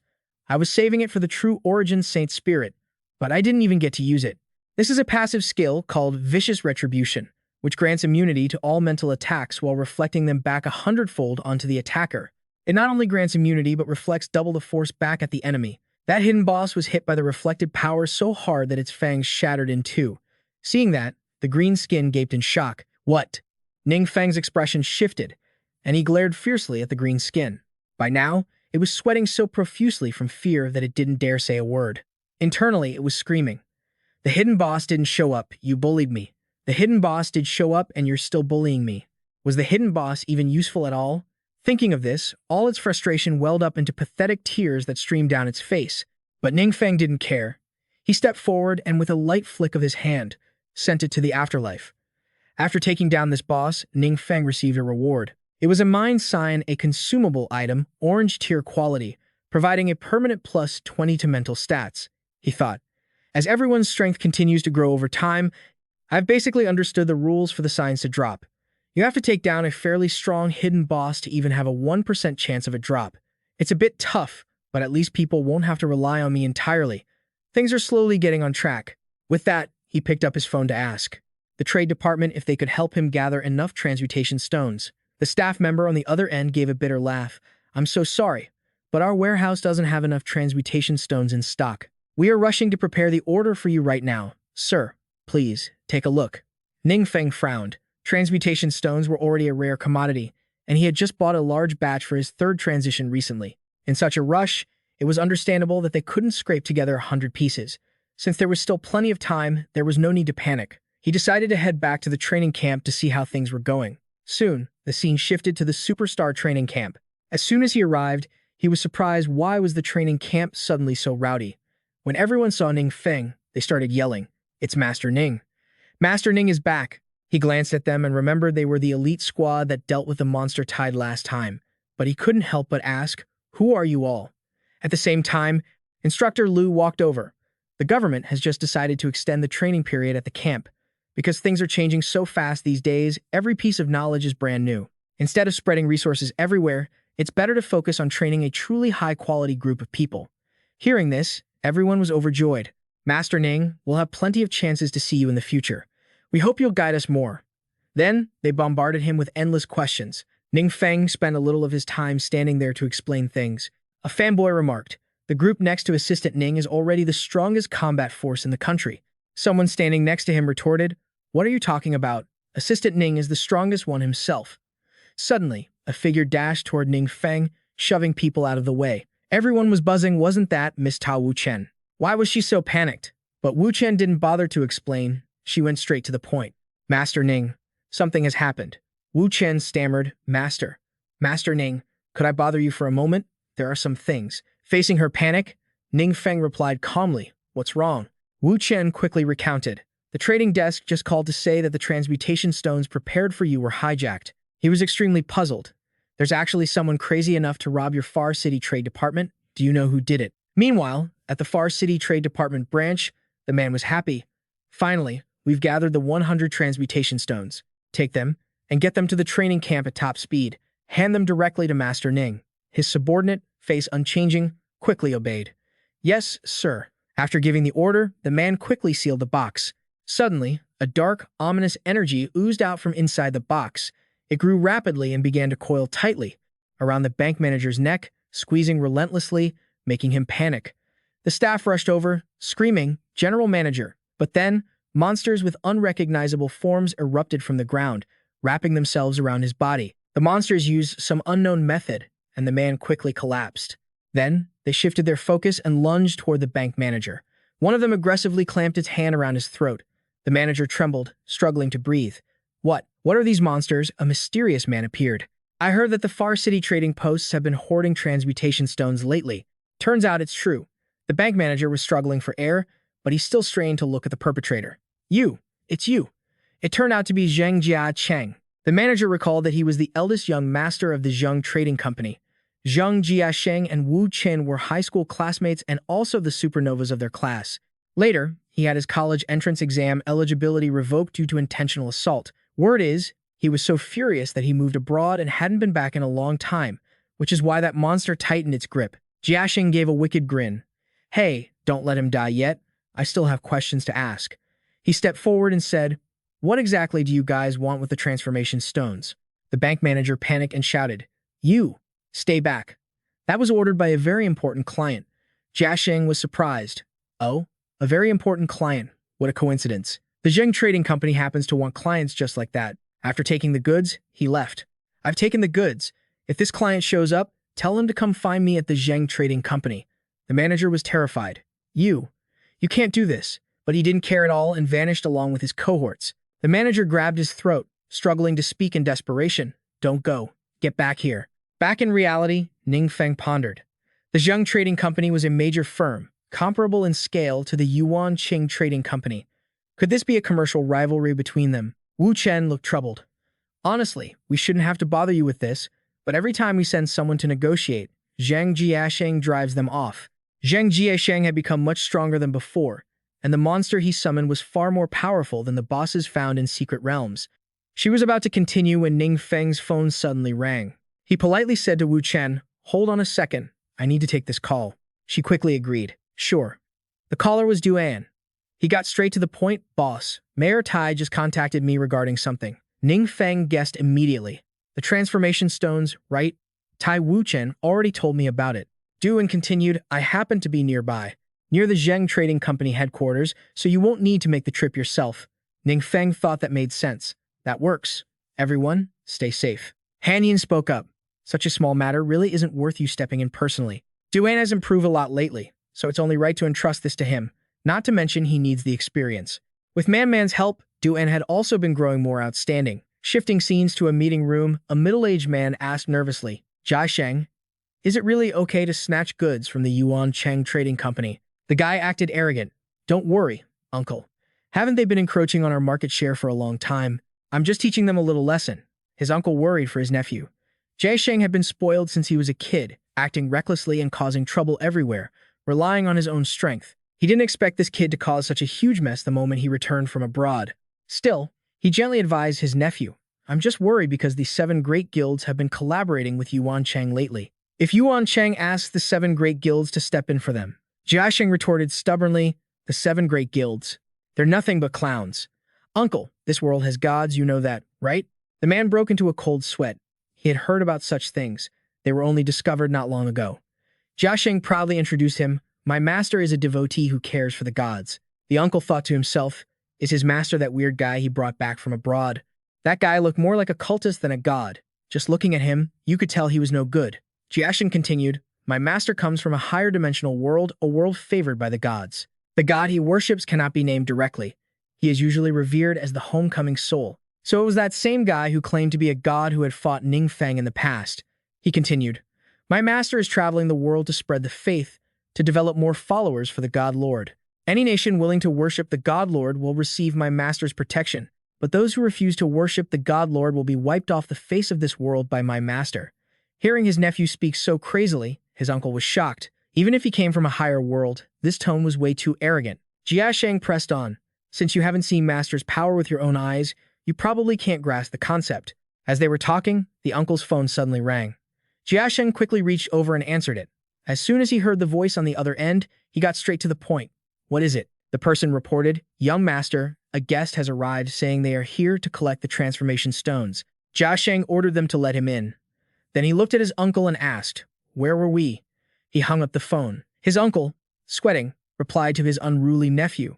We were talking about your master's strength.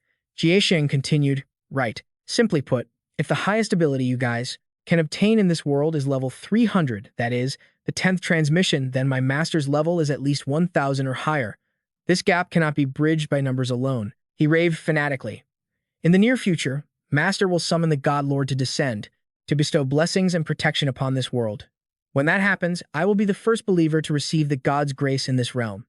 The uncle felt somewhat reassured. In that case, I have nothing to worry about.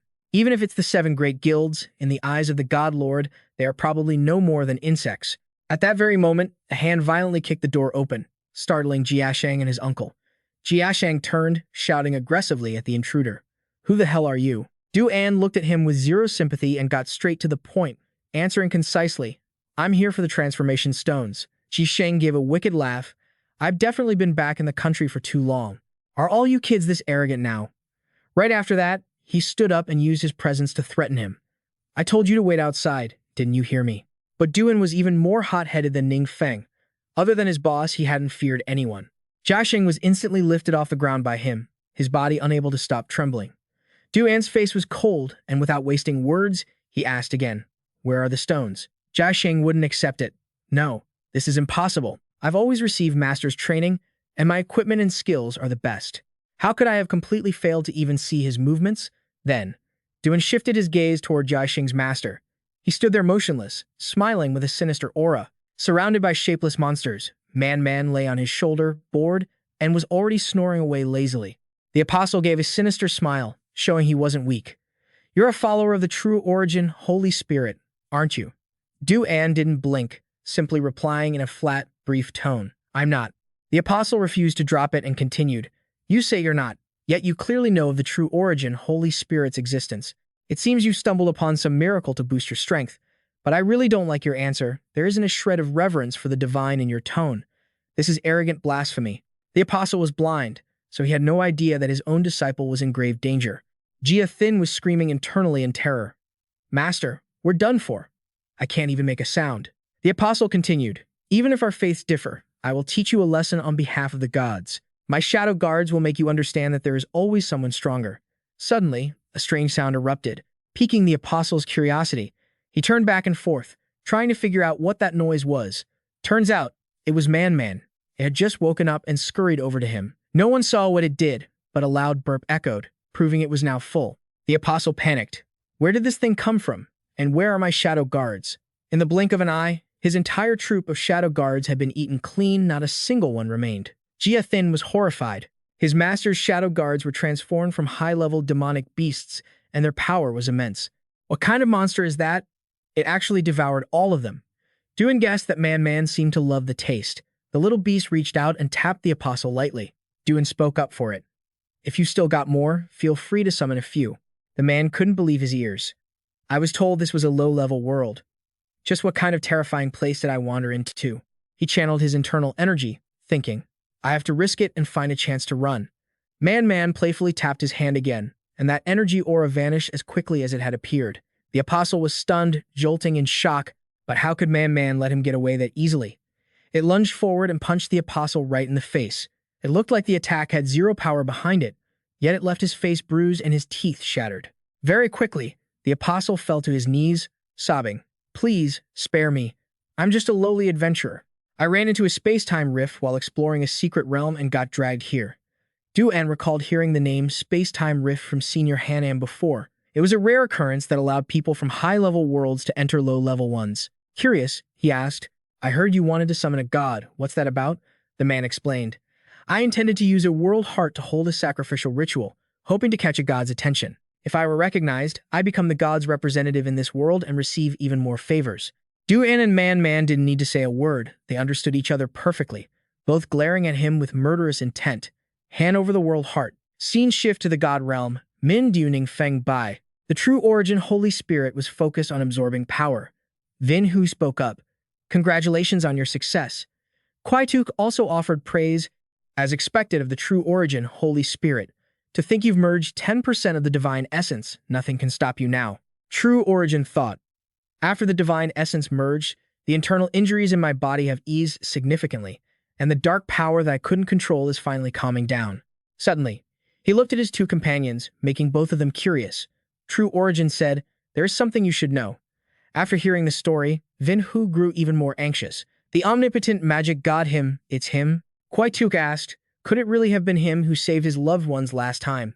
True Origin wondered, What are you two talking about? Kwai Tuk explained, It's just that not long ago, while you were in seclusion, something happened. Vin Hu was even more tense. The omnipotent magic god wasn't like this before. He never took the initiative to start conflicts. At that point, they both voiced the same thought. Could he have truly become an evil god? Kwai Tuk looked grim. I have a way that might deal with him. True Origin was extremely excited. What is this way you have to deal with the omnipotent magic god? Vin Hu couldn't wait to hear Kwai Tuk's plan. She was far too impatient. Kwai Tuk looked at his two nervous companions and fell silent for a moment before saying, For now, we can only speculate. Nothing is certain yet. Wait until I conduct a few tests, then I will tell you. True Origin thought, This sinister guy is definitely plotting something behind our backs. Even though he says it's only speculation, he's probably already started experimenting. Kwai Tuk had his own thoughts. This hot-headed guy will surely rush to confront the omnipotent magic god before we're even sure of anything. I can't let him ruin this. Vin Hu chimed in. But where is that omnipotent magic god? Are we just going to ignore him? But Kwai Tuk was full of confidence. Don't worry. No matter how strong the omnipotent magic god is, he is ultimately alone. The faith in a low-level world is very sparse, not enough to sustain him against other gods. And without the protection of a god, that place called Blue Star will never be able to become a high-level world. Exactly. This is part of the cosmic rules to prevent a single god from monopolizing a world and letting their power expand until it unbalances the universe. Therefore, the omnipotent magic god's hiding spot will eventually become the very cage he built for himself. Back at Jia Thin's classroom, Ning Feng was happily petting Man. He was panicking internally. Who is this young man? The demonic beast is even stronger than my masters, yet it's so docile in front of him. Ning Feng asked, Duan, has the one-eyed man's background been confirmed? Duan quickly replied, Confirmed. Duan recounted. About a month ago, he appeared in a secret realm in Le Douai. Ning Feng realized Le Douai is that small nation in Eastern Europe, right? Duan answered, That's right. The Le Dou, a government has hailed the one-eyed man as a national-level powerhouse and established an adventurer alliance in his name, forcing other nations to join. But when they reached out to our country, the government rejected them. So, the one-eyed man's motive for coming here is likely to intimidate us, Duan asked. Is something wrong, big boss? Han spoke up. Even though that one-eyed man constantly claims to be a follower of the ghost, Kwai Tuk, the ritual he just mentioned, the god he is actually summoning, is the omnipotent magic god. Hearing this, Ning Feng was momentarily speechless. Then he burst out in frustration. Hey, you brat, are you still not going to tell the truth? Who exactly are you trying to summon? The one-eyed guy was sweating bullets and stammered. It really is the Great Lord. Ning Feng looked curious, and the guy immediately started kowtowing repeatedly. I was wrong! I was wrong! The god I summon is a dark god, known as the Almighty Magic God. Duan rolled his eyes, looking annoyed. Who told you the great Almighty Magic God is a dark god? He trembled so hard he curled up. I'm sorry. I realized my mistake. The one-eyed guy said excitedly, Great Almighty Magic God. Could it be that you are also a follower of the Great Almighty Magic God? No wonder you are the Great Almighty Magic God. Even a low-level world knows your divine name. I'm sorry. I'm sorry. Why would a world that worships the Great Almighty Magic God be this low-level world? Jia Thin looked confused. Why is Master suddenly? Ning Feng stepped forward in a low voice. Explain yourself, right now. Hurry up. He obeyed quickly. Yes. The one-eyed guy trembled. My name is Kun Taba. In our world, we join an unknown organization. This organization doesn't acknowledge the other gods. They only worship the Almighty Magic God. And in our world, that's absolutely forbidden. So, whenever we go out, we pretend to be followers of other gods. Ning Feng asked, Who is the leader of that organization? He replied, I'm not sure. No one has ever seen the organizer's true face. Han Yin whispered, The organizer might have been one of your followers, but it could also be a trap or a conspiracy by someone else. Ning Feng made up his mind. Once I accumulate enough power from the sacrifices, the next time I open a portal to another world, I'll go see for myself. The one-eyed guy shouted excitedly, never expecting to meet family here. He praised the great Almighty Magic God. Your grace is everywhere. Han Yin chuckled. I'm starting to like this guy. Ning Feng and Duan could only sigh helplessly at such a fanatic. Ning Feng felt it was worth it. This guy provided some useful info, and he only needed 2 more world fragments. He was thrilled that he could finally wake up Cessida. Switching scenes to the Tung Vong Dia fortress, Cessida hugged him tightly in joy. My lord, I can finally see you again. Throughout these long, lonely years, I have missed you every single second. Han Yin quickly jumped in, cutting her off. What about me? What about me? Cessida was furious. You are the last person I want to see. Get out of my secret realm right now. Ning Feng laughed happily. Looks like you two get along quite well, huh?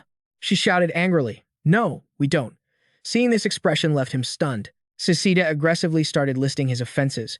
Perhaps you've forgotten, this jerk always messes up the books I've carefully organized, never puts them back in the right place after reading, and usually borrows them without returning them. I've already banned him from the library. Han Yin walked ahead cheerfully. That reminds me, how could we let our lord stand here? Let's go to the library to talk. I'll lead the way.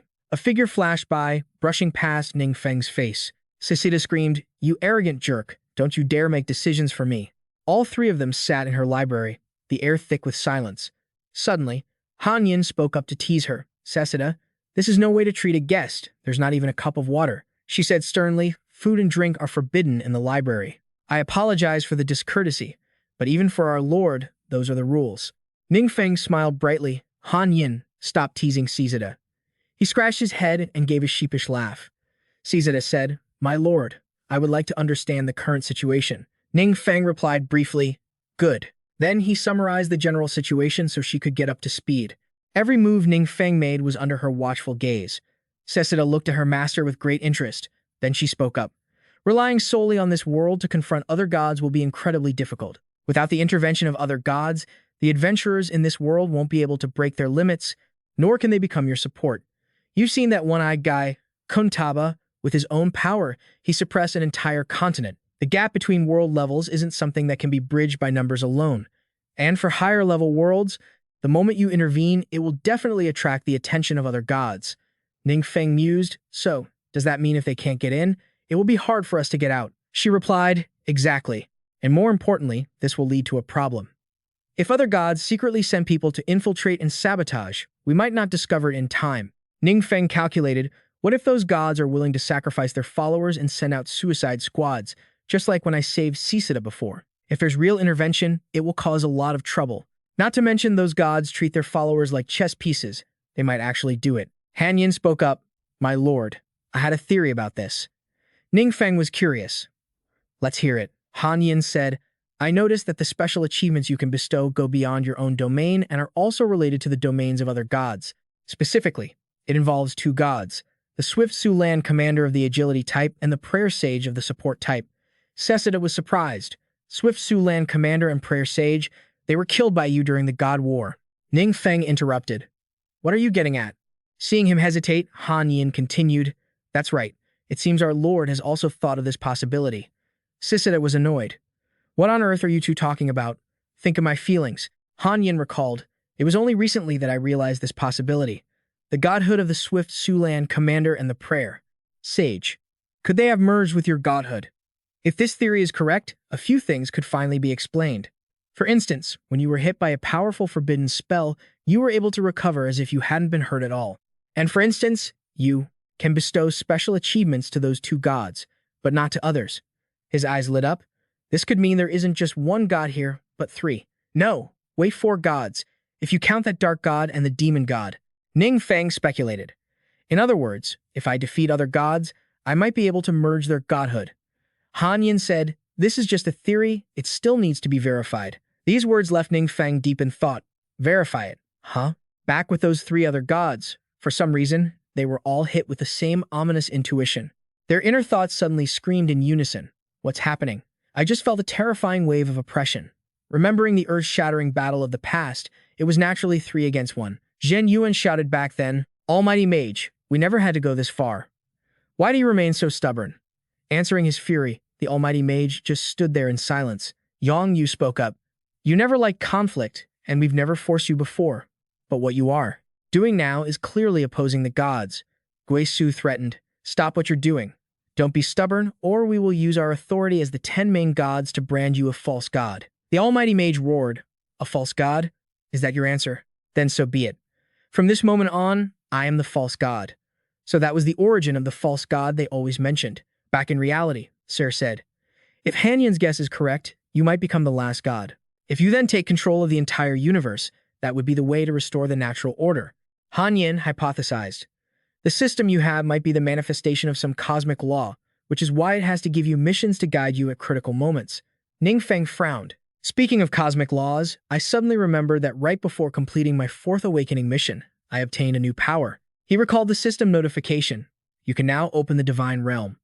In short, the Divine Realm is a domain exclusive to gods, where every law is under their control. For a god, the Divine Realm is both the source of their power and their defensive barrier. Sesida was overjoyed. I can finally see the God Lord's Divine Realm again. She excitedly reminisced. It's a breathtaking place called the Endless Sea of Consciousness, with blue beaches, golden sands, and a high tower representing your divine authority. We once had the honor of catching a glimpse of its beauty. Ning Feng was intrigued by their descriptions. Hearing you both talk, I'm getting excited. He thought, ever since I gained this power, the method to open the Divine Realm has been embedded in my mind. I just need to focus my consciousness, and it should be my turn. All three were so shocked they stood there with their mouths agape. The Divine Realm. The beautiful landscape they imagined was now a desolate wasteland. Ning Feng was utterly disappointed. What kind of hellhole is this? It's ruined. How is this supposed to be a divine realm? His inner thoughts kept screaming. Where's the ocean? Where's the sand? Why? Is it because my level isn't high enough? Not even a dog would live here. Suddenly, a voice resonated from within. Ning Feng, I think I can sense the divine realm. Ning Feng remembered and said, Ta Jin, look at this place. Ta Jin's blood was boiling. This is actually my divine realm. But he grew sad. What a pity. It hasn't had any divine power poured into it for so long, it's completely abandoned. How did you find this place? Ning Feng wondered. That's strange. I clearly opened my own divine realm, but I entered Ta Jin's. It really is like this. I don't even know why I lost my memories. Now everything has to be explored step by step. Let's just walk around for now. The Wu Divine Palace was in ruins, clearly long abandoned. As he approached, he felt a vague resonance, not knowing if it was because of the evil presence or because he had integrated part of the false god's authority. Mountains and clouds obscured the view, making it impossible to see what was in the distance. Suddenly, Ning Feng saw something that startled him. Not just him, but Han Yin and Sesida saw it too. He asked, Do you see that? There seems to be something in the clouds. Sesida quickly flew forward, saying, God, Lord, this is. Right before their eyes appeared a place of incredible beauty, exactly as she had imagined. Sesida said, This is the high tower representing your divine authority. But what surprises me is, why would your tower appear here? Ning Feng quickly moved ahead to check it out. As soon as he arrived, he reached out to touch the scenery, but the system immediately flashed a warning. Divine Realm structural laws are incomplete.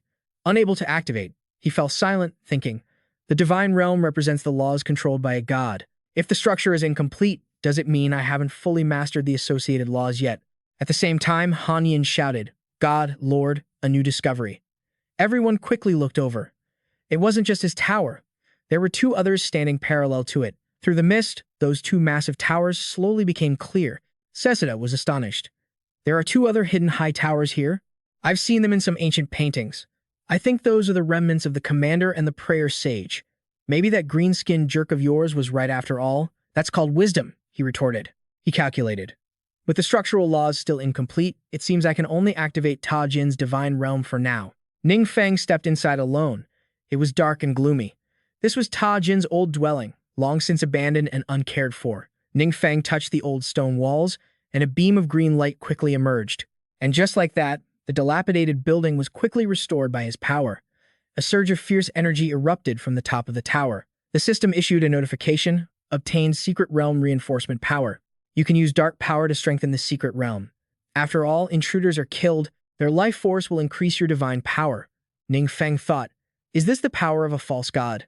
I can increase my own divine power by killing? No wonder the secret realm kept frantically invading other worlds. Regardless, this is the first time I've come into contact with divine power. I have to take time to study this carefully. Scene change. The resting divine realm of the underworld, a domain controlled by the Soul Reaver, Gui Su. He was thinking, the almighty mage has appeared again. That's truly surprising. But he was missing before, and now that he's revealed his whereabouts, at least it's better than him hiding in the shadows. Suddenly, he looked up at the sky, where Ning Feng's tower was looming. Gui Su mused, ever since the almighty mage left, I've been able to touch and comprehend the laws that once belonged to him. This has increased my strength significantly, and for the first time, I realize that the laws of the gods can be transferred. It's just a pity that I'm not the only one who knows this. This has led to mutual suspicion among the gods. They're all terrified that other gods of the same element will snatch their domains. The 10 main gods have split into various alliances, big and small, frankly, trying to unite everyone to take on the omnipotent mage god now. That's almost impossible. Thankfully, I've managed to get my hands on a new source of power. The fusion of divine status and evil god power, this could be the key to breaking the stalemate. Just then, a system notification popped up. You have obtained the power to reinforce secret realms. You can use dark power to fortify your secret realms. Once all intruders are killed, their life force will increase your own divine power. The evil god Kuai Tu calculated that since the omnipotent mage god has all but lost his divine realm, he can only hide in lower-level worlds. You think just because the cosmic rules are limiting you, we're helpless against you? Let's put that to the test. A flash of malice flickered in his eyes. Cutting back to Ning Feng's base, he yawned. Exhausted. Man, this is tiring. The powers of a god aren't exactly something you can master overnight. Just then, Duan walked over happily and waved at him. Boss. When he saw him, Ning Feng immediately asked, did you finish handling things with the exchange? Duan had already wrapped it all up. Ning Feng sighed. That guy, one-eyed capo, is way too reckless. He really seems to think he's a believer of the evil god. Keep an eye on him from now on. Don't let him cause any more trouble for us. Duan scratched his head, sounding hesitant. Yeah. Honestly, that capo guy isn't exactly what I expected. Remembering his crazed behavior earlier, it was shocking to think even a boxing professional would become a devotee of the master god. If I hadn't seen it with my own eyes, I wouldn't have believed it. Man asked lazily, why do you seem like a completely different person? Capo scratched his head and laughed. Sorry about that. The arrogance back then was all an act. When I first arrived in this world, way too many people tried to take advantage of me. I had to make them show some respect to avoid constant trouble. Duan thought back to how he'd asked Senior Feng Yi to investigate the guy's background. It seemed that since arriving in this world, he hadn't really done anything immoral or harmful, but with that attitude, wouldn't he just tarnish the image of the great omnipotent mage god? Capo spoke calmly. Don't worry. They all think I'm a follower of the evil god, Kuai Tu. When the time is right, I'll explain that I've been enlightened by the omnipotent mage god, abandoned the evil path, and turned over a new leaf. I definitely won't cause any more trouble for the master god. Duan was satisfied. Oh, so you've actually got a brain in that head, huh? Ning Feng sighed. So, one-eyed capo isn't as stupid as he looks. If that's the case, we can keep observing to see if he's actually trustworthy. As for our true identities, there's no need to reveal them to him just yet. Duan continued. Capo and the Zhengwei Exchange have prepared a special apology banquet. They're hoping you'll have time to attend. They've even invited the Vientiane Exchange to join. Ning Feng was intrigued. Let's go take a look. Then, might as well enjoy a bit of a break. The scene shifts to a grand, luxurious villa. The atmosphere there felt incredibly formal. Capo stood alone, chatting with a group of people he didn't even know. Someone nearby whispered, "What's going on over there? Why is there such a huge crowd?" Another replied, "Rumor has it the two big exchanges are hosting a VIP, though nobody knows who it is." Suddenly, a luxury car pulled up to the main entrance. Ning Feng sat lazily in the car, hugging Man. Just getting from the gate to the hotel lobby takes this long? Talk about high-end extravagance. As soon as he saw him approaching, Capo beamed and called out, "Mr. Ning, you're here." Two receptionists whispered to each other, "Is this the VIP of the two big exchanges? He looks so young." One of the girls suddenly recognized him and stammered, "Wait, you. Are you the great hero who defeated the hidden boss and saved so many people? My family was in that secret realm, so your video left a huge impression on me." Another girl rushed over, surprised. "Huh? You really are that hero. I've watched your video too. Could you please give us an autograph?" Capo turned and snapped at Jia Thin. "You little idiot. You're picking fights with everyone. You're going to get me killed." He then bowed respectfully and said cheerfully, "Mr. Ning, please, this way." At the banquet table, everyone was laughing and chatting happily. The most lavish dishes were served. The hotel staff girl was playing with Man, looking delighted. It even likes eating ice cream. So cute. Jia Thin stood up, glass in hand, to start the conversation. "Everyone, this whole mess was my fault." Capo gritted his teeth, sweating. "As a mentor, failing to teach him properly is also my responsibility." Vu Tran was secretly shocked. Zheng Jiathin is actually apologizing to him. This is a first in history. I'm still just basking in the glory of assistant instructor Ning. Jiathin's uncle spoke up, "Mr. Ning, to show our sincerity, the Zhengwei Exchange is ready to offer you 25% of our shares and 3 transmutation stone mines. Please, don't refuse." The other director wasn't about to be outdone.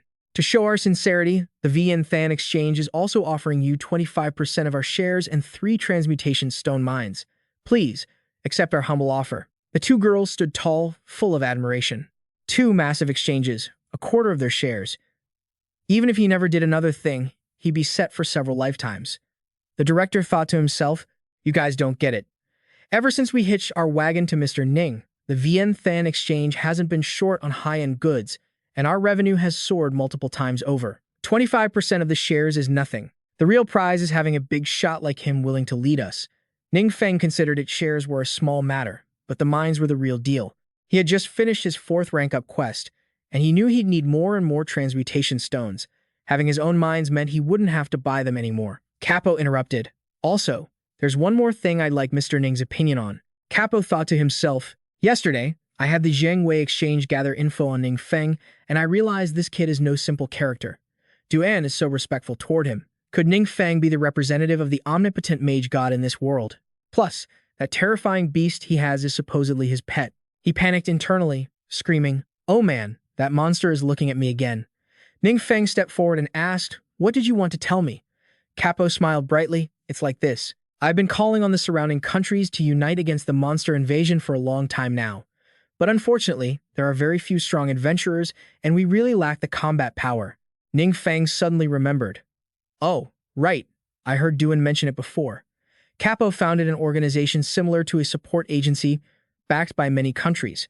Those countries delegate difficult dungeons that are hard to conquer to Capo to resolve, and plenty of those dungeons come with rich rewards. Capo obtained his 2 world hearts that way. Capo smiled ingratiatingly. "If possible, we hope to cooperate with you to protect the safety of Blue Planet." He thought to himself. Word is, Capo's status in Eastern Europe is very high, and his reputation keeps spreading abroad. If he could leverage Capo's influence to gain more support, that would be great. Thinking of this, he cheered up. "All right, I'm in." Capo was polite. "Thank you so much. It's our honor to have a master like you," he calculated silently. "If the battlefield expands later, the country will need more experts to hold the line. It's time to start the brutal training for the new recruits." Ning Feng spoke up. "Capo, tell me about what you went through when you got here." He sighed. "I was originally exploring a dungeon, but I carelessly got pulled into a space-time distortion. I heard those are extremely rare, once in a century, so I don't know why I encountered one. Just thinking about it scares me. The time and space inside the distortion are incredibly unstable. Surviving it without a scratch, it must have been divine protection." Scene changed to somewhere on Blue Planet, where the vegetation is lush and the air is fresh. The locals pointed in surprise at something strange appearing in the distance. "What is that?" At Ning Feng's base, everyone had gathered. He thought to himself, during this time, the guild leaders of the 7 great guilds have all been great, plus Professor Xie. These are the people who can really develop right now. An Chen gritted his teeth, thinking, this special training helped Old Feng Yi's power skyrocket. I have to take this seriously. Everyone quickly started the training. Su Lan surged forward rapidly, and that thing rushed to attack Feng Rui and VM Shuyan in an instant. Lin Hoa broke into a sweat. Old Lu, can we only play defense like this? This brutal training is too intense. If I didn't trust Feng Rui, I would have thought the evil god had descended. An Chen gritted his teeth. We have the numbers. Let's try a coordinated attack based on the squad model. Everyone, let's switch to the defensive formation. The group quickly huddled together, preparing for battle. Ning Feng calculated slyly. I'm afraid you'll all be disappointed. The Wang Yue Guild tried this before. It was useless. But after studying the powers of the God Realm and looking back at this fighting style, I've gained much more insight. As expected of experienced adventurers, they coordinated more smoothly. Together, they unleashed the Earth Shield Pain conversion technique. Suddenly, Professor Xie looked blank, as if she remembered something. Meanwhile, Feng Rui and An Chen stared in surprise at Professor Xie and Lin Hoa. The system chimed in. Area buff active, scholar and cleric classes present simultaneously. When the defensive formation is triggered, defensive effectiveness increases by 20%. Professor Xie looked at the golden light shining on her, stunned. What is this? The same thing appeared on Teacher Lu and Shu Wyatt Nin's side. Area buff, skywalking, 2 assassin classes present simultaneously. When the defensive formation is triggered, evasion plus 8%, armor plus 15. Han Am and Cessida were surprised. Activating area effects based on the team, there's such a thing. An Chen was excited. The squad format really works, doesn't it, guys? Let's get serious. And the consequence of sticking with it for a long time was suffering even more intense torture. Han Am stepped forward, curious. Lord, was that your divine miracle, just now? He smiled. I watched you all coordinating, and I felt some ideas in my head starting to clear up. It seems that at the moment of realization, those domains were triggered. The system immediately notified, your understanding of universal rules has increased. Ning Feng frowned in thought. So, this is how you can comprehend universal rules? The next day, his base was the place with the most light and the freshest air. As soon as Feng Yi saw his friend, he tried to hold back a laugh, his face contorted. He couldn't hold it in anymore and burst out laughing. An Chen was annoyed. Does my state look that pathetic to you? Don't laugh yet, you old geezer. He said, trembling and unable to stand. Hurry up and help me up. You didn't come here just to laugh at me, did you? Feng Yi kept laughing. I'm not that free. Feng Rui called everyone here. I heard you all discovered something very important. An Chen chuckled slyly. That were awesome. Before he could finish, a wave of pain hit him. Hey, old man, walk slower. You're doing this on purpose, aren't you? He stood still, observing the security monitors displaying many different scenes. Feng Yi asked, Professor Xie, how is the progress so far? Professor Xie replied, we've arranged groups to conduct experiments and discovered that some squad domains have different effects. Currently, the classes that can trigger squad domains are mainly those in the agility, magic, and support archetypes. The number of domains triggered isn't related to level, but to the team's synergy, Feng Yi responded. In other words, as long as they are trained, low-level adventurers will have a chance when fighting stronger enemies. Professor Xie smiled. That's right. Ning Feng pondered. But ever since he started, the things he could comprehend were becoming fewer and fewer. Has he reached some kind of limit? Ning Feng looked at him in surprise. Oh, he continued. The one-eyed Capo has sent a request. Ning Feng wondered, didn't Capo say he would send all the requests to me so I could choose? Du An replied, because this one is extremely special. Ning Feng picked up his phone to examine the photo of the strange phenomenon sent to him. Ning Feng's jaw dropped. What is this? A new dungeon? Du An explained, panicked. Capo said, that is a space-time turbulence. Hanum said, Capo has been here for a month since he arrived through the space-time turbulence. In such a short time, another space-time turbulence has appeared already. Ning Feng stared silently at the photo of what was supposed to be the space-time turbulence. He panicked as something crawled out. Oh my god, what is that? Scene shift to Capo's bedroom. He had moved there for easier communication. He said, the place where the space-time turbulence occurred is in Winken State, Austria. I've finished all the procedures. We can use the spatial teleportation scroll to get there directly. Ning Feng said firmly to Capo. All right, let's head out. Capo looked bewildered. Wait, Capo stammered. Are you going alone? Is that it? He asked, clearly concerned. What's wrong? Ning Feng asked. Capo replied nervously. I don't mean any disrespect, but the temporal spatial turbulence. Those spatial temporal anomalies are truly dangerous, and it's hard to imagine what kind of things might have crawled out of them. He wiped sweat from his brow while looking at me and mean. At the very least, you should bring that incredibly powerful pet of yours. Ning Feng calculated the risks. If there were still unknown dangers ahead, he feared that the others wouldn't be able to help much anyway. You don't need to bring many people. The few of us are enough. They stopped at a place called Wind State, where they were greeted as soon as they arrived. A woman with long, beautiful legs appeared, and Capo introduced her. This is Lilith, my apprentice. Her father is the leader of this place. Suddenly, her whole body began to tremble. Her hands clenched into fists, and tears started streaming down her face. This caught Capo completely off guard. He asked Lilith what was wrong. While Lilith was still sobbing, a hand was placed on her shoulder. The newcomer introduced himself. Everyone, I am Andrew, Lilith's father. I apologize for letting you see Lilith in this state. I will explain everything clearly. Please, follow me.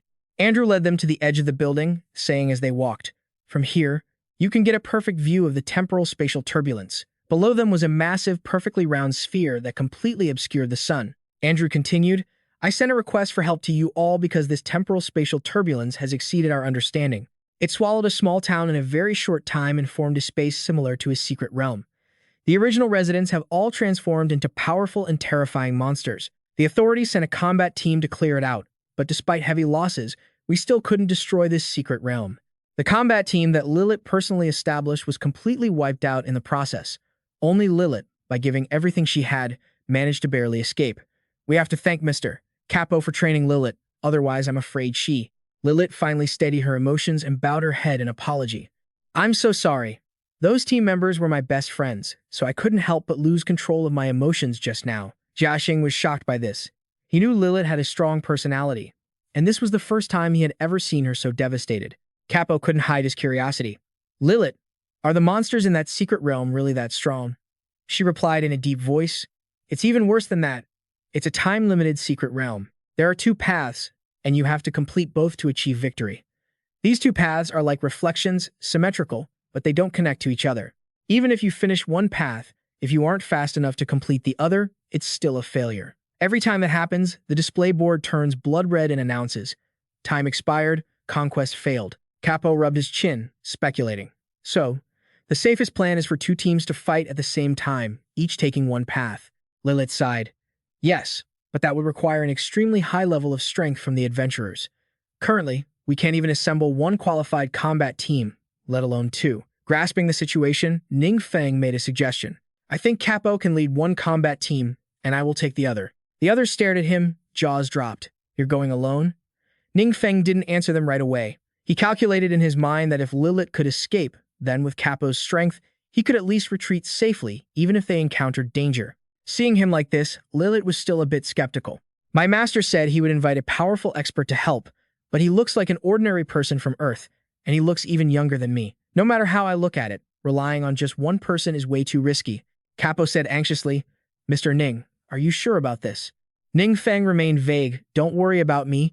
You just need to focus on completing your path." With that, they began to enter the giant sphere. Ning Feng stated, "The time limit is 2 hours. We must make every second count. I'll take the left path, and you all go to the right." Lilith turned to her master, full of doubt. Is Mr. Ning really going to be okay? But Capo admitted he didn't know either. "To be honest, I've never seen Mr. Ning fight before. But Mr. Ning's pet ate all of my shadow guards." She was stunned. In Lilith's mind, her master's shadow guards were incredibly powerful, capable of crushing any expert in this world. What kind of terrifying monster could eat the entire guard force? What kind of person could treat such a monster like a house pet? She wondered if Ning Feng chose to go alone because he was hiding a secret. As they went deeper inside, the place became darker and wetter. Capo's team encountered their first obstacle, several brownish-red monsters with massive physiques, each looking like they wanted to swallow anyone they met alive. Their eyes scanned the targets, flashing with a deadly light. Without a word, they immediately rushed forward to engage Capo's group. Capo immediately brought out his soul-devouring tangle. From his hands, the spirits of 2 giant snakes were released. In the blink of an eye, they wiped out 2 monsters. Jiaxing, witnessing this, was impressed and offered praise, as expected of the master. Meanwhile, Capo wondered, are these the monsters created after human evolution? They are indeed stronger than normal secret realm monsters, but for me, they are still manageable. As long as Mr. Ning's strength is higher than mine, there shouldn't be any problems. On Ning Feng's side, he had also taken down the first monster. Surprisingly, its massive body gradually dissolved like water, then evaporated without a trace. There was 1 hour, 51 minutes, and 43 seconds left. Thanks to the soul-devouring tangle, Kappa was able to take down many monsters along the way. However, it didn't take long before they met their hard counter. The monsters weren't even phased after being hit by the soul-devouring tangle. This shocked Capo, who exclaimed, "This isn't right. Since a moment ago, the damage dealt by the same skill to these monsters has been getting smaller and smaller. Now, it's completely ineffective. Could it be that there's some connection between these monsters that allows them to evolve constantly through combat?" Just then, Lilith screamed, "Master, the monsters are charging here." In the urgent situation, he had no choice but to use the death-breaking script to fight back. A powerful aura of pale purple energy blew the monsters away in a single strike. Capo muttered to himself, "But to deal with these monsters, one is forced to use skills. If this keeps up, we're basically just helping the monsters get stronger and stronger. None of the communication channels here are working. I can't reach Mr. Ning. I don't know if he can hold out on his end. Ning Feng is also fighting off monsters, but he only needs a few strikes to slice them in half. Once defeated, the monster lets out a few pained cries before lying still on the ground and finally evaporating. The game master is watching their every move and realizes they overestimated this guy's attack power. The monster's evolution rate just can't keep up. I have no way to stop his evolution. Luckily, the other path is still under my control. There's 1 minute, 26 minutes, and 31 seconds left. The monster's evolution rate is making it increasingly difficult for Capo to handle them. Lilith asks, "Han, Master, are you still holding up?" He replies, "Just a little tired. I can still manage." Suddenly, his pupils contract. It's clear that just a moment ago, something had pierced his body. Lilith seems like a completely different person, as she strikes down her own master and asks, "So, how about this?" Capo manages to escape, clutching his blood-soaked chest. Terrified by Lilith's sudden actions, Jia Thin screams, "Lilith, what are you doing?" She gives a sinister smile and says, "Sorry, the helpers you guys invited are just too strong, so I have to let you all die here." Capo is certain that the person in front of him is no longer Lilith, but she denies it, saying, "Of course I'm Lilith. It's just that I found a way to become stronger, and you guys just happen to become my offerings." In this critical situation, Jia Thin uses his power to cover for Capo. "Master, let me hold her off. You go." Two dark shadows dash toward Lilith, but she doesn't flinch, effortlessly dealing with these goons with just a few basic moves. She even sneers, "Idiots, don't waste your energy. From the moment you stepped in here, don't even think about leaving." Capo finally realizes that her claim that only she could escape was a lie from the very beginning. This was a trap she set. She never intended for them to leave.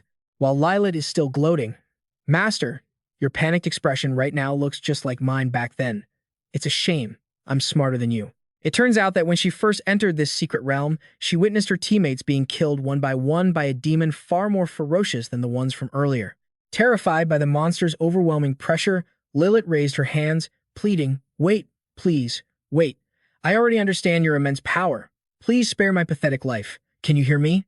If you want to conquer this world, I am willing to become your most loyal servant." Her surviving teammates, seeing this injustice, shout out, "Lilith, what are you saying?" Glock and the others sacrificed themselves to give us a chance to escape, but before they could finish, Lilith killed them. Her voice was ice cold as she commanded, "Shut up." This terrified those who were with her. A light shone down from above, accompanied by a voice, "You are all too weak. You aren't worthy of being loyal to me. I'd rather treat you as offerings." The mysterious entity then ordered several monsters to restrain everyone present. Ignoring her teammates' plight, Lilith responded to the leader with adoration. "Of course, you can treat us all as offerings, but if you grant me power, I promise to bring you even more offerings, just like this." The light in the sky remained silent for a long time, then praised her, "Truly a base and disgusting race, but strangely enough, I find you quite interesting."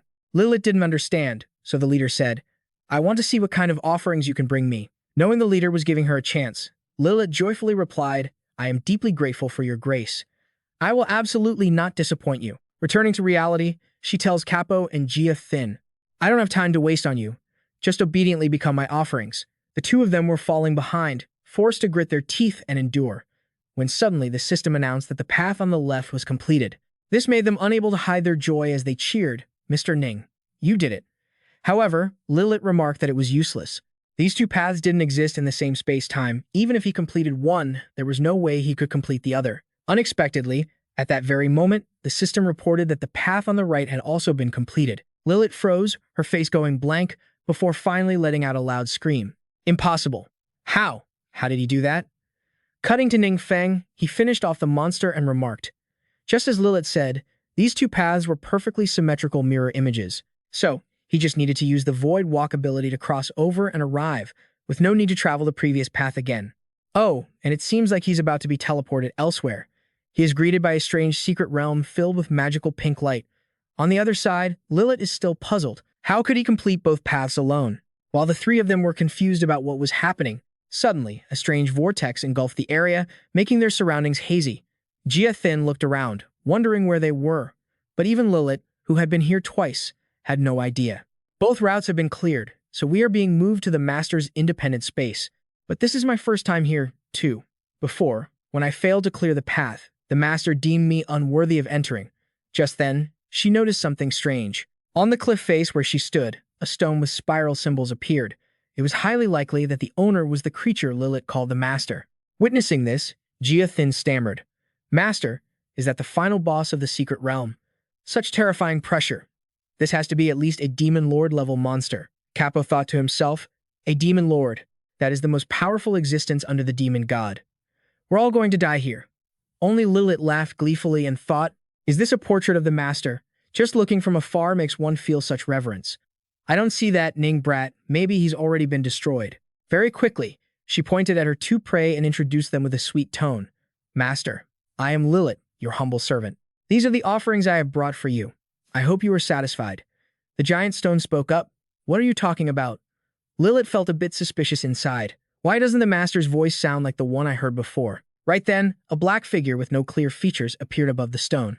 As the light swept over, they realized it was Ning Feng. He looked like the embodiment of a living god. Coldly, he ordered, Lilith, explain yourself. The whole group started stammering in shock. This was Master Ning, and she was terrified by this scene. Why was that kid named Ning trampling on their master's head? And why did the Master not react at all? I'm so scared, she whimpered. I originally thought this guy just had relatively high attack power, but who would have guessed that he was pushing his limits? When he realized his normal attacks were too slow, he just used a forbidden spell to wipe out the guards I personally sent. Then, he used another forbidden spell to bypass the space-time barrier and appeared on a different path. The guards there hadn't even reacted before they were wiped out by his forbidden spells. He cast 3 forbidden spells in a row. That's something only the demon gods of old could do. What is his true identity? Grabbing onto a straw of hope, Jia Thin shouted, Lilith, your conspiracy has basically failed. Tell me, why did you betray our master and lie to all of us? She gave him a side eye and replied in a cold voice. Why? Because you are all idiots. Master, I already told you, with your strength, you could completely conquer the world. My family and I would become your greatest support, and we were willing to plot for you. But you refused without even thinking. Ning Feng remembered when Capo scratched his head and said with a silly grin, sorry, my arrogance earlier was just an act. You realize why Capo said that back then.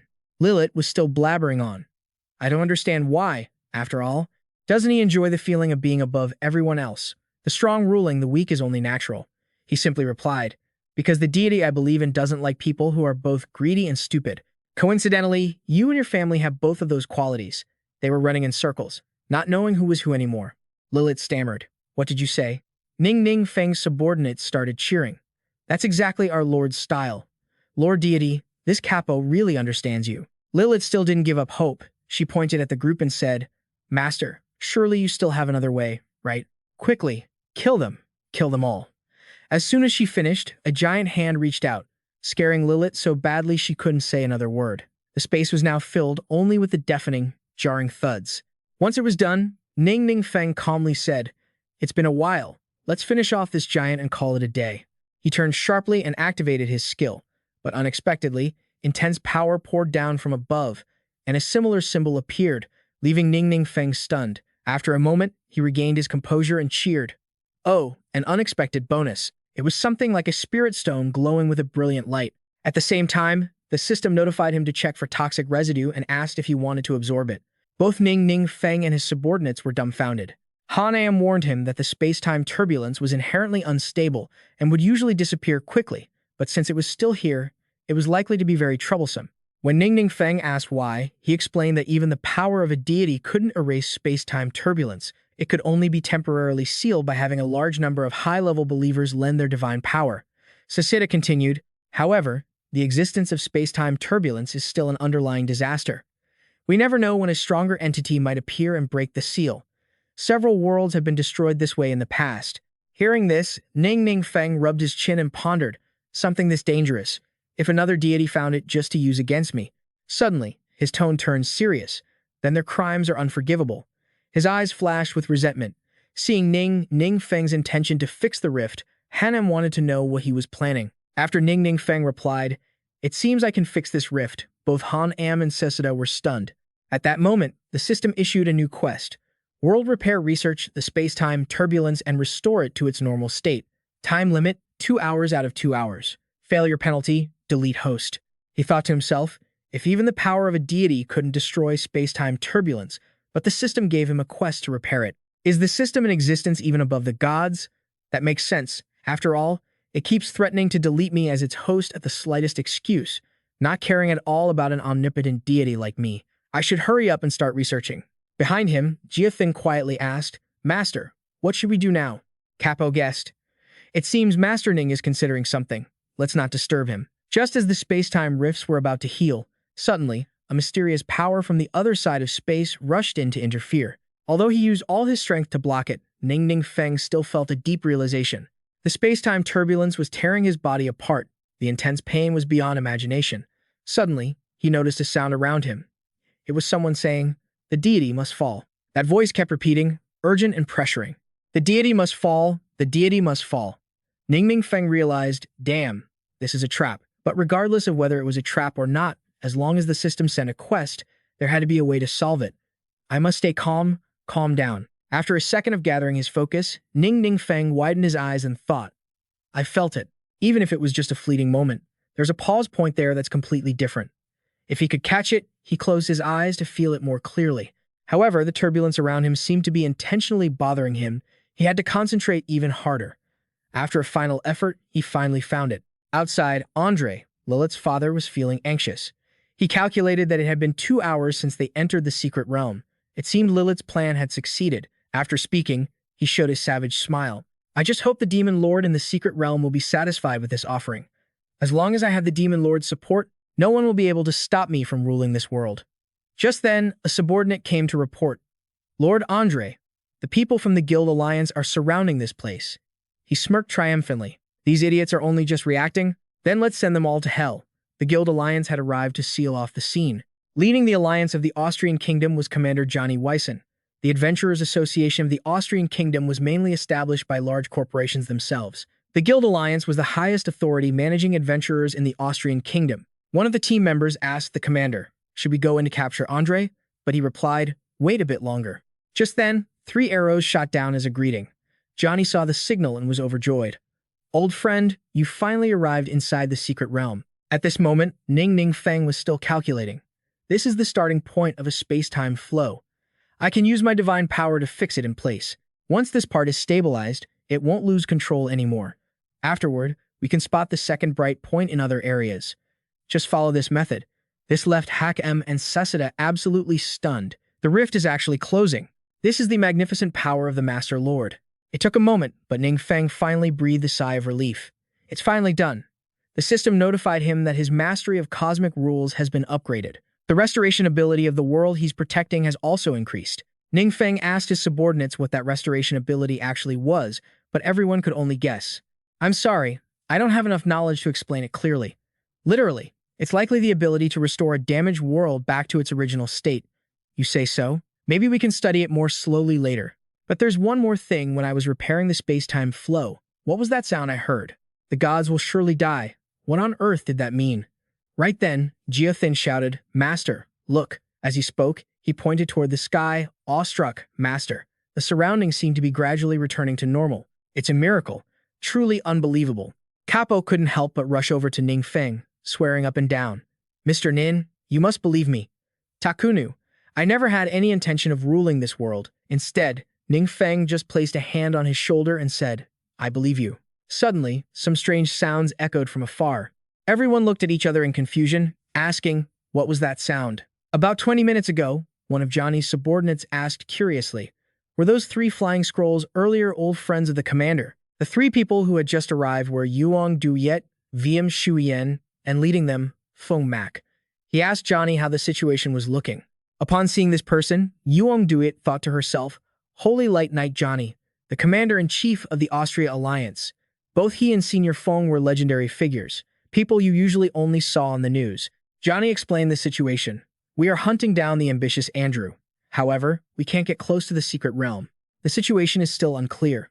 I'm very sorry for dragging adventurers from your nation into this shameless conspiracy. Feng Mak said that since Mr. Ning Feng was in the secret realm area, there shouldn't be any major problems. You just need to focus on dealing with Andrew. He will pay the price for deceiving Mr. Ning Feng. Hearing this, Johnny had some doubts but didn't dare to voice them. Did he get it backward? The secret realm area was the most serious problem of all. On the other side, a bloody battle was raging, with corpses scattered all over the ground. The monsters laughed triumphantly, showing pure contempt. These weaklings aren't even fun to fight. That old man Johnny is at the bottom of the mountain. We might as well just finish him off. Only one person survived. He ran back in a panic to report, Commander, we've been ambushed by the enemy. Seeing his subordinate in such a state, Johnny felt a pang of heartache. Why are you so severely injured? Don't move, let me heal you. The soldier gritted his teeth through the pain and whispered, That guy Andrew, he has a lot of missing people under his command. Feng Mak repeated, Missing people? What does that mean? Johnny explained that it was a group of mysterious missing persons who suddenly reappeared. Originally human, they now possess the power of demons. Ordinary adventurers are no match for them. Feng Mak recalled some familiar silhouettes and gasped. Johnny suddenly remembered. That's right, Andrew's daughter, Lilith, was catching missing people. It seems they've been using this opportunity to build their forces for a long time. Just then, a violent force surged straight toward them. Johnny noticed and yelled, Look out! But it was too late. That strange power was already too close. Just when they didn't know what to do, another force surged forward to save them. Johnny and his men were terrified, then turned to look at their savior. It was Yuong Duit. Her attack just now was truly spectacular. The monsters began to ask each other, Was my attack blocked? Johnny was also stunned by Yuong Duit's ability. How is that possible? This young girl is even more formidable than I am. Right then, VM Xuyen and Wang Duyet charged in, led by Feng Mak, and the monsters were quickly sent to their graves. Witnessing such a breathtaking display, Johnny wondered, Feng, why have you become so powerful? He replied, It's thanks to Mr. Ning, who provided special training for me while inside. He displayed a look of awe. Mr. Nin is in there? Oh my god, that's impossible to believe. No wonder you weren't worried at all. Feng Mak's expression turned serious. Johnny, please take us inside. After a while, they approached closer to the secret realm. Ning Feng and his teammates had just finished wiping out the monsters. The bodies were piled up like a small mountain. Seeing people arrive, Ning Feng was very happy. Wang Duyet, Senior Feng, Chairman Triong, why are you all here? Feng Mak explained the situation. The commander-in-chief of Austria, Holy Light Knight Johnny, discovered that Andrew had been acting suspiciously. Because it involved your safety, he contacted me immediately. Johnny is an old friend of mine. He was mid-sentence when he saw Johnny standing frozen like a statue, stuttering. That terrifying secret realm has disappeared. Not only that, but they were actually able to come back out. Capo grabbed Andrew and handed him over to Johnny. Andrew knew there was nothing left to do, so he stammered, I demand to accept the judgment of my nation. I am a regional leader. According to our nation's laws, no matter what crimes I have committed, foreigners do not have the authority to judge me. Otherwise, it will be considered an act of war. Johnny replied, You're right. Seeing this, Andrew couldn't help but laugh triumphantly. Not wanting to keep him waiting, Johnny immediately issued a new order. I am prepared to use my authority to invite Mr. Nin to become an honorary citizen of Austria. I hope Mr. Nin will not refuse. Seize the day. Ning Feng didn't mind and replied, I accept the invitation of your country. Andrew screamed, What? What? How dare you? Johnny started to declare loudly, Andrew, you crazy bastard. I hope Mr. Nin will represent the entire world in sending you to hell. Kuk Thu was assisting the investigation team in carrying bodies to the assembly point. She angrily shouted, Why do I have to carry corpses? This isn't work for a woman. Min Bak coldly asked her, What kind of foolish things are you saying? He looked toward the crowd surrounding Ning Feng and Yuong Duyet, annoyedly adding, Other than Commander Johnny, everyone here is a chairman of a top-tier guild. They are all competing to talk to the hero from the Dragon Kingdom. The people with the lowest status left are just us. Kuk Thu tightened her hands, smiling broadly as she said, That young man from the Dragon Kingdom is truly strong. I also hope to talk to him. If I could get a date, that would be even better. Min Bak's eyes widened in panic as he shouted, "You have to hold it up for me. Who told you to let go?" Joni smiled sincerely and spoke up, "Mr. Nin, we've organized this banquet for you, and we truly hope you'll do us the honor of attending so we can show our respect and gratitude." Ning Feng stroked his chin, lost in thought. "If I clear this spatial rift, I'll hit level 150 immediately. But if I complete my class advancement here in Austria, my personal records will be stored in this country." He felt it wasn't strictly necessary, though it would certainly boost his influence. Staying for a meal was fine. Besides, sealing the spatial rift was physically draining. He actually felt a bit tired. After considering it, he smiled and took the man's hand, replying, "To use his saying from my homeland, Long Kwok, I humbly accept your generous invitation." Joni laughed with delight. "Feng taught me that phrase. I understand what it means." The scene shifts to a corporate headquarters, where he hosts a truly lavish banquet. "Mr. Ning, please, have a seat." Ning Feng smiled, "Thank you." He looked at the spread of delicious food in front of him, marveling internally at how hungry he felt. Opposite him sat Capo and Feng Yi. Ning Feng looked down at his food, deep in thought. Austria, Long Kwok, Europe. This collaborative lineup is already incredibly powerful. I hope we can quickly establish an alliance to protect Earth. Suddenly, a phone rang, and Joni looked flustered. "My apologies, Mr. Nin. Please excuse me for a moment." He looked at the man and nodded gently. "Of course, please go ahead." Joni walked to a secluded spot to take the call. He asked coldly, "What happened?" On the other end of the line, Kukthu reported that it had to do with Mr. Nin becoming an honorary citizen. She spoke honestly. "The National Assembly says they don't have detailed files on Mr. Nin, and Long Kwok has refused to provide any, so they cannot arbitrarily approve someone with such an unclear background as an honorary citizen." Joni's eyes narrowed, his expression turning sharp with anger. He strode back toward the dining room, saying, "It seems I have to excuse myself for a bit longer. You stay here and keep an eye on things. Do not let Mr. Ning be neglected." Kukthu immediately replied, "Understood." The scene shifts to the conference room. Tong Than exclaimed in shock. In the conference room, someone sitting nearby stared in amazement. "It's hard to believe. How could such a powerhouse appear in Long Kwok?" Someone else coldly chimed in, "I'm starting to get jealous of them. If we offer this Ning Feng enough benefits, we might be able to poach him directly for Austria." Suddenly, the wall behind the host exploded, and a swarm of monsters came rushing in. He was still busy chatting, thinking it was worth a try, when someone screamed in terror, "Monsters!" Right behind a man, a figure appeared, wearing a sinister smile. Someone couldn't contain their rage and shouted, "Why are monsters appearing inside the National Assembly? Where are the guards? We absolutely will not allow people from Long Kwok with murky backgrounds to join our nation." Another person questioned angrily, "At a time like this, what are you talking about?" The man replied with a sinister grin, "It's just that we didn't expect that evil Long Kwok to not only dream of world domination, but they are even ruthless enough to kill our state officials. This is an act of war against Austria." This news made the other two assembly members widen their eyes in shock. "What? Killing state officials? What are you saying?" Suddenly, the man's head split open, torn right in two. A woman's face slowly emerged. Lilith gave a dangerous smile and said, "I'm talking about you."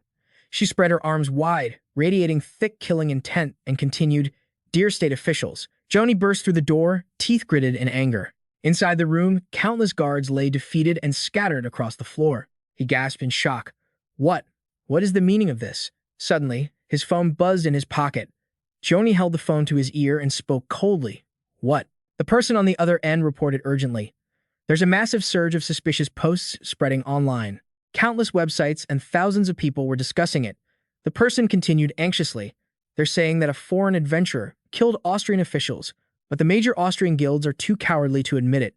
They say the National Assembly refuses to make such a murderer an honorary citizen, and they're calling on everyone who isn't afraid of power to rise up and pressure us." Already, a huge number of people were voicing their support for them online. Joni's eyes bulged with rage. It's definitely Andrew and his family. These people are like ghosts that just won't go away. This also meant that the attack on the countless guards was also the work of that family. Joni ground his teeth in fury. They want to use public opinion to attack Mr. Nin. They're even willing to incite a war. If I can't get the truth out to everyone quickly, the situation will spiral out of control. He looked at the chaotic scene before him, sighing in frustration. What a pity. This place has been so badly destroyed. I'm afraid we won't find any clues. Suddenly, a hand grabbed Joni's pant leg. He gasped, looking down in surprise. The man was pale-faced, gasping in pain. "Joni, save me." The scene shifts to a fresh morning at a modern corporate headquarters. Ning Feng held his fork, staring intently at the person across from him. Capo asked in shock, "You mean Lilith is still alive?" Tong Fan gritted his teeth, trembling as he replied, "Yes, I saw it with my own eyes. She unleashed monsters and killed everyone. Because I have a feign death skill, I was lucky enough to survive." Sitting at the table, Ning Feng looked up. Where did she go after that? The man hung his head, hesitating. "I'm sorry. I was feigning death at the time, so I didn't see." Ning Feng asked while eating, "Does Lilith still have any survival or resurrection skills?" Capo replied hastily, "Not as far as I know, unless she learned it and hid it from me." Tong Than was terrified to the point of tears, kneeling to beg, "Mr. Nin, please, you must become our honorary citizen. We need your protection." Suddenly, Joni appeared, radiating killing intent, and struck the man on the head, shouting angrily, "Shut your mouth." Ning Feng pursed his lips and looked up, lost in thought. To be able to survive an attack by a demon lord, this Lilith is no simple foe. It seems I'll have to keep a close eye on her movements from now on. Outside the corporate headquarters, a few birds were happily chirping and flying about. Ning Feng and Joni went to a quiet spot to talk. He spoke apologetically. "I am truly sorry for bringing so much trouble upon you. If there is anything you need, we will do our absolute best to accommodate you." Ning Feng leaned against the railing and replied coldly, "Now that you mention it, I do have one request." Ning Feng tilted his head, smiling as he continued, "I need some special magic skill books from Austria." Johnny bowed his head and answered cheerfully, "That's absolutely no problem. I'll have the guilds bring over the skill books that meet your requirements right away." Moments later, a book was brought to him. Ning Feng squinted at it with a conflicted expression. Johnny explained awkwardly, "Because special skill books are extremely rare, they aren't easy to find on short notice. If we get more in the future, we'll be sure to give them to you immediately. Of course, I could also personally enter the secret realm to look for them." Ning Feng smiled brightly, and holding up a finger, he replied, "I understand, but I have other matters to attend to, so I need to return to my country for a while. Capo will stay here to help you handle the aftermath." Hearing this, Johnny couldn't help but say appreciatively, "Thank you so much. I hope we can meet again soon." 5 days later, still at the corporation's headquarters, Johnny and Capo were waiting at the agreed location. He exclaimed in surprise, "Mr. Ning, I didn't expect to see you again so soon." Ning Feng scratched his head and replied with a bright smile, "I didn't expect it either." He pursed his lips, reflecting to himself, who would have thought that the 5th round secret realm power task would be located in Austria? An image of a desolate, arid desert flashed through Ning Feng's mind as he listened to Johnny's announcement. "The secret realm you're looking for is located in the Western Desert. We've never cleared it ourselves, so we don't have any detailed information." The rat demon was busy scraping up food in a cracked bowl. Suddenly, a slash appeared out of nowhere, shattering its bowl. The rat demon stared in confusion, still holding the bowl with both hands. A car was speeding down the road, and a voice came from inside. "What? You guys haven't seen this thing either?" Johnny raised an eyebrow with a hint of disdain and replied, "I'm sorry, but when we class change, we only use conversion stones. As for the conversion essence you mentioned, we've honestly never even heard of it," Capo explained in surprise. "Conversion essence is the advanced form of a conversion stone. There was such a thing in the world I lived in before, but here on Blue Star, I truly haven't seen it." Ning Feng looked dejected and thought to himself, who could have known that the 5th-tier advancement mission would have such requirements? So much of his accumulated power was drained while repairing the space-time rift that he no longer had the strength to open a path to another world. The system panel displayed information. All system mage, 5th-tier advancement mission. Prerequisite: enter the Molten Abyss Valley secret realm and obtain the Abyss symbol quest item. 2. Collect 10 pieces of conversion essence. 3. Collect 200 green offside stones. 4. Collect 200 shards of purgatory fire. Duration: 30 days. Difficulty: 6-star, S rank. He sat in the car, worrying to himself, "I only have 1 month. If it doesn't work out, I'll just have to make those guys work overtime." In a place where magma flowed violently through rock crevices, a scorching hot area known as the Molten Abyss Valley secret realm, whiplashes struck relentlessly against the rat demon lying sprawled on the ground. The flame demon held a scythe in his hand, shouting angrily, "I just saw you slacking off. You've only dug a little ore. Who gave you permission to rest?" The demon stood up, clasped his hands, and begged, "My lord, please show mercy. Over the past few days, the workload has increased significantly, and we aren't being fed enough, so we have no strength left." Before he could finish his sentence, the flame demon slashed at the rat demon. The flame demon bared his sharp teeth, burning with rage. "If you pieces of trash don't know how to mine, you wouldn't have survived until today. and yet you dare to talk back to me." He glared at the group of rat slaves and roared, "You fools, today you have to do double the workload. If you don't finish it, I'll kill the slowest one and hang them at the entrance as a warning," the rat slave said nervously. "Elder, if the workload is doubled, it's impossible to complete. If that happens, doesn't it mean our kin will definitely be killed?" Tai Meng, who had just been beaten and was lying on the ground, shouted, "Everyone, don't worry. If they want to kill someone, just let them kill me." The elder said unhappily, "Tai Meng, what are you saying? We can't abandon you," the demon said with tears in his eyes. "But there will always be sacrifices, won't there? We are too weak. We don't even have the strength to resist." The other rat slaves looked at each other in sadness, silent. The elder instructed remorsefully, "Tai Meng, I'm taking everyone to work now. Get some rest and come back to work as soon as you can." They left as the elder instructed. After they had all left, Tai Meng lost the strength to hold on. He lay unconscious on the ground. Suddenly, someone walking by exclaimed in surprise, "There's a monster's corpse here. Could there be other adventurers here too?" Deep in the secret realm, lava flowed like a waterfall. The priest sat observing the stone idol receiving the ore. Sensing someone had arrived, he asked, "Where is the ore? Why hasn't it been moved here yet?" The flame demon bowed and replied, "I'm truly sorry. I've already made them work. They'll have it supplemented soon." The priest gritted his teeth and explained, "If it wasn't for those idiots still being of some use in improving the grade of the ore, I would have wiped them all out already." Suddenly, the stone idol reacted violently. The priest shouted in amazement, "It worked! The demon god has responded to my ritual." The flame demon asked in a low voice, "Priest, do we need more ore?" The priest coldly ordered, "Quiet. Don't disturb me while I'm listening to the prophecy." A voice erupted from the stone idol. "Flesh and blood. Sacrifices." The priest hurriedly ordered, "Go find offerings for the demon god." The flame demon hesitated, confused. But, so suddenly, the priest shouted furiously, "Go capture those fools who are mining.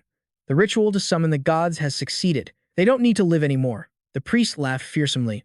To become a sacrifice for the demon god is their most glorious moment. In the Abyssal Rest City, the divine realm controlled by the soul-reaping spirit, the spirit stood before a sealed stone pillar, muttering in surprise, "This place called Blue Star is truly strange. Every time I connect to the secret realms there, the signal is mysteriously cut off halfway."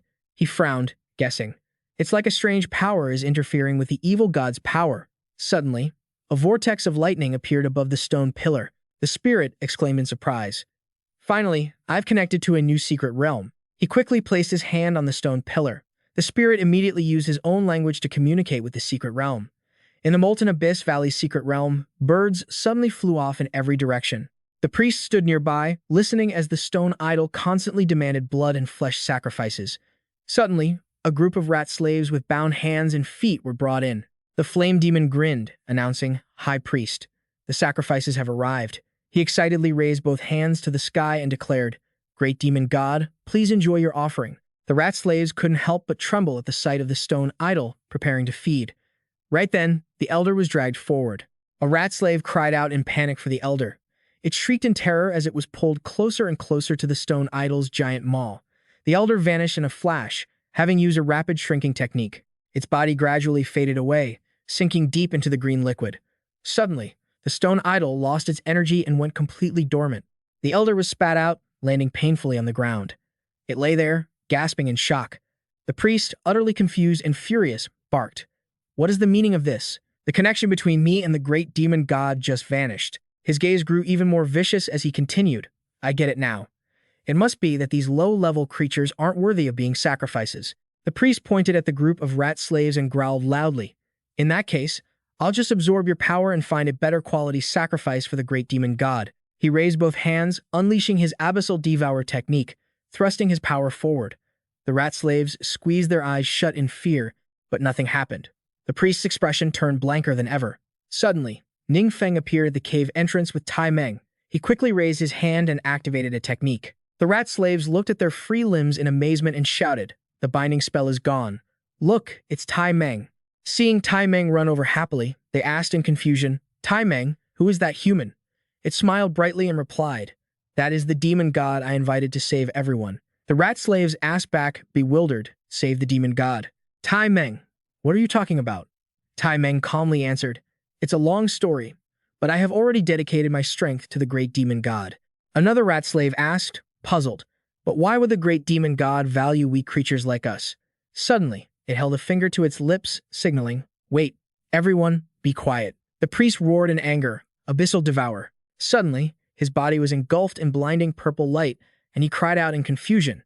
The priest's body was being tightly bound, then began to vanish in sheer disbelief. Ning Feng coldly let go of his hand, and pieces of the priest's armor clattered to the floor.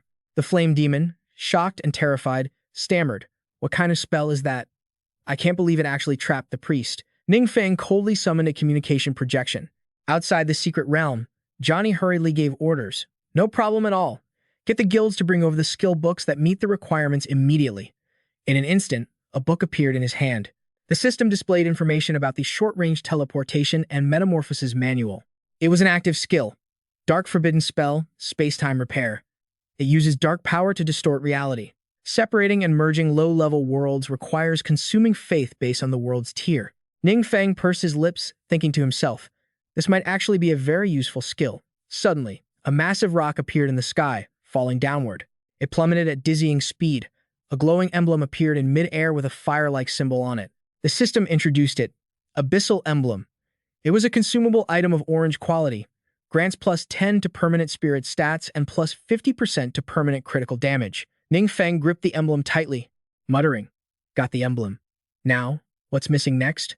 Suddenly, his eyes widened in surprise as he looked down. In front of him, the elder and the rat slaves were kneeling, bowing their heads in gratitude. Ning Feng looked over and asked, confused, "Tai Meng, what is the meaning of this?"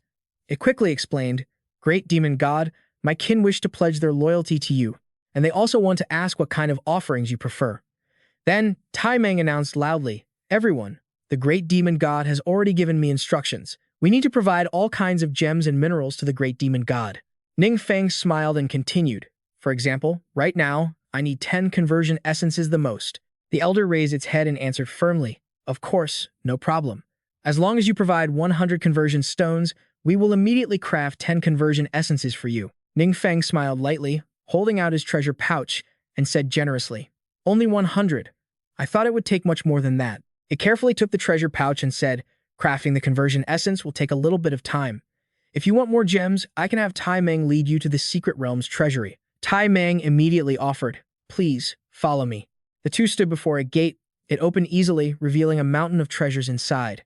Tai Meng gestured, "Great demon god, these are the treasures collected by high-level demon beasts." Ning Feng looked at the flawless ruby and flawless sapphire in his hand and replied, "Compared to the gems on Blue Star, these also have flawless attributes, and their quality is significantly improved." Suddenly, Han Yin appeared out of nowhere and jumped forward to report, "My lord, there it is. Right ahead, a rare treasure is floating in the air." He picked up the precious item and said, "This is a black ice fire seed. It can be used to upgrade your divine artifact necklace. Just leave it to me to finish the job." Tai Meng jumped in fright at Han Yin's sudden appearance. Ning Feng smiled and reassured, "Don't worry, he is also my trusted subordinate." It replied, surprised, "I see, so that's how it is." Han Yin looked at the pile of treasures in front of him, satisfied. The other materials happened to be available in the treasury too. That's very convenient. Immediately after, a surge of mysterious power shot from both sides toward Han Yin. His eyes burned with power as he reached his hand forward. Tai Meng stared in astonishment at the incoming flow of energy, thinking joyfully, "Dark power is truly immense. The great demon god has accepted my offering." Ning Feng looked at the sparkling treasures before him and said, "There are many valuable items in this treasury. I shall accept them." Tai Meng felt a surge of motivation behind him, inwardly delighted to be absorbing even more dark power. It smiled brightly, knelt down, and said sincerely, "Thank you for the grace of the great demon god." Ning Feng pursed his lips, thinking, "I have also received the power of the sacrifice." He then coldly ordered, "Tai Meng, go check on how the conversion essence is coming along." It immediately obeyed and ran off. "Yes, sir." Tai Meng muttered happily, "My speed and strength have both visibly increased." At the same time, back where the priest was, a dark shadow appeared out of nowhere. The rat slaves were so terrified they were trembling and sweating. It was the flame demon, who smirked, grabbed the elder in his hand, and asked, "How strange. Where did everyone go? And tell me, what exactly were you protecting?" The rat men stood before the stone statue, shielding it and barking orders. "This is the essence transformed by the demon god. Do not let them get their hands on it." Tai Meng's eyes glowed, burning with hatred. Without a moment's hesitation, he lunged forward and slammed his fist into the flame demon's face. The ratmen below cried out in shock, Tai Meng. He just smashed it straight into the ground. Another flame demon stared in disbelief, shouting, How? How is this possible? It smirked, radiating power. You furry little wolves, let me handle you for the demon god. Right in front of them, the ratman's tail was spinning into a vortex at a dizzying speed. They knelt on the ground, bowing in gratitude. Seseda and Han Yin appeared. Ning Feng frowned, confused. Why does it feel like they're wagging their tails faster? Tai Meng wept, bowing his head. Thank you, demon god, for granting me this power. Finally, we won't have to suffer under their thumb anymore. Ning Feng picked up the crystal to examine it. So this is the transformed essence. It has far more complex rules than a normal transmutation stone. Han Yin suddenly spoke up. In higher-tier worlds, the artifacts are more powerful and their forms vary. If those little furballs learn how to use them, they'll have plenty of them. Ning Feng smiled. That's true. It's a good thing they helped me find the material to upgrade my artifact. I didn't realize that for gear above the orange grade, the system displays this much info. Han Yin's necklace, an accessory, red-tier artifact quality, can upgrade attributes. Spirit plus 2,400, casting speed plus 200%, mana recovery plus 200%, magic resistance plus 60%, magic critical hit plus 30%, and it's indestructible and never loses durability. Frozen Strike. Normal attacks gain water elemental properties and have a 25% chance to apply a freezing effect. Water Walk. Can move freely in water. Cold Aura. Every 30 seconds, the speed of enemies within a certain range is reduced by 15%. Set bonus. All attributes plus 10%. Additional spells, Solid Ice Wall, Ice Storm, and Ice Beam. The swirling frost soul of Han Yin is protected by divine power, preventing it from dissipating, and is contained within this necklace. He grinned, excited. Red tier gear? Huh? Han Yin smirked, looking smug. Still, my divine artifact is better. First upgrade. Seseda snapped, annoyed. I think you're just asking for a beating. A mysterious light appeared, shooting straight into Ning Feng. He gasped in surprise, thinking, wait, what was that? It felt like part of my divine power was just drained away. Ning Feng lowered his head, pursing his lips and thought. It wasn't a huge amount, but it vanished so quickly. I couldn't even track where it went. He waved his hand to leave. The ratmen bowed in gratitude, chanting in unison, Farewell, demon god. As he walked away, he muttered, That divine power just disappeared again. Seseda grated her teeth, looking guilty. I'm so sorry. We know so little about this place, so we didn't dare speak out of turn. Ning Feng replied, unfazed. Forget it. Let's get back home to complete the class advancement quest first. He headed to the teleportation point. The system notified him. You have increased your knowledge of the universe. Ning Feng walked slowly down the stairs, murmuring, This advancement helped my fusion with the evil god's divinity reach 20%.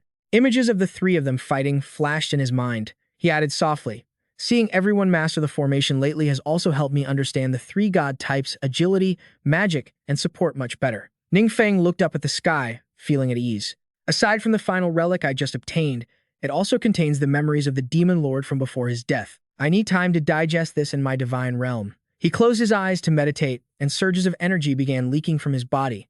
His eyes snapped open in shock. My divine power was drained again, but I think I'm finally catching the source of it. Ning Feng continued to speculate. It doesn't seem to be in this country. It feels like it's somewhere in the southern hemisphere. In the African grasslands, a teleportation circle appeared with a countdown. 3 hours, 25 minutes, and 14 seconds. Han Yin gasped. So that's what this is. He asked, puzzled, what is that? A massive, gloomy skeleton appeared the grave of the fallen. Gui Ku's eyes burned with excitement as he laughed. I finally succeeded. A mysterious realm circle appeared above his head. He smirked, muttering, the devouring abyss of time. This is a special secret realm. 3 hours, 25 minutes, 14 seconds. The demon gods used this on us back then. Images of countless adventurers being pulled in, terrified, flashed through Gui Ku's mind. He explained, this realm creates a countdown. When it hits 0, it randomly drags in a certain number of adventurers. Thinking of various sinister possibilities, he continued. Whether they enter voluntarily or are dragged in by force, if they fail to clear the realm, they don't just die, they pay the price in other ways. The realm absorbs the world's divine power and hands it over to the demon god controlling it. That's not all. This realm is also powerful because, in the wasteland, Ning Feng stood before the realm. With 3 hours, 23 minutes, and 6 seconds left, he placed his hand on it. He frowned, confused. Why can't I get in? The system notified him. Magic class characters are restricted. Ning Feng asked, bewildered. Why on earth is there a class restriction? Seseda quickly explained, these types of realms usually appear in high-level worlds. It's equivalent to an evil god challenging a god lord. They come with special rules. For example, restricting certain classes to increase the difficulty of conquering it. As for exactly how, I'm not sure. He rubbed his chin, contemplating. In other words, the evil god might be influencing this realm, or perhaps it's because I've merged with the evil god's power. Shi and Han Yin replied in unison, stunned. That's actually possible. Ning Feng's eyes became sharp. He went silent, thinking. This is getting more complicated by the minute. The most urgent thing right now is how to clear this realm. Images of his friends flashed in his mind. Capo, Han Yin, Seseda, and Feng Yi. He did the math. Most of our top players are magic class. If they can't get in, our strength will be severely diminished. Suddenly, his eyes narrowed. He smirked and snapped his fingers. How about we form a new team? Ning Feng remembered the group. Ying Zhen, Ling Hua, Feng Rui, Du An, and Wang Yu. Ning Feng gazed into the distance. Everyone has made huge progress lately. Wang Yue and Feng Rui are both nearly at their 4th advancement. As for guild leader Liu, he has already achieved the 6th transformation. If we don't count the magic-type professions, this is probably the strongest squad on Blue Star right now. He clenches his fists, confidently asserting, don't worry, everyone. This secret realm won't kill adventurers, so you can unleash your full power without holding back. The people Ning Feng was just thinking about appear, answering in unison, understood. Then, Wang Yue enters the secret realm first, and everyone follows suit. Inside the secret realm, a place filled with towering jagged rocks and thick fog, Yan Zhen coldly gives orders, organizing the squad and telling the power types to focus on coordination. Duan and Wang Yue immediately acknowledge, then head out. Suddenly, an assassin lunges out of nowhere to ambush Yan Zhen. He grits his teeth in annoyance and raises his hand to block. The assassin vanishes, then keeps flickering in and out of sight around Yan Zhen. Over on Duan's side, he is also attacked by a strange light. He grits his teeth, looking anxiously at his cracked armor. Ling Hua is fuming, thinking to herself, such a narrow space is too much. Suddenly, the assassin appears right behind her. She thinks to herself, absolute precision. Ning Feng purses his lips, puzzled, and says, my divine power is being drained again. We've barely been in here for 10 minutes. How is the enemy already this strong? Just then, 5 balls of light appear, and the group gradually returns. Wang Yue walks up, looking apologetic, and says, we are truly sorry. He asks with concern. No need to rush. Is everyone uninjured?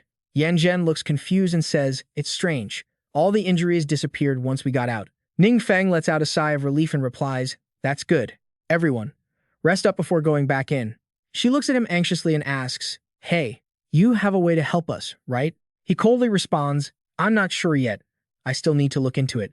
Suddenly, Yan Zhen interrupts. No problem. Whatever you say, little Feng, will do. A moment later, he sits in front of the teleportation portal to the secret realm. Wang Yue frowns, asking worriedly, Ning Feng, are you okay? His face is covered in cold sweat as he replies, I'm fine.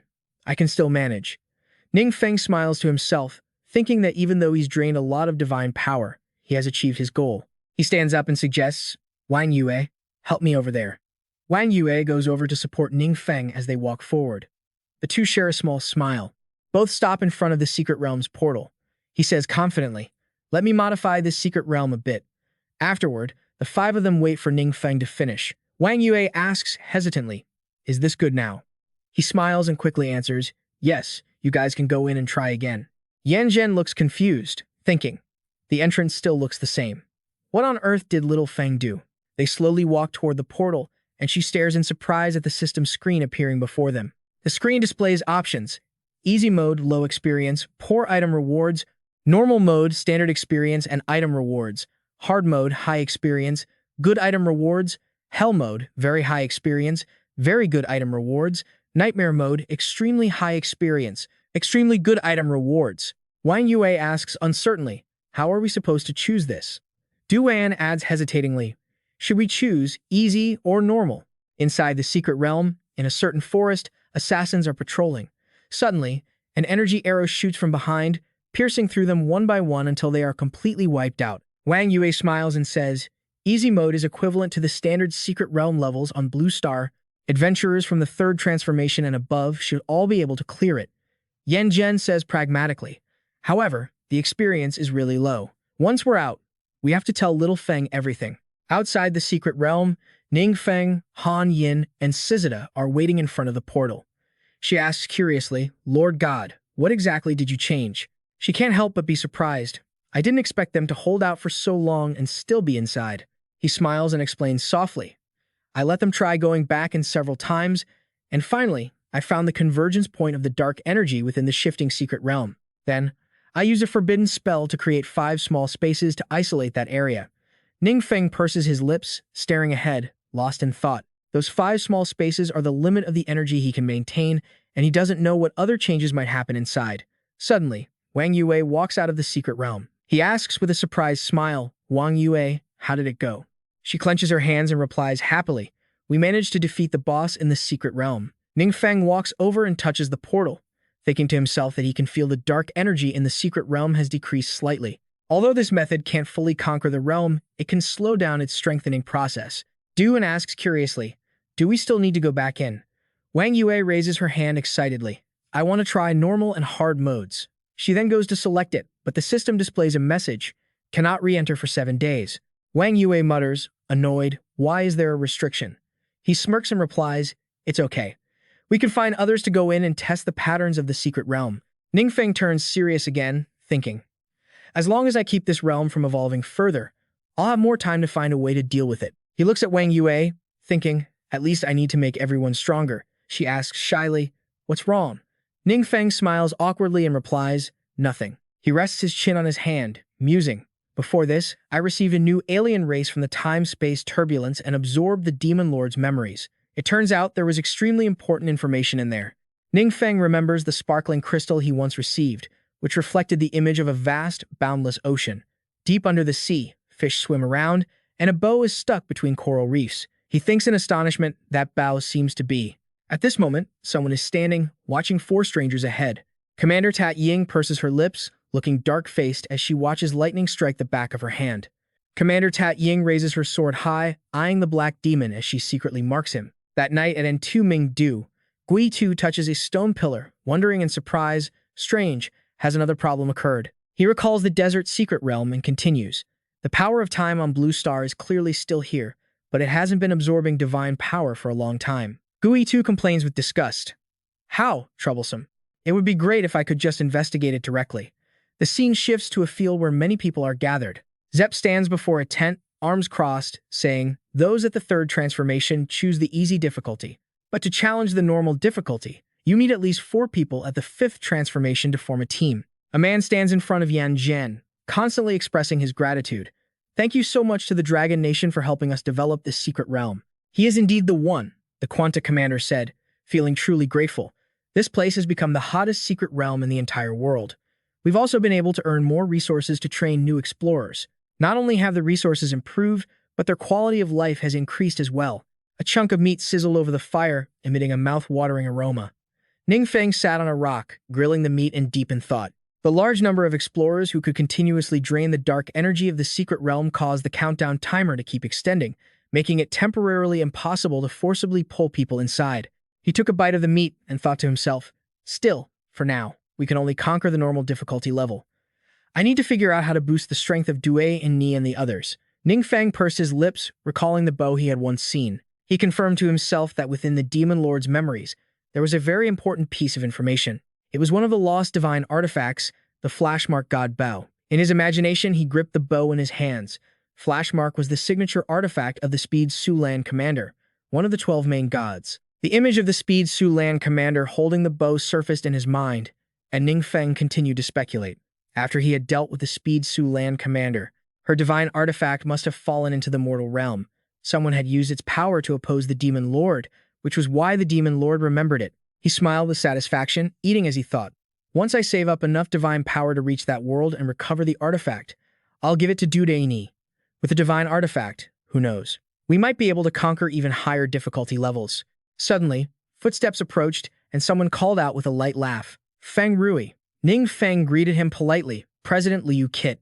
The man pulled out a book to introduce it. Mr. Ning, this is a special skill book from our nation. As he took the book, Kit explained honestly, but because its power isn't very strong, very few people use it. I'm not sure if it will be of any use to you. Ning Feng flipped to the first page. The title was gibberish. He hesitated before asking about the skill's effect. The man explained anxiously. It's mainly to cause others to suffer from linguistic confusion for a short period. It's usually used to interrupt a mage's incantation, but since it has no other uses, it quickly fell out of favor. He walked over to shake hands with Kit and replied with a smile, "Thank you very much for this gift. I will make good use of it." Kit laughed happily. "It's great that you like it. Thank you so much for everything you and the Long Kingdom have done for us." Ning Feng tucked the book away, thinking with a smirk, "It'll turn into a forbidden spell in my hands anyway. It certainly won't go to waste." After the exchange, the three of them sat in front of the grill, laughing and joking. He generously ordered someone to bring Mr. Ning some extra fruit. A while later, only bones and a few scraps of meat remained on the plate. He rubbed his full belly and said contentedly, "I'm stuffed." Suddenly, Ning Feng's eyes widened in surprise as he heard a voice. "Great demon god, is this your blessing?" The image of Ha flashed through his mind, and he realized that's the voice of the beastman leader, Ha. At sunset in the beastman territory, the beastmen were gathered, laughing and chatting. Ning Feng approached from a distance and asked curiously, "Why are you all so happy?" They announced loudly, surprised, "The great demon god is here."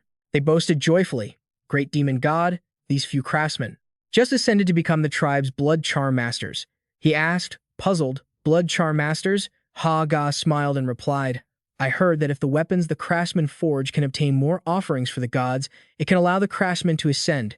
He explained slowly, "Blood charm masters can forge and enhance equipment in a shorter time, and if they receive the gods' recognition, they can level up even further." The images of Wang Yue and Enchan using weapons to fight monsters flashed in Ning Feng's mind, and he couldn't help but chuckle to himself. Could it be that because everyone uses beastman weapons to fight monsters, that counts as obtaining offerings? Ning Feng stroked his chin, thinking with a smile, "Regardless, this is a good thing. I can accumulate power faster and then open the portal to the other world." A few days later, in a seemingly arid land, he clenched his fists, observing and muttering, "Finally, I've accumulated enough divine power to open the portal." Ning Feng touched the secret realm circle and stepped inside calmly. A vast ocean appeared before his eyes. Seagulls flew everywhere. Ning Feng quickly dove into the sea, where a bow appeared before him, stuck in the coral. He thought joyfully, "Found it." Ning Feng easily retrieved the bow, and the system announced, "You have obtained a replica of the flashmark divine artifact in the middle of the vast ocean." Ning Feng's voice sounded startled. "A knockoff?" Han Yin pursed her lips, hesitating as she asked, "Great God Master, do you mean this artifact is fake?" He frowned and said coldly, "The artifact in my hand is indeed a fake, but something feels off." Ning Feng carefully recalled that in the Demon Lord's memories, he had seen this bow unleash a real divine power attack. Otherwise, it wouldn't have left such a deep impression. Suceda raised an eyebrow, wondering, could someone have swapped it?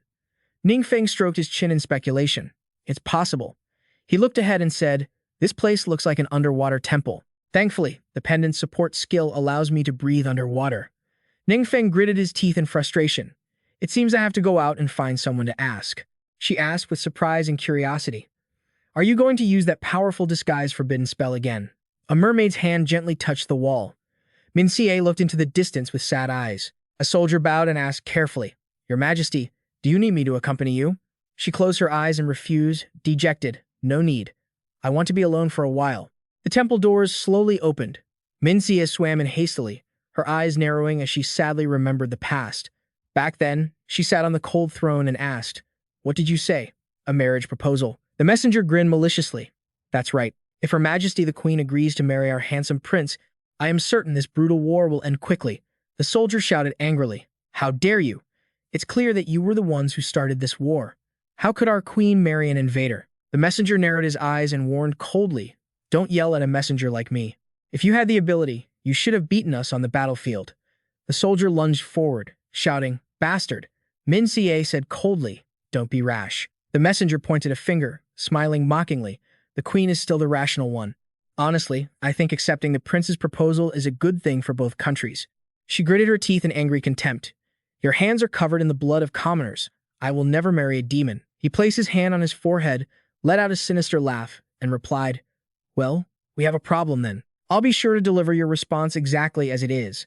The messenger suddenly let out a loud, dangerous laugh and continued, "I hope His Highness the Prince won't be too furious."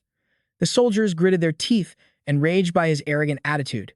The messenger turned and walked away with a look of contempt on his face. As he stepped out of the shrine, Ming Ka clenched her fists to hold back her anger. She glared at the messengers retreating back, teeth gnashing in fury. Back in reality, Ming Ka couldn't help but mutter sadly, "Did we defy the god's decree all those years ago, and is this our punishment?" Suddenly, Ning Feng appeared before her before he could even transform. She jumped, startled. Ming Xie shouted in anger, "Who are you? How did you get in here?" Her eyes widened, and she gasped in shock, thinking, "This temple is protected by multiple layers of defense. How did someone manage to break in without us noticing?" He grinned broadly and hurriedly said, "Wait, don't get excited. I just want to find out a few things." But Ming Xie had already drawn her bow and aimed it at Ning Feng. She pursed her lips, glaring at him coldly, and fired arrows straight at her target. Ning Feng agilely used a dark defensive barrier to block them. Ming Ka gasped in surprise. "What?" He spoke with a cold, detached look. "Can we talk now?" The queen's hand trembled, and she ground her teeth even harder. She looked toward the purple rift in the distance. Did this guy come through that portal? Ming Ka was now filled with nothing but vigilance and anxiety.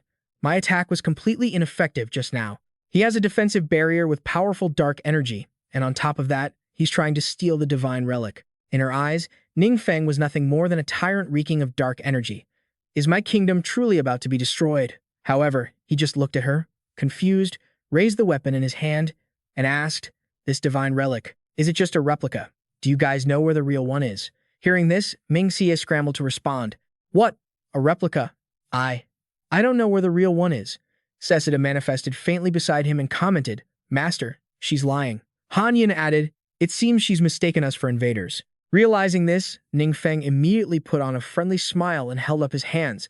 "Hey, there's no need to be so tense. I don't have any ill intentions toward you. I just want to borrow this divine relic for a moment." This made Ming Xie even more bewildered. Did this guy just call robbing us borrowing? Noticing her reaction, Cessida whispered, "It seems she's even more nervous now." By now, Ming Ka was fired up, pointing her finger directly at them. "My country is being invaded. This relic is our last shred of hope. I will absolutely not hand it over to you." However, as soon as the words left her lips, her bravado faded, replaced by trembling fear. "Oh no, what am I saying? If I anger him, we're done for." But Ning Feng wasn't angry. On the contrary, he seemed rather curious. "An invasion? Can you tell me what's going on?" Suddenly, a scream caught his attention. "Your Majesty! Your Majesty!" The queen was caught off guard. "What happened?" A soldier reported the bad news. "The enemy's vanguard has broken through our defensive lines and is marching straight for the capital." The soldier spoke with an urgent tone. "Everyone is ready for battle. Please, give the order." The news left Minka stunned, not knowing how to react. She collapsed to the ground in despair.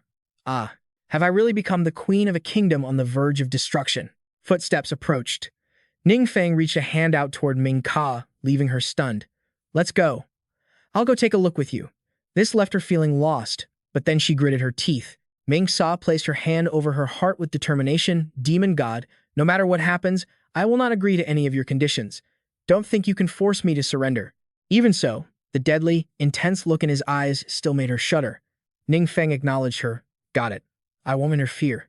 Just then, another soldier rushed in. "Your Majesty." The soldier stopped, startled to see Ning Feng. She asked, completely confused, "Your Majesty, who is this?"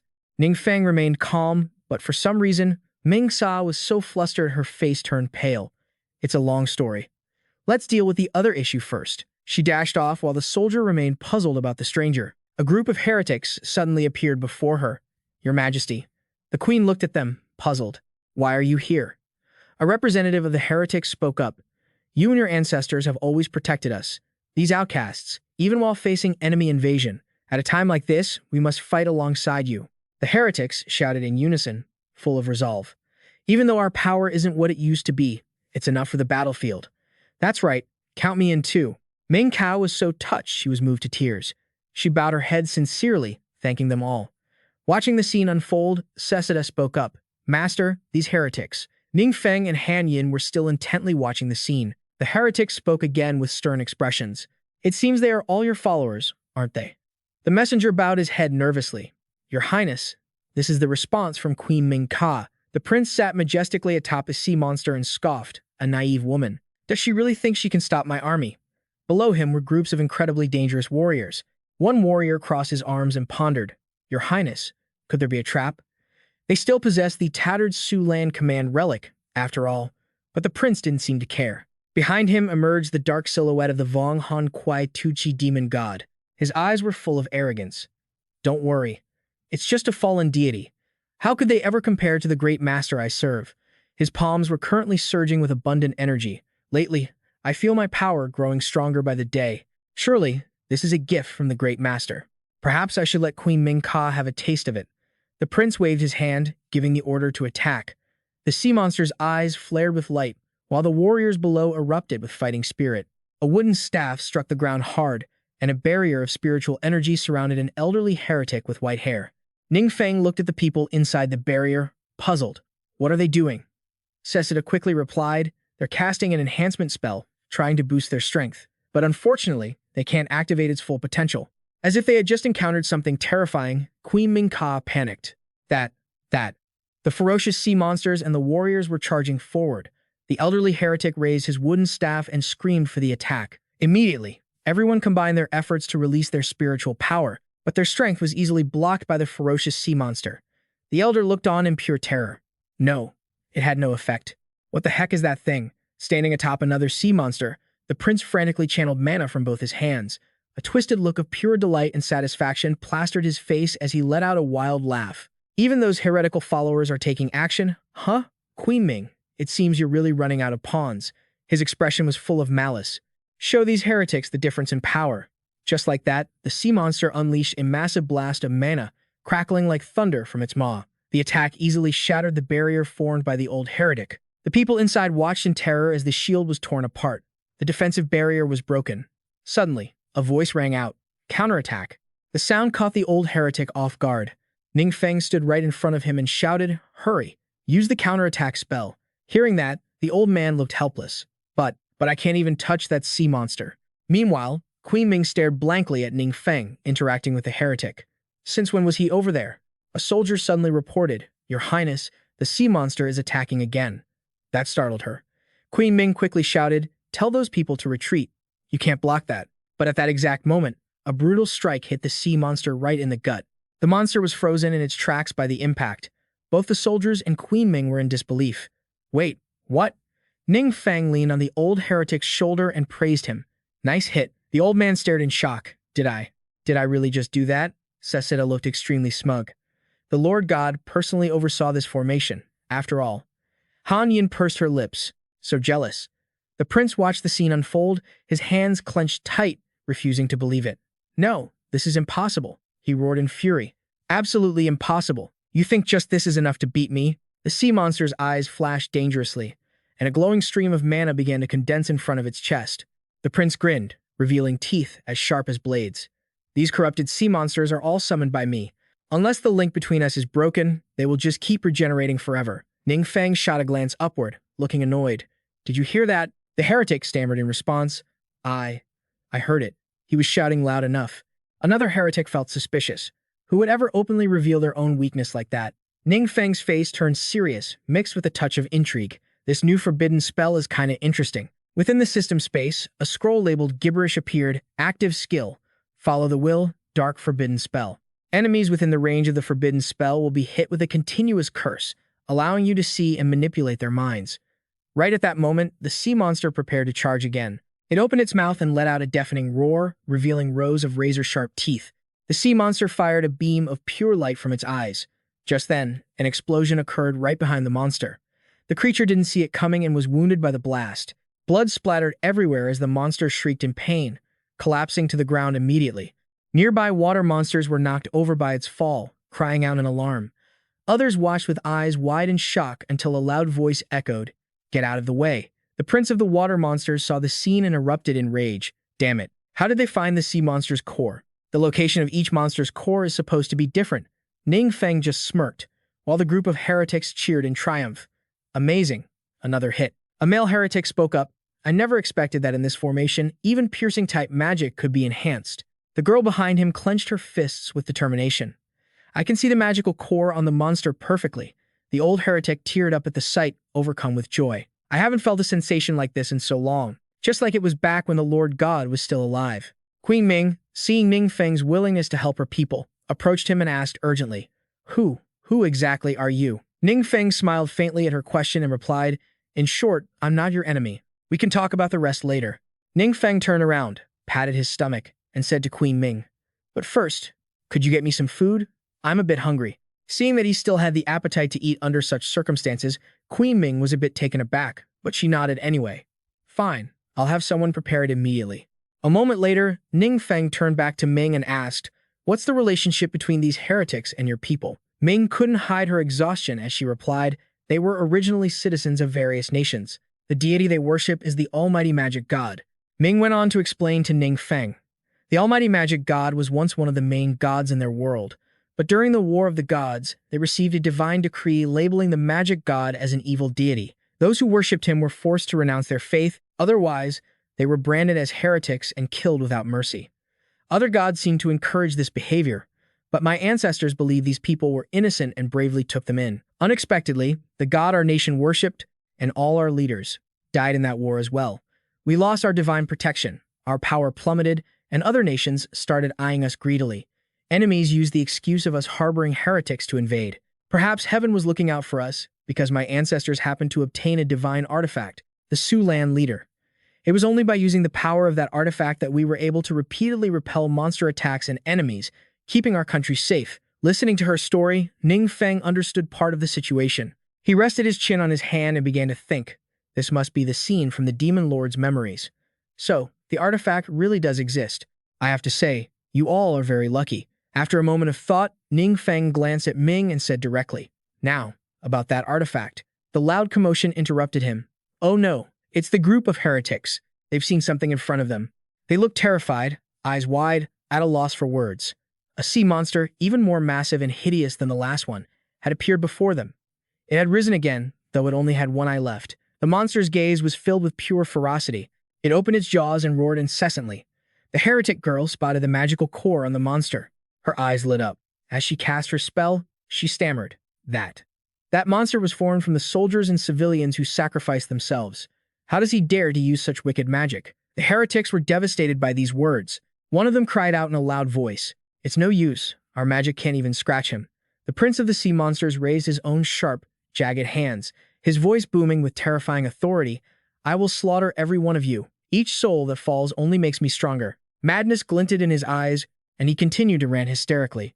"This is true divine power, enough to shatter the heavens and the earth. I want the entire world to tremble beneath my feet." Standing atop the giant sea monster, he threw his arms toward the sky. A subordinate behind him watched in confusion and asked, "Does the prince seem different to you today?" The one next to him looked over, equally bewildered, and replied, "Yeah, he's been spouting some really weird stuff." Suddenly, the one-eyed sea monster lunged forward in a frenzy. The prince was stunned, staring in disbelief at the beast charging toward him. The sea monster rushed straight at him, only to veer off at the last second, turning its raw power against the prince himself. He quickly threw up a protective barrier, shielding his head in a panic, wondering, Why is my own sea beast attacking me?" Up on the ramparts, Ning Feng stood with Ming Ka and the others, watching the scene unfold with their jaws on the floor. The system interface flashed, active skill, soul-snatching dark ritual, a forbidden dark curse. Uses the user's mental power to dominate the target's mind, temporarily turning them into a powerful puppet. Below, the prince's forces were being ruthlessly mauled by the rampaging sea monster, and desperate screams filled the air. "Mom, mother, please, have mercy. My legs." The prince was frozen in place, unable to move a muscle, while his soldiers wailed in agony. "Commander, don't leave me behind. Commander, it hurts. It hurts so much." Countless spectral skulls swirled through the air, as the prince floated there with his arms wide, his voice echoing over the cries. "Even if you kill me, I will never surrender. You are the ones who deserve to die for killing civilians." Ming Xie and the heretics watched the carnage, absolutely horrified. On the ground, the prince's body lay motionless, his battered face twisted into a bizarre expression, eyes rolled back, mouth agape. A few sea monsters cautiously approached to check on him. One of them finally spoke up, Your Highness." Right then, the prince's eyes snapped open, and he began to speak again. "Don't panic. The deity I serve is the Lord of Returning Souls. How could I die so easily?" He recovered instantly, looking even more vibrant and full of energy than before. His eyes glowed with raw power. He smirked and said, "I have received the grace of the Divine Master. I can negate 10 fatal blows, and that was only the first." Hearing this, Ning Feng sighed, looking bored. "So, 9 more to go. Then, No sooner had he finished speaking than an even more fearsome sea monster appeared. This one was crackling with electricity. The prince sensed the aura, jumped in terror, and gaped at it in pure fear. The beast snatched the prince with its tentacles, shaking him violently while crazily hunting down the rest of his army. The fleeing sea monsters screamed, "Your Highness, why did you have to go and reveal your secret?" After a while, the prince's entire legion was left in total shambles. In short, the tide of battle had turned in the most unexpected way. However, the enemy didn't give up completely over the next few days. A few sea monster soldiers were hiding behind some reeds, watching. One of them clenched his fist with determination and whispered, "This defeat was just a fluke."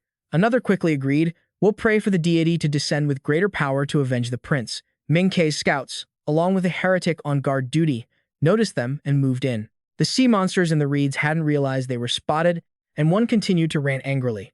"When that time comes, what will you rejects, abandoned by the gods, have to stand against the divine blessing?" A female soldier heard him, drew her bow, and let an arrow fly, retorting, "Is this what your divine blessing looks like?"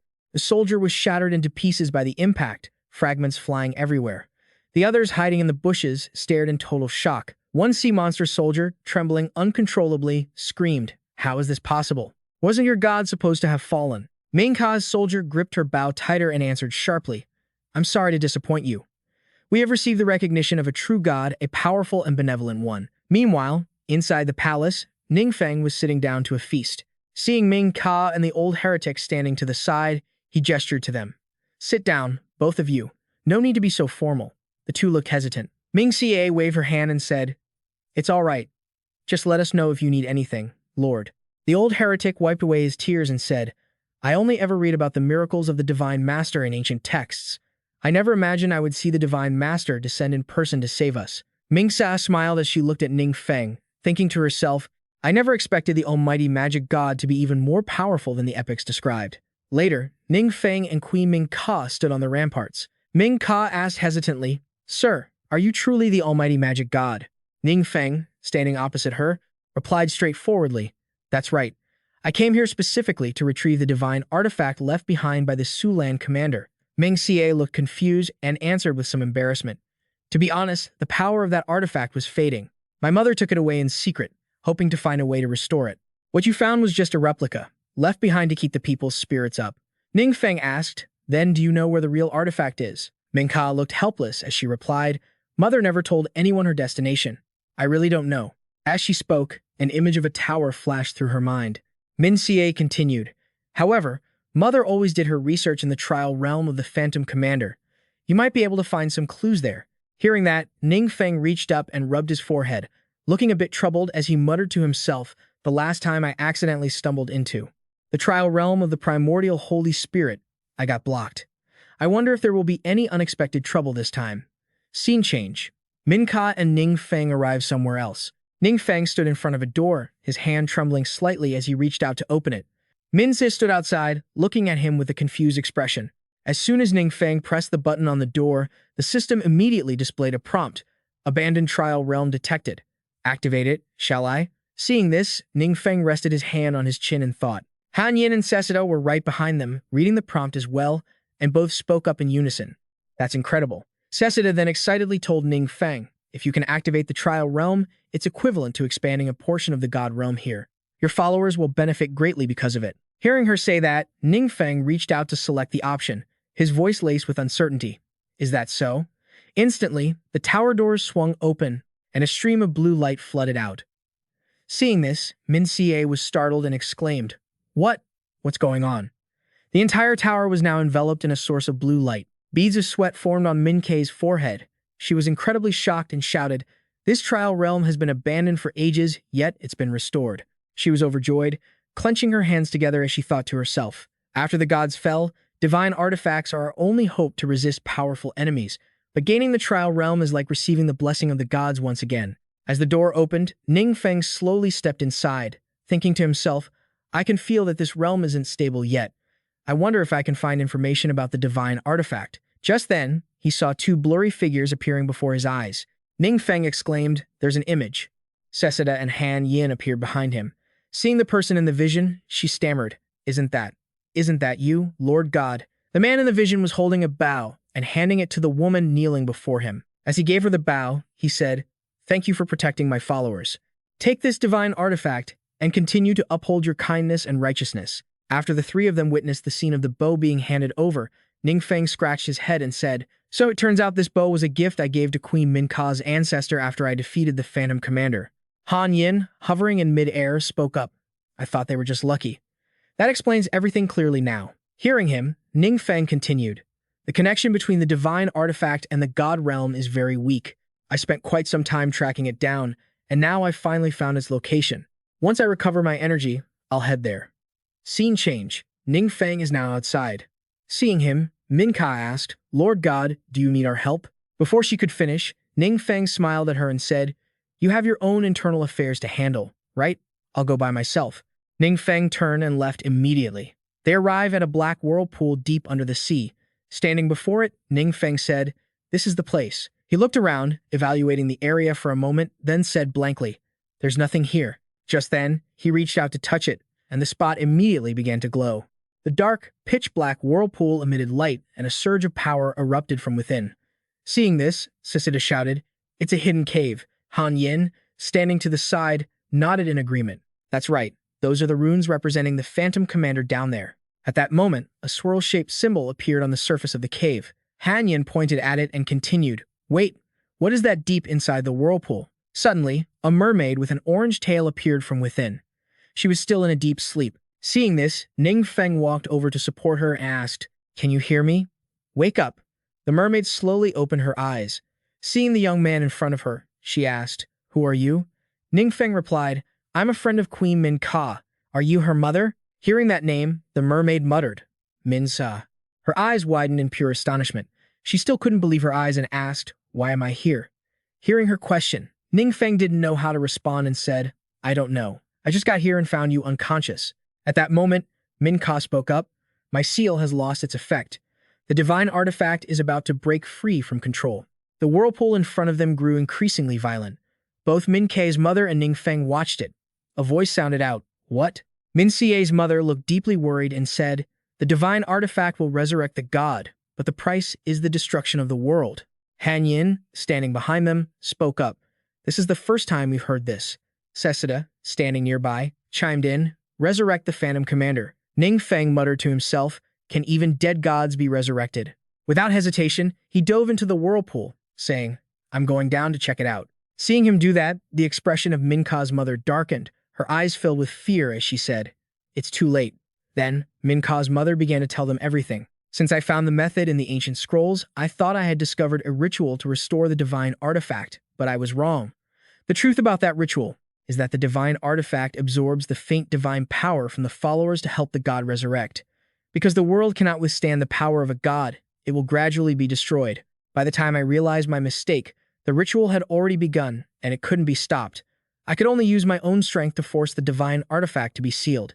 Min Sie's mother remembered being terrified at that time.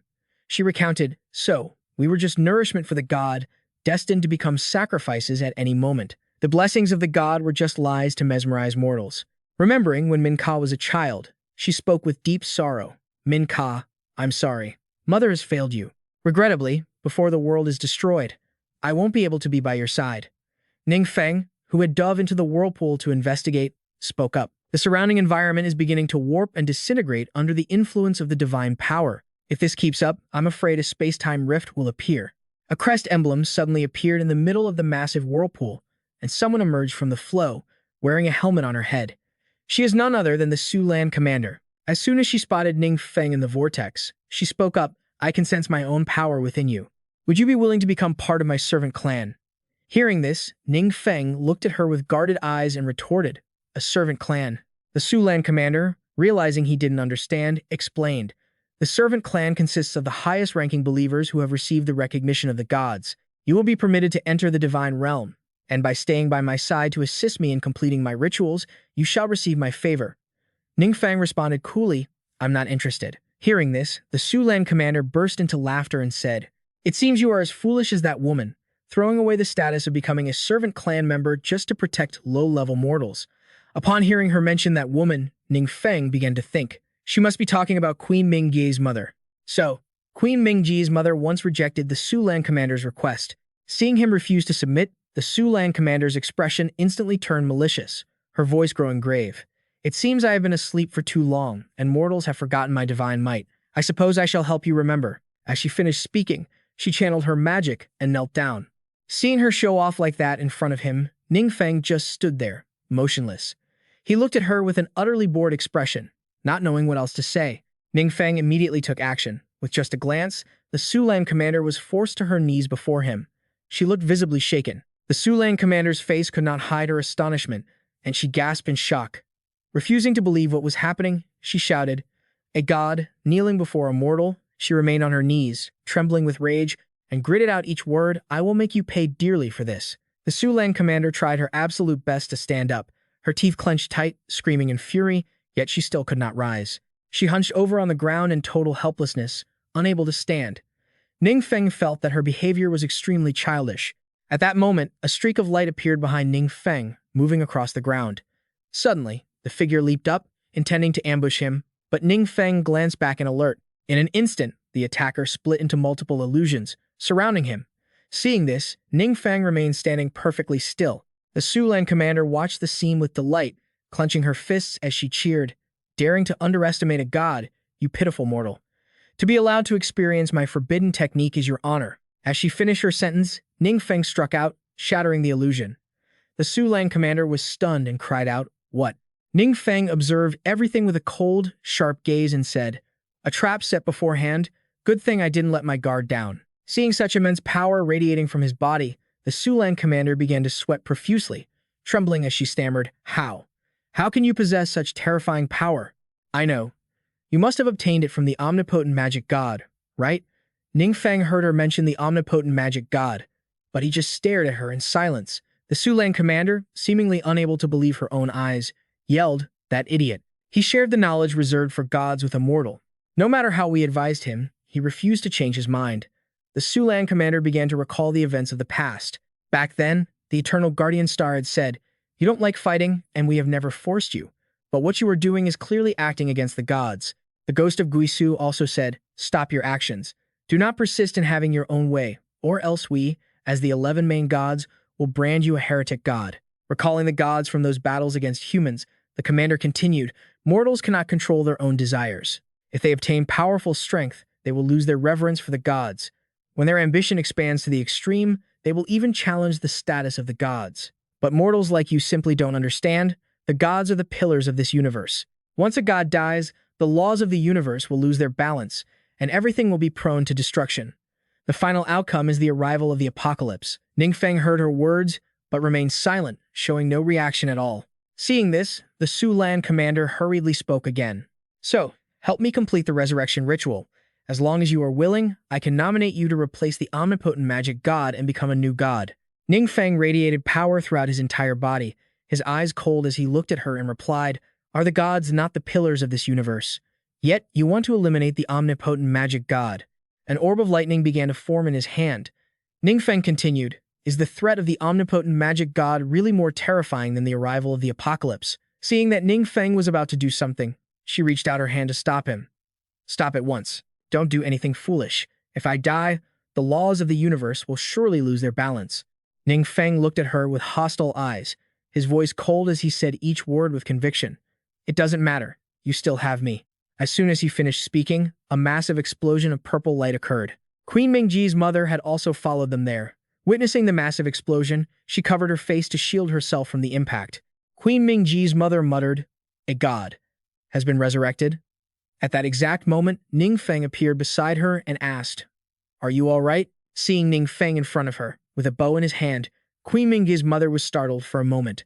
She watched the scene before her with her mouth agape, pointing at the bow and saying, How are you holding this bow in your hand?" She remembered back then the bow would curse, "Get your filthy mortal hands off me." Queen Mingji's mother continued, "After the ritual went out of control, it gained its own consciousness and always rejected me."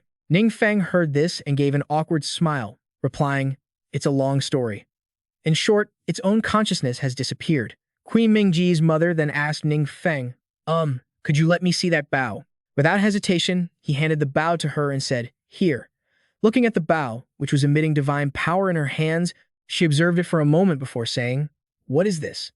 It seems to have an extra, very terrifying inscription. Godslayer? What does that mean? The system immediately displayed the information. Godslayer, orange grade divine weapon. Can be upgraded. Agility plus 1,500. Attack speed plus 120%. Armor penetration plus 50%. Speed. Divine Mark Flash, a divine grade orange weapon that can be upgraded. Agility plus 1,500. Attack speed plus 120%. Armor penetration plus 50%. Permanent increase, movement speed 30%. Physical critical hit rate 30%. This equipment has infinite durability. Skill. Phantom Dash when moving quickly, there is a chance to leave behind an afterimage. Skill. Charm briefly charms enemies. Marking. Can mark enemies to track their movement trajectory. Skill. Godslayer increases all stats by 20% when facing divine power. Equipment set not yet activated. Included spells, Phantom Dash, Rapid Fire, Stealth, Backstab, Rain of Arrows, and Strike First. Min Xie's mother looked around and remarked, "The divine power in the air has vanished. The ritual has been interrupted." Hearing this, Ning Feng asked curiously, "Could you tell me what happened?" Min Xie's mother replied immediately, "Of course. I was trying to find a way to restore the artifact's divine power, but my strength was too weak, and it ended up breaking free from its seal. That is why you are our savior. I never imagined someone could actually defeat a god." She reached out a hand, smiling with relief. "From now on, we will never trust in any gods again. Please, tell me your name. I want to share your heroic deeds with the entire world." Ning Feng smiled and replied, "They call me the Almighty God of Magic." Upon hearing that name, she froze instantly, her face turning pale. Her eyes betrayed pure panic and fear. She bowed low before Ning Feng, trembling as she whispered, "My lord, please forgive my insolence. I did not realize you had descended yourself." Cessida was also there, witnessing the scene. She murmured, "My lord, she seems terrified of you." Han Yin, standing nearby, sighed. After being deceived by the gods she worshipped for so many years, it's hard for her. Ning Feng held the bow, looked at Min Ka's mother, and said, "I am taking this artifact. The war just ended, and there is much to be done. Min Xie will surely need your help." She nodded gently. "Yes." She touched her chin, frowning in thought. Scene shift. At the supernova training camp, Ning Feng had brought the bow back and handed it to Wang Yue in front of everyone. She took it with both hands and asked, "Is this for me?" Looking at the bow, Wang Yue's eyes lit up with joy. "An artifact. I never imagined I'd be able to wield one." The crowd nearby gasped, their eyes wide with admiration and shock. Ning Feng chuckled and began to speak. "That's not all." Suddenly, the entire room shook violently. People cried out, "What's happening? Is it an earthquake?" Wang Yue and the others looked up, their jaws dropping in amazement. A glowing, skyscraper-sized portal had appeared. Ning Feng stood with his arms crossed and said, "There's a trial realm tailored to you, much like the one Du Anzi cleared earlier." Wang Yue was speechless, utterly stunned by his gift. Ning Feng touched his chin, smiling as he thought, "Once the trial realm is activated, I can open entrances to worlds under my control.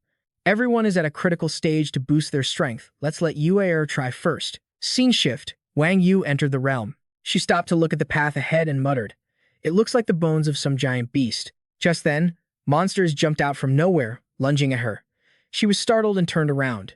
Wang Yue instantly drew her bow and fired. In a heartbeat, all three monsters were taken down by her arrows. Back at the training camp, people watching the screen started discussing.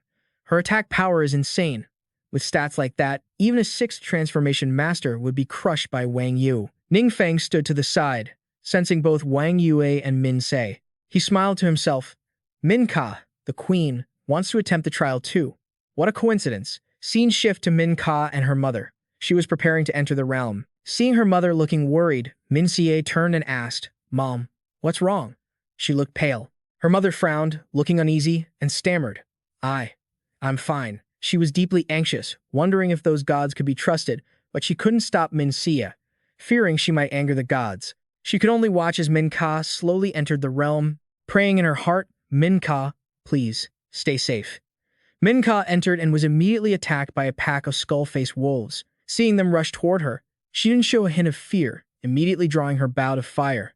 At the training base, Ning Feng sensed her and smiled, thinking, different worlds, similar trial realms, but the difficulty levels differ. The monsters on Min Ka's side are clearly stronger than those on Earth. Just as he thought this, he noticed something. On Min Ka's screen, mysterious lockboxes appeared. She stared at them in deep thought. After a long while, she asked, What is that? Ning Feng closed his eyes, using his divine consciousness to look into her realm. A monster was screaming, lunging at her, but it was being held back by a lock on the screen. Ning Feng realized it seems to be a form of restriction, limiting the knowledge Min Xie can obtain. Could this be how the Sulan general prevents mortals from accessing forbidden knowledge? Ning Feng kept his eyes closed, focusing his consciousness. Min Xie didn't seem to notice the restriction, so only a god like him could perceive it. He could intervene directly and remove it, but he didn't know what the consequences might be. Back with Min Xie, a voice suddenly called her name. Recognizing it, she turned around. "My lord," Ning Feng's voice echoed. "Don't rush to clear the level. Slow down, I need to verify something." Min Ke obeyed, drawing her bow and firing. Scene shift. Outside the tower leading to the trial realm, Min Xie's mother was still there, her hands clasped in prayer. Inside, Min Xie remained focused, her bow drawn. Meanwhile, Ning Feng was using his spiritual consciousness to keep tabs on both Min Ka and Wang Yue. After a long moment, he finally opened his eyes, beaming with excitement. So that's how it is. Shifting to the area outside the tower, leading into the secret realm, Min Xie's mother was still there, silently praying for her daughter. She was worried, wondering what could have gone wrong since Min Xie had been inside for so long and her progress was so slow. Just then, a grotesque, sharp-clawed hand engulfed in blue flames suddenly appeared. It belonged to a massive, skull-headed monster, lumbering forward. Before it could react, a bolt of blue energy pierced straight through its chest. It turned out that Min Xie had just fired her bow at it. Ning Feng's consciousness spoke up in her mind. "How does it feel?" Min Xie tightened her grip on her bow and replied to Ning Feng, "Lord God, I don't think I'm quite used to this yet. I need a little more time." Hearing this, Ning Feng gently encouraged her. "No need to rush. Take your time." Elsewhere, Ning Feng was still analyzing the locks on his screen. Deep in thought, he realized these restrictions were placed at critical nodes, sealing off parts of the universe's fundamental laws. If a believer wants to tap into these laws, they have to pray to a deity and rely on divine power to trigger them. But this process keeps the believer blocked by that very divine power, preventing them from touching the laws directly. Over time, they become convinced that they can only receive true strength by relying on the gods. So, is this how the gods control mortals? Back in the realm, while he was lost in thought, Min Xie was still busy fighting off the monsters. Suddenly, a rock crumbled beneath Min Ka's feet. Then, a landslide of debris followed, and the entire area began to shake violently. Min Xie's hand was injured, but she didn't even notice. She assumed the chaos was her fault and started blaming herself. "I'm sorry, Lord God. Am I too clumsy?" Hearing this, Ning Feng projected his voice through his consciousness to her. "Min Xie, don't worry about what I think. Just focus on sensing every single movement you make, see if anything feels different than before." Taking his advice to heart, Min Xie muttered to herself. Different from before, she immediately closed her eyes, using all her senses to focus. Soon, frequencies began to hum in her mind. Just then, two monsters drifted toward her, hovering through the air. When they arrived, they were stunned to find that Min Sa had vanished. Caught off guard, they turned around only to find Min Xie already behind them, aiming her bow right at them. With a loud shout, Min Xie let her arrows fly. The projectiles pierced right through the monsters, surging with electricity that left them paralyzed. Min Xie was amazed by her own skills and exclaimed happily, "I never imagined I could use my abilities like this. It's like, my understanding of combat has deepened." Just as she was focused on those two, a cloaked figure appeared beside her, its hand covered in three eyes. Min Xie immediately sensed his presence and took him out in a heartbeat. Scene change. At that moment, the gateway to the tower finally started to slide open. Min Xie stepped out, and her mother caught sight of her instantly. Though she was a bit battered, Min Xie gave her mother a thumbs up and said, "Mom, sorry for the wait." Seeing her daughter return safely, her mother reached out to embrace her, beaming as she asked, "Min Ka, how did it go?" Hearing her mother ask, Min Xie replied with a bright, squinty-eyed smile, "Mom, I failed." Her mother, still overjoyed to see her, misheard her and patted her hand, saying, "Success is great." Suddenly, the mother froze, breaking into a cold sweat as she cried out, "What did you say?" Min Sao was still incredibly cheerful, repeating to her mother, "That's right, I failed." Min Xie clenched her fist, her excitement undiminished, "But it's okay. With the guidance of the Lord God, I'll definitely do better next time." She drifted into a daydream about Ning Feng, blushing shyly. The Lord God is truly a magnificent existence, so gentle and so wise. I can't wait for the next trial. Watching her daughter behave this. Meanwhile, Ning Feng was deep in thought using his consciousness. The believers are so used to relying on divine power. If I lift the restrictions on a large scale, it might cause quite a bit of chaos. I need to be careful. Luckily, in the Blue Star realm, the restrictions were already in place. Wang Yue was currently facing a giant monster, its mouth spewing endless flames. Ning Feng continued his internal monologue. That's why she's managed to survive so miraculously without needing divine intervention. The monster opened its maw, unleashing a torrent of power at Wang Yue, who leaped into the air to dodge. She drew her bow, her expression steely, and fired a barrage of arrows at the beast. The arrows crackled with electricity, electrocuting the monster instantly.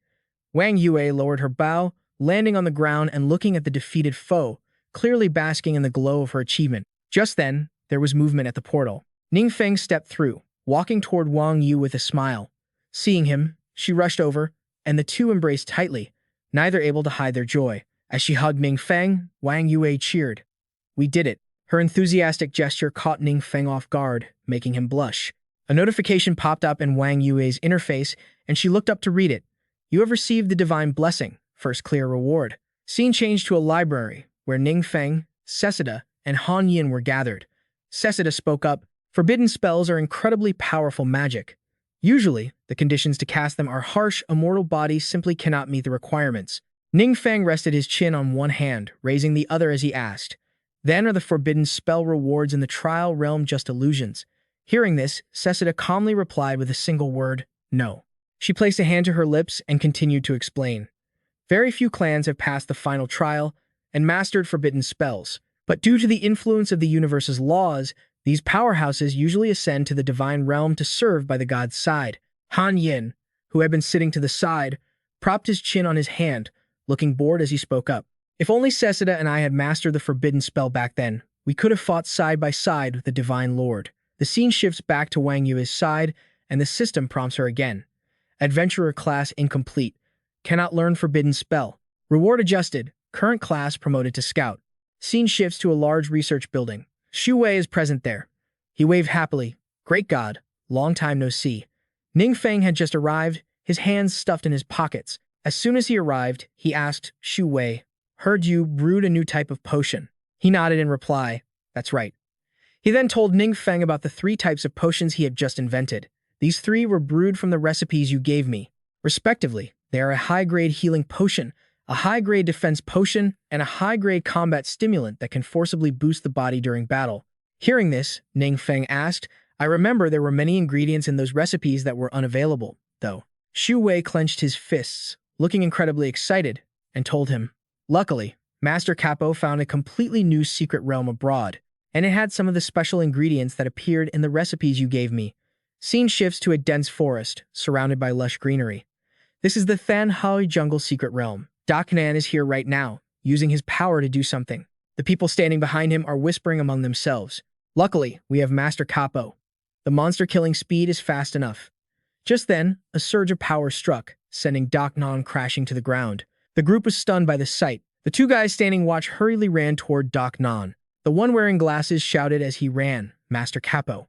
Doc Nan was already injured. He brought his hand up to clutch the bleeding wound on his chest. As the guy with glasses ran up, Doc Nan grabbed his arm, making him jump in surprise. Doc Nan's face was covered in wounds, and he gritted his teeth in pain, saying, Go quickly." The 2 guys following Doc Nan were terrified by what they saw. The guy in the back pointed forward. The 2 of them helped Doc Nan stand up. Deep in the forest, 2 glowing red eyes were staring down at them from the sky. Scene shift. Zhao Chengjia Thin ran up in a panic, sweat beading on his forehead. He said anxiously, "Great God, please save my master." In the infirmary, the door was already open. Inside, Doc Nan was lying on a hospital bed.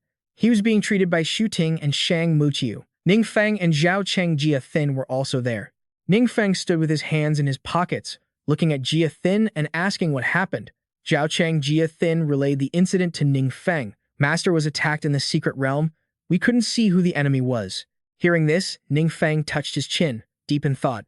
Even though Capo's strength dropped significantly after losing his guards, to be able to beat Capo like this clearly exceeded the power levels of monsters on Earth. Man sat next to Doc Nan, sniffing the scent on him. Sesida and Han Am were floating in mid-air. She turned to ask Han Am, "Do you feel that?" Han Am nodded in agreement. Indeed, the feeling is familiar. Scene shift. Deep inside the Than Hoi Jungle Secret Realm, someone was questioning a mushroom in the forest. "Why did you let them go?" The mushroom raised its hands defensively and stuttered. I didn't mean to." It was a tree demon. He looked at the mushroom in front of him and continued, "Brat, I wanted to give you a chance to prove yourself, but your performance was pathetic." The tree demon recalled the image of the two subordinates helping Dokkan escape the forest and said, "Those outsiders want to destroy our garden and take our lives. You let them go today, and tomorrow they will bring even more reinforcements." The tree demon pointed a finger at the mushroom, leaned down, and said in a cold voice, "Your mistake will put the entire secret realm in danger. Are you trying to get us all killed?" The mushroom was sweating buckets hearing him say that. The mushroom could only repeat to the tree demon, "I'm sorry. I'm really sorry. I promise I won't disappoint you again."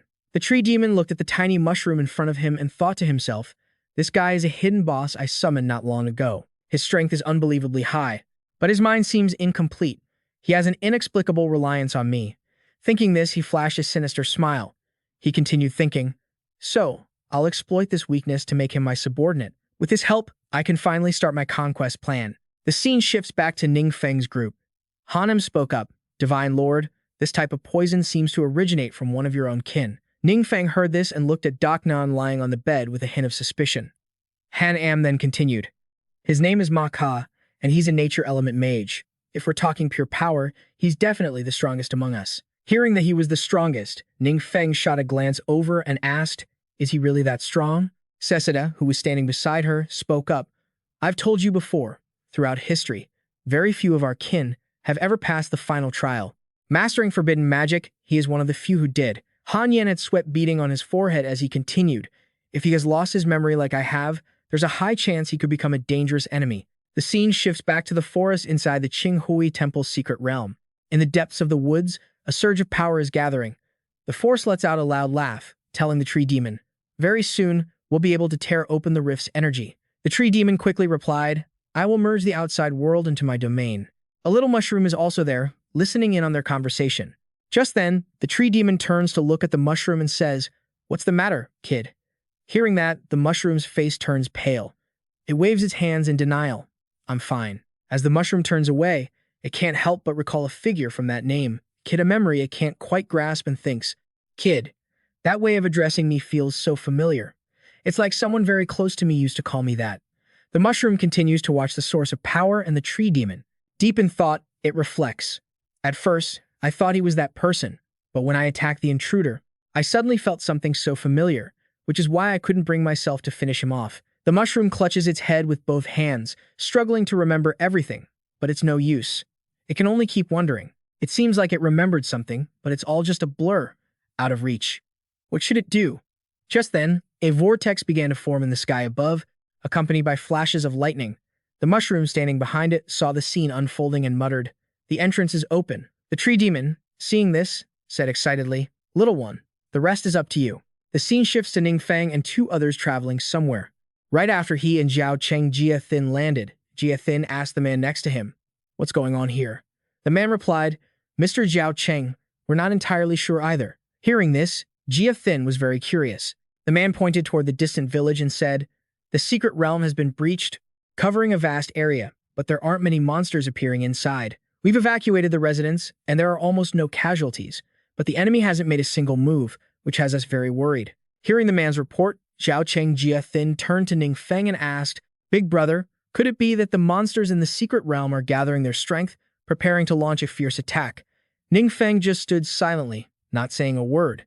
Han Am, standing behind them, nodded and said, "It's also possible there's another reason." Deep in the heart of the secret realm's forest, an army of leaf people had appeared, their eyes glowing. The tree demon was there too. He looked at the leaf people and ordered, "Hey, don't just hide here, lead them out and attack for me." The little mushroom, hiding behind him, trembled and stammered, I'm scared. Can I come with you?" Hearing this, the tree demon spun around and yelled at the mushroom, "I said go.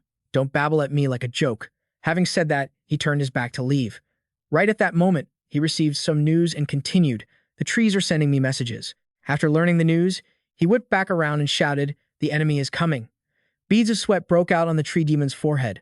He thought to himself, "The enemy is advancing too fast. I don't think I can handle this. Does this mean I have to stay here with that guy?" With that thought, the tree demon stepped into a portal. The little mushroom, seeing him about to leave, asked, "Leader, where are you going, little one?" The demon just glanced back and told the little mushroom, "Take care of all those enemies over there for me. Otherwise, Don't even think about coming back." When the little mushroom heard that, tears began to stream down its face. It reached out to hold him back, crying, "Don't leave me behind." The mushroom scrambled after the tree demon and lunged into the portal, but as soon as it ran inside, the tree demon grabbed it by the leg, lifted it up, and tossed it back out. The little mushroom was dumped onto the ground without mercy. The portal closed right behind it. It sat up, looking heartbroken, still reaching out as it pleaded, "No, please, don't leave me behind." It remembered the image of someone who had once turned their back on it, abandoning it just like that. Back then, it had also reached out, begging, "Don't leave me. Don't abandon me." Remembering this, the little mushroom broke down into uncontrollable sobs. The one who had turned his back on it back then was the Almighty God Lord. Returning to the present, the little mushroom recalled memories from the past. Back then, it was sitting on the ground, looking absolutely terrified of the person in front of it. "Little one," the Almighty God Lord said, wearing armor with his long hair flowing. He looked at the mushroom with cold eyes and asked, "Why did you suddenly attack me?" The little mushroom stammered in response, "I thought you were here to catch me, too." Its eyes were full of despair, and with a trembling voice, it continued, "I don't know why everyone who sees me just wants to capture me." The Almighty God Lord heard this and replied, "Little creatures like you are truly rare materials and precious delicacies." The little mushroom shrieked in shock. The God Lord reached his hand toward the little mushroom and said gently, "But your magical talent is excellent. Little one, do you want to follow me?" The scene shifts back to the study. Han Am observed the mushroom and asked, "Lord God, is this the little one you were talking about?" Cessida couldn't help herself and chimed in, "It's so cute." The Almighty God Lord sat in his chair while the mushroom hid fearfully behind his legs. He laughed and said, "Its talent and effort were completely beyond my expectations. It passed the trials so quickly, leaping up step by step from a low-level world." Cessida, who had been watching the little mushroom, commented, "But why does it look so scared of strangers?" The Almighty God Lord heard her question and immediately replied, "When I'm not around, there are always people trying to target it, so it's very guarded." Hanayam leaned down to look at the mushroom, rubbed his chin, and said, "It really does look delicious." Hearing that, the mushroom jumped in fear, breaking into a sweat and crying out. Cessida, seeing how terrified the little mushroom was, boldly flew over and kicked Hanayam aside. She beamed and reached out to the little mushroom, saying, "Little one, don't pay any attention to that green-skinned jerk. From now on, you'll live with me." The little mushroom and Cessida quickly became close. The two of them sat in the study together. Suddenly, the little mushroom began to float, glowing with a brilliant light. Seeing this, Cessida clapped and praised it endlessly. "Your talent is incredible, little one. You've passed yet another level of trials." Seeing it rank up so fast, Han Am muttered, "I suddenly feel like I'm the useless one here." Standing nearby, Cessida overheard him and immediately retorted, "You are a loser, to begin with." At that moment, the God Lord, who was standing to the side, looked down at the little mushroom and asked, "Little one, is there something you want to tell me?" The little mushroom slowly walked in front of him, looking anxious. "Lord God, if I enter the God realm, will I be able to stop fighting?" Sweat beaded on the little mushroom's forehead as it worriedly continued, "Honestly, I don't like fighting at all. I only force myself to become strong to protect myself. So, I thought if I could stay in the God realm forever, I wouldn't have to struggle like this anymore." Hearing this, the Almighty God Lord understood, looked at it with a smile, and replied, "Fine, I promise you. Once you step into the God realm, you can just do whatever you like." Sometime later, the Almighty God Lord happily told the little mushroom, "Little one, you've completed the highest trial. Welcome to the God realm." The little mushroom, hearing that, reached out its arms toward him and said, "I did it." In the God realm, the little mushroom spent its days playing with the flowers and plants, very happily. Then the God Lord came to find the little mushroom and said, "Little one, I may have to trouble you to go to another world and find a treasure for me." The little mushroom turned around, worried, and asked, "You want me to leave you?" The God Lord laughed and reached out to explain, "It's just that I can't go right now, so I have to rely on you." The little mushroom heard this. Though a bit nervous, it still agreed to help him. "I understand. I'll be back as soon as I can." The scene shifts to a massive, snowy mountain where the little mushroom has just arrived. It's climbing the cliffside to reach where the snow flower grows. While climbing, it mutters to itself, "Finally found it. Gotta get back quickly." Just as it grabs the snow flower, it suddenly notices something and gasps, "Wait." The little mushroom holds the flower in its hand, looking absolutely terrified as it says, "Why? Why has my connection to the divine realm been severed?" The little mushroom cries out in pain amidst the snowy peaks, "My lord, please, don't abandon me." The scene shifts to another location around that same time, where someone is standing on a platform, declaring to the crowd below, "The almighty magic god is a wicked cult. 11 major gods have eradicated it. From now on, anyone who worships the almighty magic god is a heretic and shall not be forgiven." In a forest, a figure cloaked in black appears. It rushes deep into the woods, not daring to look back. It's the little mushroom. Still oblivious to what's happening, it wonders to itself, is it like this everywhere? What on earth happened? Just as it's pondering, someone launches an attack, startling it. The little mushroom pours all its strength into blocking the incoming strike. The two forces collide, triggering a massive explosion. The little mushroom stands there, bewildered and confused, when voices ring out, "Found one." There's a straggler hiding near the evil god. The attacker steps forward, a massive axe slung over his shoulder, radiating an overwhelming, terrifying power. Upon seeing him, the little mushroom speaks up. "I recognize you. You're one of the blood-crazed warlord's kin. Why are you attacking me?" The warrior sneers and retorts, "What are you playing dumb for? The evil god you serve has already been defeated. Didn't you run away too?" The little mushroom frowns at his words. "So, what they said is all true. My lord was attacked by other gods. But why?" The warrior doesn't answer. He simply swings his massive axe, unleashing a wave of power at the little mushroom, and shouts, "To think, the evil god raised a rare magical creature like you. If I slice you up and roast you, I bet you'll taste delicious." The warrior stops mid-sentence, his eyes widening with a flicker of fear. The little mushroom has unleashed its own power. Lightning bolts rain down, its eyes glowing as it glares at the warrior, shouting, "Talk! Explain this to me right now." The little mushroom lunges at the warrior, channeling its power into a direct assault. The warrior leaps up, axe raised, to strike back. In an instant, his axe is restrained by the little mushroom's power. He tries with all his might to pull the weapon free, but he can't. He is struck by the little mushroom and sent flying. He is absolutely furious, his eyes bloodshot, gritting his teeth in frustration. How could the evil god raise such a strong servant? If this thing were in the divine realm, its combat power would be even greater. Why didn't it appear during the War of the Gods? While the warrior is lost in thought, the little mushroom commands vines to burst from the ground and attack him. The warrior is bound tightly by the vines, unable to move. He can only scream in madness. The little mushroom stares at him with cold, sharp eyes and asks, "Where is my lord? Tell me." The warrior, looking smug, lets out a cold laugh. He was ganged up on by several gods and severely wounded. He's probably dead in some ditch by now, if you really want to know more. His eyes flash with a brilliant red light, his face twisting in agony. He screams maniacally, "I've just summoned the warlord himself. I'm sure he'd be more than happy to answer all your questions." Hearing this, the little mushroom trembles uncontrollably. It mutters to itself, "It's over. The blood-crazed warlord has descended in person.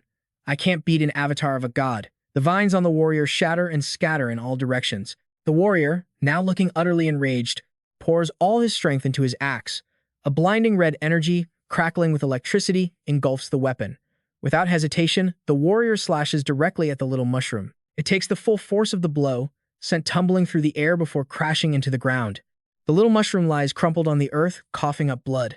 Struggling through the pain, it cries out, "My lord, have you abandoned me?" Instantly, a golden light appears in the space above. Ning Feng emerges from it, followed by two others. Ning Feng looks down from above at the little mushroom, accompanied by Han Yin and Silla as they return to reality.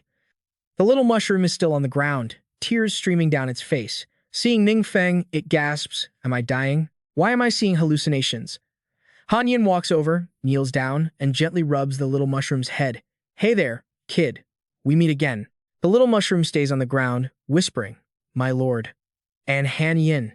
"Han Yin, it's really you guys." Seseda, walking behind Ning Feng, hears the little mushroom and replies, "Of course it is." Ning Feng walks up to the little mushroom and smiles at it. Seeing this, the little mushroom can no longer hold back its tears. It reaches out both arms and rushes toward Ning Feng, grabbing his leg and sobbing even louder. Han Yin stands nearby with his arms crossed, watching the scene. "I told you, this kid is such a coward. It never dares to come out. Even after becoming a hidden boss and triggering a dungeon invasion, it still hasn't shaken that habit." Seseda just smiles at Han Yin's words, saying nothing. The little mushroom stops crying and looks up at Ning Feng, its voice filled with sadness. "My lord, am I too cowardly and useless? Is that why you didn't want me anymore?" Hearing this, Ning Feng immediately denies it. "Of course not. Why else would we have come back to find you?" The four are reunited. Seseda sits down and pats the little mushroom's head. It nods happily. Inside the forest, a portal appears, and a pair of eyes peeks through, watching the scene. A treant witnesses the spectacle, wondering to itself, What is going on here? As for the little mushroom, upon realizing that the one it attacked was actually a one-eyed ally, it says apologetically, So he's a follower of my lord as well? I'm so sorry. I can help him neutralize the poison. He'll recover in no time. Hearing the little mushroom, Ning Feng reaches out his hand toward it and says, All right, we've finished clearing the secret realm. Let's head back.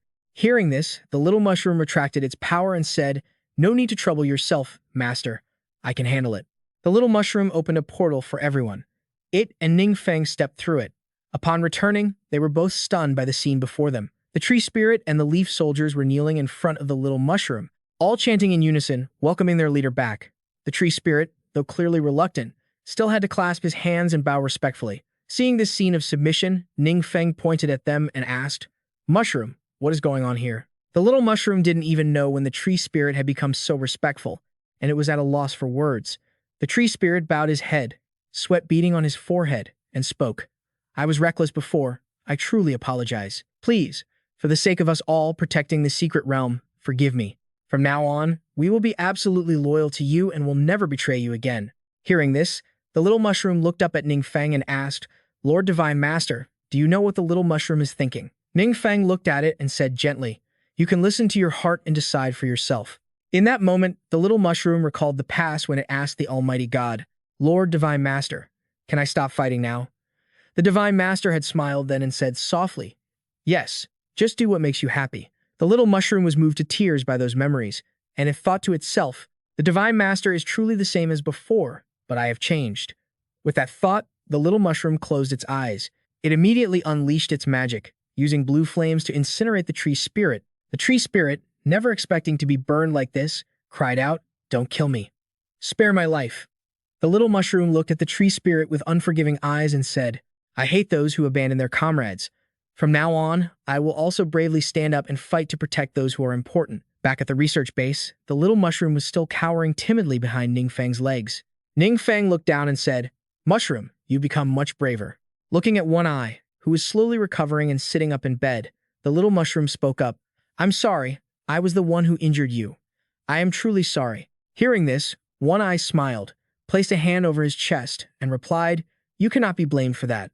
Besides, you helped me detoxify. There's nothing to worry about anymore.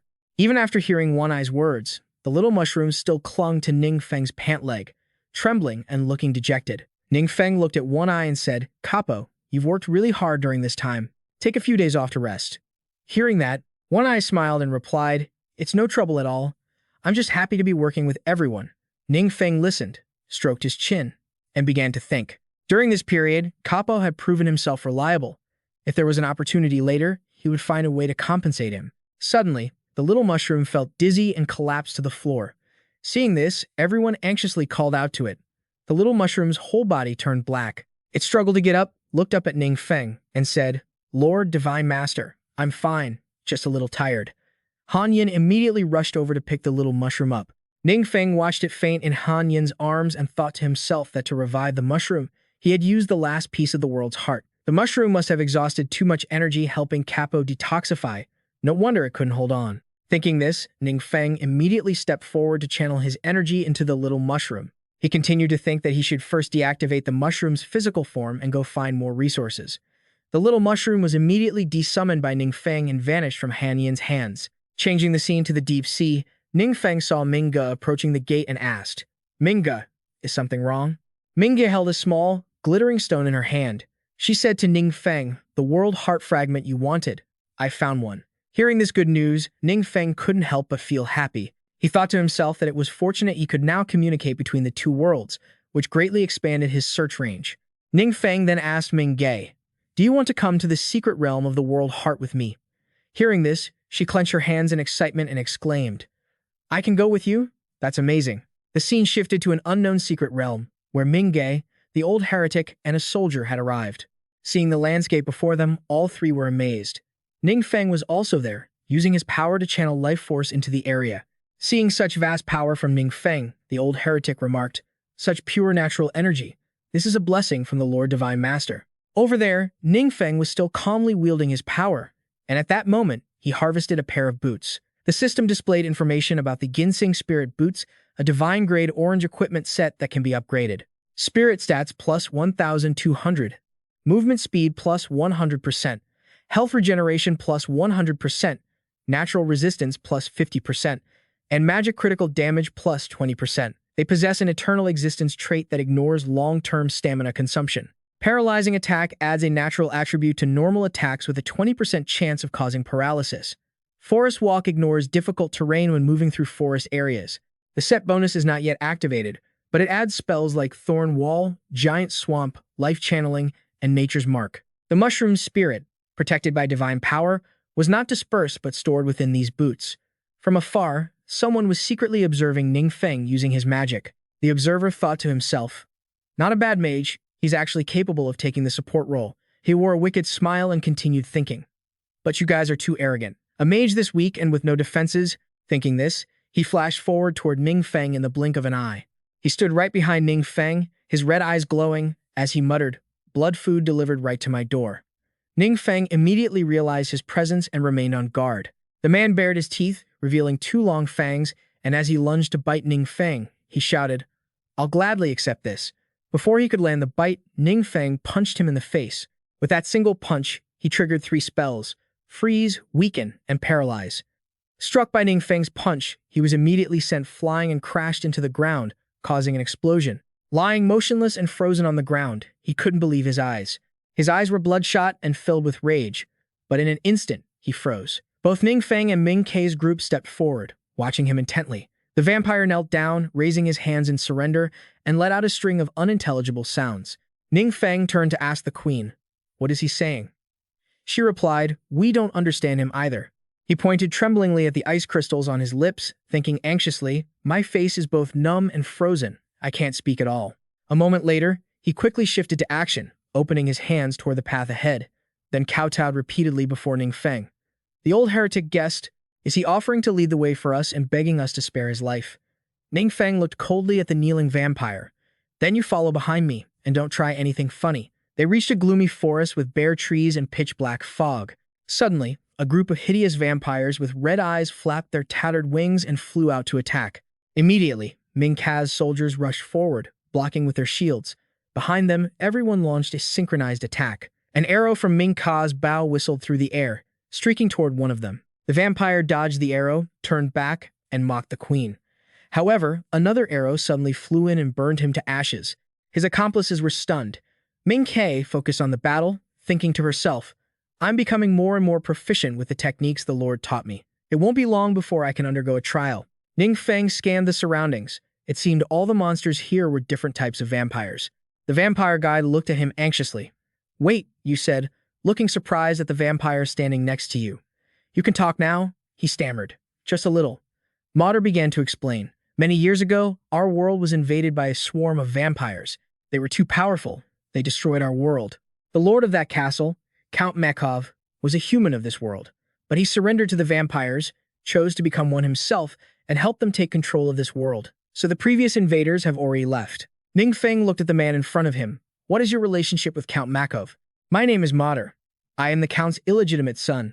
Makov is my half-brother." The scene shifted to a dark, lonely castle atop a snowy mountain. A man carrying a sword on his shoulder appeared, surrounded by a red aura. He roared angrily, "Mater, so it was you? You fool. Do you want to use the strength of outsiders to challenge my authority?" The vampire, accompanying Ning Feng, retorted, "Nonsense. I have absolutely no interest in your authority. My lord, please don't listen to his rambling. I would never dare to use you." Ming Xie quickly fired a magic arrow at the enemy. The Count swiftly sliced it with his sword. A red flash flickered as he said contemptuously, "Is this all the skill you have to defeat me? How ridiculous." Suddenly, his mouth dropped open in shock. Ning Feng climbed onto his throne, remarking, "This chair is quite comfortable. It would be perfect if I could bring some snacks in here." The Count, enraged, raised his sword and charged at Ning Feng. "All of you, go to hell." Suddenly, something else appeared, drawing his attention. Ming Ka, her soldiers, and the old heretic attacked the Count together. Ning Feng smiled at the queen. Ming Ka's talent is not bad.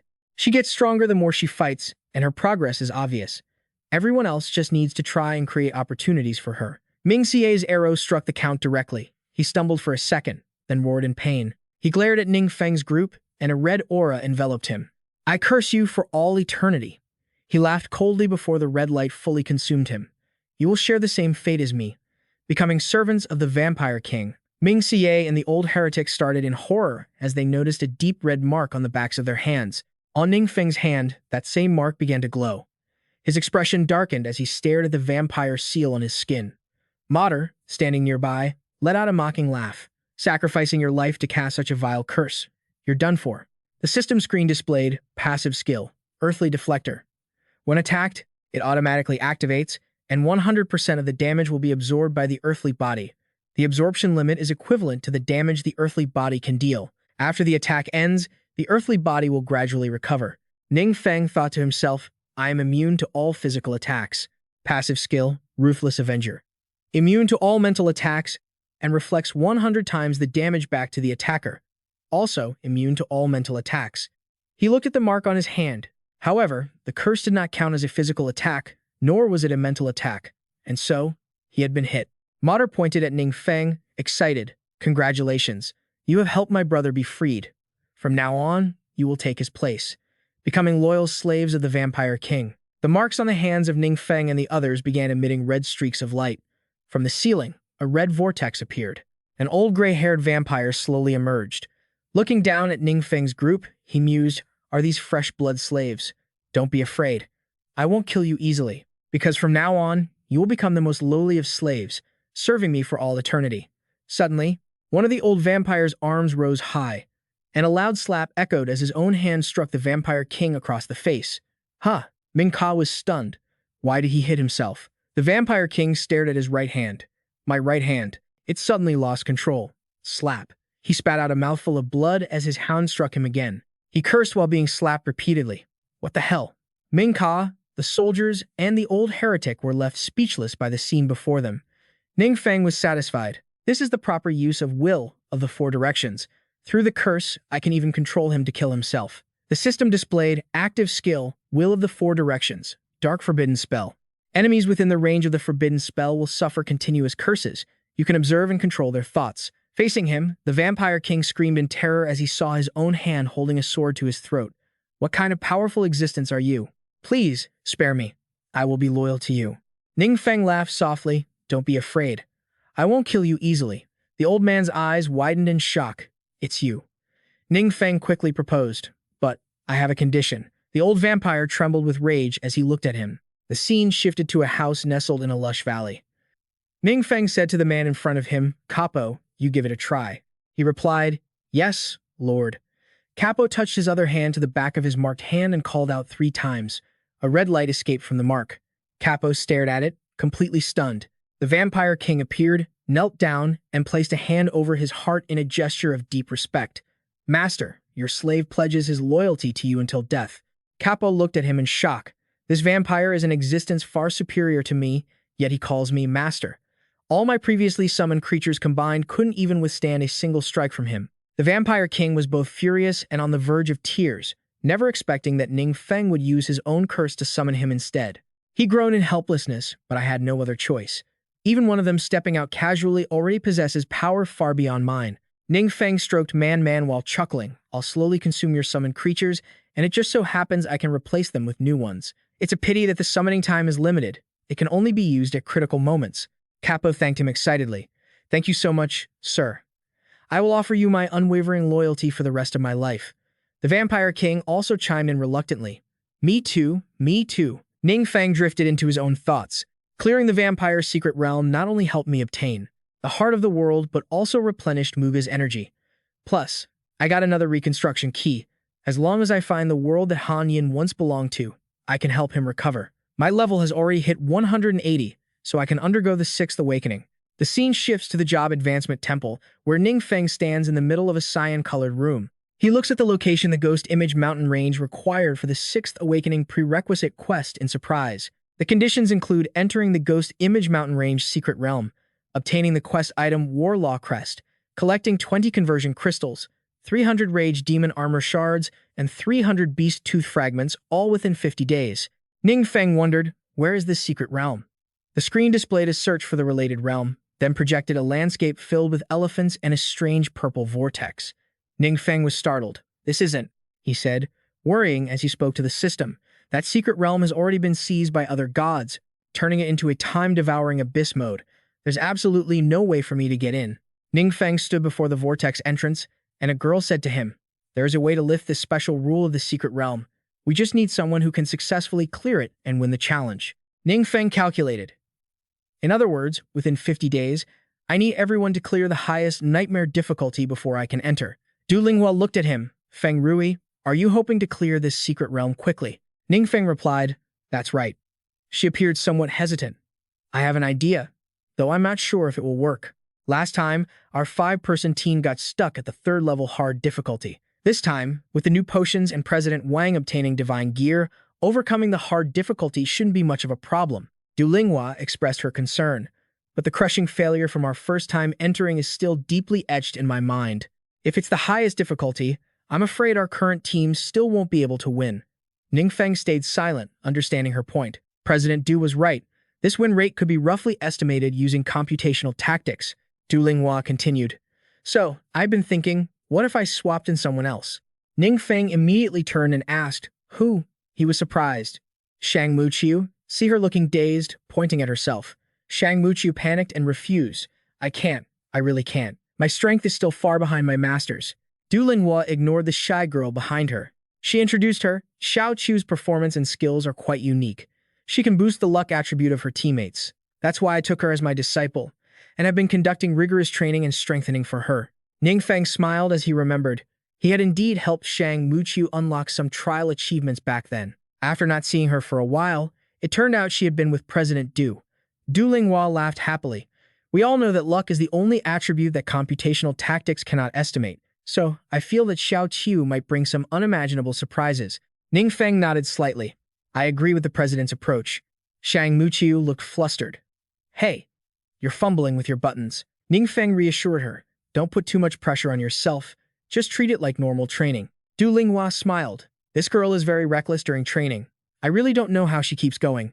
Wang Yue looked at Ning Feng. Silently answering the president's question, she only persevered through the training by thinking of Ning Feng. Du Linghua waved her robe and said, "Let's go. Get ready to enter the secret realm." Shang Muqiu replied, "Yes." The system displayed the mode selection table. Simple, with very little EXP and poor item rewards.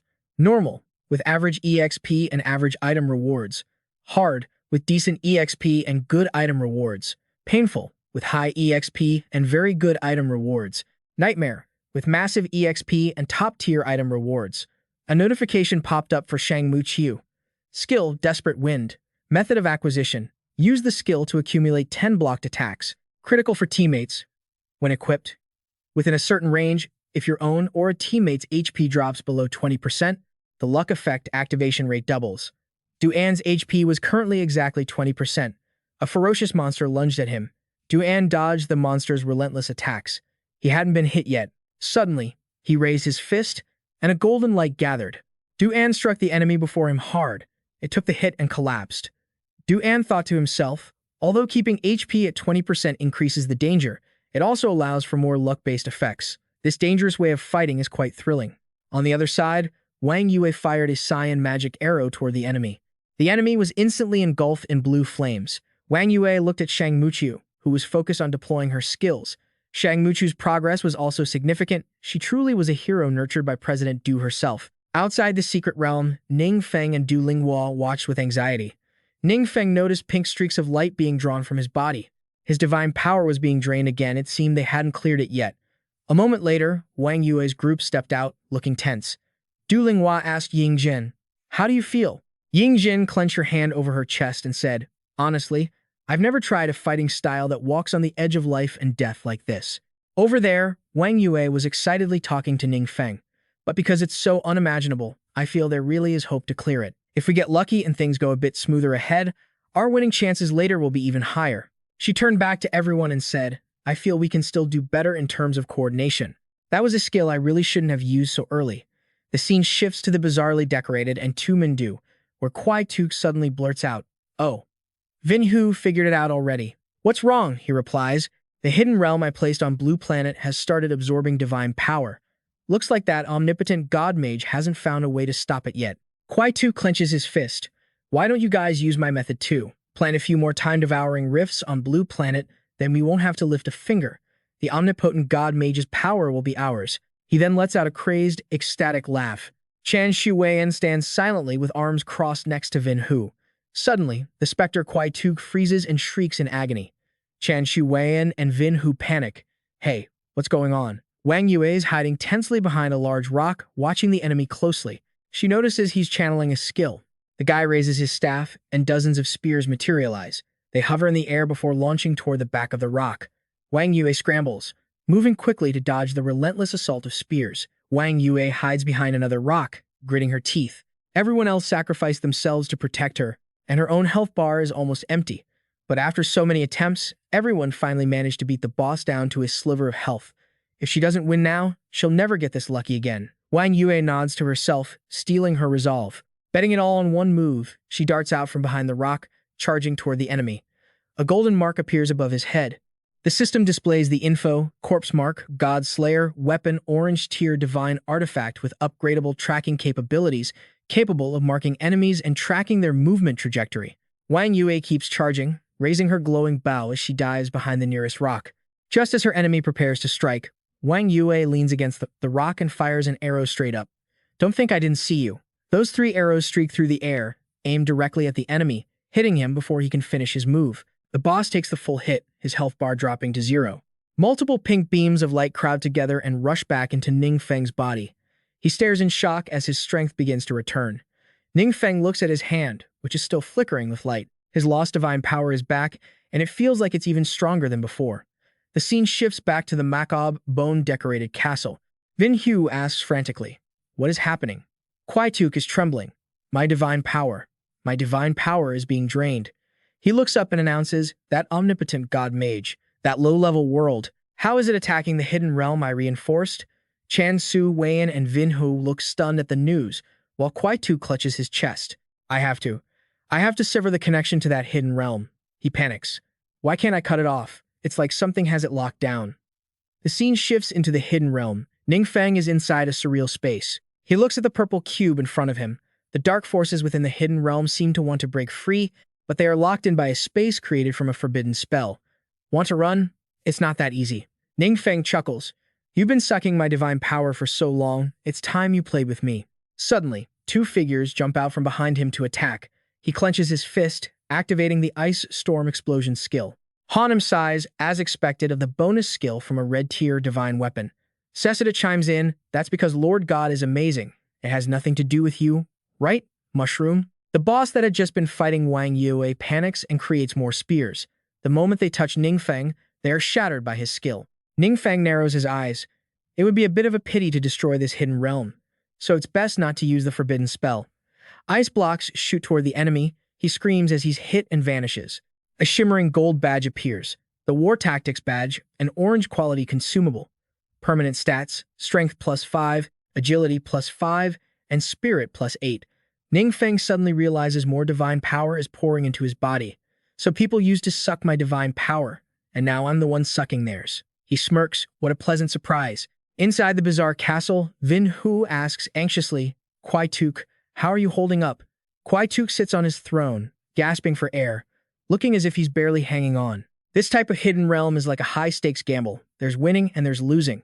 When I win, I get the opponent's divine power, but when I lose, I have to pay double. But I never imagined a low-level world could breach a high-level hidden realm. He realizes angrily. What's even worse is that after I pay the price, this gamble doesn't end. Instead, it turns into one-sided exploitation against me. Damn it, my divine power is being drained again. A pink stream of light flies out of him once more. Chan Shuwayan and Vin Hu silently feel lucky. Good thing they didn't build a hidden realm on Blue Planet, or they would have ended up in this state too. Kwai Tuk pleads with them. I have to find a way to solve this. You too, please help me. The scene shifts elsewhere. Ning Feng looks at the group standing before the purple vortex. Not bad. After completing his 6th job advancement, he understands more about the universe. He can sense that the enemy's gods are being affected by the spatial forbidden spell, unable to sever the connection to this hidden realm. As long as everyone successfully clears it, he can continue absorbing the guy's divine power.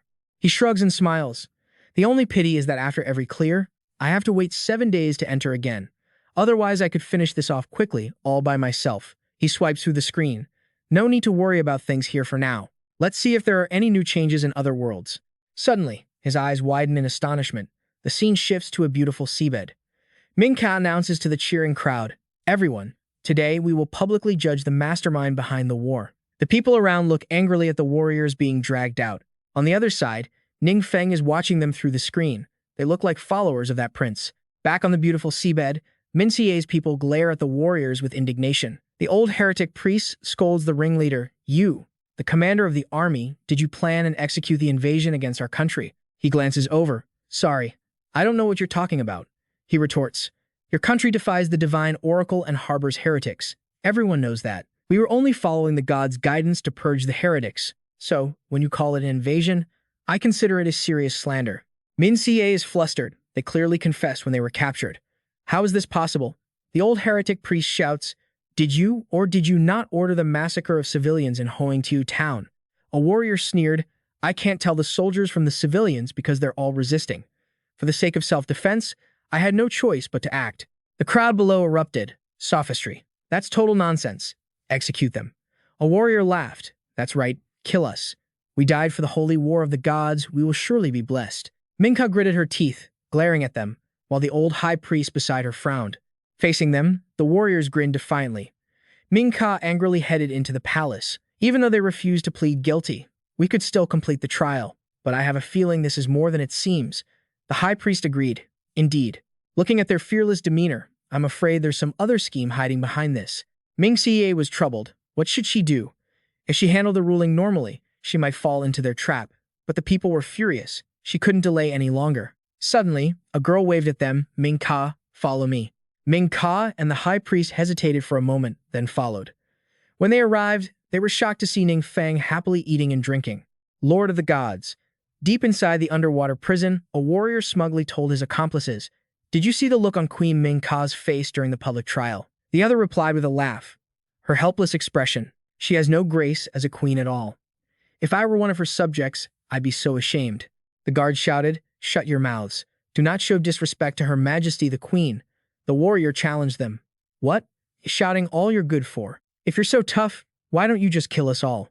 Are the people of your country nothing but a bunch of cowards?" The guards gritted their teeth in anger, gripping their spears tightly. Footsteps suddenly echoed from outside the dungeon. Ning Feng and Ming Ka appeared, walking together toward the warriors' cells. The guards shouted, "Lord of the gods, your majesty." Ning Feng looked down coldly at the warriors behind the bars. One of them screamed at him, "And who the hell are you? What did she just call you?" Ning Feng activated his skill. Active skill will manipulation. Dark forbidden spell. Enemies within range of the forbidden spell will suffer continuous curses. You can observe and control the enemy's mind. A wave of energy shot into the warrior in front of him. The warrior grew dazed, his eyes drooping shut. Ning Feng commanded, "Tell me what your conspiracy really is." The warrior replied, "After we were captured, other followers of the Soul Return sect prayed for us. Finally, not long ago, they received an answer from their lord. The lord is furious that you've been recruiting followers of the almighty magic god. He supports us in starting this war and recognizes us as heroes chosen by the god." He shouted excitedly, "The lord has even granted us his protection. If you dare to harm us, you will suffer the wrath of the gods, spending your whole life in a terrifying curse, while we will enter the divine realm to become the lord's servants." Ning Feng continued his command. "What does it mean to become the lord's servants?" The warrior's entire body suddenly flashed with a red light. The light enveloped him, causing his body to mutate. Ming Xie was astonished. "Lord of the gods, what is happening?" He replied coldly, "They are hiding the power of an evil god within their bodies. Once a true evil god is killed, they transform into monsters." Ming Xie was stunned by this information. Ning Feng continued, "These monsters' combat power is not weak. If you were unprepared, it would certainly cause heavy casualties." He felt a stroke of luck. Luckily, after completing his 6th class advancement, his divinity fusion with the evil god increased by 30%, allowing him to detect and temporarily control this type of power. Ming Xie frowned, confused. But why would the Soul Return sect use the power of an evil god? Aren't they afraid of triggering a panic among their followers? Ning Feng replied, "I suspect he plans to pin the blame on you. That it was Ming Xie using the evil god's power that turned them into monsters. By then, perhaps even your own subjects will turn their backs on you." He placed a hand on the shoulder of the worried queen. "Don't worry, I'm here." Ning Feng reassured her. Their conspiracy will not succeed. Ming Xie clenched her fists in anger. "Lord of the gods, These people are invaders who slaughtered the innocent. Their hands are stained with blood. I beg you to make them face proper punishment." Ning Feng flicked his fingers forward. "As you wish." The warriors, who had just been mutated, froze and were teleported away. One of them stared at his hands in disbelief. Did I turn back to normal?" Suddenly, his eyes widened.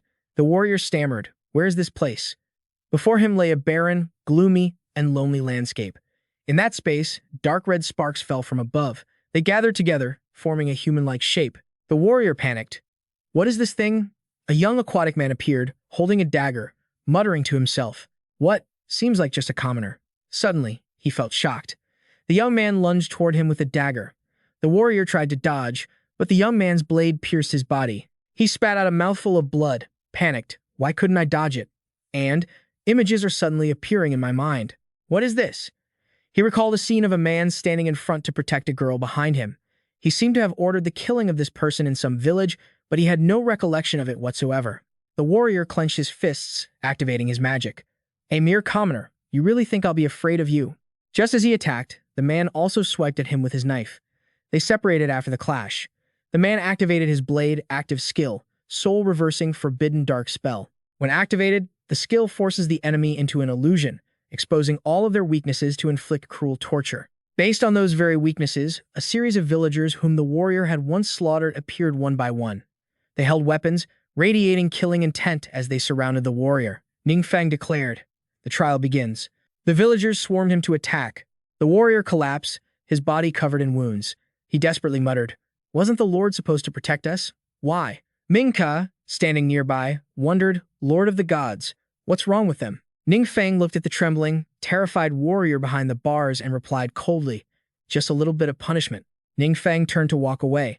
"I hope that by the time the official trial comes, their minds might be a little clearer." Ming Xie frowned, thinking, "To think the Soul Return sect would grant their followers this kind of blessing, it really is inhumane." Ning Feng cautioned her, "There are still some followers of the Soul Return sect hiding in the shadows. We need to get them out of there, fast. If you need any help, just come find me." She nodded in agreement. Suddenly, Hapga and Thiet Mong both called out to their divine master. "Do you have a moment, my lord?" Ning Feng was surprised. Why were Hapga and Thiet Mong calling him at the same time? The scene shifts to the secret realm. The Hapga tribe, named by the divine master himself. Hapga presented an axe to Ning Feng. "Divine master, please take a look." A flash of red magic appeared, transforming into a gauntlet. Ning Feng watched in amazement as Hapga restored the gauntlet back into an axe. "How on earth did you do that?" Hapga pointed to the person beside him. "Not long ago, the tribe's Blood Rune Master gained a new skill. When enhancing equipment, it randomly generates 3 keywords. He raised his weapon high. The highest tier keyword right now is purple. For instance, this instant swap keyword allows one to change equipment in the blink of an eye." Ning Feng marveled, truly a formidable skill, perfectly suited for tactical calculations. "Ha, I'm glad you're pleased. I knew you'd be interested." The members of the H tribe cheered excitedly. "Ever since we began worshipping the Divine Master, our strength has grown day by day. To receive your recognition is our greatest honor." Ning Feng smiled at them. "I wonder if things are going the same way over at Thiet Mong's side." The scene shifts to the Thiet Mong Cave's secret realm, also named by the Divine Master. Thiet Mong greeted Ning Feng. "You guessed right, my lord. We unlocked a new skill called Earth's Blessing, which helps increase the discovery rate of rare minerals." He pointed toward a chest overflowing with gemstones. "This is our recent haul. We hope you are satisfied." Sisida, Han Em, and Nam all exclaimed in surprise. These are the materials needed to upgrade divine artifacts. Ning Feng smiled with satisfaction. "It looks like my remaining 2 divine artifacts will evolve very soon." The scene shifts to a region with a purple vortex leading into a secret realm. This is a high-difficulty secret realm with generous experience, rewards, and great loot. The boss looked at the intruders, realizing they were far too difficult to handle. A source of red magic gradually appeared in Professor Ta's hand. In her hand was the Liu Yan Guardian, providing a 20% boost to flame damage and increasing the trigger rate for burning status much like in Free Fire, strengthening the burn effect, increasing the duration of the flames, and boosting overall damage. Seconds later, a powerful surge of magic struck. The boss barely managed to dodge, looking in terror as his left shoulder began to burn. "Damn it, I've only been hit a little, and I'm already on fire." Not giving him a second to breathe, Master Luke slashed him with his blade, triggering the Opportunist effect, which deals increased damage to enemies suffering from burning status. The boss looked on in fear as his left shoulder dripped with blood. Outside the secret realm, Ning Feng was eating an apple. He felt his divine power surging again. More divine energy had returned to him. It seems Professor Ta and her team have succeeded. Although the new equipment keywords haven't been out for long, they are theoretically linked to tactical calculation. As a result, many people have adapted quickly and even invented various techniques. Even for those with low combat power, their growth rate is incredibly fast. Ning Feng smiled. What's more interesting is that adventurers who die in this secret realm can respawn, but instead of consuming my divine power, it consumes their own faith energy. This is perfect for combat training. He mused to himself that he now had two worlds providing faith energy, and as long as he managed it properly, he could keep the consumption within acceptable limits. The scene shifts to the soul of Kwai Tuk, who was currently in a panic. Even with the support of Vin Hu and Chan Shu Weian, his divine power was still being drained exponentially. Chan Shu Weian gritted his teeth. Why does the soul of Kwai Tuk's condition seem to be getting worse? He looked at the struggling Kwai Tuk, feeling the divine power vanishing faster and faster. It was impossible to suppress. Beside him, Vin Hu also noticed something wrong. The soul of Kwai Tuk's state doesn't seem right. If it were just divine power fading, it shouldn't be like this. Suddenly, Vin Hu was startled. What are you laughing at? Kwai Tuk collapsed, letting out a wild laugh. His body began to change, his horns grew longer, and he became Duyet Shang Muqiu. Chan Su Weian gritted his teeth, anxious. Duyet Shang Muqiu, one of the seven great evil gods. Vin Hu noticed the wall behind Kwai Tuk shattering. The light barrier was gone. Kwai Tuk raised his hand, and a wave of purple magic emerged. He attacked Vin Hu, who quickly erected a shield to block it. Seeing Kwai Tuk pushing Vin Hu into a defensive position, Chan Su Weian raised his fist, preparing to strike. He punched at the foe, a ray of golden light piercing through Kwai Tuk, but suddenly, Chan Shu Weian realized the Kwai Tuk in front of him had disappeared. Chan Shu Weian glanced behind him as a shadow leaped up, soaring high into the air to the astonishment of Vin Hu and Chan Shu Weian. Kwai Tuk swept his cloak, unleashing two attacks. Chan Su Weian and Vin Hu struggled to create a combined shield. Chan Zu Weian asked Vin Hu, "Did the soul of Kwai Tuk absorb Duyet Shang Muqiu's godhood?" That's right. Facing them, Kwai Tuk was observing himself. "I still cannot fully control this body. This is not my divine realm. 1 against 2 is too much of a disadvantage." He transformed into a small speck of light and vanished. Chan Su Weian panicked. "This is bad. He's trying to run." Vin Hu, he's gone. Chan Su Weian roared in anger. Damn it. One evil god wasn't enough. Now another one has popped up. Vin Hu pondered, "I'm afraid the exhaustion of the soul of Kwai Tuk's divine power allowed Dui Shang Muqiu to seize the chance to take control." Chan Shuian gritted his teeth, worried. Does absorbing a godhood result in a backlash? "I won't turn into something like that, will I?" At Hao Han Tin Kung, the divine territory managed by the Vin Tuk divine star, Chan Shuian grabbed his shoulder and roared, "Damn it. I let him get away." Whether he returns to his own divine realm or hides his power to enter the lower worlds, it's going to be a huge headache. Vin Hu bit her nails in anxiety. Does this mean that, besides the almighty magic god, the number of evil gods we have to deal with has increased by one more? Suddenly, the two of them looked at each other in panic, realizing the problem. Both of them had also absorbed the godhood of an evil god. Once something unexpected happened, they could end up becoming vessels for the evil gods themselves. Chan Su Weian reproached her. "Didn't your research say there wouldn't be any problems?" Vin Hu muttered. Who could have known this would happen? Chan Su Weian was furious. A flame erupted, enveloping his body. He turned away in a rage and bolted, leaving Vin Hu behind. Vin Hu thought to herself, the soul of Kwai Tuk was right. Chan Shu Weian, the saint spirit, is impulsive and stubborn, but without his help, what am I supposed to do? She gritted her teeth and thought for a long time. Suddenly, an idea flashed through her mind. Perhaps she should just join forces with the almighty magic god. The scene shifts to the deep-sea world at the queen's palace. Min Ka's face was filled with panic upon hearing the report. What? The soldier explained that they didn't know why the soul of Kwai Tuk had suddenly abandoned this world. His temple and the secret realm of trials were ruined overnight, and his followers all turned into monsters. Now, chaos has broken out in the nations that worship the ghost of belonging. Many people are fleeing to our kingdom, begging for protection and rescue. The blonde girl looks at the queen with worry. "Min Si, what do you plan to do?" Min Sie declares, "I will not harm the innocent. If they are innocent commoners, they can be accepted, but if they are people who supported the invasion, we must subject them to trial." Cutting to the dungeon at the bottom of the sea, the warrior has now collapsed, his body exhausted. He opens his eyes in surprise. Why are there so many footsteps? His former warriors are being escorted by the queen's soldiers, and one of them looks at him with joy. "General, you're alive." He is shocked. "Didn't you all flee? Why were you captured?" The man shouts angrily. "Don't you know the ghost of belonging is actually an evil god? He turned his followers into monsters." The queen's soldiers ask each other, "Do we need to escort them away?" "No rush. Let them talk." The warrior in the cell panics. "So, we've all been abandoned?" He screams to the outside. "Wait. I want to see Queen Minxie. I'm willing to repent, please forgive me." However, none of the soldiers move or pay him any attention. One of them coldly replies, "It's too late." He trembles and sinks to his knees. Ning Feng watches the warrior through a screen. "The dark power in their bodies is being suppressed by me. They won't turn into monsters anymore. They can obediently face trial now." Suddenly, he senses something a bit strange. What's happening? He focuses his gaze on the right side. The exposed part of the Tower of the Gods seems to have grown larger. Ning Feng squints cautiously. "I can feel something in the mist that seems to be attracting me." He raises his hand.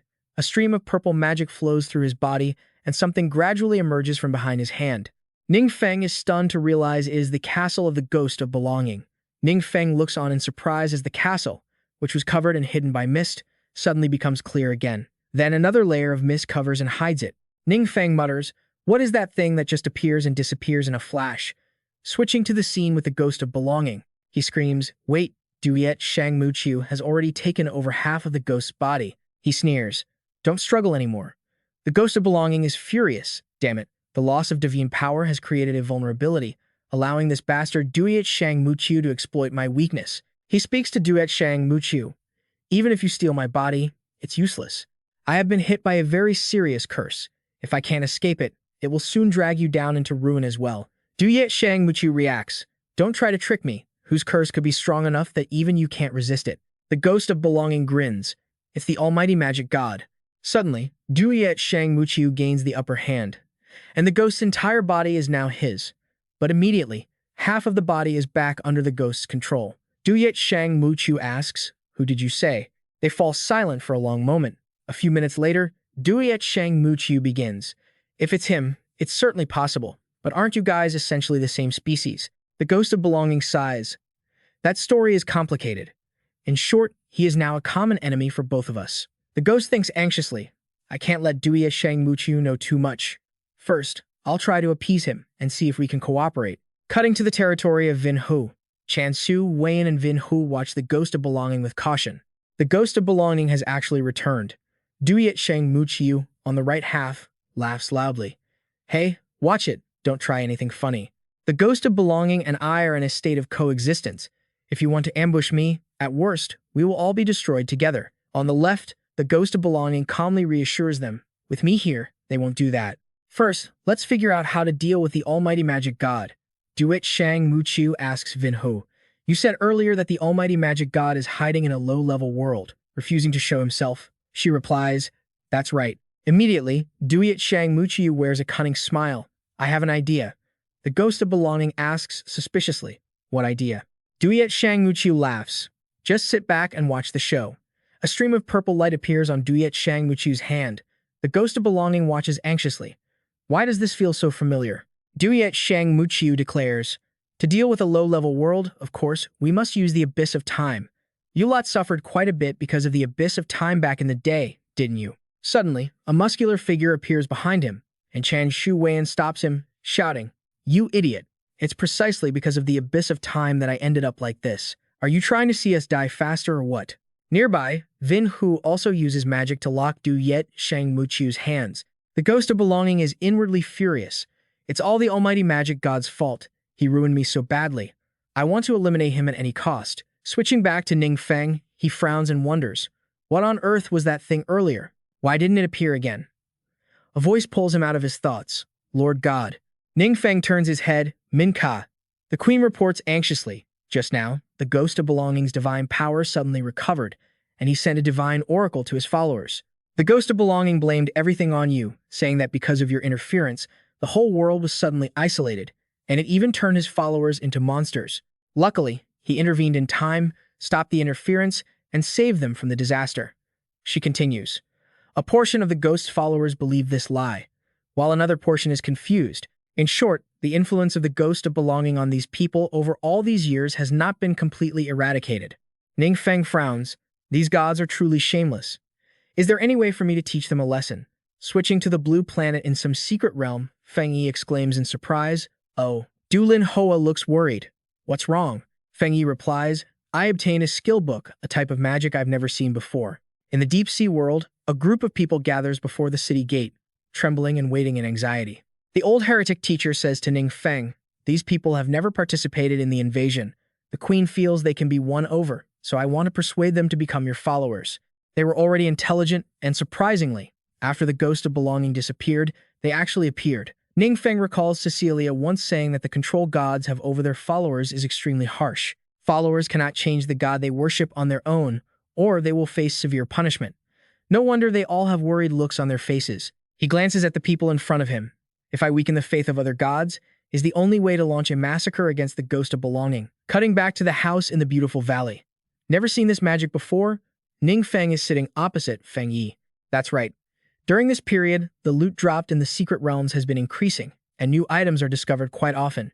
You think to yourself, pleased. The loot is getting better. It must be because your godhood is growing. This is great news. You take out a magic book, sensing its intent. This is a skill book we found. I'm not sure if it's of any use to you. Suddenly, Ning Feng realizes something is off. The scene shifts to the ocean world, where a crowd of deep-sea dwellers looks uneasy. A girl asks anxiously, Your Majesty, will our god really protect us? Ming Ye answers firmly, Of course. Rest assured. Another resident speaks up in distress. Rest assured? How can we? We don't even know who to pray to anymore. It's clear they don't truly believe in the spirit of Guaishi anymore, but they are terrified of his influence. If praying to a new god angers him, they fear they'll suffer a terrible punishment. Ming Yi frowns slightly. Ming once asked his mother if there was ever a historical case of people changing their faith. It only happened when the original god they worshipped simply vanished. But who could have guessed that a vanished god would suddenly reappear? Footsteps echo, drawing her attention. Ning Feng waves, walking over to the queen. Lord Divine Master, why have you returned? You smile and ask the people, I am the all-powerful magic god. I want to ask you all, are you certain you wish to forsake your former faith? They whisper among themselves, their faces filled with doubt and worry. A girl speaks up hesitantly. Yes, we have begun to doubt our old faith. Please, take us in as your lost souls. A flow of purple magic radiates from the girl, and she gasps. Ning Feng narrows his eyes. Welcome, you are my first new believer. The girl cheers with joy. I can feel the link between me and the spirit of Guixi has been completely severed. How is this possible? Ning Feng smiles. Once the connection is cut, you don't need to fear divine punishment anymore. Hearing this, all the subjects cheer. Thank you so much. They bow down to the ground, kowtowing. Lord Divine Master, please accept our faith.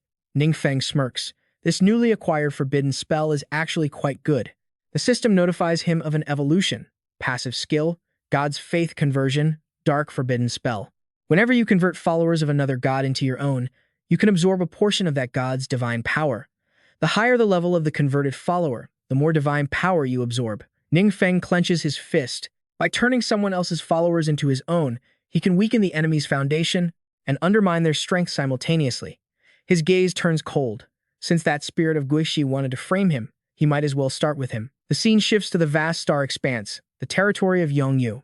The purple magic within Guixi's body shows signs of draining away. Yongyu looks at him with concern. What's happening now? Guixi replies, My divine power is fading, and it seems even worse than before. Yongyu guesses. Could it be the blue star Guixi causing interference? No, it's another world. I can feel my number of followers dropping. Every time I lose one, my divine power is drained a little. Zhenyuan asks, What exactly is going on? I don't know. The link between me and that world is getting weaker. Guixi orders Yongyu quickly contact the Heaven Vault Supreme. He has followers in that world too. Tell him that if he detects anything unusual, he narrows his eyes cruelly. He is to destroy that world. Suddenly, a blue screen flashes before him. Do you wish to launch a divine war against the designated world? Yes? No?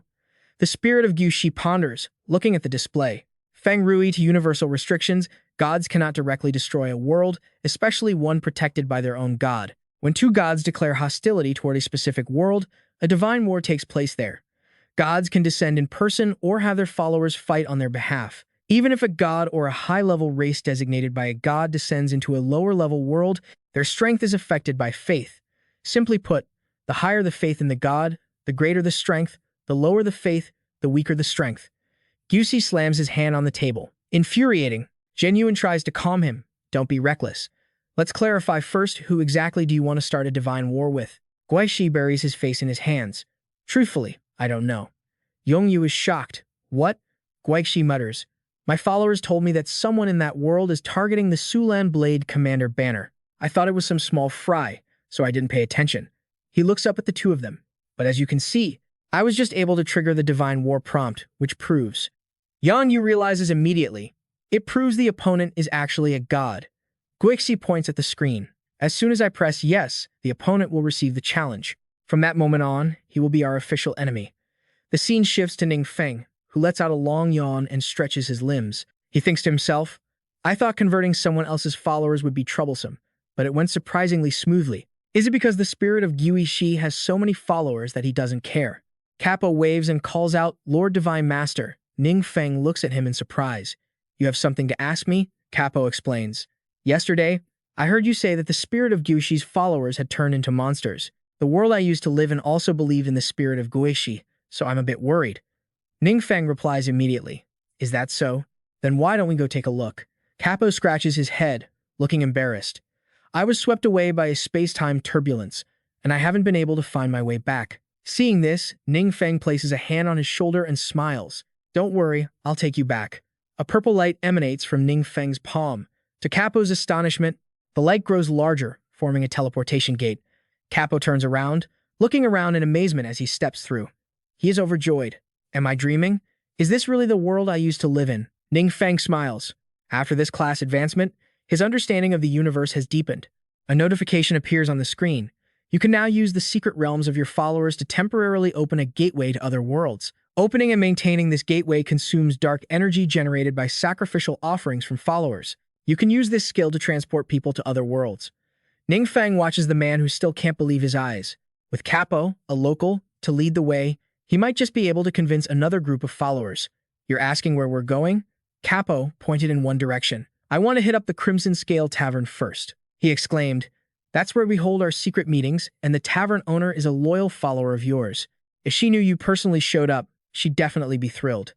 Inside the Crimson Scale Tavern, a girl with elf ears was happily cleaning up. Suddenly, the door swung open, and she turned around to greet the guests with a smile. 4 men in black cloaks storm into the tavern. The girl, looking outwardly cheerful, gestured to a seat. Let me know if you need anything. But inside, she was anxious. Why were members of the Soul Requiem cult here? Suddenly, one of the men in black grabbed her by the throat. The girl was hoisted into the air, coughing in pain, when she suddenly realized the man in front of her looked familiar. One of the men tightened his grip on the girl's neck. The other coldly demanded to know where they were. Vanna gasped in pain, her voice broken. I don't know who you're talking about. Slap. One of the men lashed out, striking her face hard, while the other squeezed Vanna's neck even tighter, making her grit her teeth in agony. Hansen stepped forward, his voice ice cold. Those traitors are hiding at your place. If you don't talk, you'll be treated as an enemy of our church. Vanna gritted her teeth, struggling to speak. I really don't know. The man strangling her angrily activated his magic, a surge of violent energy flooding Vanna's body, causing her to scream in pain. The man in black turned to Hansen. My lord, should we go search elsewhere? Hansen cut him off. No need to rush. He scanned the tavern. A tiny place like this didn't seem like the best spot to hide people. The corner of his mouth curled up, or rather, if one wanted to hide someone and not get caught, it required some tricks. Vanna felt a surge of panic. Hansen triggered his magic, and a glowing red orb appeared in his hand. He tossed it toward the ceiling, and a burst of red light shot out. A magic formation suddenly revealed itself before them. Vanna panicked and struggled. Oh no, we've been found. Suddenly, a blade flew through the air. Slash! The blade tore through Vanna's sleeve, leaving a long gash in the curtain behind her. Hansen muttered, I didn't expect the hideout technique of the all-powerful magic god to be here, his eyes filled with suspicion. Wait, a woman like you. Don't tell me you're a follower of the evil god. Hansen smiled smugly. No wonder you dared to hide traitors in this tavern. If it were anyone else, they'd never have detected this concealment formation. His voice was dripping with arrogance, but I am one of the 5 holy seats of the church. The amateur tricks of your magic god can't escape my senses. A bizarre purple aura began to swirl around Hansen. If whoever is hiding inside doesn't come out, watch as I break this formation and send your all-powerful magic god to hell. Just then, a streak of crimson magic brushed past Hansen, making him freeze. In less than a blink of an eye, a sword flash lit up the room. With just one swing from the Vampire King, Han Sen collapsed to the floor. The remaining man in black stared at his own hands in shock. Where did that woman go? Behind him, Ning Feng was carrying the tavern owner. Capo rushed over, his voice urgent. Vanna, don't be afraid, we're here now. He looked at the two men in black in front of them, quickly assessing that with his own strength, he was no match for them. Capo glanced at the Vampire King, but compared to summoning, right at that moment. Han Sen also told his accomplice that summoned creature comes from a higher-level world. The other man gritted his teeth in anger. Why would he work for a mage from a low-level world? The Vampire King didn't answer, only asking Capo with a respectful tone. Master, should I leave any survivors? Capo replied simply, no need. He ordered the Vampire King. They've discovered the magic god's formation. They might have already sent word to the Soul Requiem. Understood. The two men in black immediately activated their magic, attacking the Vampire King. However, it had no effect at all. The Vampire King lunged forward, delivering a fatal blow. Vanna stared at the scene in front of her, stunned. She asked herself, how did the weak capo from back then become this powerful? She looked up at Ning Feng, her heart filled with doubt. Furthermore, who was the person who saved her? In their past conversations, Ning Feng had once asked, Capo, what is your world like? Capo pondered for a moment, then spoke slowly. Let me think about how to put this. His voice lowered. Our world was blessed by three deities. Besides you, the Lord God, there is the Soul Requiem and the blood-crazed War Lord. It used to be a beautiful place. Everything was orderly and disciplined. But after you left, the state of the world shifted. They stopped following order and began to worship power. It became might makes right. The strong take everything, while the weak live at the very bottom. Capo scratched his head and gave a bitter laugh. I told you before, I never had any intention of ruling Earth. He bowed his head slightly. That wasn't just to please you. I just didn't want Earth to become a world like ours. Back in the present, inside the Crimson Scale Tavern, the two men in black lay on the floor, their bodies destroyed. Capo raised his hands apologetically. I'm really sorry. I made a mess of your tavern. Vanna, you should be thanking us. It was him who killed those church members. She hurriedly grabbed Capo's hand, urging, hurry. Take your friends and leave here. I won't let anyone know you've returned. Ning Feng glanced at the man in black lying on the ground. Is this guy important? Vanna looked at him in shock. You don't recognize him. He's Han Sen, one of the 5 holy seats of the Soul Requiem Church and their youngest powerhouse. She was worried that if news got out that he had been killed, the entire church would be up in arms. By then, it would be too late for them to leave. Capo reassured her. Stay calm for now. Tell us what's been happening. Vanna recounted anxiously. A few days ago, the Soul Requiem's divine power suddenly vanished. His followers turned into monsters, and then everything returned to normal. The church then declared that the all-powerful magic god was the mastermind behind the mutation. Ning Feng put a hand to his chin, deep in thought. It seems the Soul Requiem is using this excuse for every follower in every world. Vanna's eyes dimmed as she continued. They've allied with the blood-crazed warlord's church and started arresting followers of the magic god at will. Anyone who isn't loyal to the church is branded a heretic. She shouted indignantly. Those people were clearly innocent. But if they show even the slightest doubt about the Soul Requiem, they are persecuted by the church. Capo looked at her, asking worriedly, So, you've been saving people?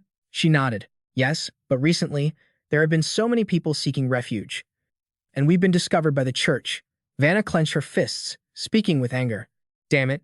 If only the almighty god of magic were still alive, he'd never let this lot run wild.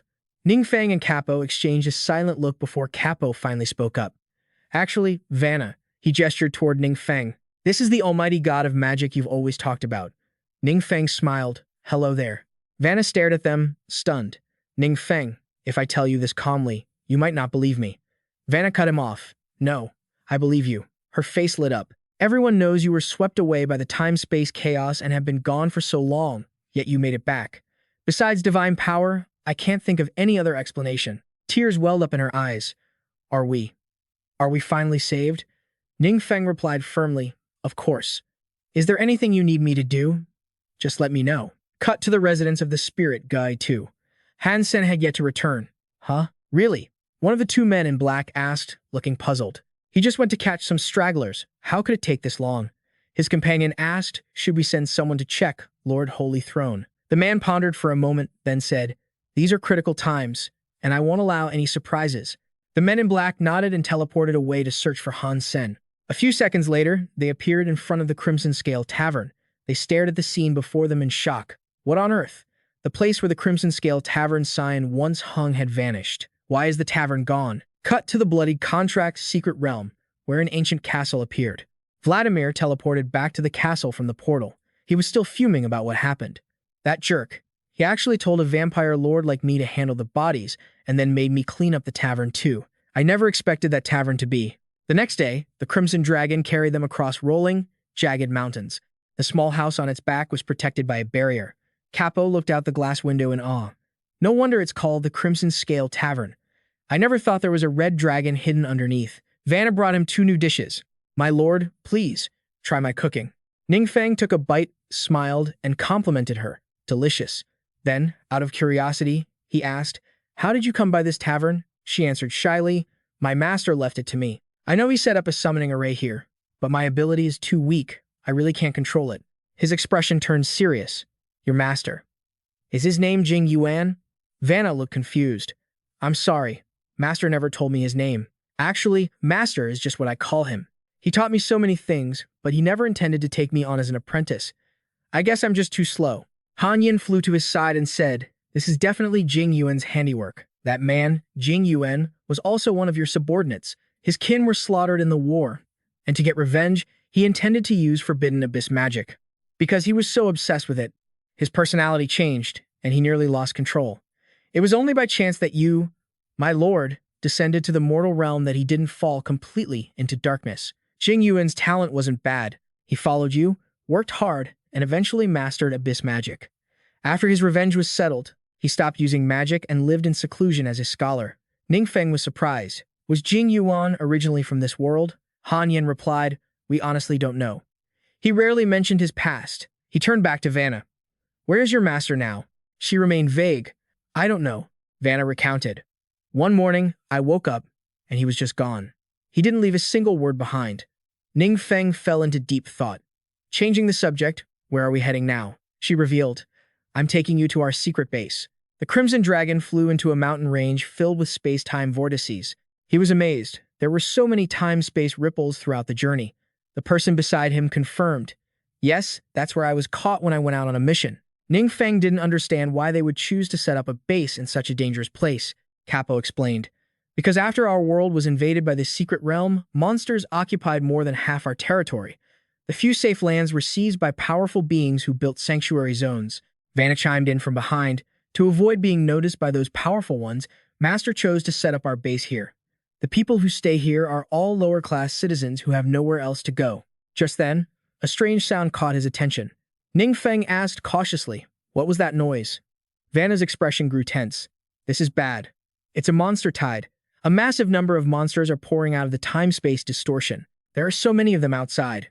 Vanna looked nervously at the sky filled with creatures. "We're in trouble. Flying monsters are the hardest to deal with." He reassured her, "Don't be afraid. The god of magic is here." The Crimson Dragon calmly maintained a steady speed. Facing the monster horde, it let out a roar to assert its dominance. The creatures were stunned by the dragon's presence, shivering as they cleared a path. Inside, Vanna and Capo cheered in joy. The monsters are afraid of it. So, our red dragon is considered a terrifying powerhouse in their eyes, too. Ning Feng praised it. "Well done. Good job." The Crimson Dragon chirped happily, pleased with the praise. Cut to the secret base, where a red magical aura was descending upon the land. The energy came from the Crimson Dragon flying overhead. Everyone below noticed it, and they panicked, shouting, "In the sky! A monster attack! Hide, quickly!" Vanna opened the window and waved at them. "Everyone, don't be afraid. It's me." Vanna landed the Crimson Dragon in a wide-open area. A powerful aura radiated from its body, and a glowing red orb pulsed as it sensed the energy from its master. That power surged from the ancient tavern and was pulled into the mark on Vanna's hand. Seeing her bewildered, Ning Feng explained, "It seems your master has acknowledged you and is willing to entrust the red dragon to your care." Vanna asked, overjoyed, "Really? Thank you, my lord. I'm so happy." Capo stepped forward to greet them. "Everyone, long time no see." Upon seeing him, they were stunned. "Capo? How can this be?" "You're not." Capo replied, "It's a long story, but in short, we're lucky to have this honorable guest." Everyone stared in awe as they saw Ning Feng. Cut to another organization's headquarters. The leader spoke up. "What do you mean it's gone?" The subordinate reported. "When we arrived, the Crimson Scale Tavern was already gone. We searched for a long time, but we couldn't find any trace of Lord Han Sen." The leader laughed, finding it ridiculous. Han Sen is one of the 5 holy thrones of the church. He's one of the few powerhouses in this world, yet you're telling me that he and his men just vanished into thin air. He ordered an investigation into everyone connected to the Red Scale Tavern. If necessary, interrogate anyone who has ever stepped foot in there. If they refuse to cooperate, they're clearly heretics worshipping a false god. You know what to do. His subordinates hesitated. The overwhelming pressure radiating from the saint made them too terrified to utter another word. Fei coldly asked, "Is there a problem?" The subordinate replied, "No, sir. I'm just worried." Will this cause panic and fear among the people? The killing intent radiating from Fei was bone-chilling. He remarked coldly, "The people you're talking about, do you think they're alive today because of their own strength?" The subordinate denied it. "No, sir. They owe their survival to the protection of powerhouses like you," Fei commanded. "Since you're so clear on that, then these people should be just as clear. If they want to keep living, they better learn to follow the rules of the strong and never defy our will." Scene shift to where Ning Feng is. The place looks dilapidated and humble. Vanna said apologetically, "My lord, I am so sorry. We can only offer you such a modest place to stay." Ning Feng wanted to get to the point. "Don't worry about that. Tell me, what's the situation here?" Vanna replied, "As you can see, the people living here are outcasts from all over, exiled for breaking various strict laws. Aside from the safe zones built by powerhouses, monsters appear everywhere else. For ordinary people with no strength, it's even more hopeless than a death sentence. Thank you for saving us, Master, and for establishing this base here." Ning Feng asked curiously, "I notice many powerful monsters around here. How do you all avoid them?" Vanna led the way. "Please, follow me." She brought them to a space-time rift. Vanna revealed that the base contains a turbulent space-time entrance, and for some reason, they are able to enter and exit through it. "Whenever we're attacked by monsters, we hide inside." It sounds unbelievable, but the environment on the other side of the rift is exactly like this one, like a reflection in a mirror. It's just that, in recent years, the entrance has been getting smaller and smaller. I'm afraid one day, it might just vanish completely. Ning Feng frowned at the sight of the entrance, thinking of the Divine Master. Ning Feng asked cautiously, "Are you Jing Yuan?" A familiar voice echoed from within the rift.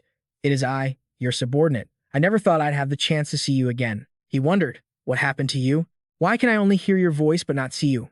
Jing Yuan hesitated to answer, because back at the dinner table, he was still lost in thought, causing Vanna to call out, "My lord, is the food not to your liking?" Ning Feng denied it. "No, I was just thinking about a few things." Vanna noticed that the lord had stood before the space-time rift for a long time. He had been distracted ever since he returned. Is something wrong? Meanwhile, Ning Feng recalled the past. "No wonder I detected that strange temporal mana fluctuation on Vanna back then. So, that was the reason." Ning Feng mused over the earlier conversation. Jing Yuan had explained, Vanna was originally his wife, and some of the spirits in the base were once his kin. Ning Feng picked up on a detail. "You said originally, what do you mean by that?" He replied, "I can't explain it clearly. It seems like time reversed, sending me back to the past in a strange way, but I cannot interfere too much with this world, or it risks collapsing." Ning Feng said regretfully, "I'm sorry. I've completely lost my memories from before, so I don't really understand what you're talking about." Jing Yuan replied calmly, "It's all right, my lord. I can still maintain my consciousness near this rift for now, but I might have to trouble you. Please investigate what exactly happened, and please look after Vanna." Ning Feng pondered this. Time reversal? Even Han Yin's group hadn't encountered such a situation, and the current Vanna doesn't know her true identity, nor has she become his wife yet. He spoke up, "Vanna, I've detected a strange type of mana fluctuation on you. Do you know why that is?" She replied, "I'm sorry, I don't know." Ning Feng felt helpless. Temporal mana belongs to a very high-level universal rule. Most people can't even perceive it. It seems he has to rely on himself. He went back to the space-time rift, and Jing Yuan called out happily, "My lord." Ning Feng got straight to the point. "I've carefully sensed the mana fluctuations on Vanna and discovered something strange. Vanna doesn't have a heart. She is only staying alive because her body is held together by condensed temporal mana." Jing Yuan was shocked. "What?" His tone filled with anxiety. "I had no idea." "Why is Vanna's heart?" Ning Feng revealed. "The mana in Vanna's body is very unstable. Once it loses control, it will be life-threatening. Fortunately, I know a thing or two about temporal magic. I can try to help her stabilize it." Jing Yuan finally felt some relief. "Thank you, my lord." After delivering the news, Ning Feng returned to the tavern, where Vanna was waiting for his guidance. Ning Feng explained, "The first step in practicing temporal magic is perception. You must try to observe the trajectory of time using your spiritual power." Han Yin added, "Back then, The Lord once said that temporal magic is a universal rule that even gods cannot fully grasp. If Vanna succeeds, she might become a vassal even stronger than Moga. A thumping sound of a heartbeat echoed, and the energy sources around them were gradually converging toward that heart. A black hand was clutching that heart tightly. It was that bastard. Pinch. Vanna, did you really think I didn't know you were a follower of the all-powerful magic god? I only let you live this long because of certain unavoidable circumstances. As long as you stay within my sight, I don't care if you go out to help those heretics every day, he shouted angrily. But how dare you try to run away? I will definitely lure you out. Scene shift to another location. Inside a church, Finch had summoned two people. First was Lu, the leader of the Mad Blood Warrior sect, and then Ren, the deputy leader of the Mad Blood Warrior sect. He initially reassured them, "Don't worry, everyone. As long as I am here, even if the all-powerful magic god descended in person, he might not be a match for me." Inner thought Bishop Fei probably isn't bluffing. Even though we are both saints, his power is far greater than ours. It's completely beyond our understanding. Everything depends on that heart. Only then can I touch power above the gods. If anything happens to Vanna, this heart will be affected too. Although it's not impossible to solve, I don't want any god to discover the existence of that heart. Ning Feng stated his objective. I need to borrow your strength to capture Vanna as quickly as possible. Any other questions? He asked. None. We will cooperate fully with you. With their help, it was like a tiger gaining wings. The two great congregations and the 11 holy saints were already the most powerful forces in this world. A mere Vanna couldn't possibly stir up any trouble. Cutting to the flowing space-time, many demonic creatures were escaping from within. They were surrounding Vanna. She raised her hand, and a blue barrier appeared. As the circle expanded, the demonic creatures seemed to have been hit with a pause button. As soon as they were released from the stasis, they lunged aggressively, but waves of light like a hurricane slashed through them, tearing their bodies into shreds. Capo watched this scene in astonishment. She could actually control time to make it stand still even for just a split second. That could decide life or death in battle. Unexpectedly, after Vanna underwent his hellish training, combined with abyssal magic, her strength had surpassed that of the saint rank. Ning Feng revealed, the time magic Vanna possesses is not bound by divine power, which is why she could withstand my hellish training. You all, however, must break through the constraints of divine power to be like her. He asked joyfully, do I have a chance too? Ning Feng confirmed, of course. Kappa was overjoyed. Thank you, Lord God. Vanna ran over to report, Lord God, I have cleaned up the monsters. Ning Feng replied, then next, I will seal this space-time turbulence. He raised his hand toward the rift in space-time, and the entrance gradually began to shrink. He thought to himself, during this time helping Vanna train, I've become increasingly familiar with controlling time magic. The dissipated magic power might be useful to me. From his palm, streams of lightning were radiating. Someone came running in a panic and called out, Vanna, it's bad. The people from the two great congregations are approaching. It seems several saint-ranked experts are coming. Hearing this, both Vanna and Capo were shocked. What? He looked at Ning Feng, who was busy with the seal, and decided on his own. Lord God probably cannot leave for the moment. I will go with you. She replied, understood. Finch's group had already beaten the local villagers into unconsciousness, their lives hanging in the balance. They commented that this place was quite cunning. He was actually hiding in a place like this, where space-time turbulence would interfere with magic detection.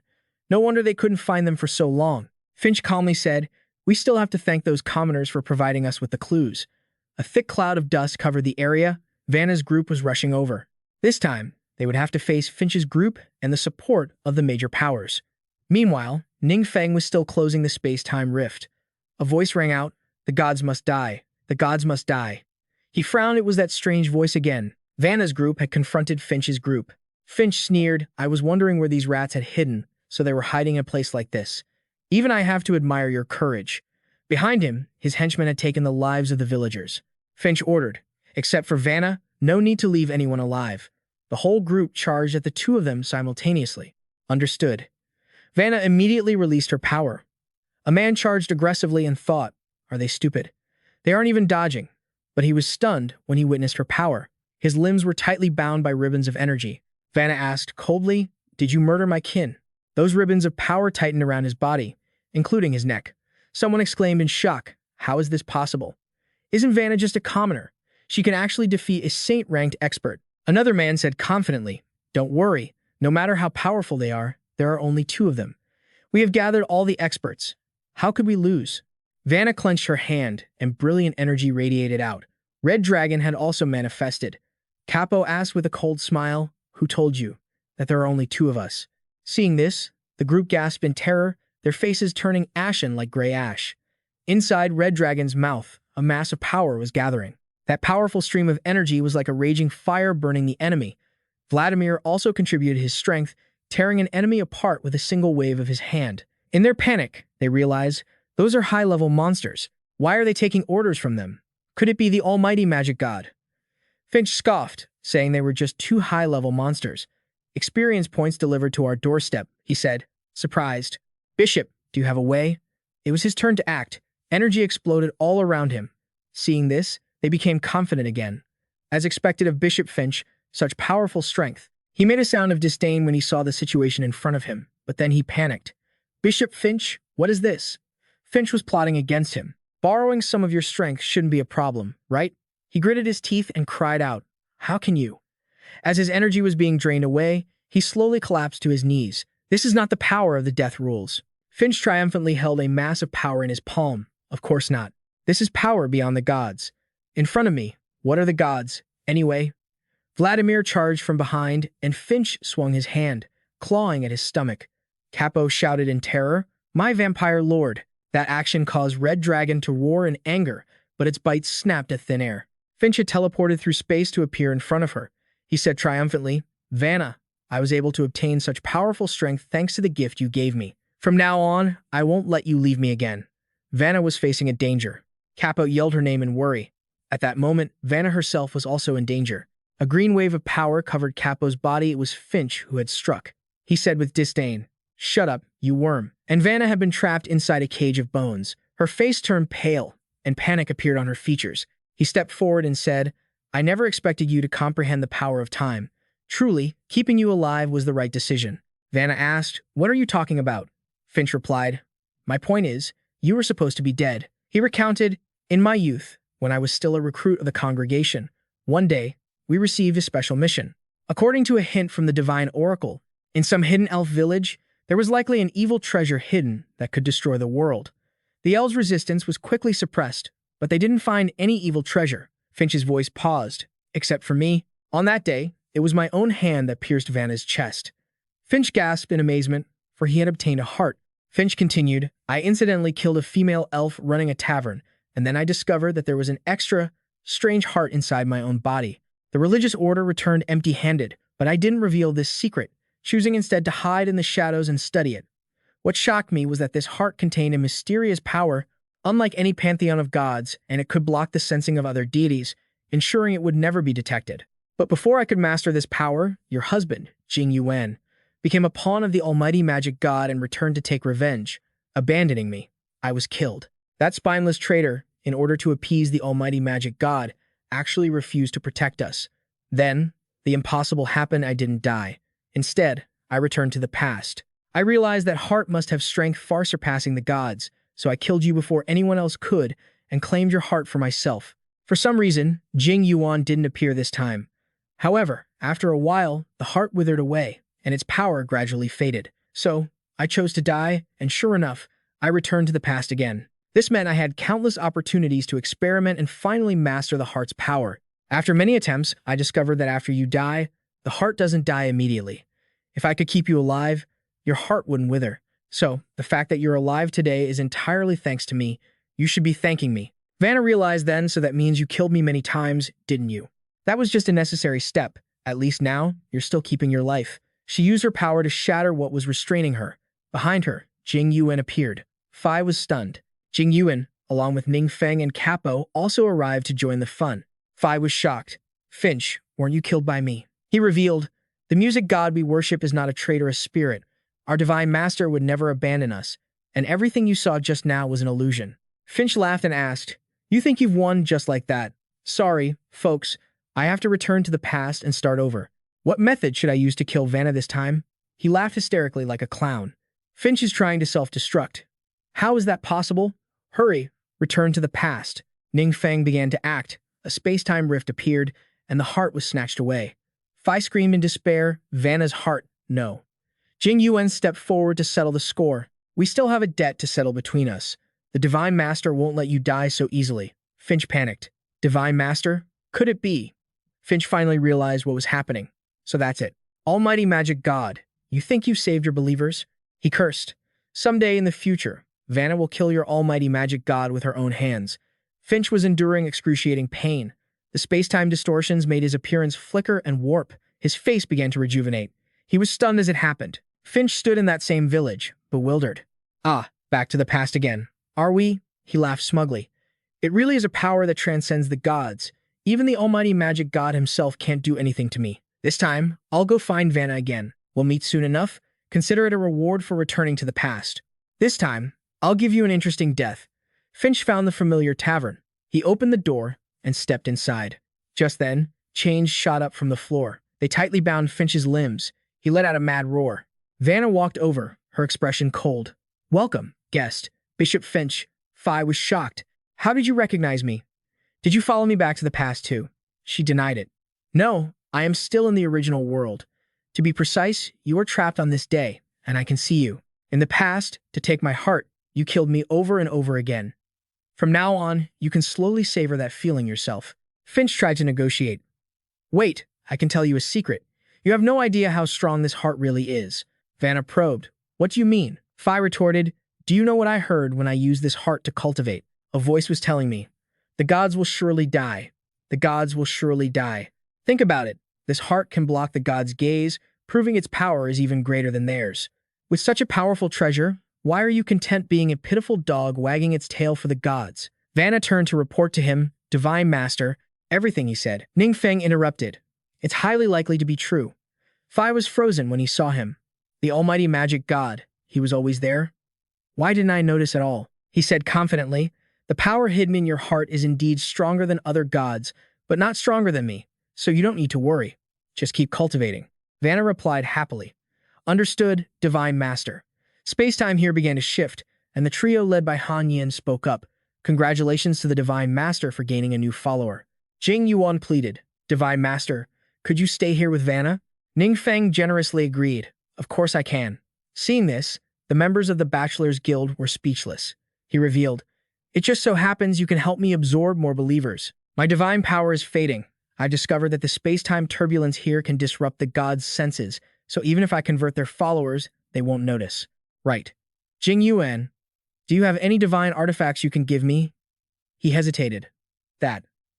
I am truly sorry. When I regained consciousness, this bracelet was severely damaged. The Fire Dragon bracelet was broken a piece of junk. It might have been very high tier in the past, but now it's just shards. Han Yan immediately requested, Divine Master, should we kill him to test it out? Jing Yuan was startled. Han Yan Sr., he said casually, Jing Yuan's situation is different from yours. It's better if I think of another way. A notification box appeared before him. It displayed, various gods have launched a divine war against the host in the designated world. Do you accept? In that designated world, two gods shared one body. They talked to each other. Are you sure this will work? Of course. Don't forget, you and I share one body now. So in that world, there are not only your followers but mine as well. Using my identity to descend, I can fight a match against the one on the other side. Their bodies seem to merge into one. This guy exclaimed, a battle of the gods. It's been a long time since I've witnessed one. He asked the other side if there was any research. Ning Feng revealed that the opponent requested choosing 5 believers from the Ming-Ji world to fight in an identity-concealing format, with the time set for 1 month later. Whichever side wins 3 matches wins the war. Vanna asked Jing Yuan, out of curiosity, what does identity concealing mean? He explained, the gods on both sides don't know the opponent's true identity, nor do they know the identities of their followers. He continued, if only followers are allowed to join the battle, this world other than the strongest, Mingay is a bit lacking in talent, making it hard to guarantee 3 wins out of 5 matches. However, at Diet Shang Mu Chu's place, he spoke up. My followers have been training during these 5 years of chaotic warfare in this world. It's time to put them to the test. Vong Han Kui Tu thought to himself. It's a shame he couldn't let anyone know Diet Shang Mu Q had been resurrected, so he had to keep his identity hidden. Otherwise, he would have known exactly which guy was taking the heat for the commander. Diet Shang Mu Q was annoyed. Sharing a body with this guy was such a pain. His divine power was constantly leaking away, so he might as well use this divine war as a gamble. Vong Han Kui Tuk had his own plans, too. If he could use this war to keep Diet Shang Mu Q in check, it might work out in his favor. When Lak Hai heard the news, she asked curiously, My lord, are you going to train them yourself? He pointed toward a tower behind them while standing underwater. That's right. Go inside and give it a try. She was surprised and thought to herself, isn't this the agility training dungeon? She wondered why, since most training dungeons couldn't hold two people at once. But since the Lord had spoken, Lak Hai and Shang Muqiu Mo went inside. She looked around. The dungeon looked just as it always had. But where was the great mage Shang Muqiu No? Could it be he hadn't entered yet? Shang Muqiu Gu looked around in amazement. He looked at the clear blue sky above with curiosity. Is this a new dungeon? Ning Feng remembered wanting to train Shang Muqiu Nu earlier, but he didn't have a training dungeon in this world. He never expected that a quick trip to Capo's world would lead to such an unexpected gain. Over at Can Uyen's location, space-time fluctuations were appearing in the sky. He held Van Nay's hand. They could finally escape that chaotic space-time rift. Next, the Lord would seal that area off. Ning Feng made his move, and the space-time entrance vanished. A notification appeared, special dungeon detected. Can be upgraded into a practice dungeon. Does the host wish to upgrade? He said joyfully. Of course, upgrade it. A notification updated. Detected that the host already has a practice dungeon. Merging now. A final notification appeared, merging complete. The sky turned bright and clear again. The scene shifted to the followers. They were preparing to attack Shang Muqiu Nu, who slammed his staff into the ground. Above, whirlpools of water began to condense in the sky. He praised them silently. Not bad. There was no suppression of divine power within Shang Muqiu Nu's body, so at this rate, he would soon be ready to learn incantations. Ning Feng glanced to the side. Lak Hai was stuttering. What? What just happened? Night fell. In the dark, deep abyss dungeon, a group of followers had gathered. Sirius was surprised. Were these really the veteran followers of Vong Hun Kwai Tuk? They certainly kept their word. Some followers wondered to themselves, why did they receive such an oracle? The oracle stated, go to the dark, deep abyss dungeon and support the dungeon leader at any cost. One of them asked, what do you need us to do?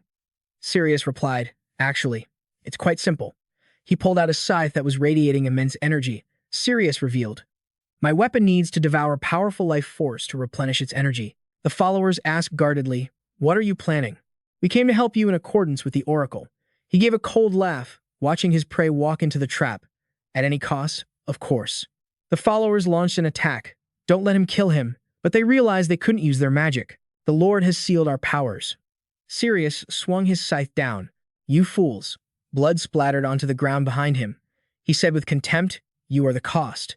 A space-time portal appeared at the base of the underwater tower. Lak Hai was shocked. What's happening? A notification appeared, detected a large amount of dark energy hidden within the target's body. Ning Feng noticed the commotion and asked, Lak Hai, what's wrong? She replied, my lord, it's a curse. Years ago, when I attacked a dungeon, I was severely injured by the dungeon leader, and although I survived, I was infected with dark energy. Lak Hai thought to herself she had always hidden this from the Lord, but she never expected it to be exposed. She didn't know if the Lord would cast her aside. Ning Feng reassured her, don't panic. Follow my guidance and try to control the dark energy within your body. He breathed a sigh of relief. Luckily, he had gained experience while guiding Van Na. He had to help her control the dark energy, but he feared he might have to replace the person participating in the divine war. Hanaam saw he wasn't doing anything and called out, my lord. Lak Hai squeezed her eyes shut, secretly regulating her breath. Hanaam reported. The dark energy in her body is slowly becoming docile. Ning Feng realized she was another monster with innate talent. She seemed to have a firm grasp on the method he had taught her. Streams of light erupted from Lak Hai's chest, dispelling the dark mist. He realized it was a divine seal preventing the dark energy from circulating. A violent explosion erupted. Ning Feng was surprised. Direct shockwave, shards flew through the air. As her body regenerated, a notification appeared. Breakthrough complete. New advanced profession obtained. Soul Reaper. On the day of the divine war. After it begins, the followers from both sides enter a closed space. Even the gods cannot see what is happening inside the battle. Each side's combat team only has one chance to summon the power belonging to their god to fight. The 2-in-1 guys scoffed. They only sent 3 people. I guess they didn't have time to train their followers. They only have 3 people who are actually useful. Ning Feng saw it clearly. If you are killed in the divine war, you actually die. It's best not to let followers who aren't strong enough participate. Lak Hai entered the battle like a true warrior queen. She hovered in the air, her eyes fixed forward. A portal gradually appeared in front of Lak Hai. Sirius greeted her, the Siren Queen. Lak Hai, what a coincidence. Is that wound I gave you last time still bothering you? I heard that when the dark energy flared up, You almost killed your own daughter and had to give up your throne to hide like a rat. Lakai was silent at the insults. Sirius's eyes widened in surprise. Lakai transformed, a full suit of armor covering her body. Thank you, my lord, for this chance to take my revenge. With that, she vanished right before his eyes. Lakai teleported behind her opponent, raising her sharp weapon. He spun around, raising his scythe to block the strike. Lakai's overwhelming power forced Sirius back. He realized it was dark energy. She was actually using dark energy. Sirius slid backward, while Lakai continued to press the attack relentlessly. Every strike landed like a sharp, howling gale. Sirius swung his scythe, unleashing a wave of energy to parry. He couldn't wrap his head around it. Her combat style had completely shifted. How is this possible? Lakshi took to the skies, dodging his onslaught. Sirius fired off a razor-sharp scale, hurtling toward her with lightning speed. Lakshi instantly detonated it into dust. Sirius, grounded below, couldn't believe his eyes as she swung her blade, slashing clean across his body. Lakshi fought with cold, decisive precision. Sirius grit his teeth and spat. How do you know magic too? She shot back. Less talk, more dying. A notification flared up. Battlefield 2. Victory. Battlefields 3, 4, and 5 were still locked in combat. Diet Shang Muqiu read the alert. Battlefield 1 is still active. My 2 disciples have already won without breaking a sweat. We only need one more win to seal their total defeat. Vong Han Kuai-tuk mused. We must wait for the critical moment. A notification updated. Battlefield 3 is in combat. This battlefield has requested a divine power summons. The group erupted with joy. My disciple finally used the divine summons. Perfect. He was brimming with confidence. No matter who they faced, victory was theirs. Above the arena where Laxi fought, a spatial tier opened, and Sirius cried out for aid. Great Lord, please grant me strength. A voice boomed in response. Do not fear. Divine power will secure our victory. Sirius felt his fear recede. Just then, Laxi unleashed a surge of power behind him. Sirius charged madly. Queen Laxi, I will show you the true gap between gods. A fresh clash erupted. Laxi braced for the impact, then countered with a strike that sent Sirius flying backward. His faith wavered, yet he rushed in again. How? How can this be? Didn't the divine power guarantee my victory? Laxi unleashed a razor-sharp strike, scoffing. It seems the god you worship is nothing more than a joke in the eyes of my lord. Sirius fell silent, seething with internal rage. Great Lord, please, grant me more power. I must kill this wretch. In the past, Sirius had slaughtered Laxi's kin, including a guardswoman who died trying to block him. My queen, run. A medic had once examined Laxi. Your injuries are severe. Only a divine artifact can suppress them. She began to sob. Mother didn't mean to. Laxi couldn't bear to look at the child. Minxie, I am sorry. The power of the artifact is fading. It can no longer suppress the wounds, and my country is now in your hands. If one day I turn into a demon, you must kill me without hesitation. But now, Ning Feng had changed her fate. Laxi declared, the Lord has granted me a new life. He is nothing like those gods you worship. She drove her blade straight into his chest. The torture I endured, the suffering Minxie carried all these years. Today, I pay you back 100-fold. A notification appeared before Ning Feng. Battlefield 3 is in combat. This battlefield has requested a divine power summons. He noted the developments in Battlefield 3. Both sides had triggered their summons simultaneously. The Hanum side realized, Lord, this isn't right. Aren't we only supposed to be able to summon divine power once? Why is this happening? Another notification. Battlefield 1 is in combat. This battlefield has requested a divine power summons. Diet Shang Muqiu was stunned. Battlefield 1 is also summoning divine power. Our current state isn't entirely disadvantageous. One body hosting 2 divine essences allows us to split the summons during the God War, effectively granting us an extra chance. The 2 sides remarked, damn it, Battlefield 3 lost. Don't worry, they've used up their divine summon. How in the hell did I lose in Battlefield 1? The scene shifted to Battlefield 1. Shang Muqiu's opponent provoked him. Come on then. Let's see how strong the god behind you really is. A towering force erupted from behind him, coating Shang Muqiu in divine might. The others were shocked. How? The enemy summoned divine power too? It can't be. Could they have 2 essences in one body, just like us? Ning Feng's group watched the events unfold calmly. A notification popped up. Battlefield 4 lost. This wasn't looking good. Diet Shang Muqiu cried out in horror. Battlefield 4 lost too. Everything now depends on Battlefield 1. In Battlefield 1, Shang Muqiu unleashed his power upon his opponent. This match, I have won decisively. Ning Feng smiled with satisfaction. while the Han-Am group cheered. 5 matches. 3 wins, we've won the war. A notification flashed. The opponent sent a message.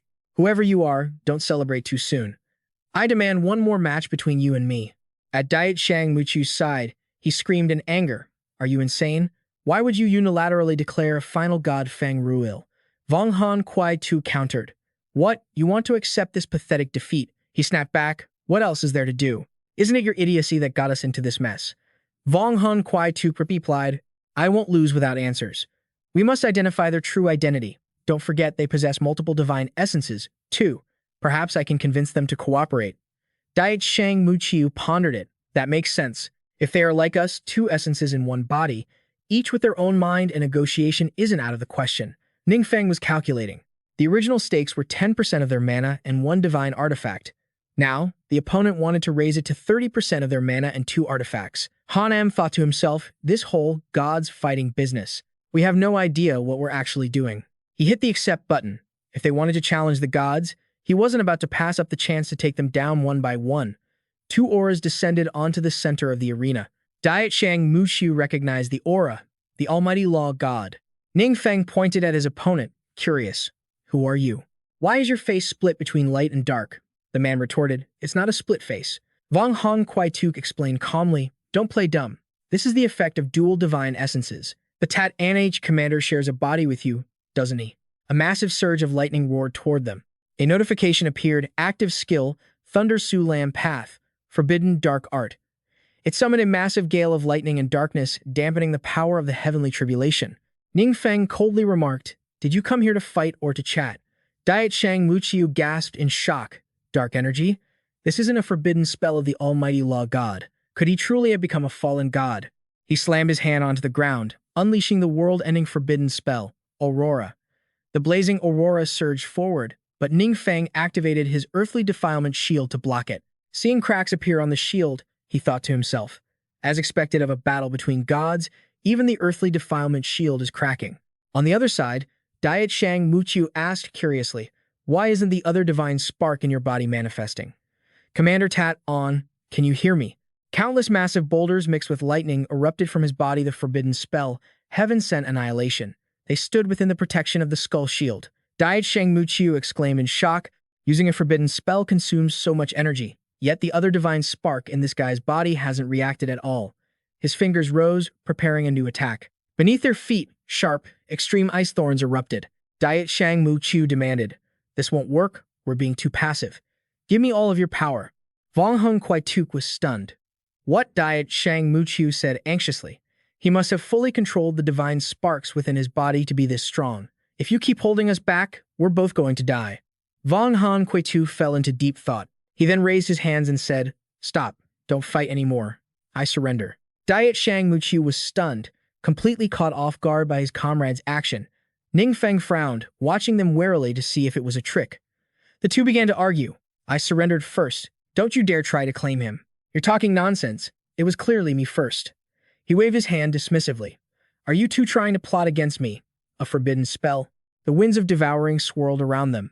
Looking at the victory notification, Ning Feng smiled faintly. He had collected 2 streams of power. 30% of divine energy was indeed potent. He turned serious again. Seeing this, Cessida asked, my lord, you don't seem very happy. Ning Feng replied, I just thought of a problem. He revealed, the reason I could win in this world is that I have enough followers. However, in other worlds, my number of followers is clearly at a disadvantage. If they launch a divine war against me in those places, I'm afraid I won't be able to win. Han-Am continued. Normally, a divine war isn't easily triggered because within the same world, gods are aware of each other's existence and can judge the scale of each other's followers. If one side is clearly weaker, they would usually refuse the challenge directly. Cessida speculated. Perhaps Vong Han Kuai Tu and Diet Shang Muqiu misjudge your identity, which is why they dared to trigger a divine war. He realized, so that's how it is. I'll take that divine artifact of theirs. The system displayed a new notification, Whisperer, secondary weapon, orange tier divine artifact, upgradable.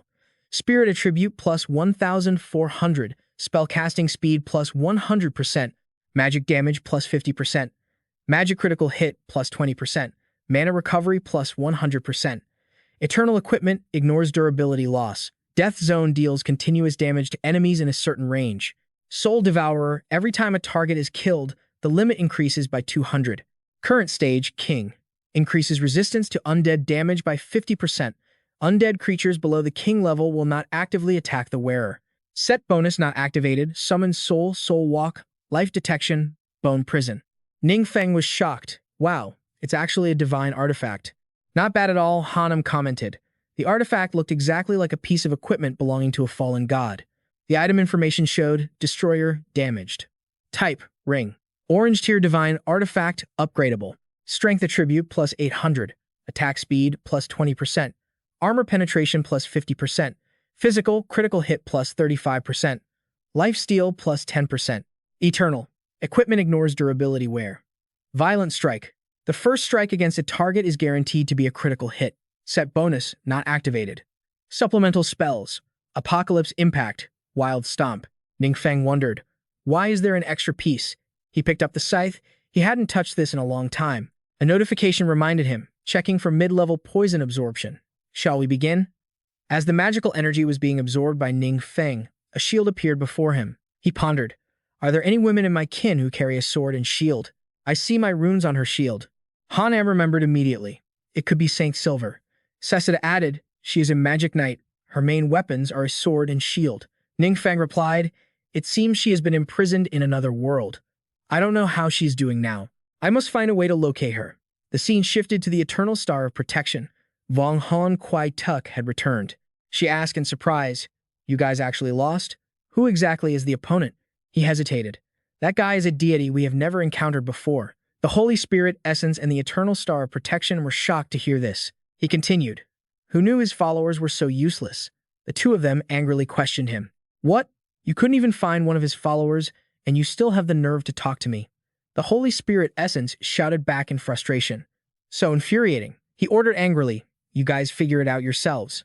The Eternal Star of Protection thought to herself, they have completely lost their composure. It seems I truly have to contact the Almighty Law God to ask for his forgiveness. She spoke up. You two, please take it easy. The two of them felt relieved, secretly rejoicing inside. Great. It seems they didn't notice at all. Vong Han Kwai Tuk knew clearly that losing 30% of his divine power once, plus the constant drain, if this keeps up, I won't be able to hold on anymore. He screamed when he saw Vong Han Kwai Tuk's action. Stop. What are you doing? Obviously, I'm devouring you. Since you've caused me such misery, you should pay the price. Power surged out from him. Diet Shang Muchu thought, pretending to coexist with Vong Han Kwai Tuk will surely hide us temporarily, but I need to quickly find a way to contact the Almighty Law God to receive his forgiveness. The scene shifted to Vladimir's castle, where he was watching the moon through the window. Behind him, the door was kicked open. The White Wolf King and his kin entered. His subordinate challenged, White Wolf King, do you want to rebel? He laughed mockingly. Your lord has become a summoned beast for a lowly creature. It's a huge humiliation. He is no longer qualified to govern this secret realm. Obey me. The subordinate shouted angrily. How insolent. What qualifications do you have? The White Wolf King unleashed his pressure.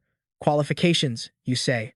Their jaws dropped in shock. What is that power? He replied, that's right. I have already received an answer from the Lord God. This is the power the Lord God has bestowed upon me. Vladimir turned back, looking at him in surprise. Earlier, he had gone to find him. Ning Feng had asked, you want to become my follower? Vladimir bowed and said, your power is peerless. I hope you will accept my request. You feel this guy hasn't been doing too badly lately, so taking him in shouldn't be an issue. Right now, the White Wolf King is throwing a fit. Vladimir, get your ass out here. From today on, I'm the one calling the shots around here. You ask with a dismissive smirk, what are you barking about? What kind of brainless idiot is eyeing us up? He grits his teeth in frustration and yells, you dare blaspheme Lord Viet Shang Muqiu. You're just a White Wolf King who dared to attack Vladimir. You raise your sword to block him immediately, and a burst of flames shoots toward the White Wolf King. Vladimir gathers energy in his palm and strikes the traitor square in the chest. His lackeys watch in horror as he's sent flying. Vladimir orders his subordinates, clean this mess up. The White Wolf King still won't give in, shouting, wait, I've received a divine oracle. Lord Divine Master has a message for you, you're finished. Vladimir doesn't even blink at the threat. Viet Shang Muqiu can sense your magic through his believers, and it feels awfully familiar. Could it be that you're a follower of the omnipotent magic god? The White Wolf King is waiting for an answer. Vladimir confirms it. That's right. Deep down, he's thinking, it's just a bit of magic. How did I manage to piss off a deity? I don't think I can take him in a fight. Should I just ask Lord Divine Master for help? He grabs your hand, acting all friendly, and says, "That's great. Could you help me get in touch with the omnipotent magic god? I mean no harm. You have to believe me." Vladimir leads him to where Ning Feng is. You are confused by this guy's sudden appearance. The White Wolf King stands in the hall. Vladimir breathes a secret sigh of relief. Even Viet Shang Muqiu has to be respectful toward the Divine Master. Good thing I pledged my loyalty to the Divine Master early on.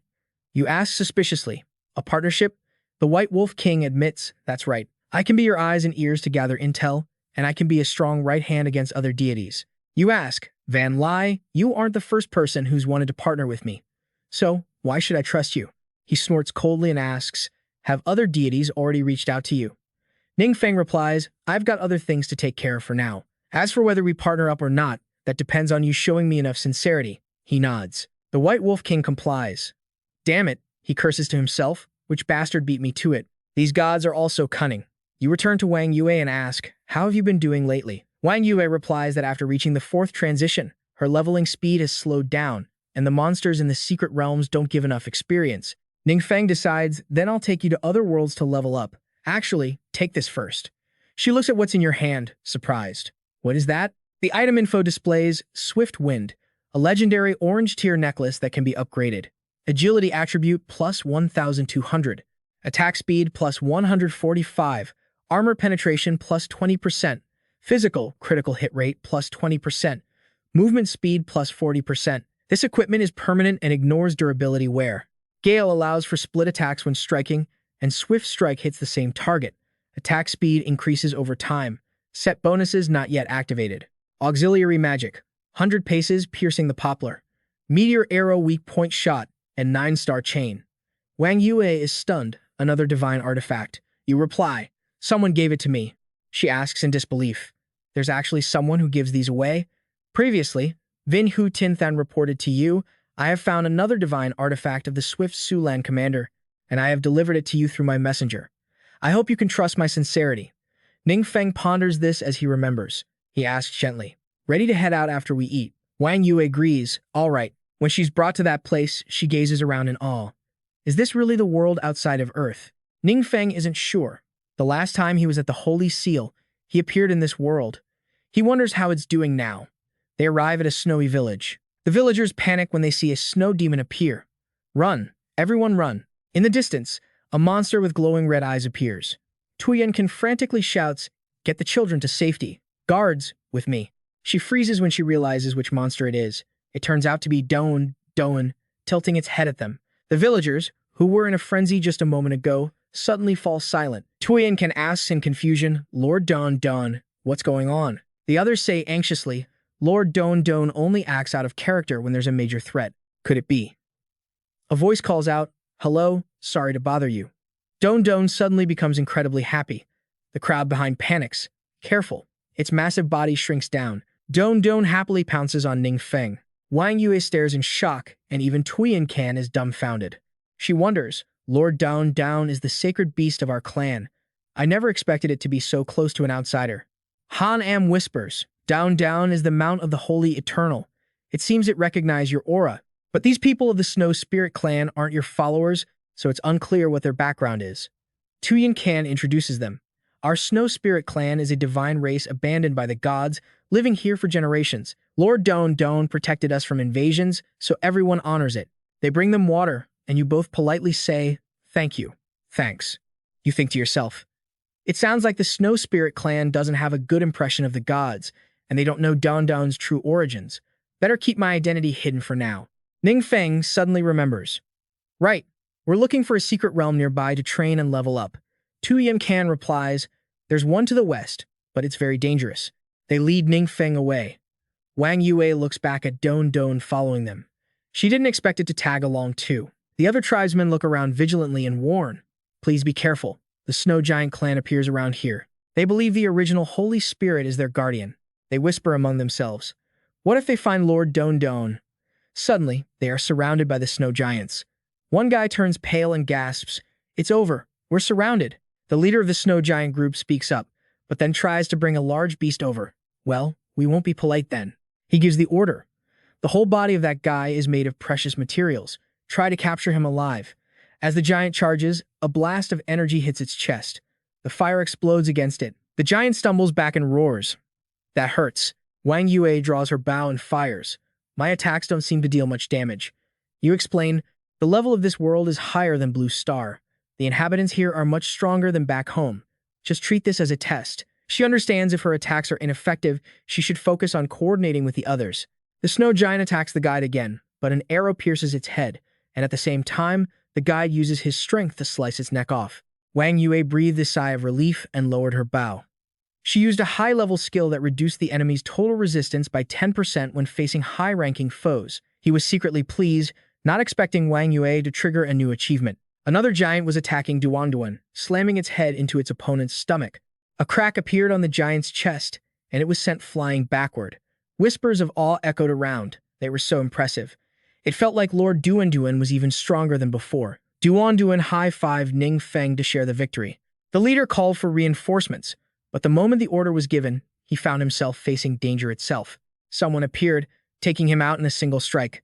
The newcomer moved with incredible speed, finishing off the remaining subordinates. Ning Feng calmly watched the scene, the stranger's spear still dripping with the enemy's blood. The two newcomers began to notice them. The woman pointed at him.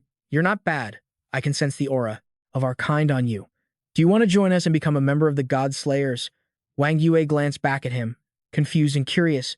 May I ask, what is a God Slayer? The person replied, they are those capable of opposing the gods. The chosen ones are rare geniuses. Ning Feng looked surprised. Are you two God Slayers? They answered, we are just peripheral members. We haven't reached that level yet. She turned to Wang Yue. How about it? Do you want to join our group? She refused without a second thought. No, thank you. Hearing that, the woman said with disdain, short-sighted. She then changed the subject. If I'm not mistaken, you're headed to the secret realm over there. Wang Yue confirmed it. That's right. She kindly warned. You should give it up. A disaster has occurred there. Even our leader couldn't defeat the realm's boss. We just happened to be heading there to investigate, and I advise you not to follow. Otherwise, we won't have time to protect you. After they left, Ning Feng said, I get the feeling they really wanted you to follow them. Your guide revealed. They are also our people.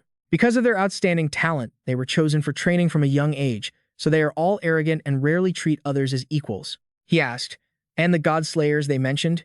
He replied, they are like heroes and legends. We don't have the status to even make contact with them. Ning Feng said to Duan, all right, let's take a stroll into the secret realm. Along the way, he saw that several monster corpses at the entrance had already been cleared out. Those two were fast. Duan noticed movement nearby. The mushroom discovered that this place seemed to be the former territory of Sheng Yin, only now it was heavily eroded by dark forces. Movement came from ahead as stone fragments were sent flying. The two God Slayers were sent flying back. A boss stepped out of the cave, and they shouted, run. It's a hidden boss. You'll die. Duan changed his attitude, growling at the boss, while Wang Yu drew her bow and fired. Her arrows were like a light scratch against the boss's armor. The boss's eyes glowed brightly. The God Slayers cried out in alarm. It's over. It seems to have become even stronger. The aura around the boss exploded outward. A surge of power severed the arm holding its sword. Ning Feng continued to land blows on the boss, whose face showed terror. The two God Slayers were stunned by the sight. He realized this was Sheng Yin's protective bracelet, now corrupted by dark forces. It seemed these bracelets were the source of the boss's power. Ning Feng severed the hand wearing the bracelet. He understood now. So, you led us here to find this. The item has been secured. The boss wasn't dead yet, so she could continue leveling up. Wang Yue cheered. Great. The two God Slayers were trembling all over. That guy is even scarier than the boss. She turned and invited them. Do you two want to fight with us? Both exclaimed excitedly, we do. There was a group of giants waiting inside the cave, and the two God Slayers volunteered for the task. Miss Wang, we've lured the monsters over here. Wang Yue stood in a perfect position to draw her bow and fire, a barrage of arrows pinning the monsters' heads.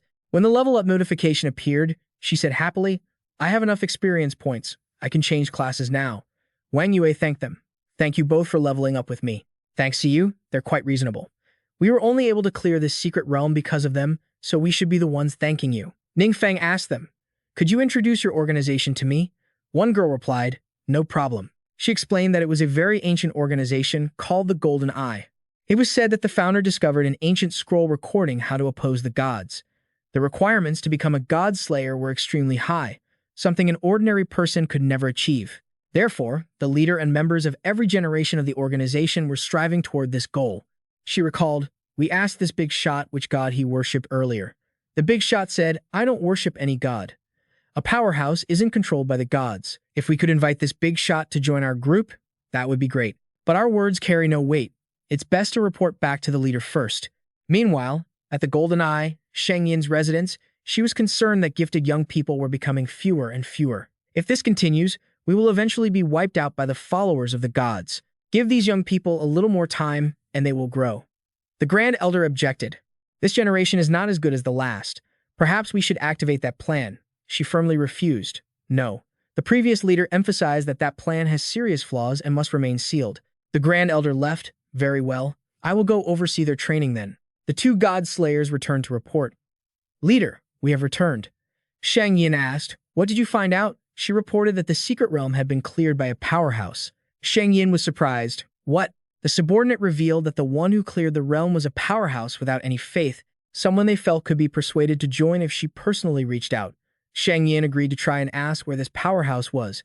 When she descended, everyone watched her curiously. "Is she the leader of the Golden Eye? This is my first time seeing such a big shot."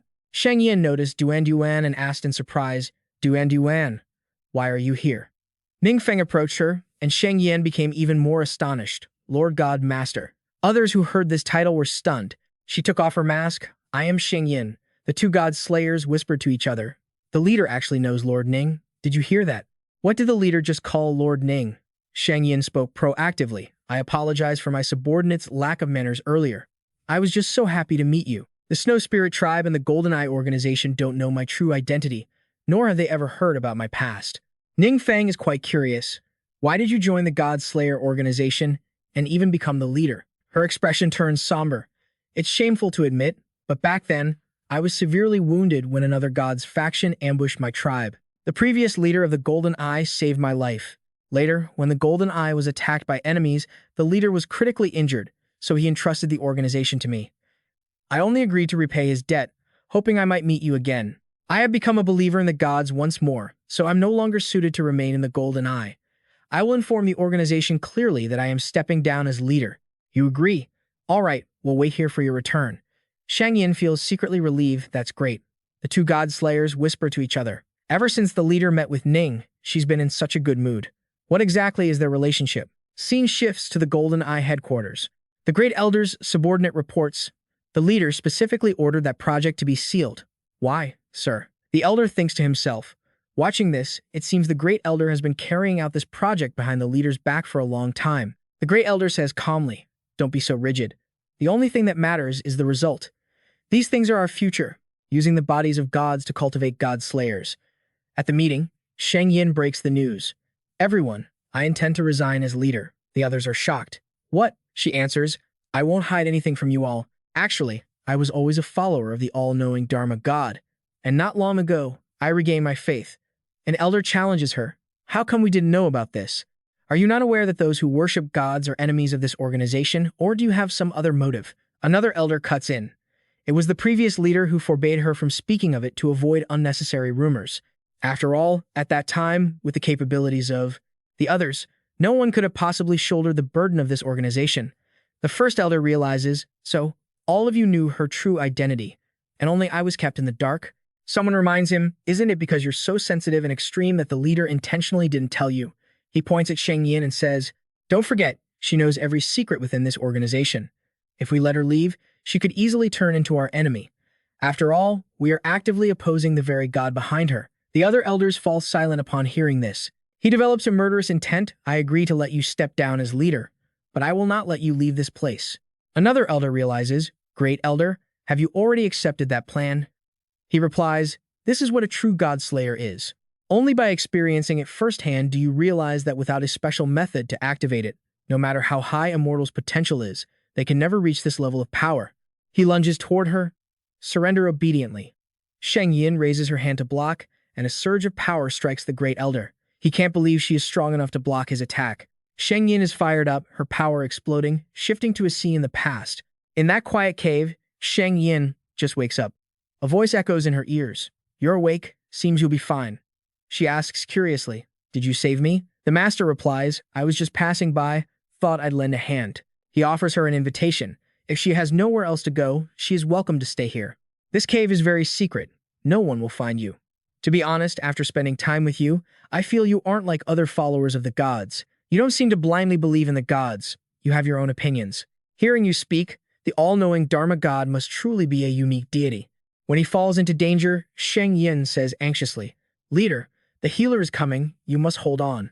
The master whispers, Sheng Yin, I leave the organization to you from now on.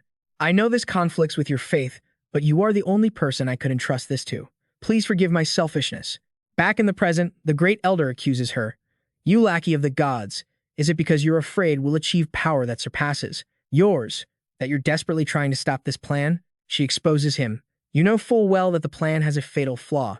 He retorts, No, I have conducted many experiments. Even if there are glitches, they can certainly be fixed. Other elders plead, Great elder, stop this. You cannot keep using innocent people for your experiments. Sheng Yin is furious. What? It seems you have truly gone insane. The great elder recklessly charges at her, but a brilliant holy light erupts from her, blocking him. The great elder turns and flees toward the ceiling. Sheng Yin immediately chases after him, but he has already vanished. She sighs, he got away. The other elders say worriedly, The great elder knows the secret of the god's remains. He certainly won't let this go easily. If you leave as well, there will be no one left to handle him. Sheng Yin replies, I will think of a way to deal with him. The organization needs to relocate immediately. Once these matters are finished, it will be the next leader's turn to take over. Scene shifts to the White Wolf King. He asks the person, You aren't lying to me, are you? The great elder says firmly, Of course not. I used to be a member of that organization. The White Wolf King replies, The god's remains you speak of. I am very interested, but that is not power I can meddle with. The great elder stammers, but. The White Wolf King gives him a chance. I will report this to the God Lord so he can make the decision. Yeah,